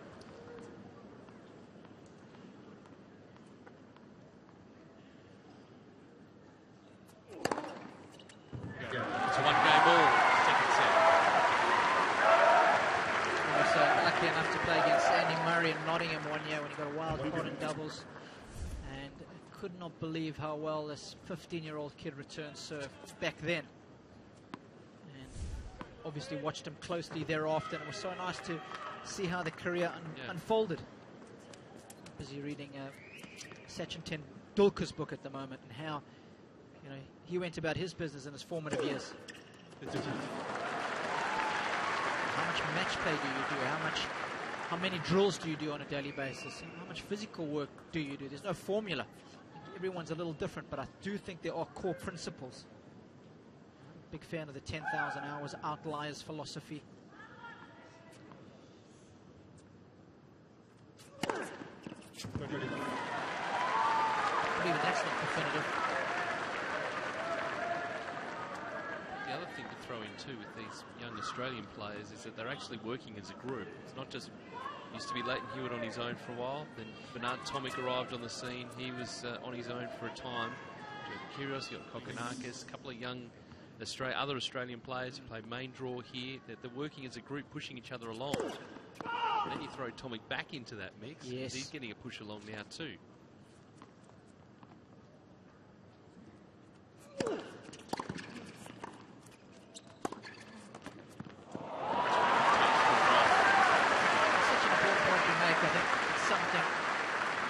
Spaniards have done over the last decade or so, and I think it's one of the reasons they've been so successful.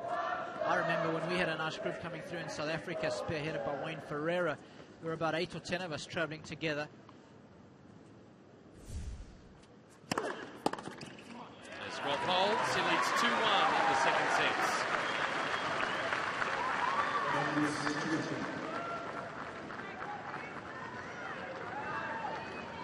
Of course, what happens when you've got a group of guys like that? At the moment, Wayne's starting to do well. Everybody else thought, hang on, we're beating this guy on the practice court. Why can't we be doing what he's doing? Yeah. Obviously, you don't have the same talent ability, but it gives you the belief that you perhaps can belong. I think that's definitely what's going on here with the Aussie boys. See Nick doing well. Tennessee believes he should be doing well as well. Bernie's done the business. It's good times for Australian tennis. Went through a bit of a lean period, but these things don't change overnight, Peter. It takes a while. It's been that cycle that we've been in, the amazing success when Leighton Hewitt started. Think about all those players that were around him then. And then Hewitt was on his own for a while, and now starting to see fruits of that labour. That's why part of the reason Leighton enjoys playing Davis Cup, he can get this group together and he really hammers that Australian spirit into them, and the Davis Cup and the team mentality is so important to him, and it's so important to those other players too.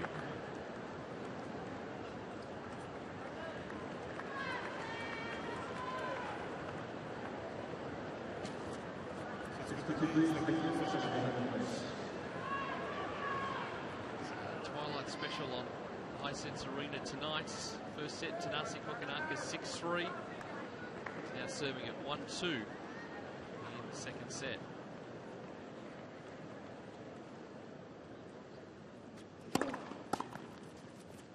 I do want to ask you about Kokonakis' clothes. Because I can definitely see you sporting a pair of those shorts, Pete. Oh, it would have to be the whole ensemble. I couldn't just go the shorts. You have to go the whole way. if I'm wearing that, you're wearing Nadal's outfit. I don't know about that, man. Colour's a killer for me.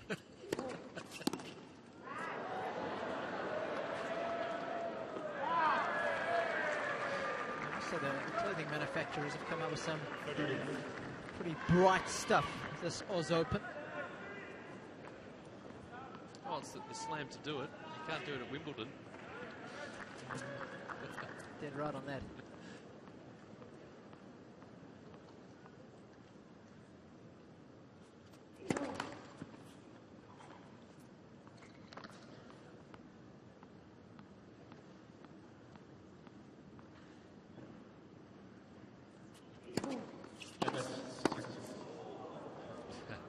Got a little lucky there. Been hard to hear the net machines at the course of the event so far. There's a sensor on the net which alerts the umpire. In fact, it's passed across and taken the net on the way through.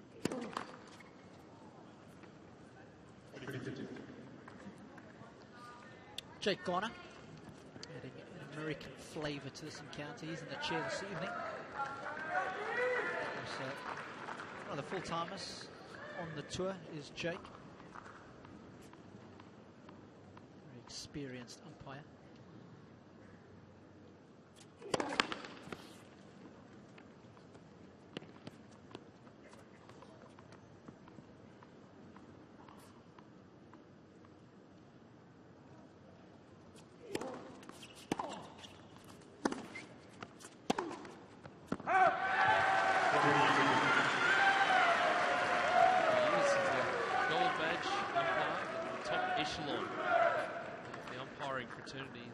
See them all. They're going to be on the main. They're on the main show courts more often than not. And they'll be here at the business end of the tournament too.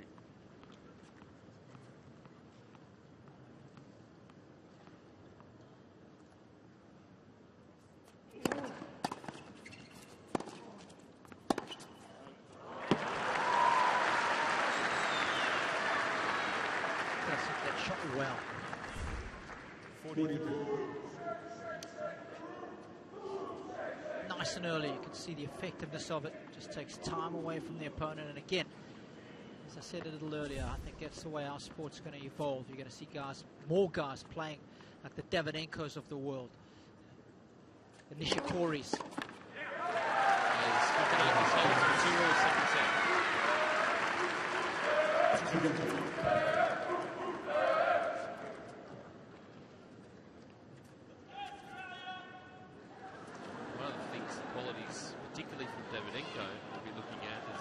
Sidebar to all of that is the longevity.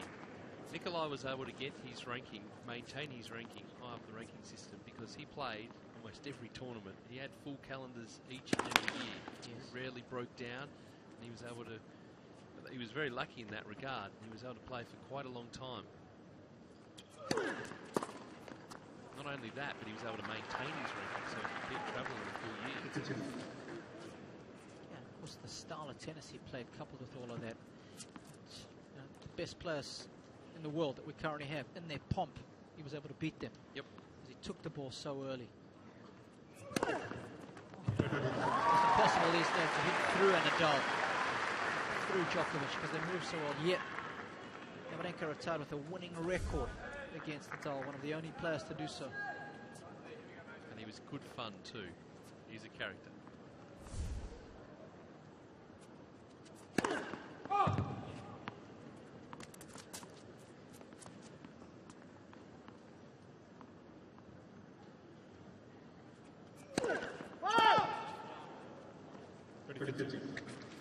That's his first for the match.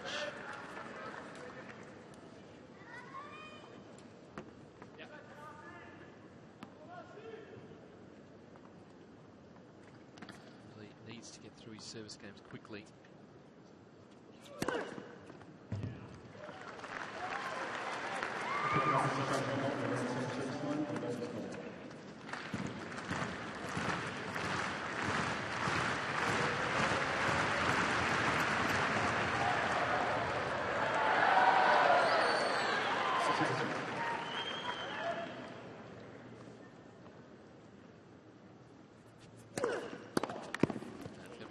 break up from that position for Kokonakis. There's too much footy on it from Groth.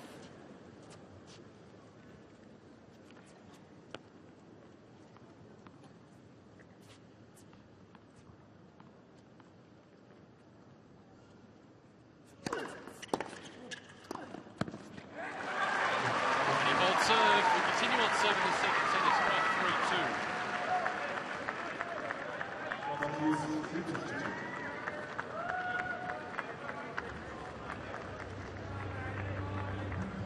Just feel he's really settled into the contest nicely, Sam Groth, being overrun in the opening set. Serving a lot better.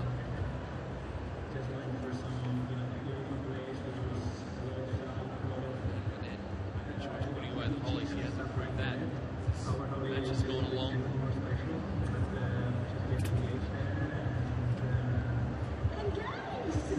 7 of 10. Points won. 16 overall.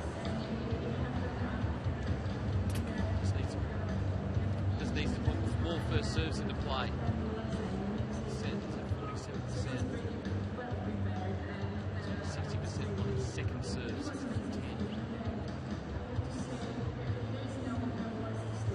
Around finding out about the other big news in the tennis world the last day or so. Thomas Burdick is now engaged, announced it here in Melbourne. Now, Tanasi Kokonakis stepping up to serve.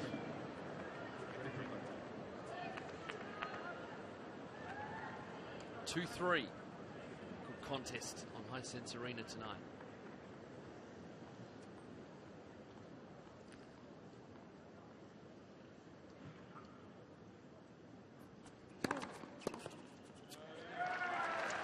Always nice when you get the upgrade from girlfriend to fiancé. I'll do it here in Melbourne as well.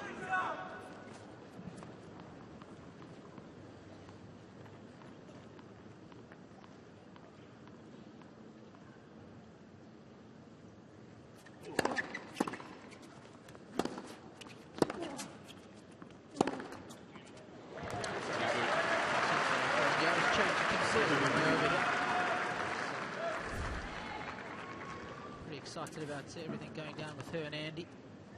Did say Dad. A little bit nervous about his wedding speech. Of course, Nigel Sears was a coach on the women's tour for many years. He's a bit of commentating himself now. Is he down here this year? No.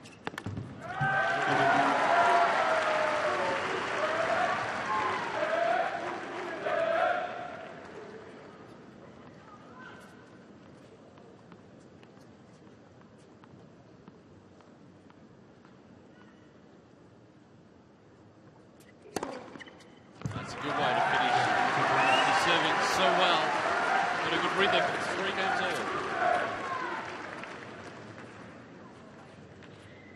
3 games.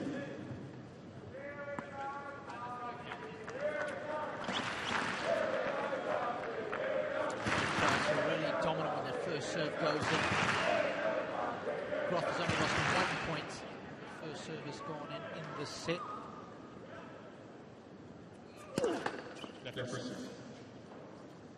Kokonakis, it's just 3.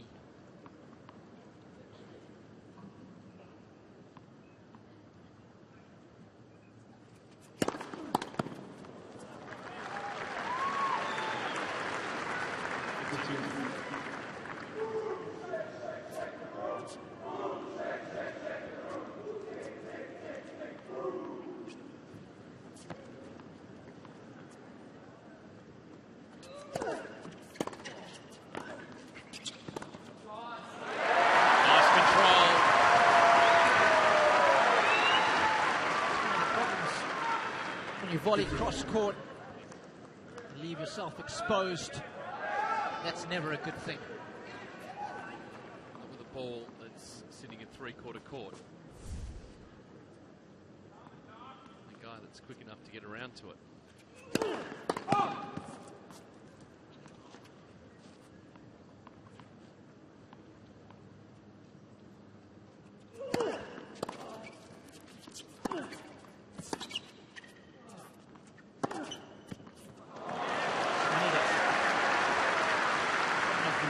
over the other side of the net and place that one down any better.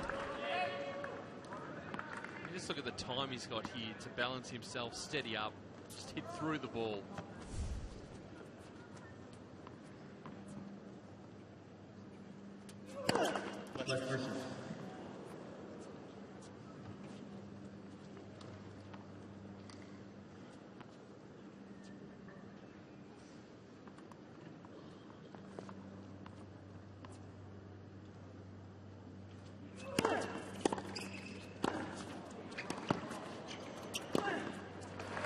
Not that time. Caught him out. Important occasion for the lob for the 50.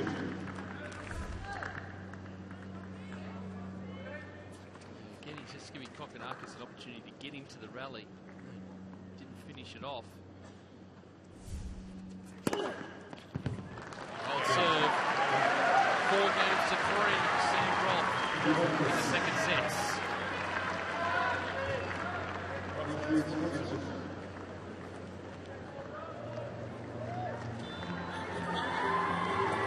Across the hour mark of this match, it's quite pretty quick. Setting up into some of the other sets on the mid side of the draw over the past couple of days. So we're talking about the winner of this match, the winner of the match coming a little bit later on tonight. But Atomic and Kohlschreiber. Big crowd watching that one.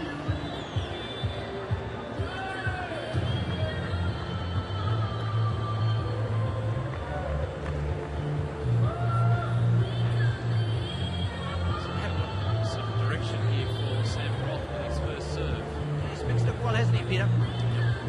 Nice variation. Nice, perfect. To the juice court.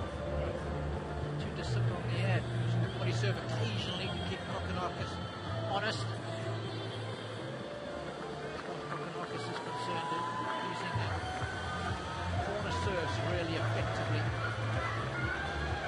So hitting his spots well. Just getting back to the point I made a little earlier about Kohlschreiber. It's going to be an interesting matchup for me.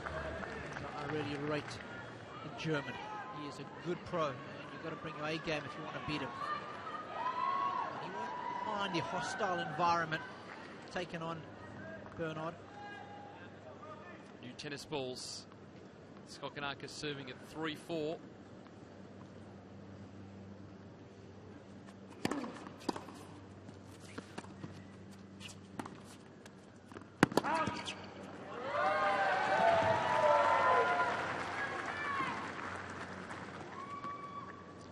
It's interesting with Kokonakis, he talked about how he uses the angle so well with his serve. We saw that the statistics there where there weren't too many serves going into the body. Does that surprise you a bit with Groth, a big guy, to try and jam him up? It does, but it's definitely a trend, Peter.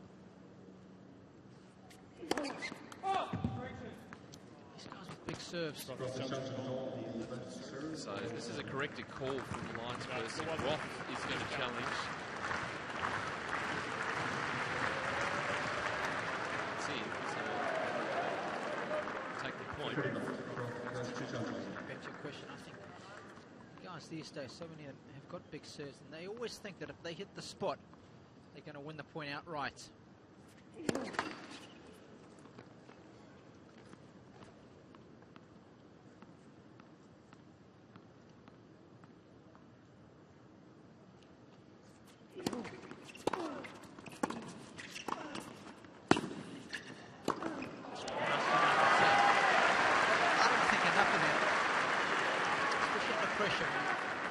Tougher to hit your spots. I don't think enough of them trust their ability to use a 2 or 3 shot combination to win the point. They're always looking for the quick fix. If that's your mindset all the time, it can come back to haunt you under pressure when you do miss a first serve. And then, you've got to sort out a rally.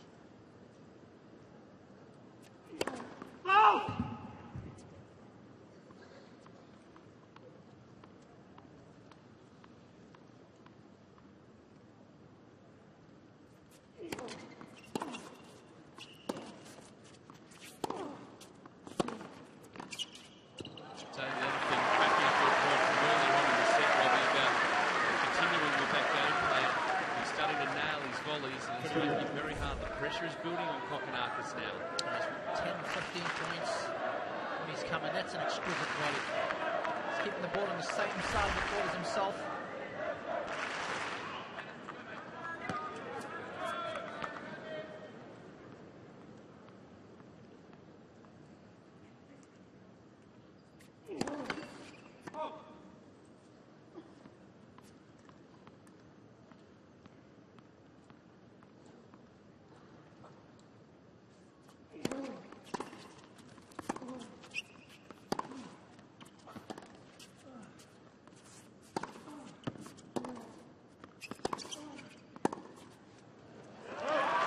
Opportunity for Groth.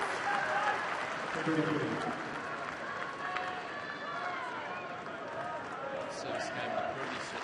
Marcus was under pressure. He served his way out of it.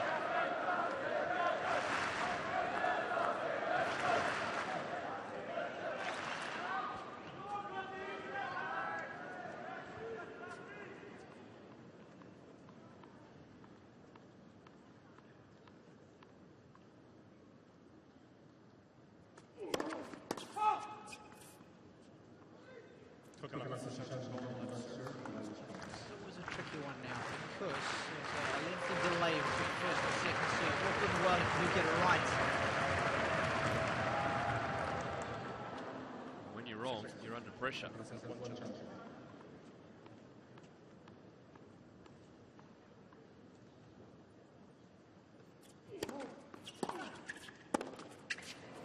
he's under all sorts of pressure now because Sam Groth has a 5-3 lead in this second set. Love the attitude of Groth there. Going for the backhand return, but he's choosing a big target. Trying to hit it close to either sideline, hard down the middle. So Djokovic do that so well. Andy Murray does it exceptionally well. Just ask Matosevic. Yeah.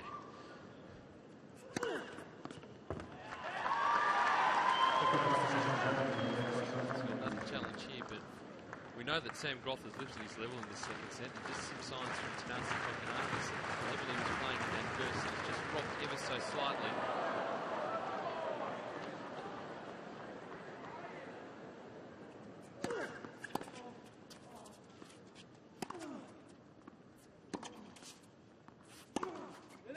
All day long. I love that approach shot. The lowest part of the net, of course, always going away from your opponent. Sam will make that 9 times out of 10.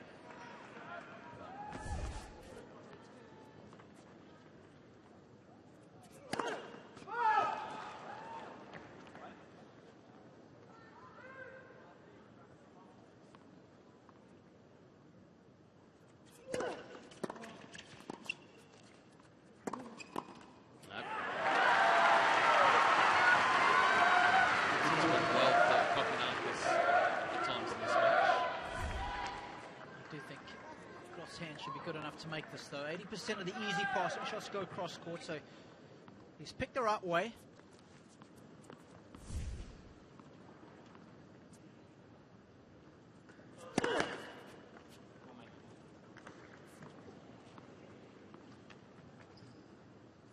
That's a nice return.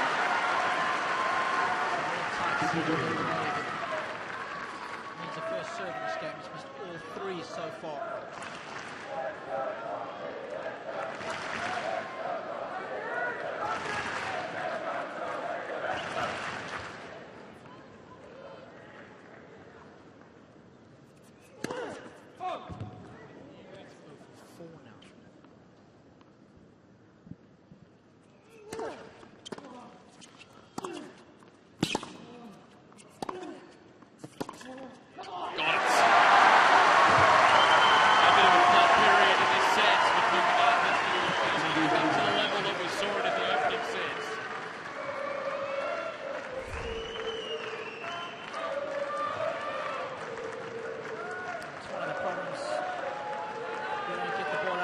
Zone. Kokonakis will make it more often than not again. Almost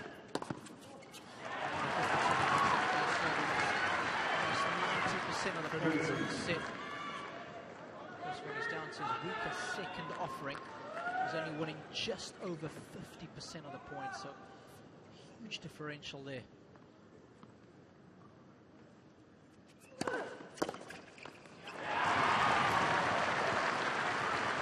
It seems to come in runs. So this is 3 in a row, 4 in a row. Now he gets that serve back on track. An instant change in the game. I think he's had an opportunity to break it back into this set. Now he's got to fight.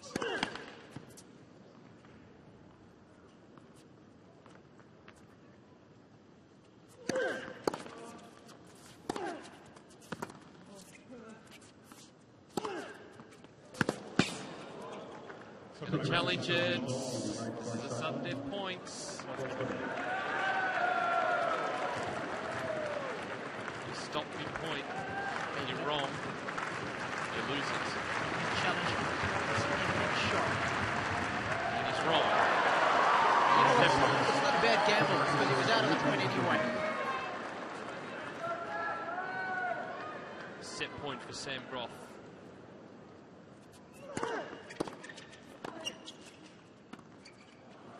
Nowhere near. Groth levels it up for a 1-set all.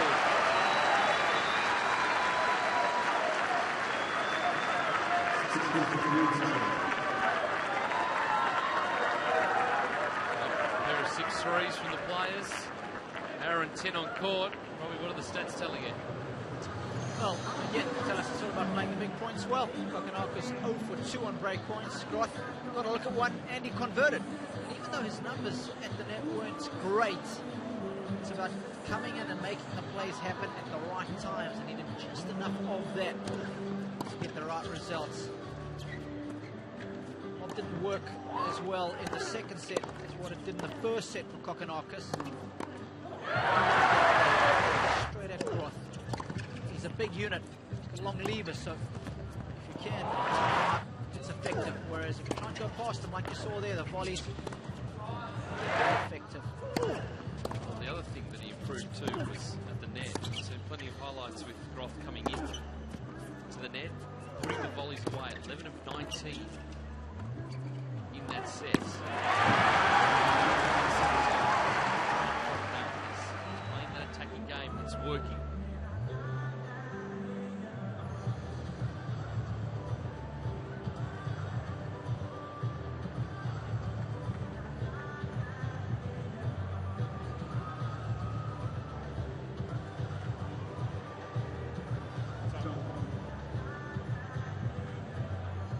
Style of match for Kokonakis. Across the 5 sets we've done as good was sometimes you're not sure exactly what you're going to get with a nest, so there is a 6-1 set, a 6-love set thrown in there as well. Much tighter here.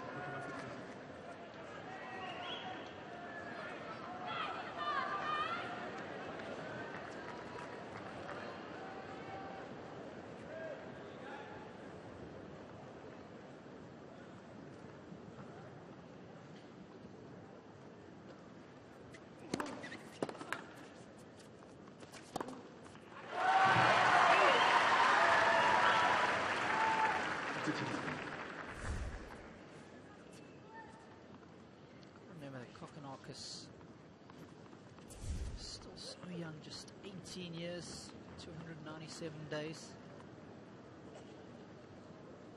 There's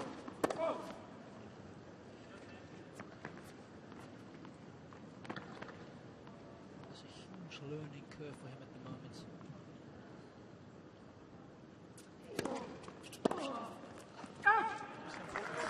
Matches like this, it grows the belief. You can believe you belong sooner rather than later. It's massive throughout the course of a player's career. I'm having a conversation, I remember having this discussion with Kevin Anderson. He's top 20 now as Kev. And he said it took him a good 2-3 years before he actually believed that he was on a par with these guys, didn't look up to them anymore.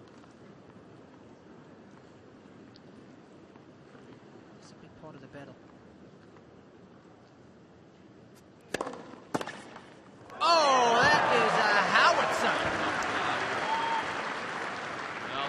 right spot. 190k is coming back with interest. Circa 1985. Double B at his very best.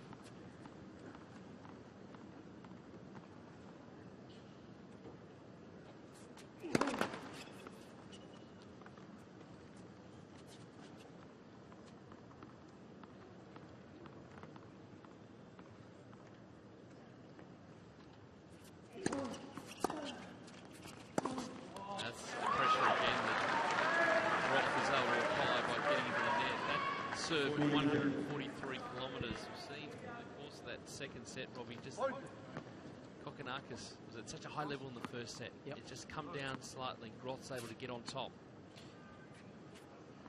Again, it's a really interesting point. It's something I often discuss with players and coaches. Good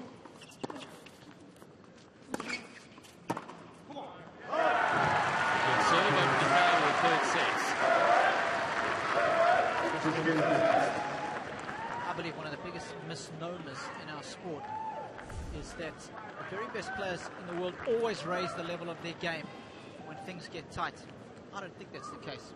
For me, it's more a case of them just keeping their base level the same. And it's the lesser ranked player who then matches them for a while, but then when things get tight, generally they're the one whose level drops down. They end up losing the set or the match as a result of that. Yes, occasionally when the best players in the world are going up against each other, that's when they push each other to the next level. And they're not. It's certainly not the case.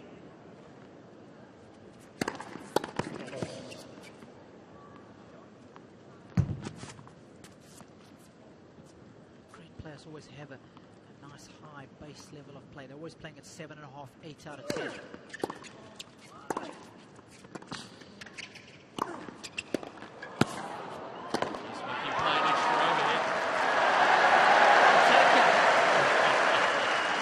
The lone South African in the crowd doing us proud.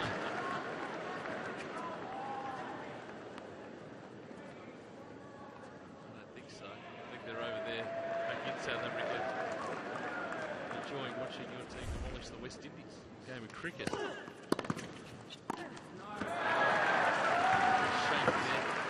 The other thing too, just talking about this sort of occasion and about levels, is also the dynamic of 5-set tennis. Yes. Obviously, Kokkinakis played his first 5-set match the other day. Sam Groth hasn't played one at the highest level.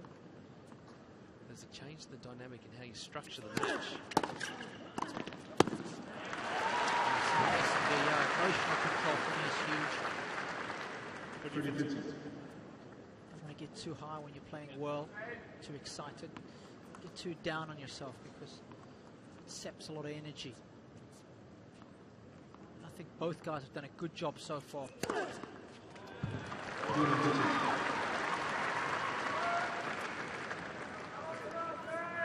you want to send the right messages at the right time. Body language is important.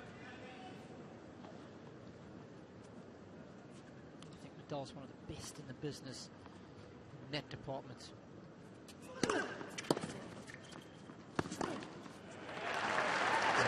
Comfortable hold for Groth, 1 game all, third sets. He plays that psychological battle so well, Rafael Nadal. Doesn't he just beat?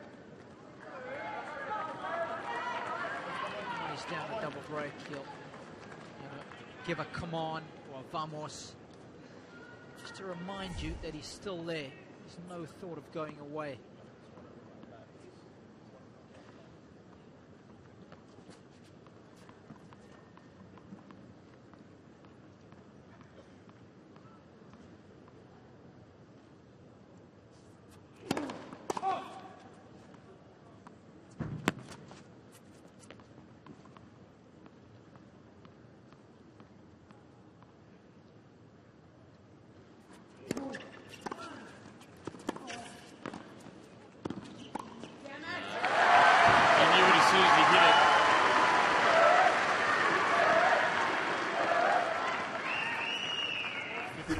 Too heavy-handed.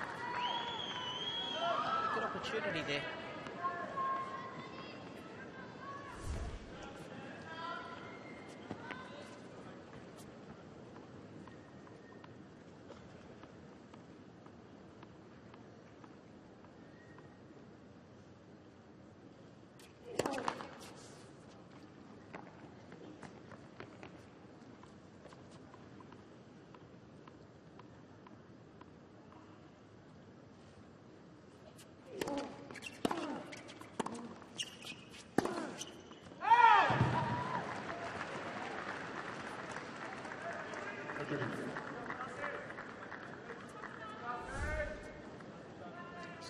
in a row. Groth had pulled an opportunity to apply a bit of pressure to Kokkinakis.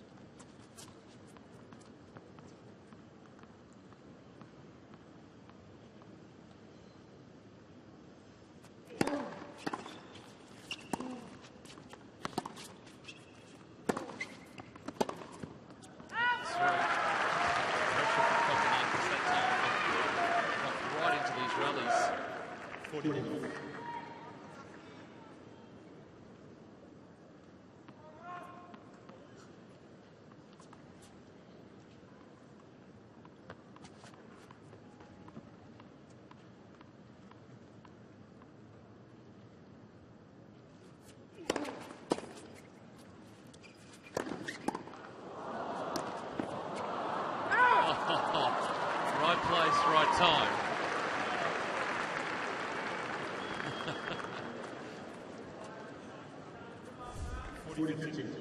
There was a bit of French cricket there.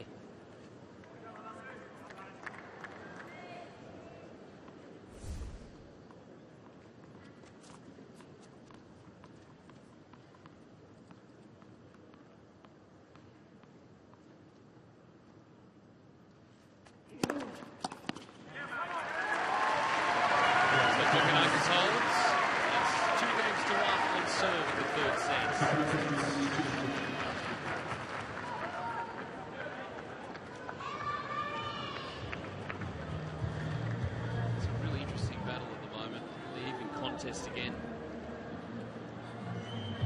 Yeah, you just get the feeling this third set's going to be massive in the outcome of the match. Always hope that it's a moment of magic rather than a moment of madness. It determines the outcome of it.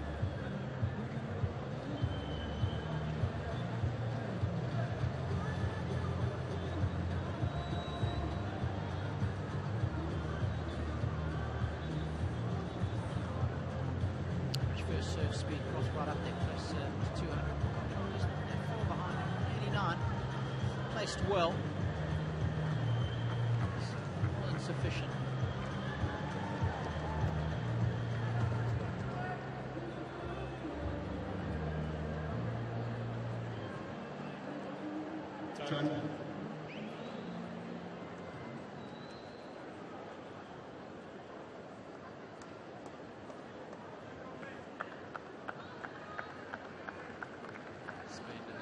Day in Melbourne continues into the evening. The sunshine during the day, we have humidity.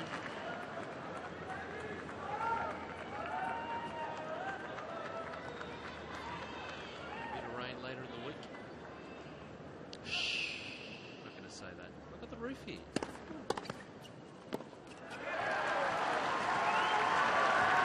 Nice body language there, like that. Shake of the racket. Pep in the step.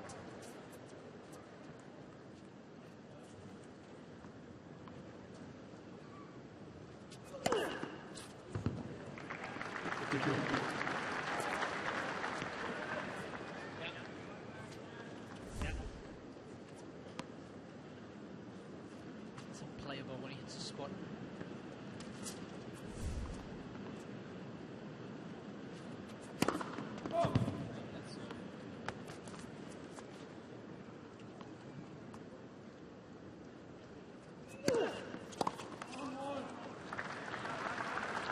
So just lifting his intensity for Kokkinakis now.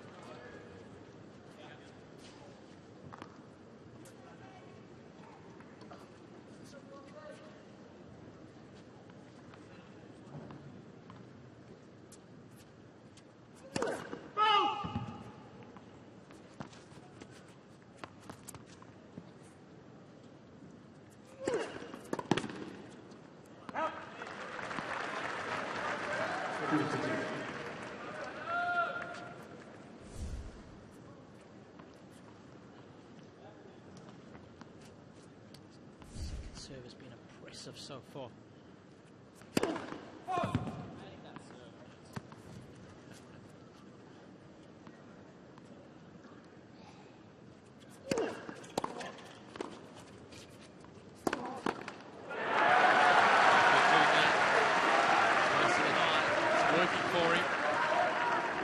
Spoke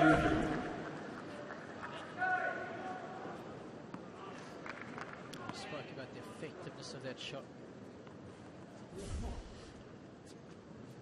Young whippersnapper taking it to the older statesman.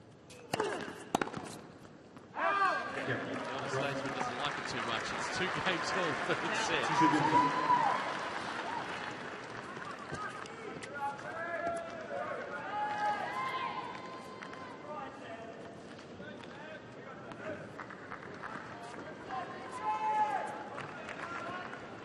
Allegiance is split 50-50 tonight. I was just thinking that about a minute ago. We're having a slow-mo action shots of the crowd and what they were trying to vocalize.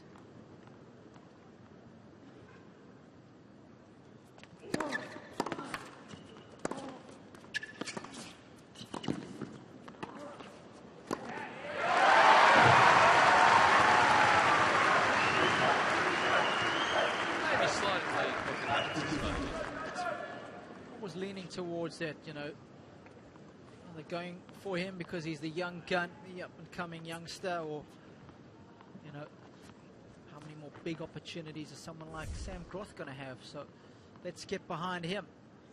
Going to see Kokkinakis a lot more in the future.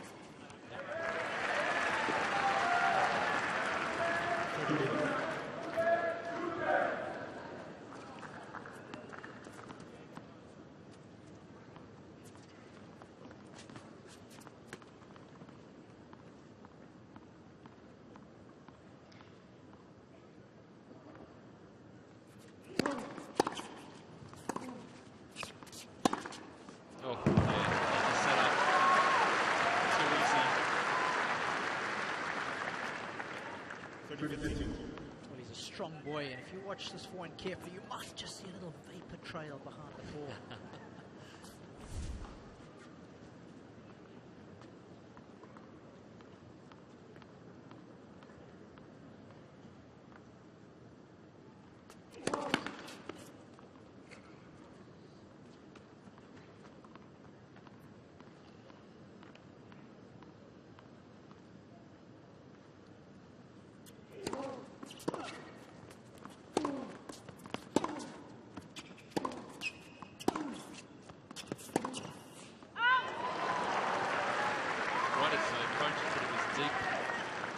Forward, he's covering a lot of court there. You know what, depth, it just goes to highlight your point right there, the importance of depth. Take it any day over pace. Hard and short, good players will eat it up. Anything deep, obviously hard and deep is the best combination. So never underestimate it. Good lesson for youngsters taking up the game. Work on your depth more than your pace.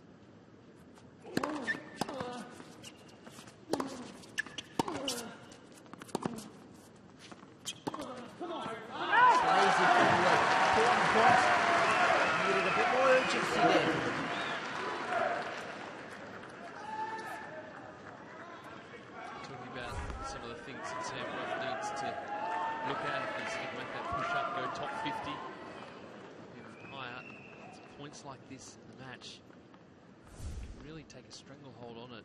Yep. It's into these rallies. It's returning well. Can you look at a couple more second serves?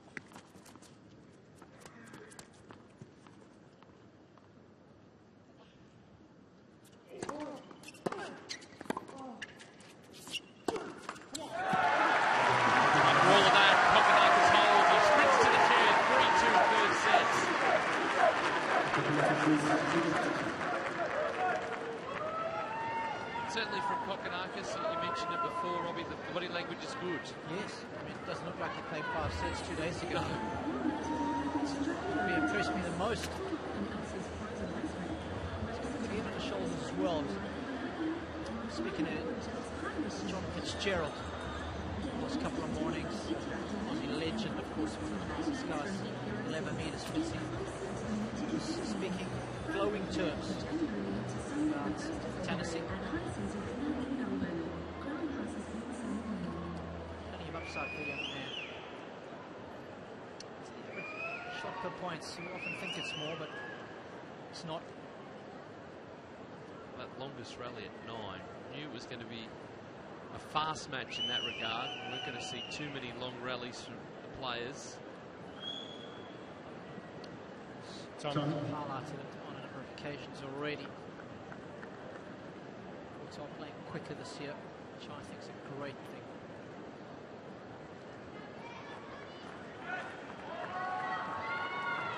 Surfaces have become too homogenized. They're all so similar these days. And grass is relatively slow, hard bouncing, playing a hard court.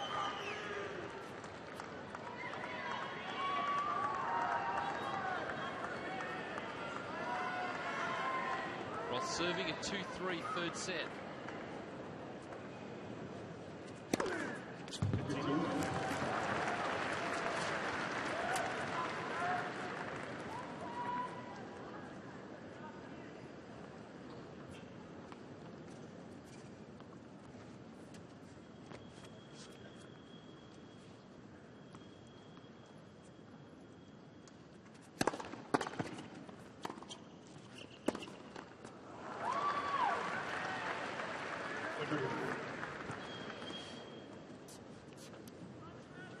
Perfect time of the evening now to play tennis. There's no shadows on the court, no wind to speak of. It's a little cooler.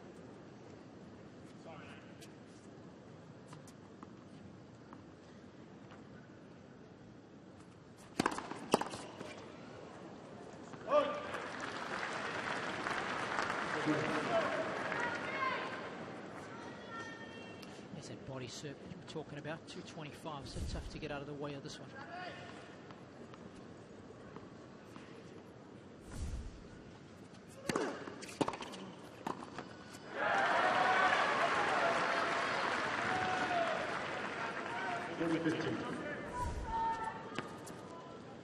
Like the idea here, it's one of the tougher things to do, take pace off the volley, hit it nice and short. All good volleyers can execute that shot.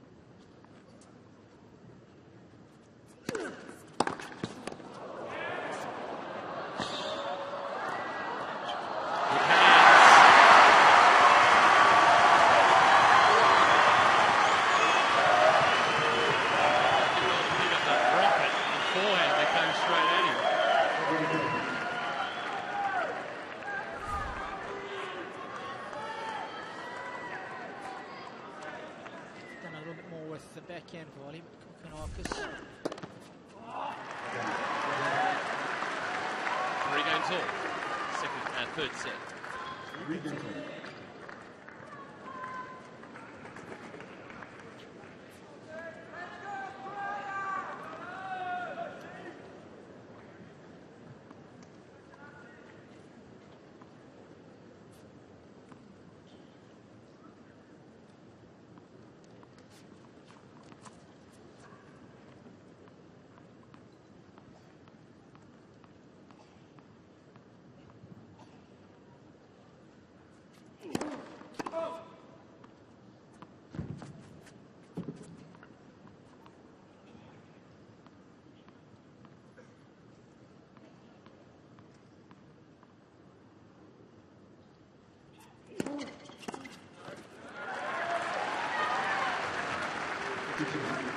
Intelligent serve.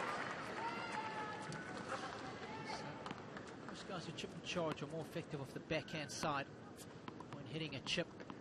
Better feel.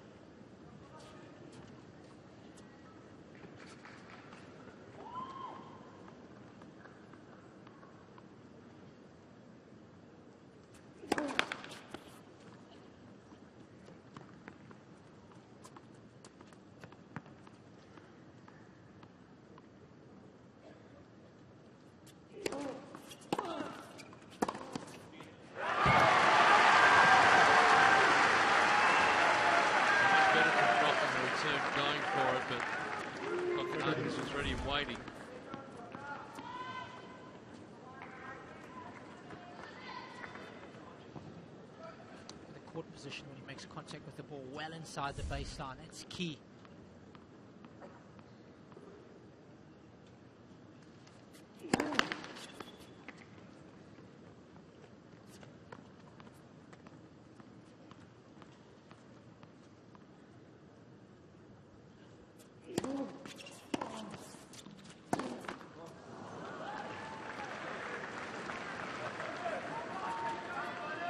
be first to make the move in this set. My gut instinct tells me that this one's going to be decided by a tiebreak.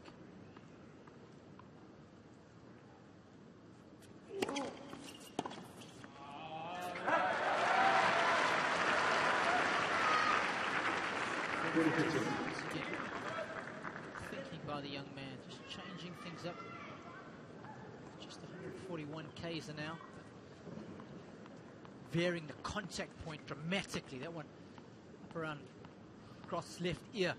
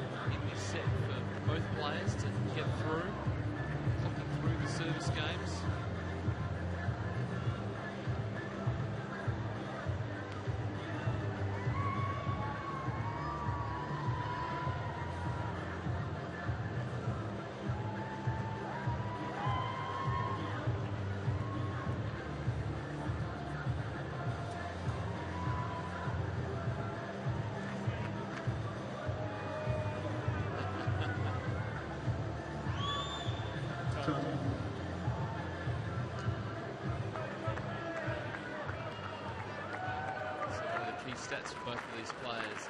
Plenty of good points off that first serve.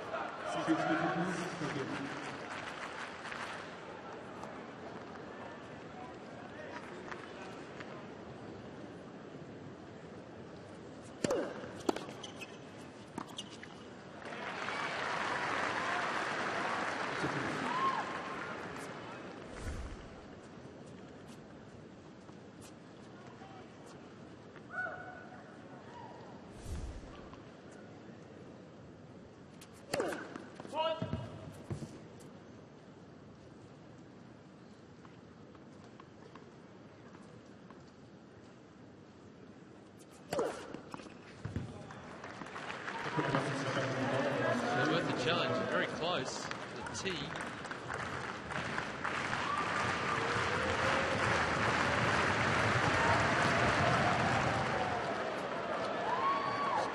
About how good these guys' first serve points one were good it was, but not only as good as your second serve, and that's where Groth has excelled in this match. He's won almost 70% of the points behind that weaker second offering.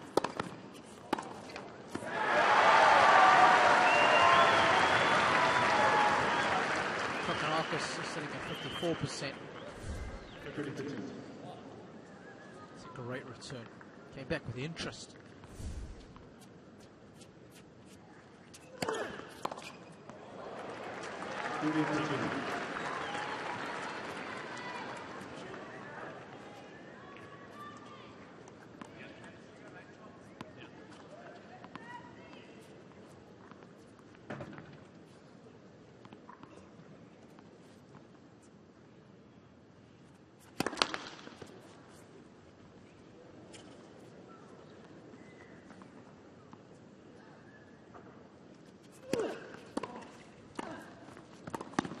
Got it.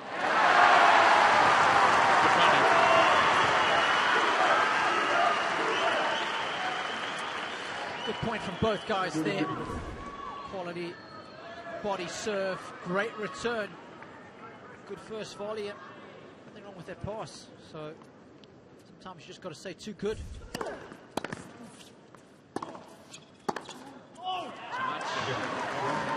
pressing that a little bit too much. Tanasi Kokonakis. 4 games all. Things tightening up in this third set. Talking about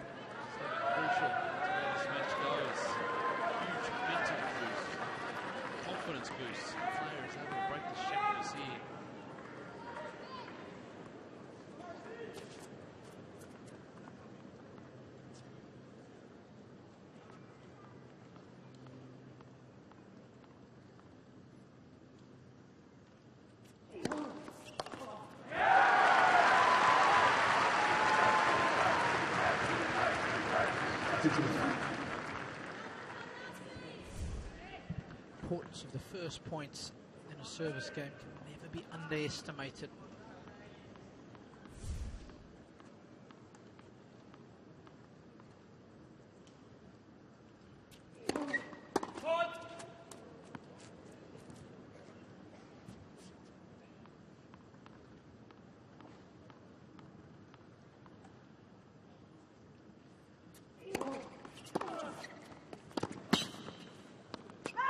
Bit of pressure from Groth. Control. It's amazing how often the breaker serve comes when the returner wants one of the first 2 points against his opponent.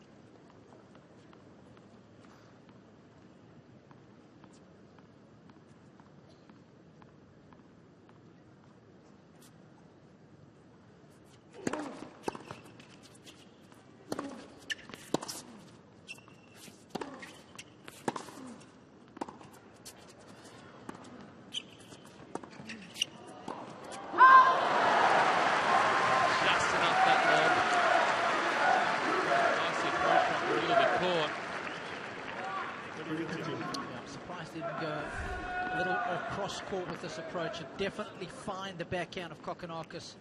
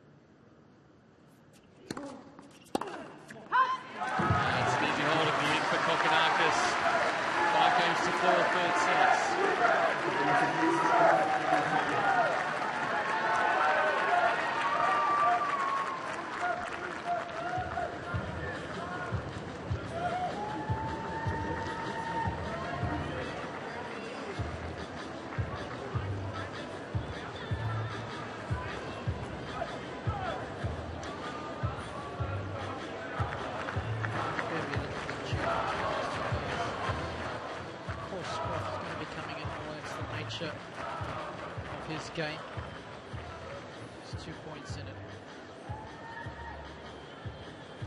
It's one of the great anomalies of our sport. You can win more points than your opponent, yet still lose to them. Once again, it just highlights the importance of playing the big points well. The sport places such a premium on that.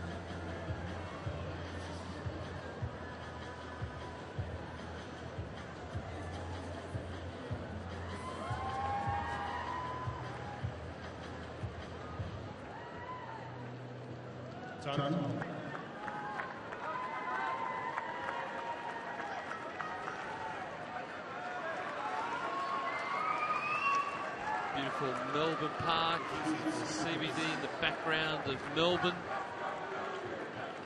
Can't quite see Motorpool Arena from that angle, but it's there.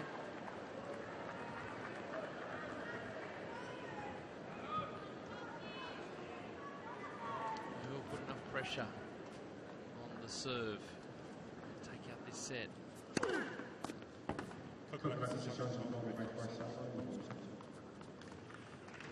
Got 2 challenges left.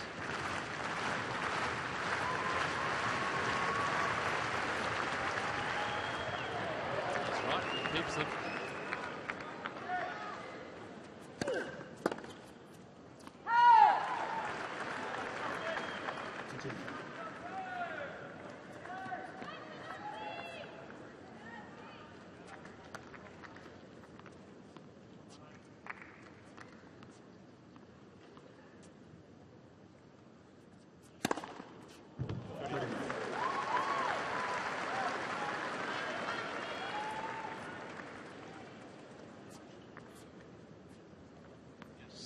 14 aces now. What's your under-over for the match? In terms of aces? For Groth. Oh, I reckon. Probably he's under it. I was thinking maybe 30, 35. Probably 35. Gets the serve going. If we go the distance.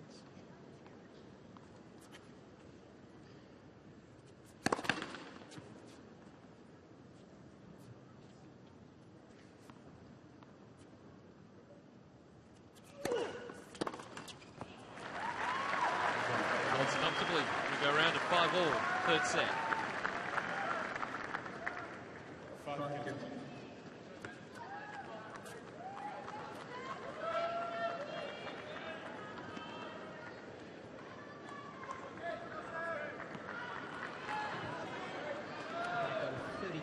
Pete.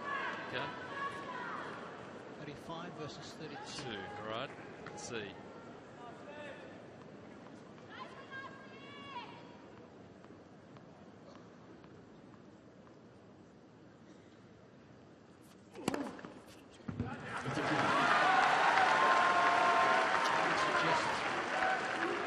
This match is going to go 5 sets, but actually in my preview of it, I thought Groth might get it done in 4.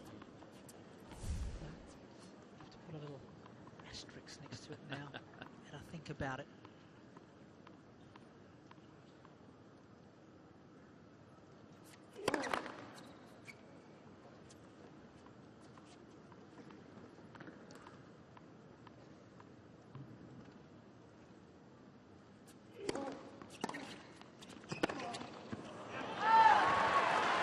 That was beautiful. That was old school. That.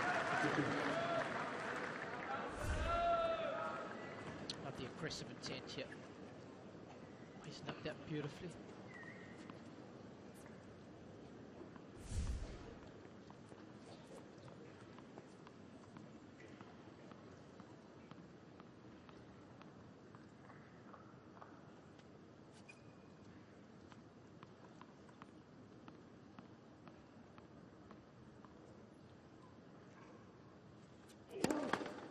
He's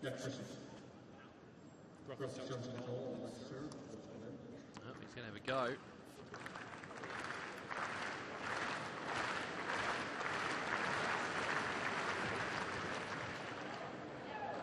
Good call.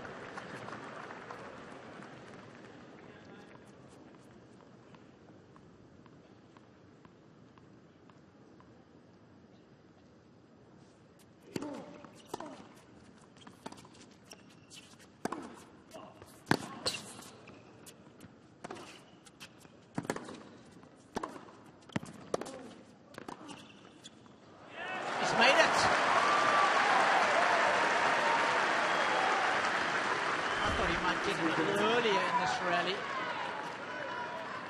This is a wonderful shoelace volley. He's measured it within an inch of the line.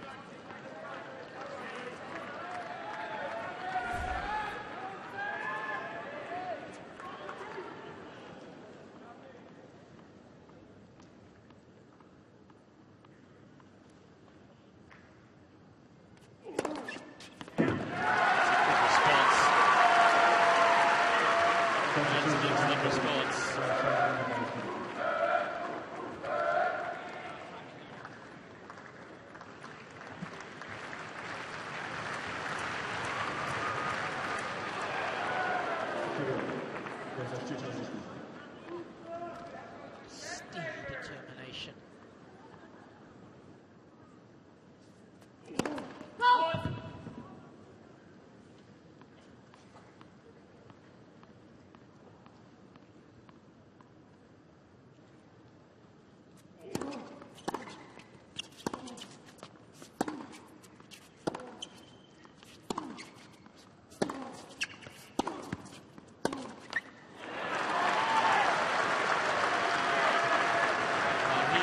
Opportunity for Groth. 1 of 4 break points across the match. It's his first opportunity in this particular set. He's been serving. Let's consider this a set point.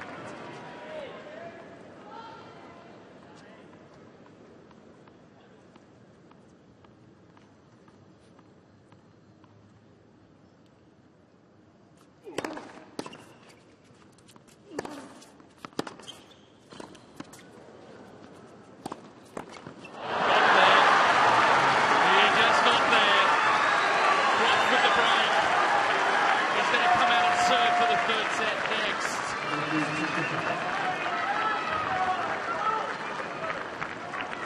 a touch worried there, Robbie, about what might happen with Groth when that ball was sitting up.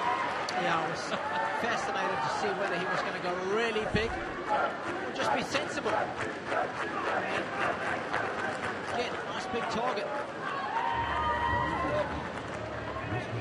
He was back to the point that we were making a little earlier. You don't always have to hit spectacular shots in important stages to get the job done. I think that's something that lesser players get wrong so often. It's something better players get so right. The great Jack Nicklaus often saying that coming down the stretch at the end of a tournament, it's not always about making birdies. It's so often about just making pars. He's got those key areas of his game right tonight, Sam Groth, in terms of improving his work up at the net. He's 51% there at the moment, but he's just looked a lot more composed. Now he's got the opportunity to give himself a 2-sets-to-1 lead.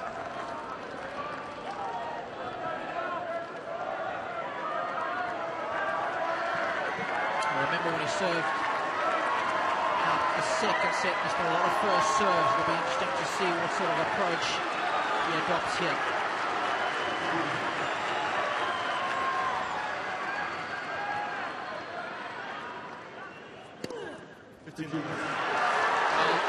Take that approach.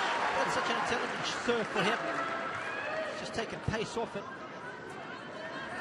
He's beaten Kokonakis for spin and placement. He'll make that 9 times out of 10. Good clarity of thought under pressure.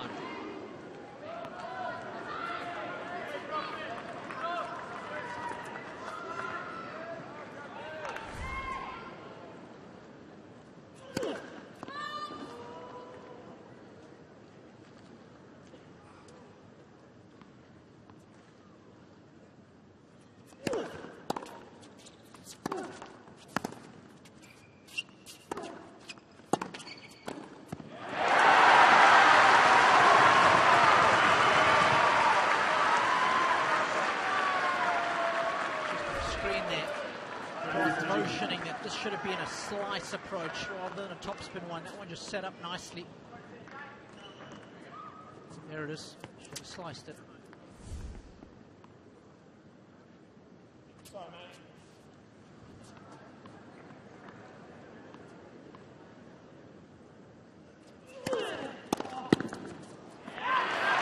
Now he's got 2 set points.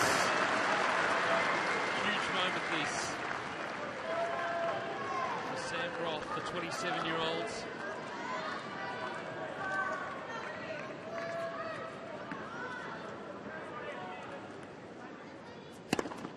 He's 2-set commitment.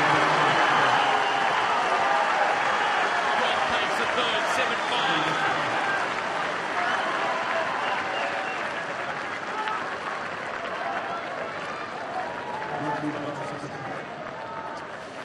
That was impressive. As Kokonakis will leave the court just to refresh.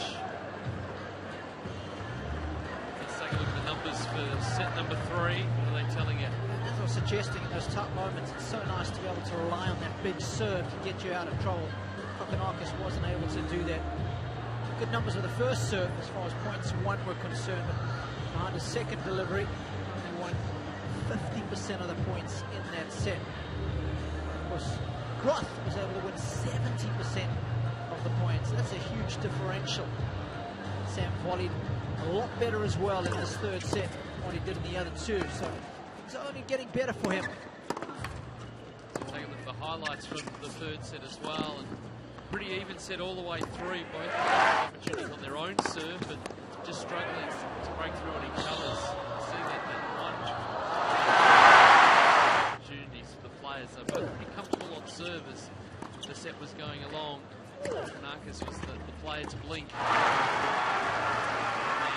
very strong position now. Still can't ride off 5 sets, but Sam Groth looking good at the moment.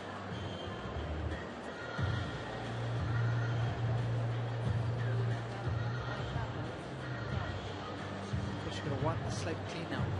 Did about the fact 2 sets to 1 up. Bring that arousal level down. You'll be so excited. Start all over again. First couple of games of the set are massive. Keep the momentum working in your favour. Don't want to go down an early break in this 4th set.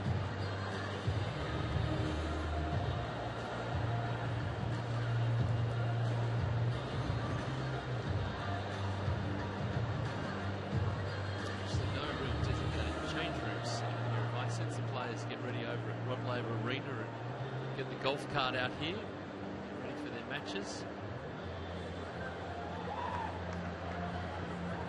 So it might be a little bit of a wait to find a space in Hisense Arena to take that bathroom break. Plenty of changing. This is a multi-purpose arena. There's plenty of locker rooms downstairs.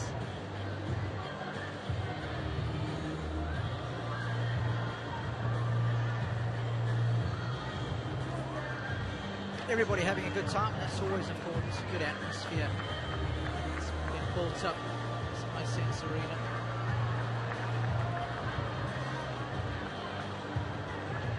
That takes camera shots of you, meaning. I mean, he's not nearly as good looking as her, but he's happy to be on camera.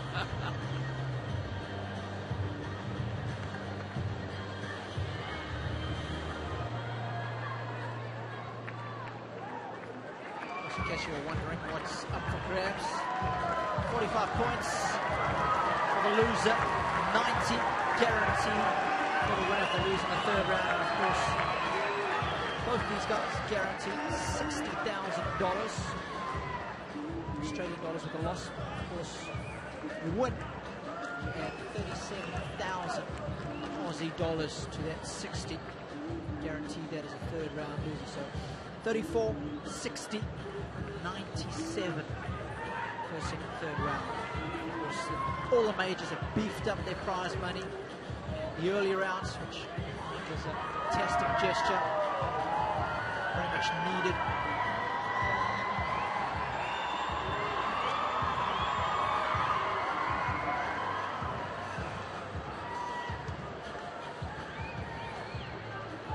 Which way is this match going to go? I think Groth can keep rolling with this and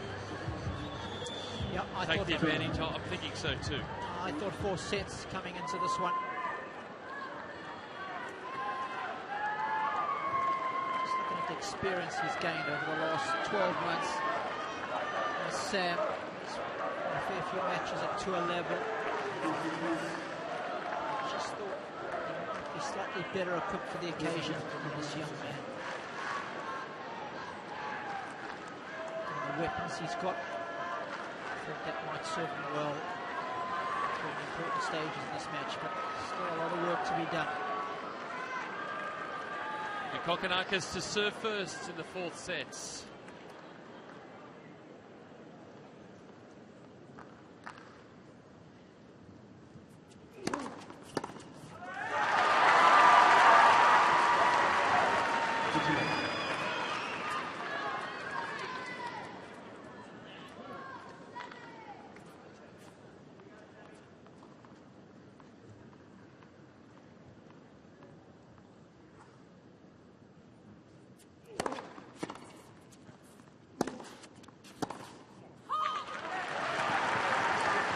Step 1 is an easy service counter to get into it.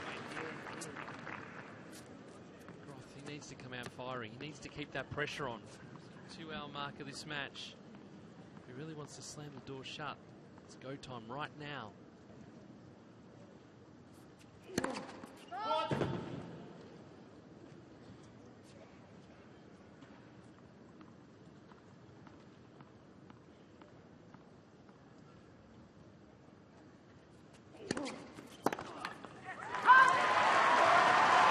Pushing himself along.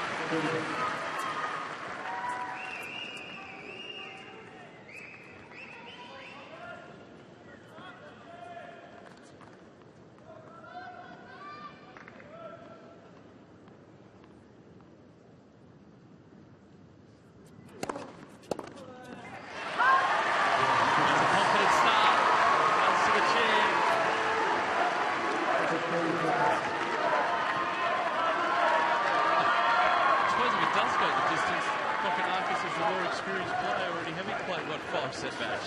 It's a good way of measuring it.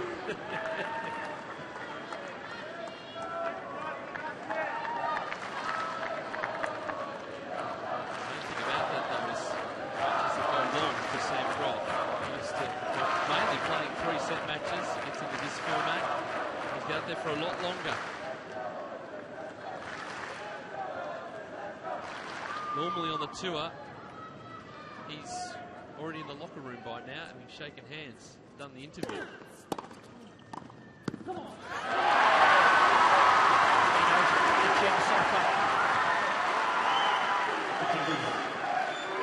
5 points on the bounce now to Kokkinakis.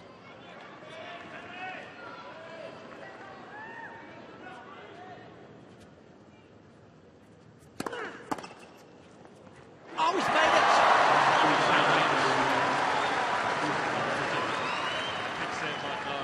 He might know this. My gut feel is more in than out.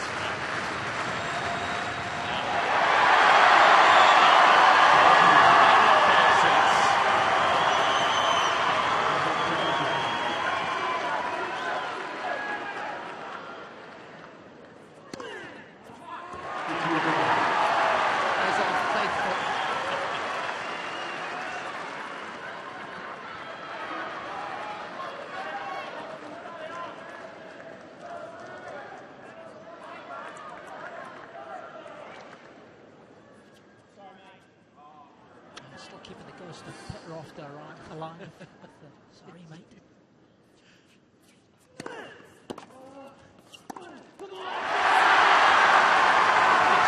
still playing good tennis, Robbie Petrov. He's still out there. Yes, that's our first out. You think the crowd wants 5 sets, Robbie? No, I don't know where you're getting that idea from. He's returned well in this game, hasn't he?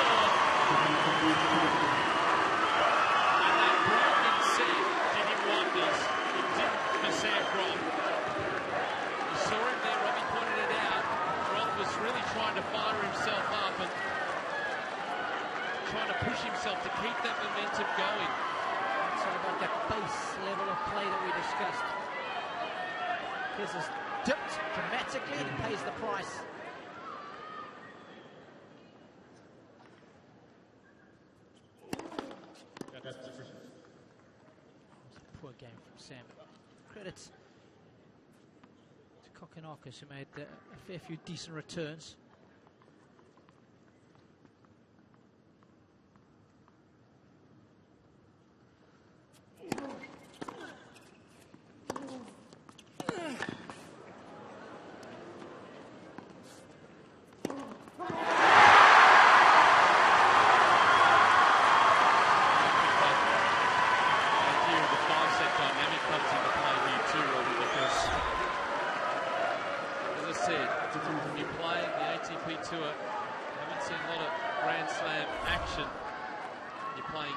Of 3-set tennis, most of the time with a tiebreaker in the 3rd set.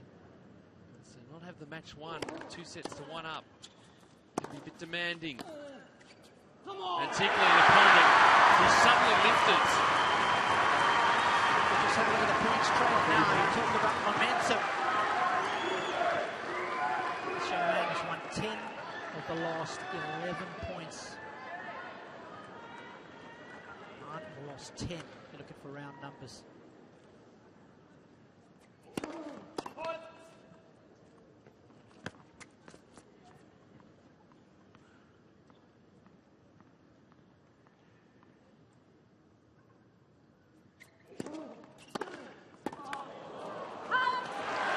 That's the spark that Groth needs just to get his head back in the game. Suddenly he's watched that momentum being taken away from him.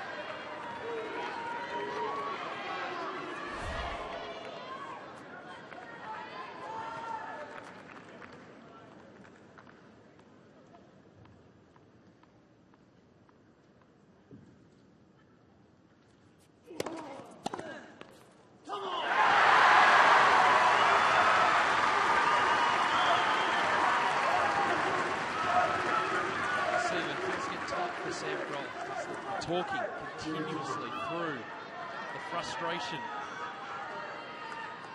The crowd, well, they are supporting him along. Want Kokkinakis to really push forward here in this fourth set. So you get a situation for Australia. The crowd aren't really on his side today, but Kokkinakis consolidate the break on 3-0.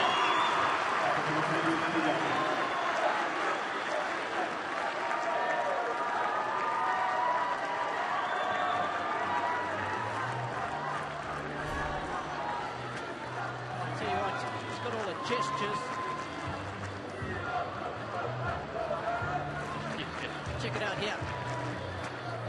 Right now. Feeding the crowd's energy. He wants this one to go the distance. Not only go the distance, though, but he wants to dominate. He needs to make a statement in this fourth set. Grab that momentum and run with it to the finish. In the back of his mind, he's feeling pretty good now, but knowing that he needs to go the stretch. He needs to go the 5. Now he's on top of this fourth set.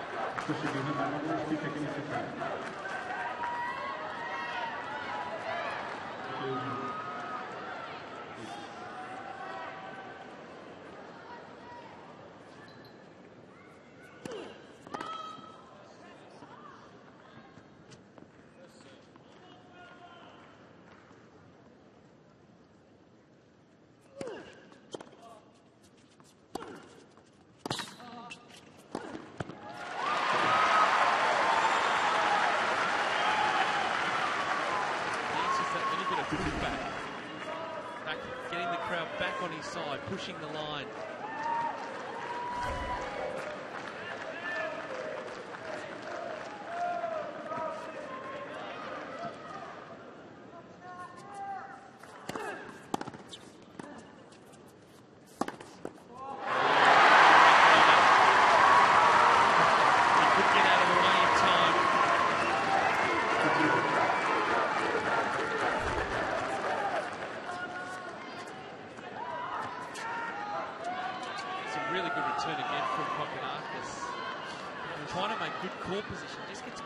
Service line.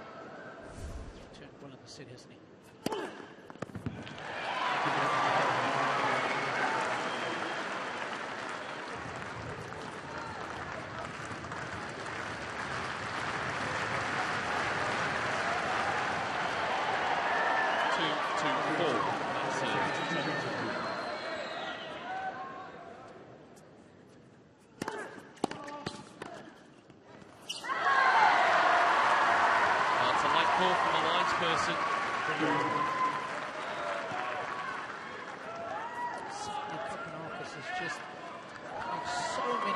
Returns in place.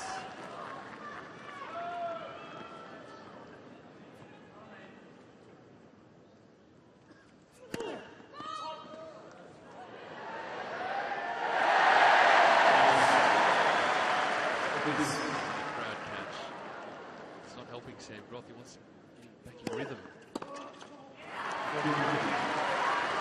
That's just the third 3 points that Groth has got behind his serve.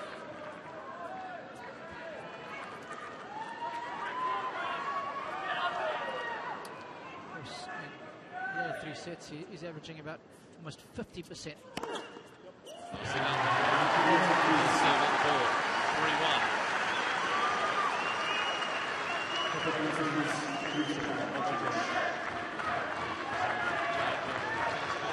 Racket coming for Sam Groth. Senior players do a lot now, time their racket changes with ball change. 9 games.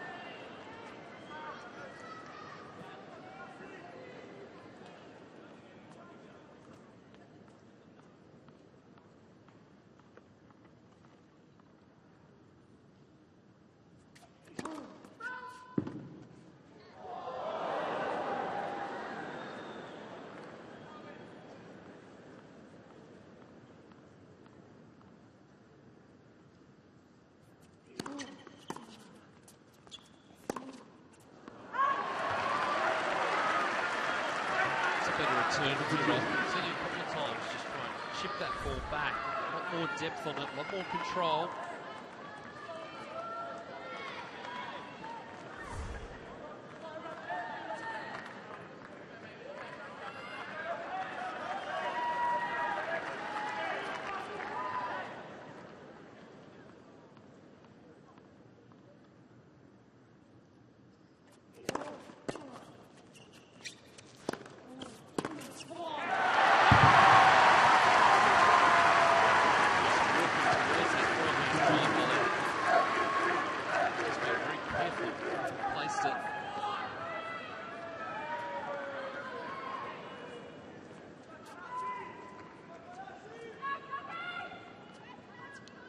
Twilight now in Melbourne. It's 8:30 local time.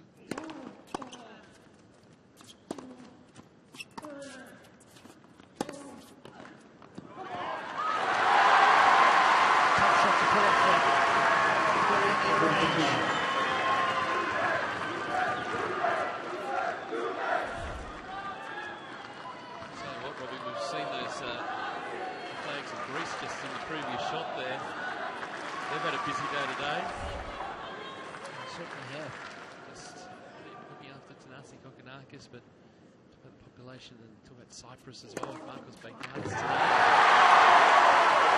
continues to push along.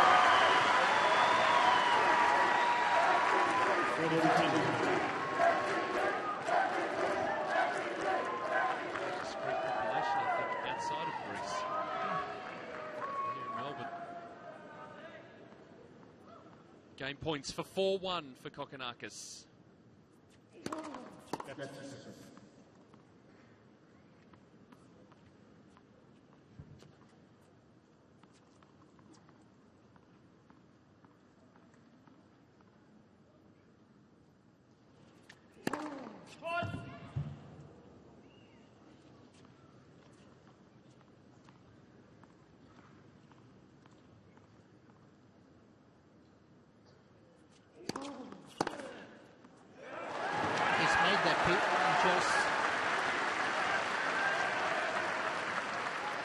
Keeps him in the hunt. 40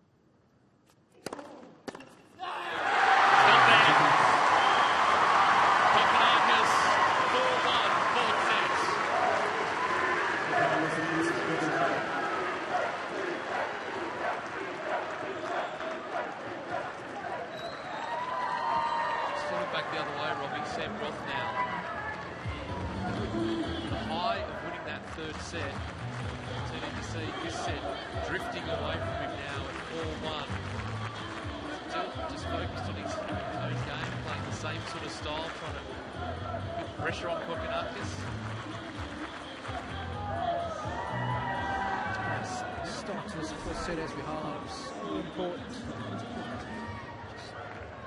Just some concentration. He's got a mountain to climb. I think he's fired up.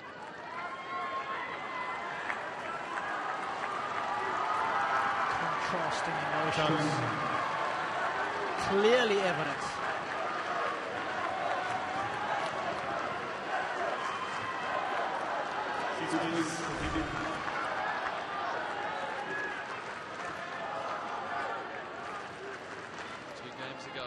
For Tanasi Kokkinakis. The time is now in this full set for Sam Groth, serving at 1-4.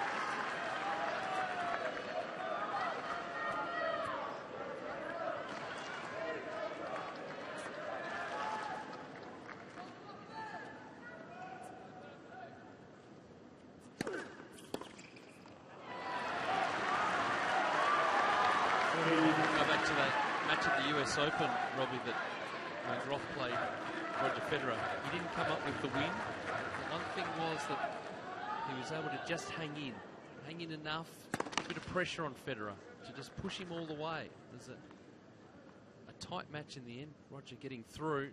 Needs a call on that now. He's holding up his end of the bargain. I guess the difference though is a bit of expectation here now, and that is massive. More often than not, Sam as the underdog is not expected to win. It's easy to play a little looser. Play without consequence. Looks like the shoe's on the other foot now. It's also playing into the unknown. Goes the fifth.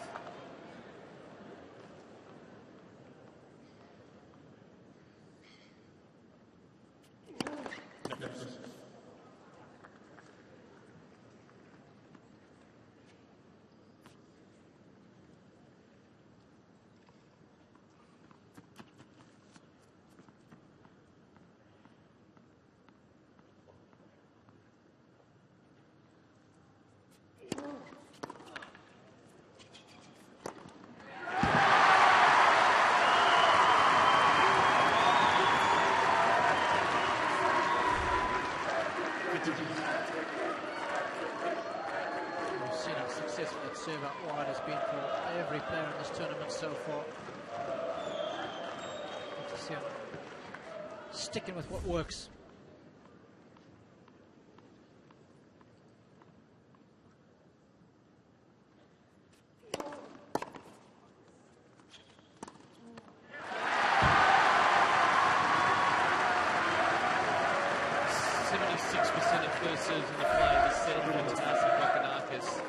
Winning 100%, 13 of 13 off the first ball.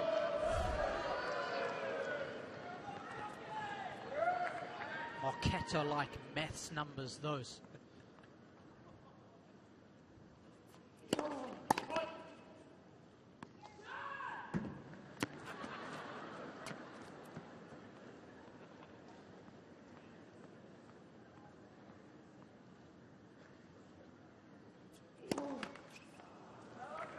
My maths was more like his second serve points.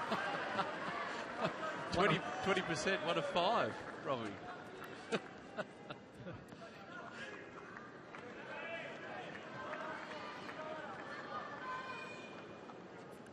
Well, not quite 1 of 5, but I can tell you, Robbie, I'm not 13 of 13 either.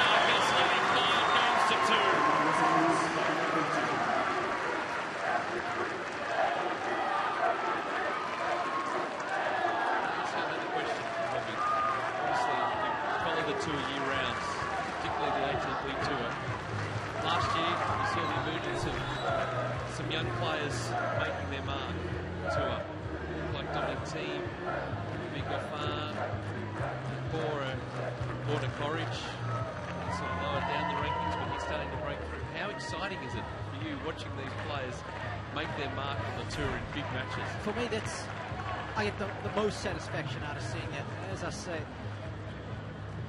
I always find it fascinating. How good can these kids be? How do they make that breakthrough? Do they have the game that's good enough to make the breakthrough? Get to watch top guys play on such a regular basis. It's much more fascinating when I watch Misha Zverev come through in Hamburg the way he did, knocking out some of the big fellas. Dennis Kudla of America. There's a guy who's got some talent down the road. What about this young kid we watched play yesterday evening? Lucas Pui. He is going to be good. I think we get a lot of joy, I must say, Pete. Exciting time for tennis worldwide, as Groth serving to stay in this set.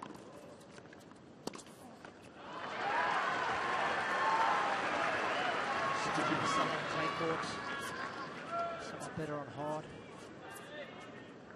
The really good ones, they're all surface players. That's the key these days. Going to be challenged.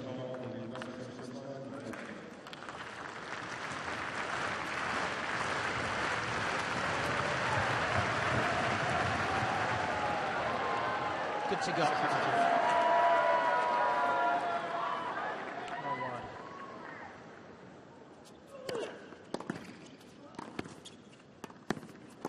It's a great first volley. We've seen him occasionally go into the open court and pay the price.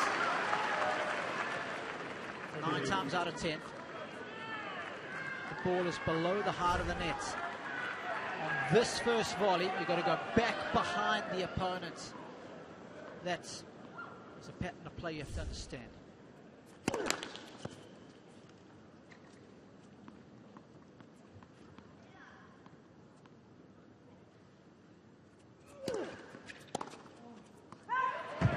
That's all tennis is, understanding the game for the most part. Understanding the patterns of play. Obviously the great players are then able to defy those odds, change things up when they need to. Often not a percentage game.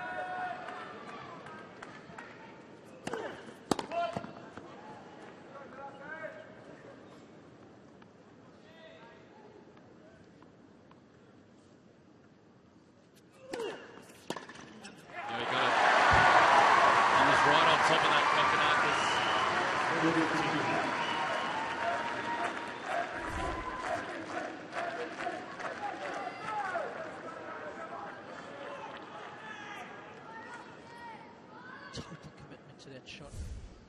So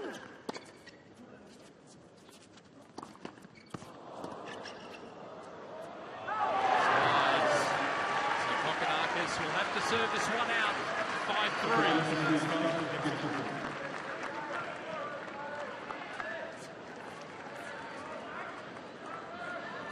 Sweaty palm territory for Kokonakis fans now.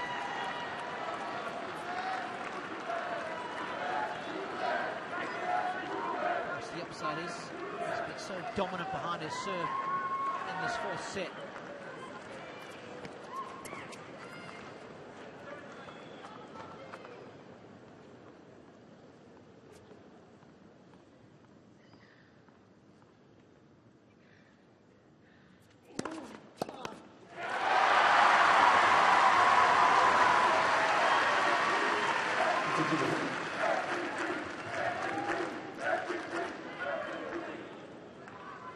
Imagine the crowd will just be silent, maybe a little bit of a round of applause if Kokonakis wins this set. Won't be able to hear them at all.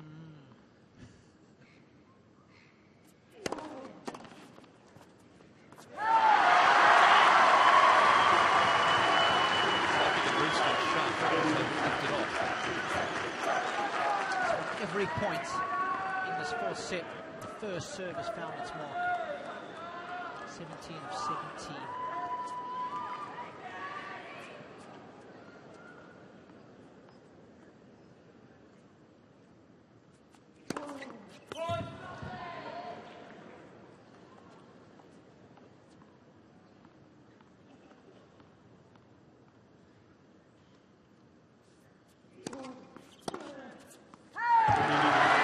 Now he's got 3 set points to send it to the decider. 2 hours, 26 on court. It's been an overly long match. Good points. Kokonakis looking for another 5-setter. Just maybe without the 8-6 at the end of it.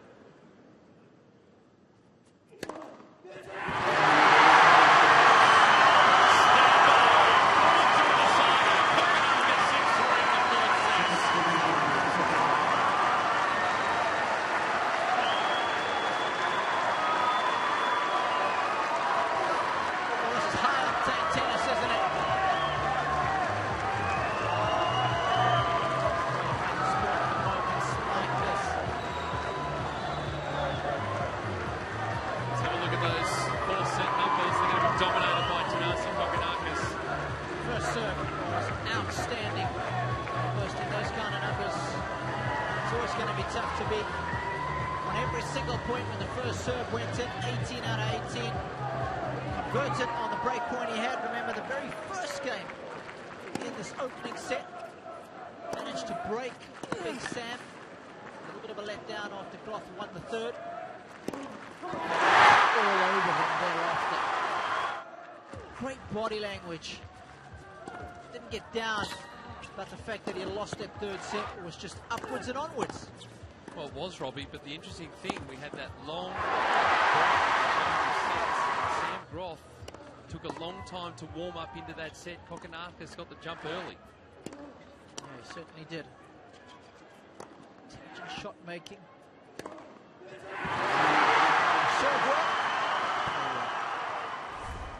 Imagine Raw, not just inside Hisense Arena, but all around the grounds. The big screens, there are plenty of them at this complex, would be showing this match. And the Raw would be going up. I imagine his good friends, Nick Kyrgios, will also be watching on tonight.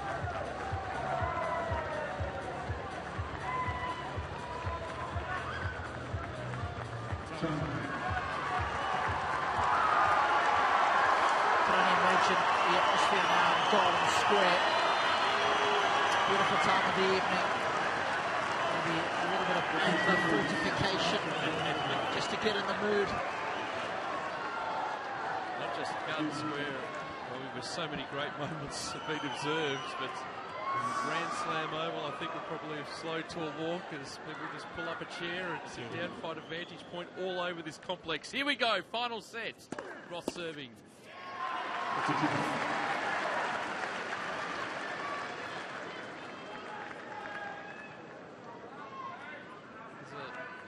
Neutral observer here, Robbie. What about the atmosphere? Hisense Arena opened up to ground pass holders for the first time.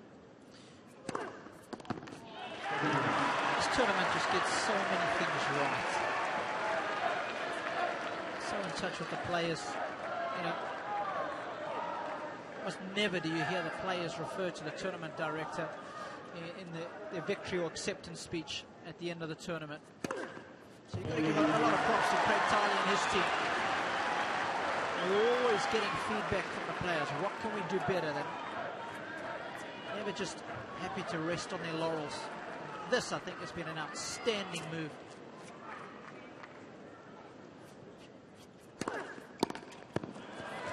It's good serving from Sam Groth. He's opening game in the final set. His first 5-set match. Saying at this level because, Robbie, at the end of the year in December, the Australian players who don't get direct entry into the Australian Open draw participate in a wildcard playoff, which is run by Tennis Australia at this venue. And the men's format is the best of 5-set tennis. And granted, there aren't a lot of 5-set matches that are played during that event, but that's the experience for these players coming through, trying to win that wildcard berth. And is that every round or just the finals? Every round.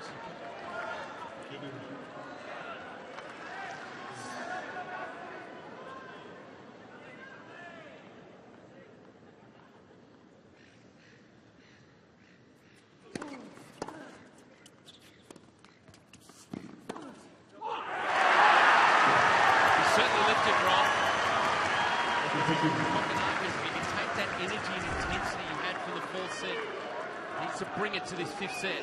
Yeah, we talk about that natural letdown that often happens when you win a set. So this is what Kokonakis has got to guard against. Sam, who wants to bounce back here early doors. That looked much more in than out.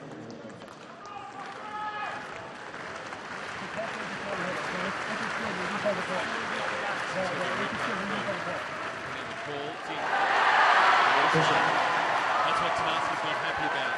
It's okay before he hit that ball. Get back on with it, Tanasi. Don't need to worry about the umpire here. I'll tell you what, I'm a big fan of having that as a review as well. We see it so often throughout the course of the tennis season where it's always the debate whether the player was hindered by the call or not. Quick little video screen, replay it with audio. then you can make sometimes a better judgment call as the umpire.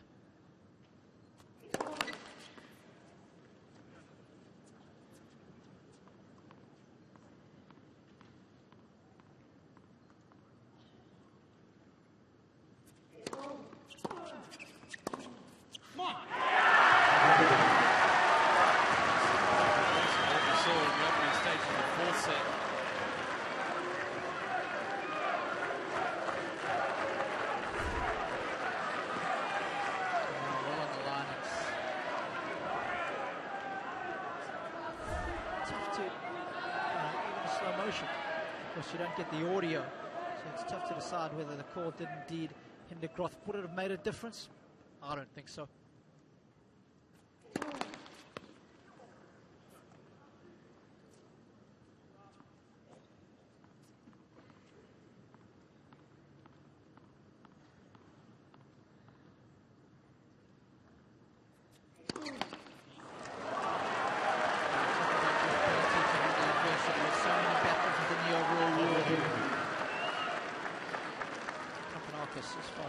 Big time right here.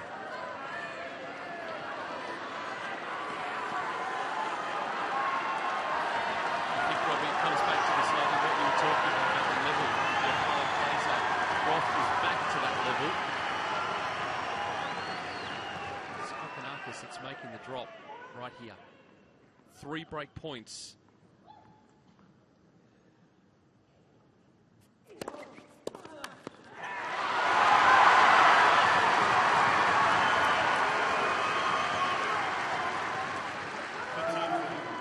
Do-over for Groth on that occasion.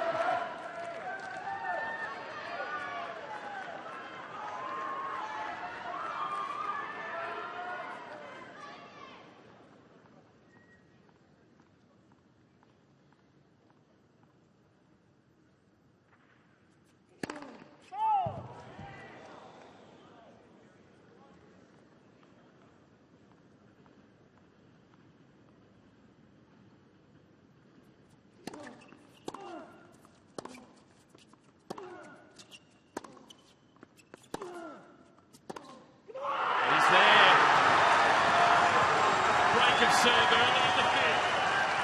Groth 2 games to love.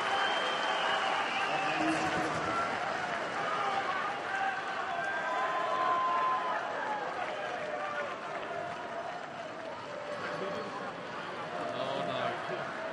No. First round match.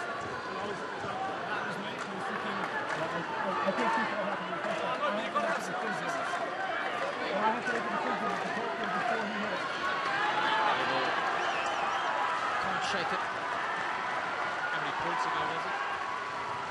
The second point of his service game, so I'd say about 3 or 4 points ago.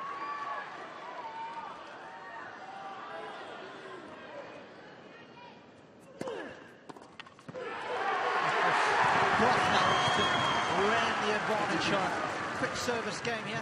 Get the balls to the other side of the net. Pressure right back on Kokonakis.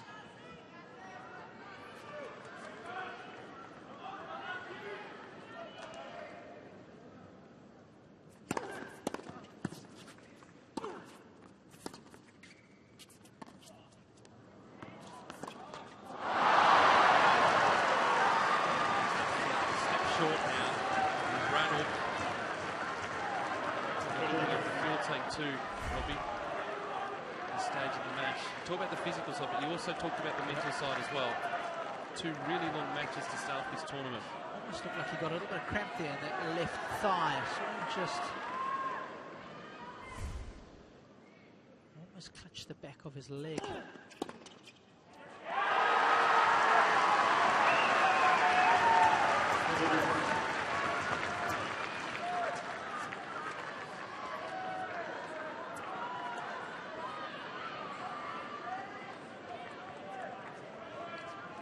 Game points for 3 love. He's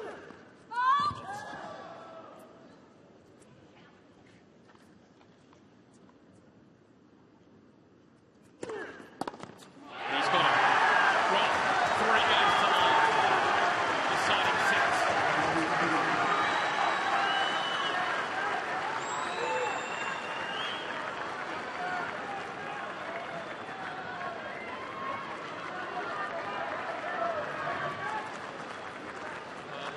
Sarai, this crowd has enjoyed,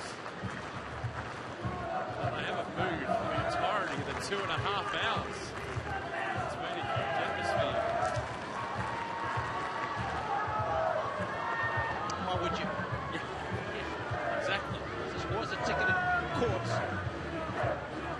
Full anyway, so the fact that it's not, it's ground pass holders as well. Makes it even better. It's that really weird sort of feeling. You sort of feel like you're in a Davis Cup tie situation where the home country's in front, but they're both from the home country, so it's really hard to get a gauge of that because the cheering's been for both sides. Sort of go back to the Davis Cup final last year in France, Switzerland won, and you had a lot of French fans there, but then you had those pockets of Swiss fans making just as much noise. Yeah, I guess the biggest unforced error that the French man was having that Swiss contingent so low down. Come on. Hashtag unforced error. They got to be right at the back. They got to be in the car park. It's not even in. So what has Tanasi Kokonakis got for us here? Real pressure now. Love 3.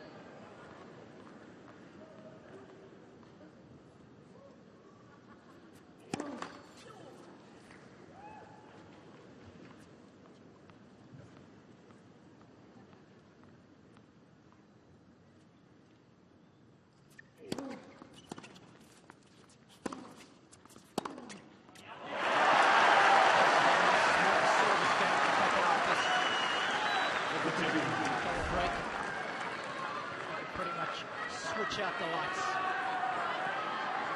We'll start Groth now. Again, if I'm Sam, I'm going for everything. Maximum pressure on the youngster.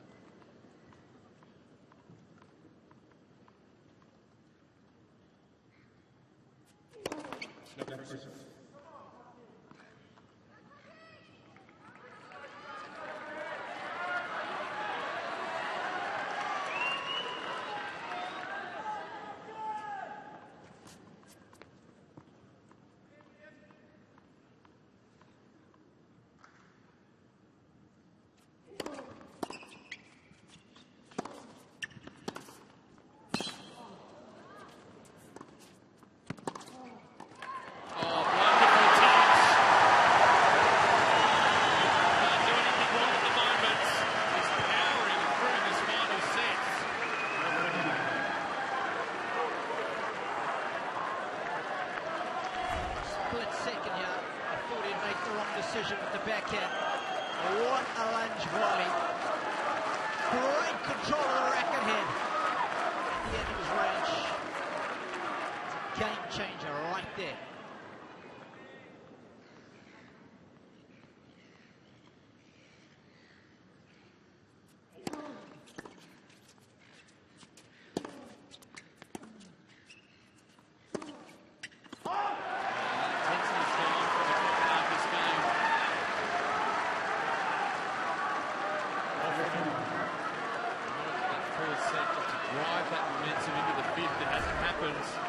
Groth has taken advantage.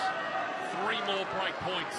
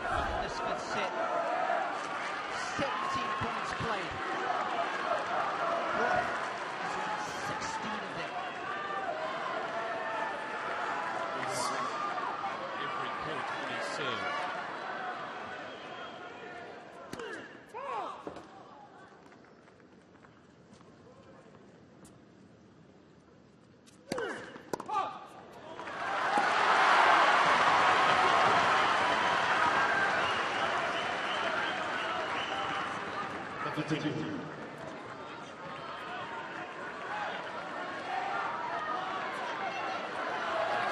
out of that trap. This is a serve. He gets straight back on track.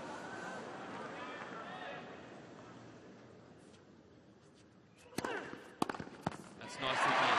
That's a good comeback. Kokonakis has returned really well tonight, but he's also been worn down.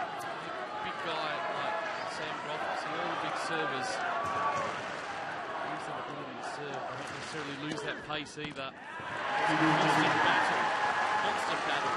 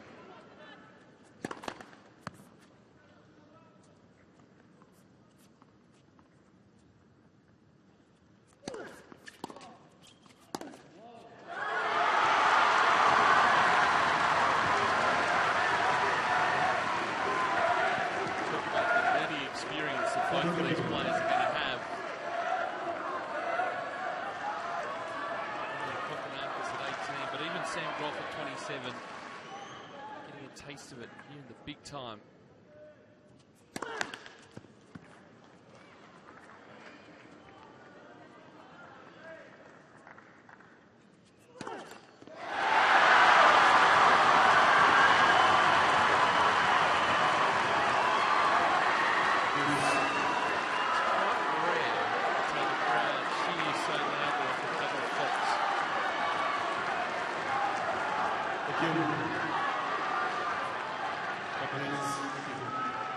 Clearly the crowd doesn't feel like they've got their money's worth.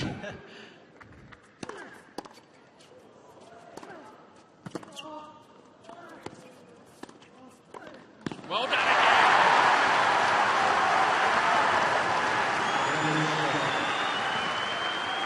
He's really picked up his level across the net, the confidence that he's got now. Yeah, it's wonderful. He's breaking out the John Fitzgerald volley right there.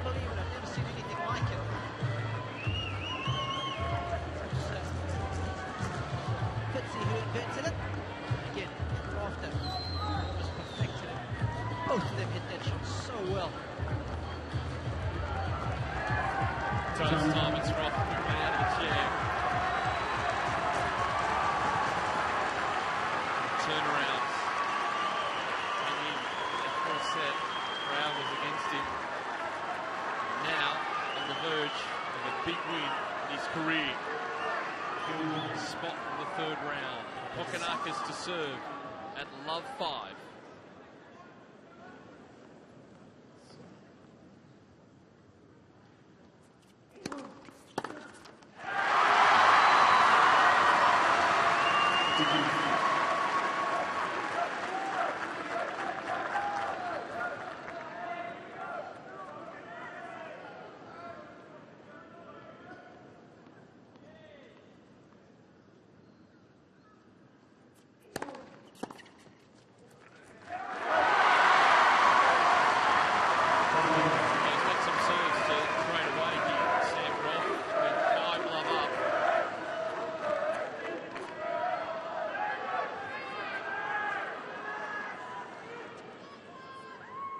too loose though.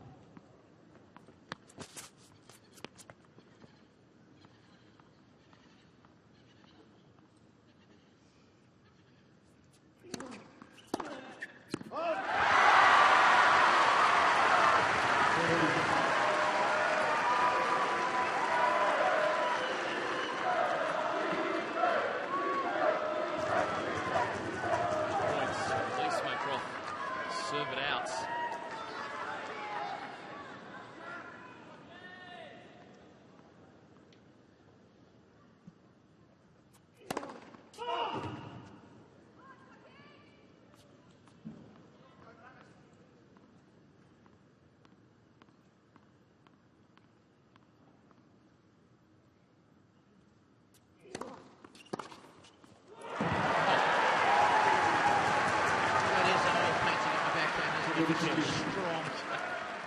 Oh. Said that a couple of times tonight. Boom.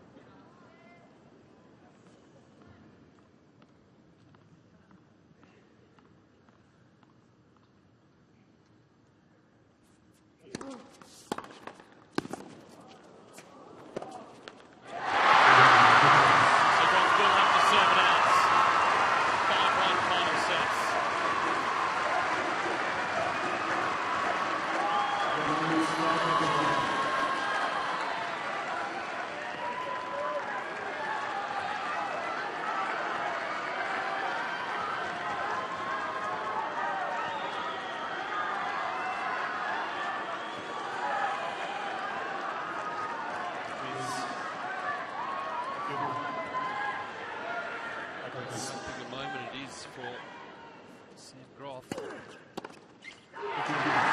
to the third round of a major before. Just around at the US Open last year. He's close. He's very close now.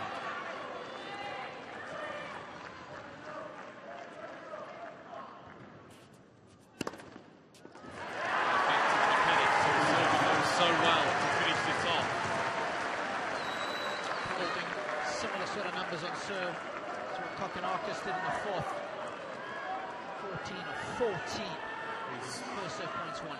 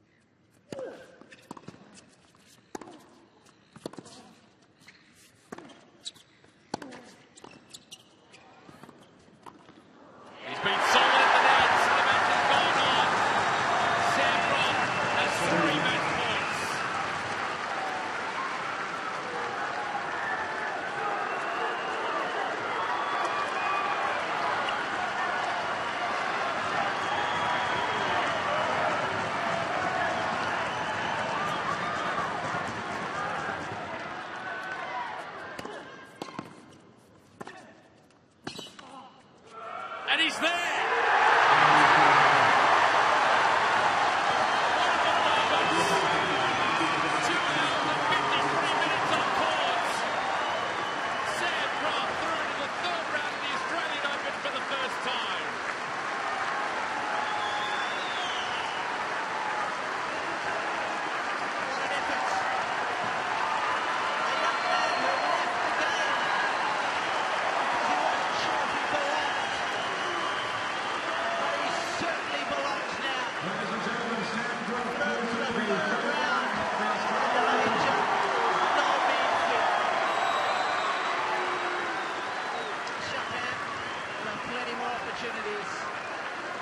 Absolutely certain.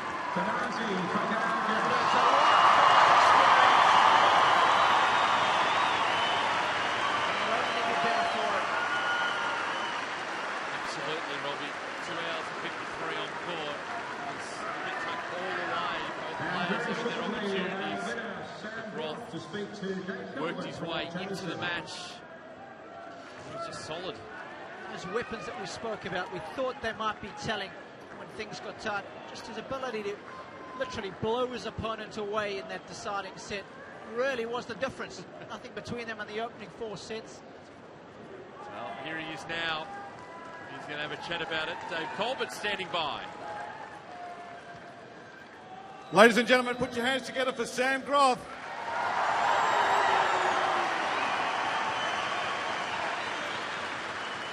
I've got to say, Sam, it looks like you can hardly believe it. Congratulations, a career best performance.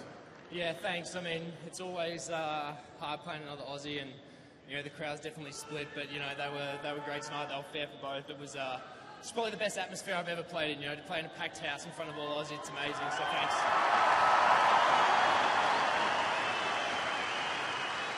I have to say, you probably came in tonight as a bit of an underdog. Did that help you, do you think? I mean, I didn't feel like an underdog. You know, I'm higher in the rankings, and obviously he had a great win on Monday. But you know, I feel like I'm in career best form, and I'm where my ranking is for a reason. And you know, I didn't put any pressure on myself with that, but you know, I definitely came in feeling like you know this was a winnable match for me. And you know, I knew he'd had a long 5-setter in the first round. I know I'd done a lot of hard work in the off season, so you know, even if I was had to go the distance like I did, you know, I felt like I was in good shape. And a great final set for you too. What a way to close it out. Yeah. Once I got that second break, I was sort of like, okay, you know, normally I don't lose my serve twice in a set, so I was sort of like, okay, second break. I was like, come on, hold now. I felt like I was in pretty good shape once I got that, but you know, I put myself in a bit of trouble. You know, start that 4th set. He went for a toilet break, and I had a real lazy start to that set, and you know, I did well to dig myself out in the 5th. Now up next, Philippe Kohlschreiber and Bernard Tomic. Kohlschreiber's won the first set at the moment, but there's a bit to go there. He might have another battle against another Australian. Yeah, I mean, obviously it makes it tough on the crowd again, but you know, if Bernie gets through, you know, we know we've got a guaranteed Aussie in the 4th round, which is amazing. But you know, I'm just going to go and prepare myself. I think I'm probably going to have doubles tomorrow, so I'm going to go get myself ready for that, and then come back firing on Friday. Congratulations, you're through to the 3rd round of a major for the first time. Well done, Sam Groth. Satisfied with that performance. His first 5-set match at this level, sort of getting the job done.